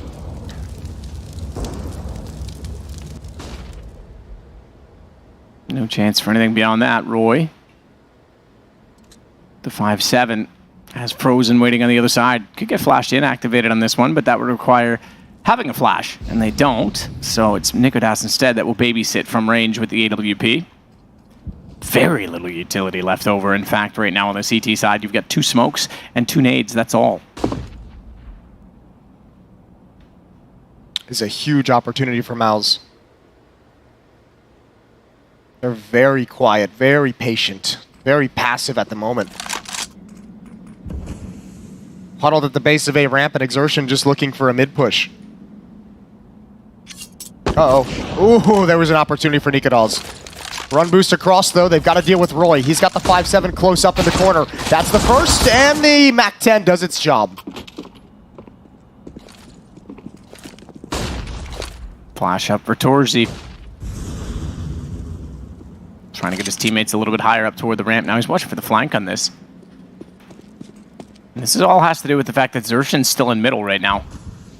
They can split the map open with his positioning. He's already onto the ramp. He's going to try and go a little bit further, but he's caught out. Mezzi had rotated back towards CT, and that's going to give the advantage to Fnatic. But he knows he can't really commit himself to the bomb site. Oh, actually, he over-peaks. Over-swings into it. Good shot from the AWP, and now a tough retake. No kits, no utility for Fnatic. 9 seconds when the bomb went down. Repeak on the miss. Dexter actually got the shot onto Crims, but Nikodas finds Torzy, who overcommitted. Dexter now plays this out. He's got a teammate too. Frozen still back toward the stairs, and he's got the anger covered off for Fasha to go wide. It's now 14 and 2 to go for Mouse on map 1. Remember, we are in to the best of 3s. The winner of this series is straight into the Legend stage. Yeah. An early qualification. That'd be great for Mouse, who, as we mentioned, had those struggles back at the road to Rio.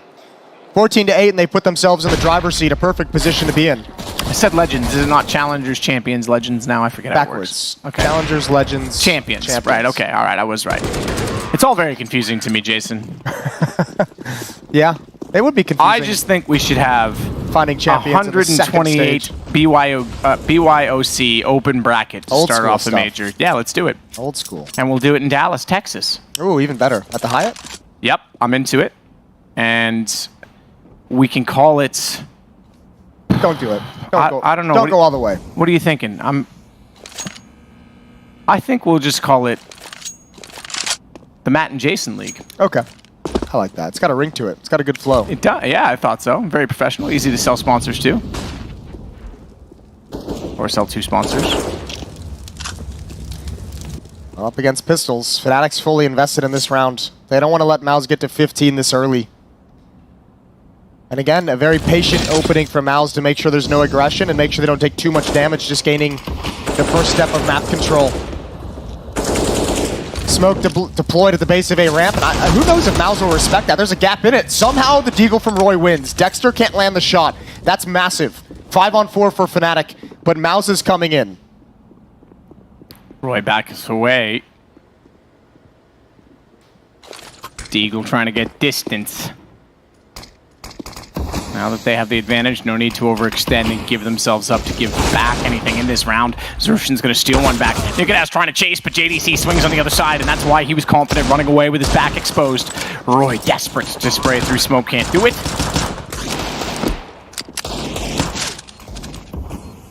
Torzy.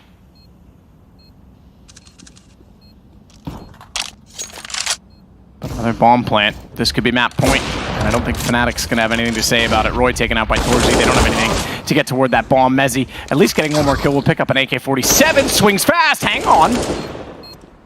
But it is just Crims to work with now, as he's running out of time as well. No kit. But he's just doing damage. Not that that's going to matter. They're going to buy into the final round. If they were able to win that, though, Fnatic, and they're able to force this one back, they could break them down and maybe play for overtime at this point on the back of those kills. But it is going to be him going down, not carrying the AK over as Torzy holds on to the op. Valiant effort, though. 15-8, 7 rounds, 7 chances for MOUZ to close out Vertigo, to actually steal away Fnatic's pick, and they're going to have a very similar buy to the previous round. Full buy in this one for Fnatic as well.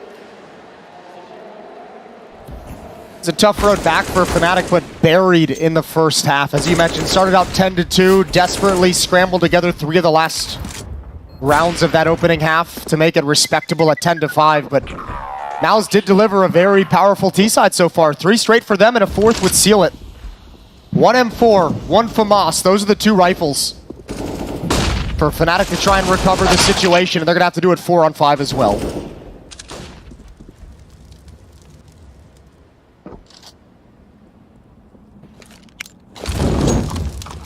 Nade, another Molotov into the corner, so JDC's able to clear the up close. Now he'll throw the nade on top of it, looking for that extra bit of damage. But Torzy has that extra kill. Over toward Nikodaz, not aware of the extra man as Roy came down to find him. So it sits now, still only a 1-man advantage for MOUZ. Fasher and Mezzi started shifting, and it's good that they called it off because, I mean, Roy had a very aggressive stance and said, there's no one else here. There's no one else here. Now Exertion, challenging in middle, applies a lot of pressure, makes sure the defense can't focus towards B stairs. JDC, Frozen, and Dexter gonna start pulling the trigger on the execute, but the kills go in the way of Fnatic for now. 2-on-1, it's Roy left alone. Oh, bomb plant though. Flash out, they line up! Oh, they nearly lined it up. He got it down to 1 HP on the first individual, but MOUZ Sports take map 1, they steal Fnatic's choice, and now we head over to Inferno. Yeah, a very confident map from MOUZ, and all smiles at the end of the day. That's got to feel good, stealing away your opponent's pick in this all-important series. Well played from MOUZ, looking sharp.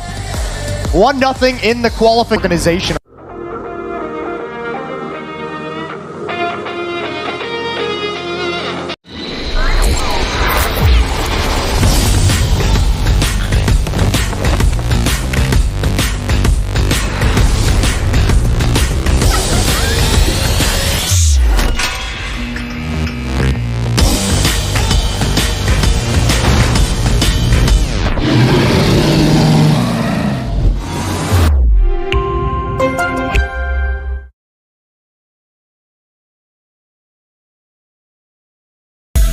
Upplev känslan av professionellt rengjorda tänder hemma med Oral-B IO. Den medföljande appen guidar dig genom hela borstningen. Just nu får du en Google Nest Hub när du köper en Oral-B IO9.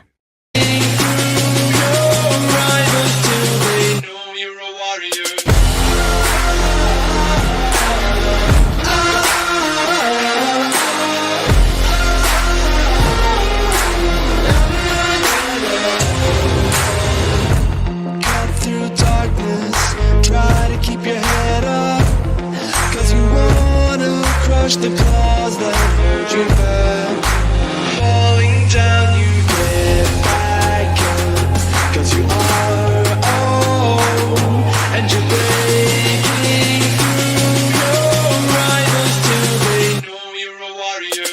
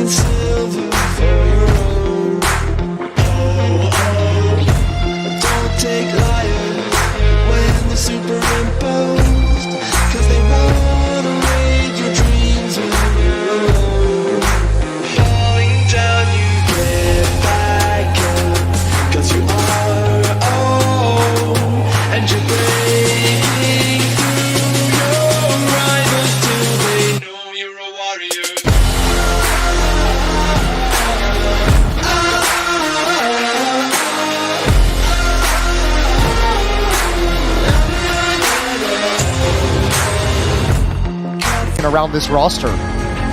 Man, that would be something special. I'm hyped up. Inferno. No, it would be. And not only that, I think the team that best showcases the academy potential in doing that as well, because not a lot of them have graduated that many players, a core of the players, to the main team and made it work. The other one would be the Gambit Academy that became Gambit, that now became Cloud9, but I think in different fashion. That was a roster kind of progressing to this point. This was like players slowly being exchanged out of the main roster over the course of months. That's true. Well, Hall's pop, it looks like, is the call for Mouse. Dexter in alt mid with smoke flash, frozen at the base of middle in the pit. In the small pit with just a smoke, Exertion and JDC and Torji coming towards the end of Halls, and Roy and Crims. No one's actually watching this. This is a perfect call. What's the reaction going to be from Crims and Roy? That's all important. Dexter waiting for this flash over, takes some damage from the Molotov as that flash is thrown. That means they know he's isolated now in middle because he was supporting the players that got by them, waterfalling out of the apartments. And they'll concede that they lost the pit, but take the fight they know they can win in exchange for that bomb goes down early. Yeah, but it's planted on the other side of missile boxes, right? It's planted on the other side of the center box, so just keep that in mind as this retake comes in.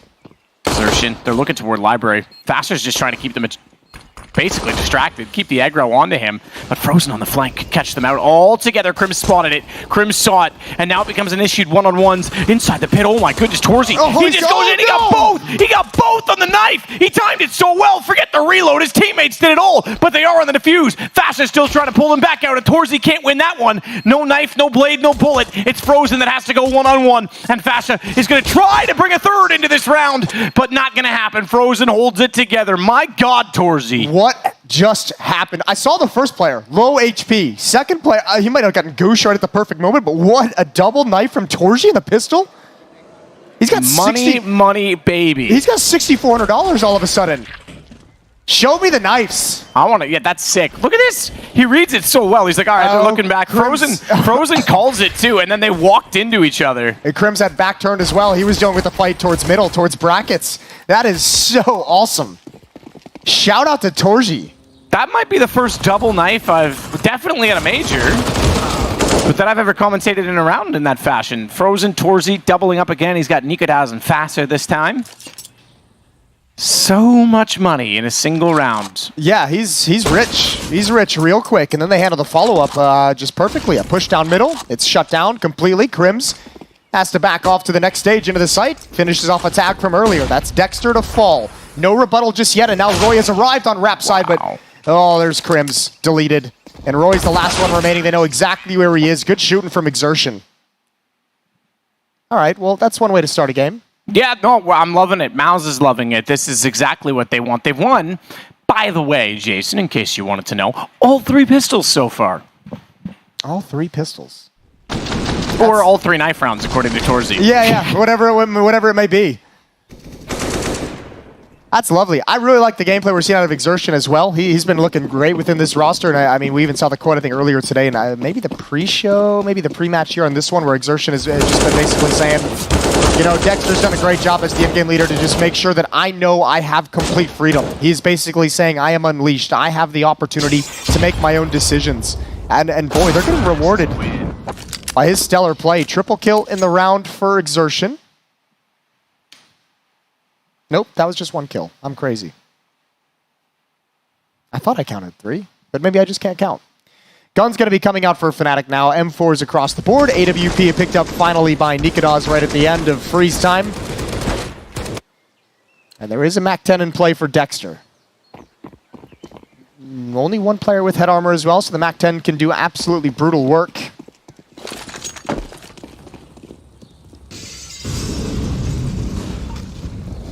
You gotta love that Torzi's the one that gets that, and he's the AWPer too. Like, it's perfect. He's bought an AWP in round 4, and he's still got $1,500. Yep. JDC's got 4K, Dexter's 5,800. They're rich. Well, and Xertion has, 44. Yeah, they've got another AWP. 3 AWPs, no matter what, in the next round. 4 AWPs. They could buy 4 AWPs in the next round if they really wanted to. That's one way to put it, yeah. Yeah. Obviously, you're not going to do that, but the contingency plan is there. The fact that he has 1,500, he could still get armor, and someone's going to drop him an AWP no matter what happens. Or will you? Oh, I will. Or he'll knife me. Patient opening again from Mouse. Much like Vertigo, staying pretty chill, not trying to take anything with too much pace quite yet. Frozen is chucking out utility and throwing a distraction in Banana. All the meanwhile, Dexter and the rest of his teammates aligning in middle to take brackets control. Nikadaz going to be smoked off. That nade should do some decent damage, and indeed it will. Chunks him down. You're good at those nade calls, Jason. I make sure. Yeah, well, I should learn from that. Dexter going to try and swing over toward the short side. Crims is the one that's inside of the pit. Smoke already deployed, so should a Molotov go that direction, it's not going to go... Oh, it does spread. It is sitting behind the smoke. It could be a problem for them. They are still getting the kills, though. How has this worked out? USP as well for Crims to take out Xertion. It's all on Frozen and Torzy. AWP trying to go through the wall. It will. Torzy's having a heck of a game. Frozen knows there's one back toward the trash side. He had his crosshair placed onto it, but now he needs to support his teammate. Mezzi goes down, and suddenly the site and the bomb are in possession of Mouse. To the Vespa. Fasher could try to elevate himself above the smoke and catch an off angle on Torzy. It's exactly what he'll do. And Frozen's gone back through the apartments, which means he's going to come out short side, but it's a tough angle to hold. Bomb's not planted for him either. Exactly. Fasha's going to already be clearing ultimate angles here. Okay, he knows they're both inside. He knows they're both close. Low on Nikodas, but he sneaks out AWP. No mistake on it. 3-1. That might have been a little bit of a mistake from Frozen, not realizing where the bomb was planted. He could have done way more work if he was actually parked up in Palace and actually supporting Torzy inside the bomb site to find him a new position. That was tough to deal with that smoke still up, allowing access, as you mentioned, over to the Vespa and Graveyard as well. And a nice retake, a nice recovery from Fnatic from what was a 4-on-2 at one point into a 2-on-2. Good on them for recovering, but this is great initial defense from Crims. First kill, even gets one with the USP, and yeah, there it is. Torzy has nowhere to go after that. I thought we jumped away from it. I thought he actually probably went up above the smoke, but it actually just cleared. Yeah, it was perfect timing for him. And the op's just a little unwieldy to deal with that kind of a scenario. I don't think he felt safe from lane either, which is why Frozen kind of going through from halls all the way back towards Boiler was just like, you're so far away from action and information for so long that Torzy's on an island. But as you mentioned, plenty of money on the Mouse side, so Torzy's going to have an AWP yet again.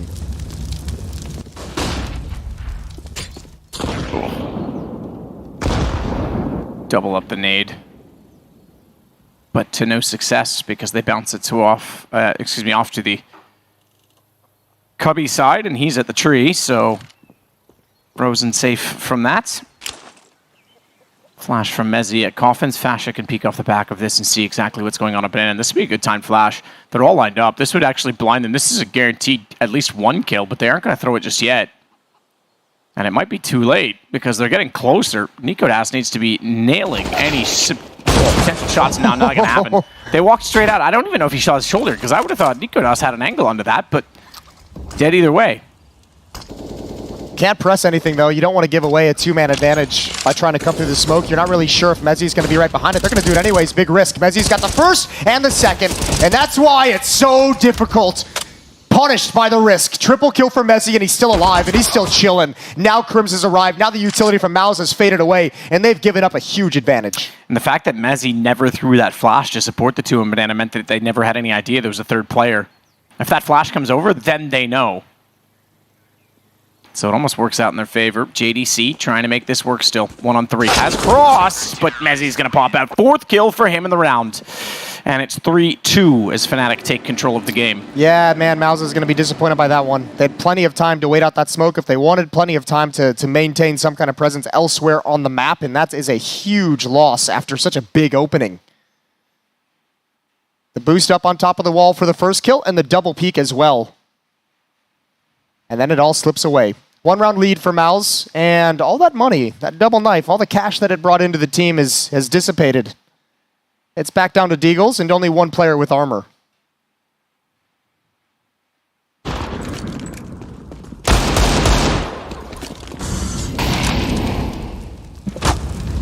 Fasha takes a tick of damage from that Molotov. That could have given away his position. Fortunately for him, no one wants to peek behind it. The pistols instead, an Exertion with 2 HP. Are going to be taking claim, or attempting to take claim to A. Crims, good spot underneath of the hay bales. Finds first, spots a second. No armor, should be good for more, but not because JDC comes out from above. He's cancelled out by Roy, who closes out the round, and we are tied. 3-3. 3-3. Ménage à trois. The best trois of all. Some might say. Timeout called by Mouse. They have to talk things over because this has been a devastating 3 rounds to lose. A very close, narrow clutch that they put themselves in a good position in. A huge 5-on-3 advantage they let slip away. Those are the mistakes and miscues that you want to get rid of as early as possible, especially in a qualifying game.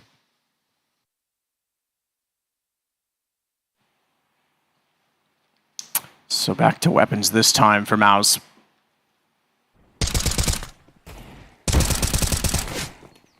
Crim's holding his own.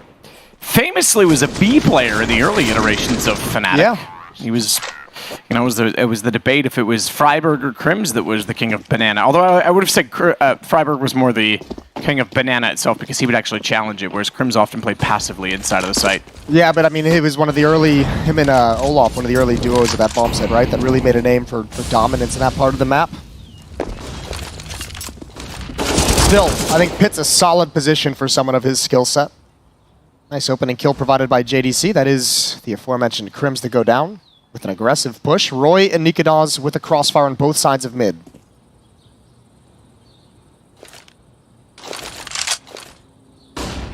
Flash out, Nikodas is back inside of Trash. Molotov's going to be thrown out. Oh, he's going to land straight on top of him. They know where he is. They swing. It's Roy that gets the kill. They knew they had him pushed back on the opposite side. They knew that there was just going to be Roy that was isolated, so they get the kill. Nikodas caught out this time. Flashed off and quick switch. Left himself with nowhere to go. Caught in the middle of nowhere, and Frozen doesn't want anything to do with the bomb. He's going to throw that to his teammates and go back and watch for the rotations.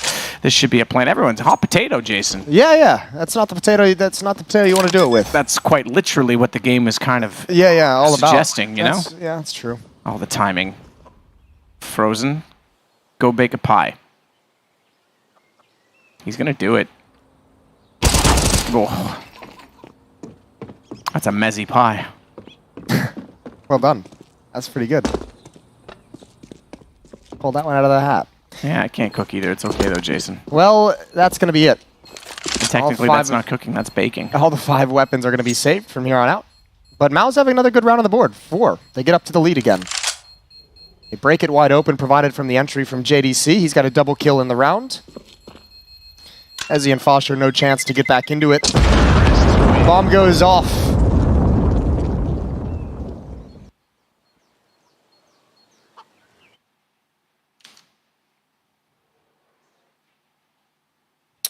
Over on the mainstream as well, during this matchup also, if you want to tune into that game, it is Double O Nation playing on the stage against IHC in an elimination game. We have a qualification game here on the B stream, elimination game on the mainstream, elimination game of a Brazilian team on the mainstream. Yes, we do. Yeah, that's...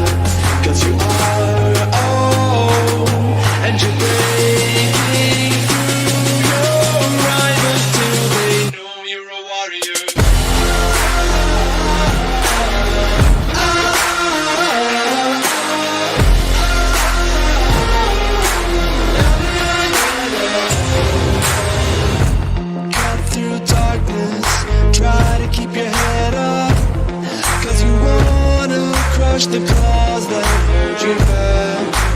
Falling down, you get back up. 'Cause you are old and you're breaking through your rivals till they know you're a warrior.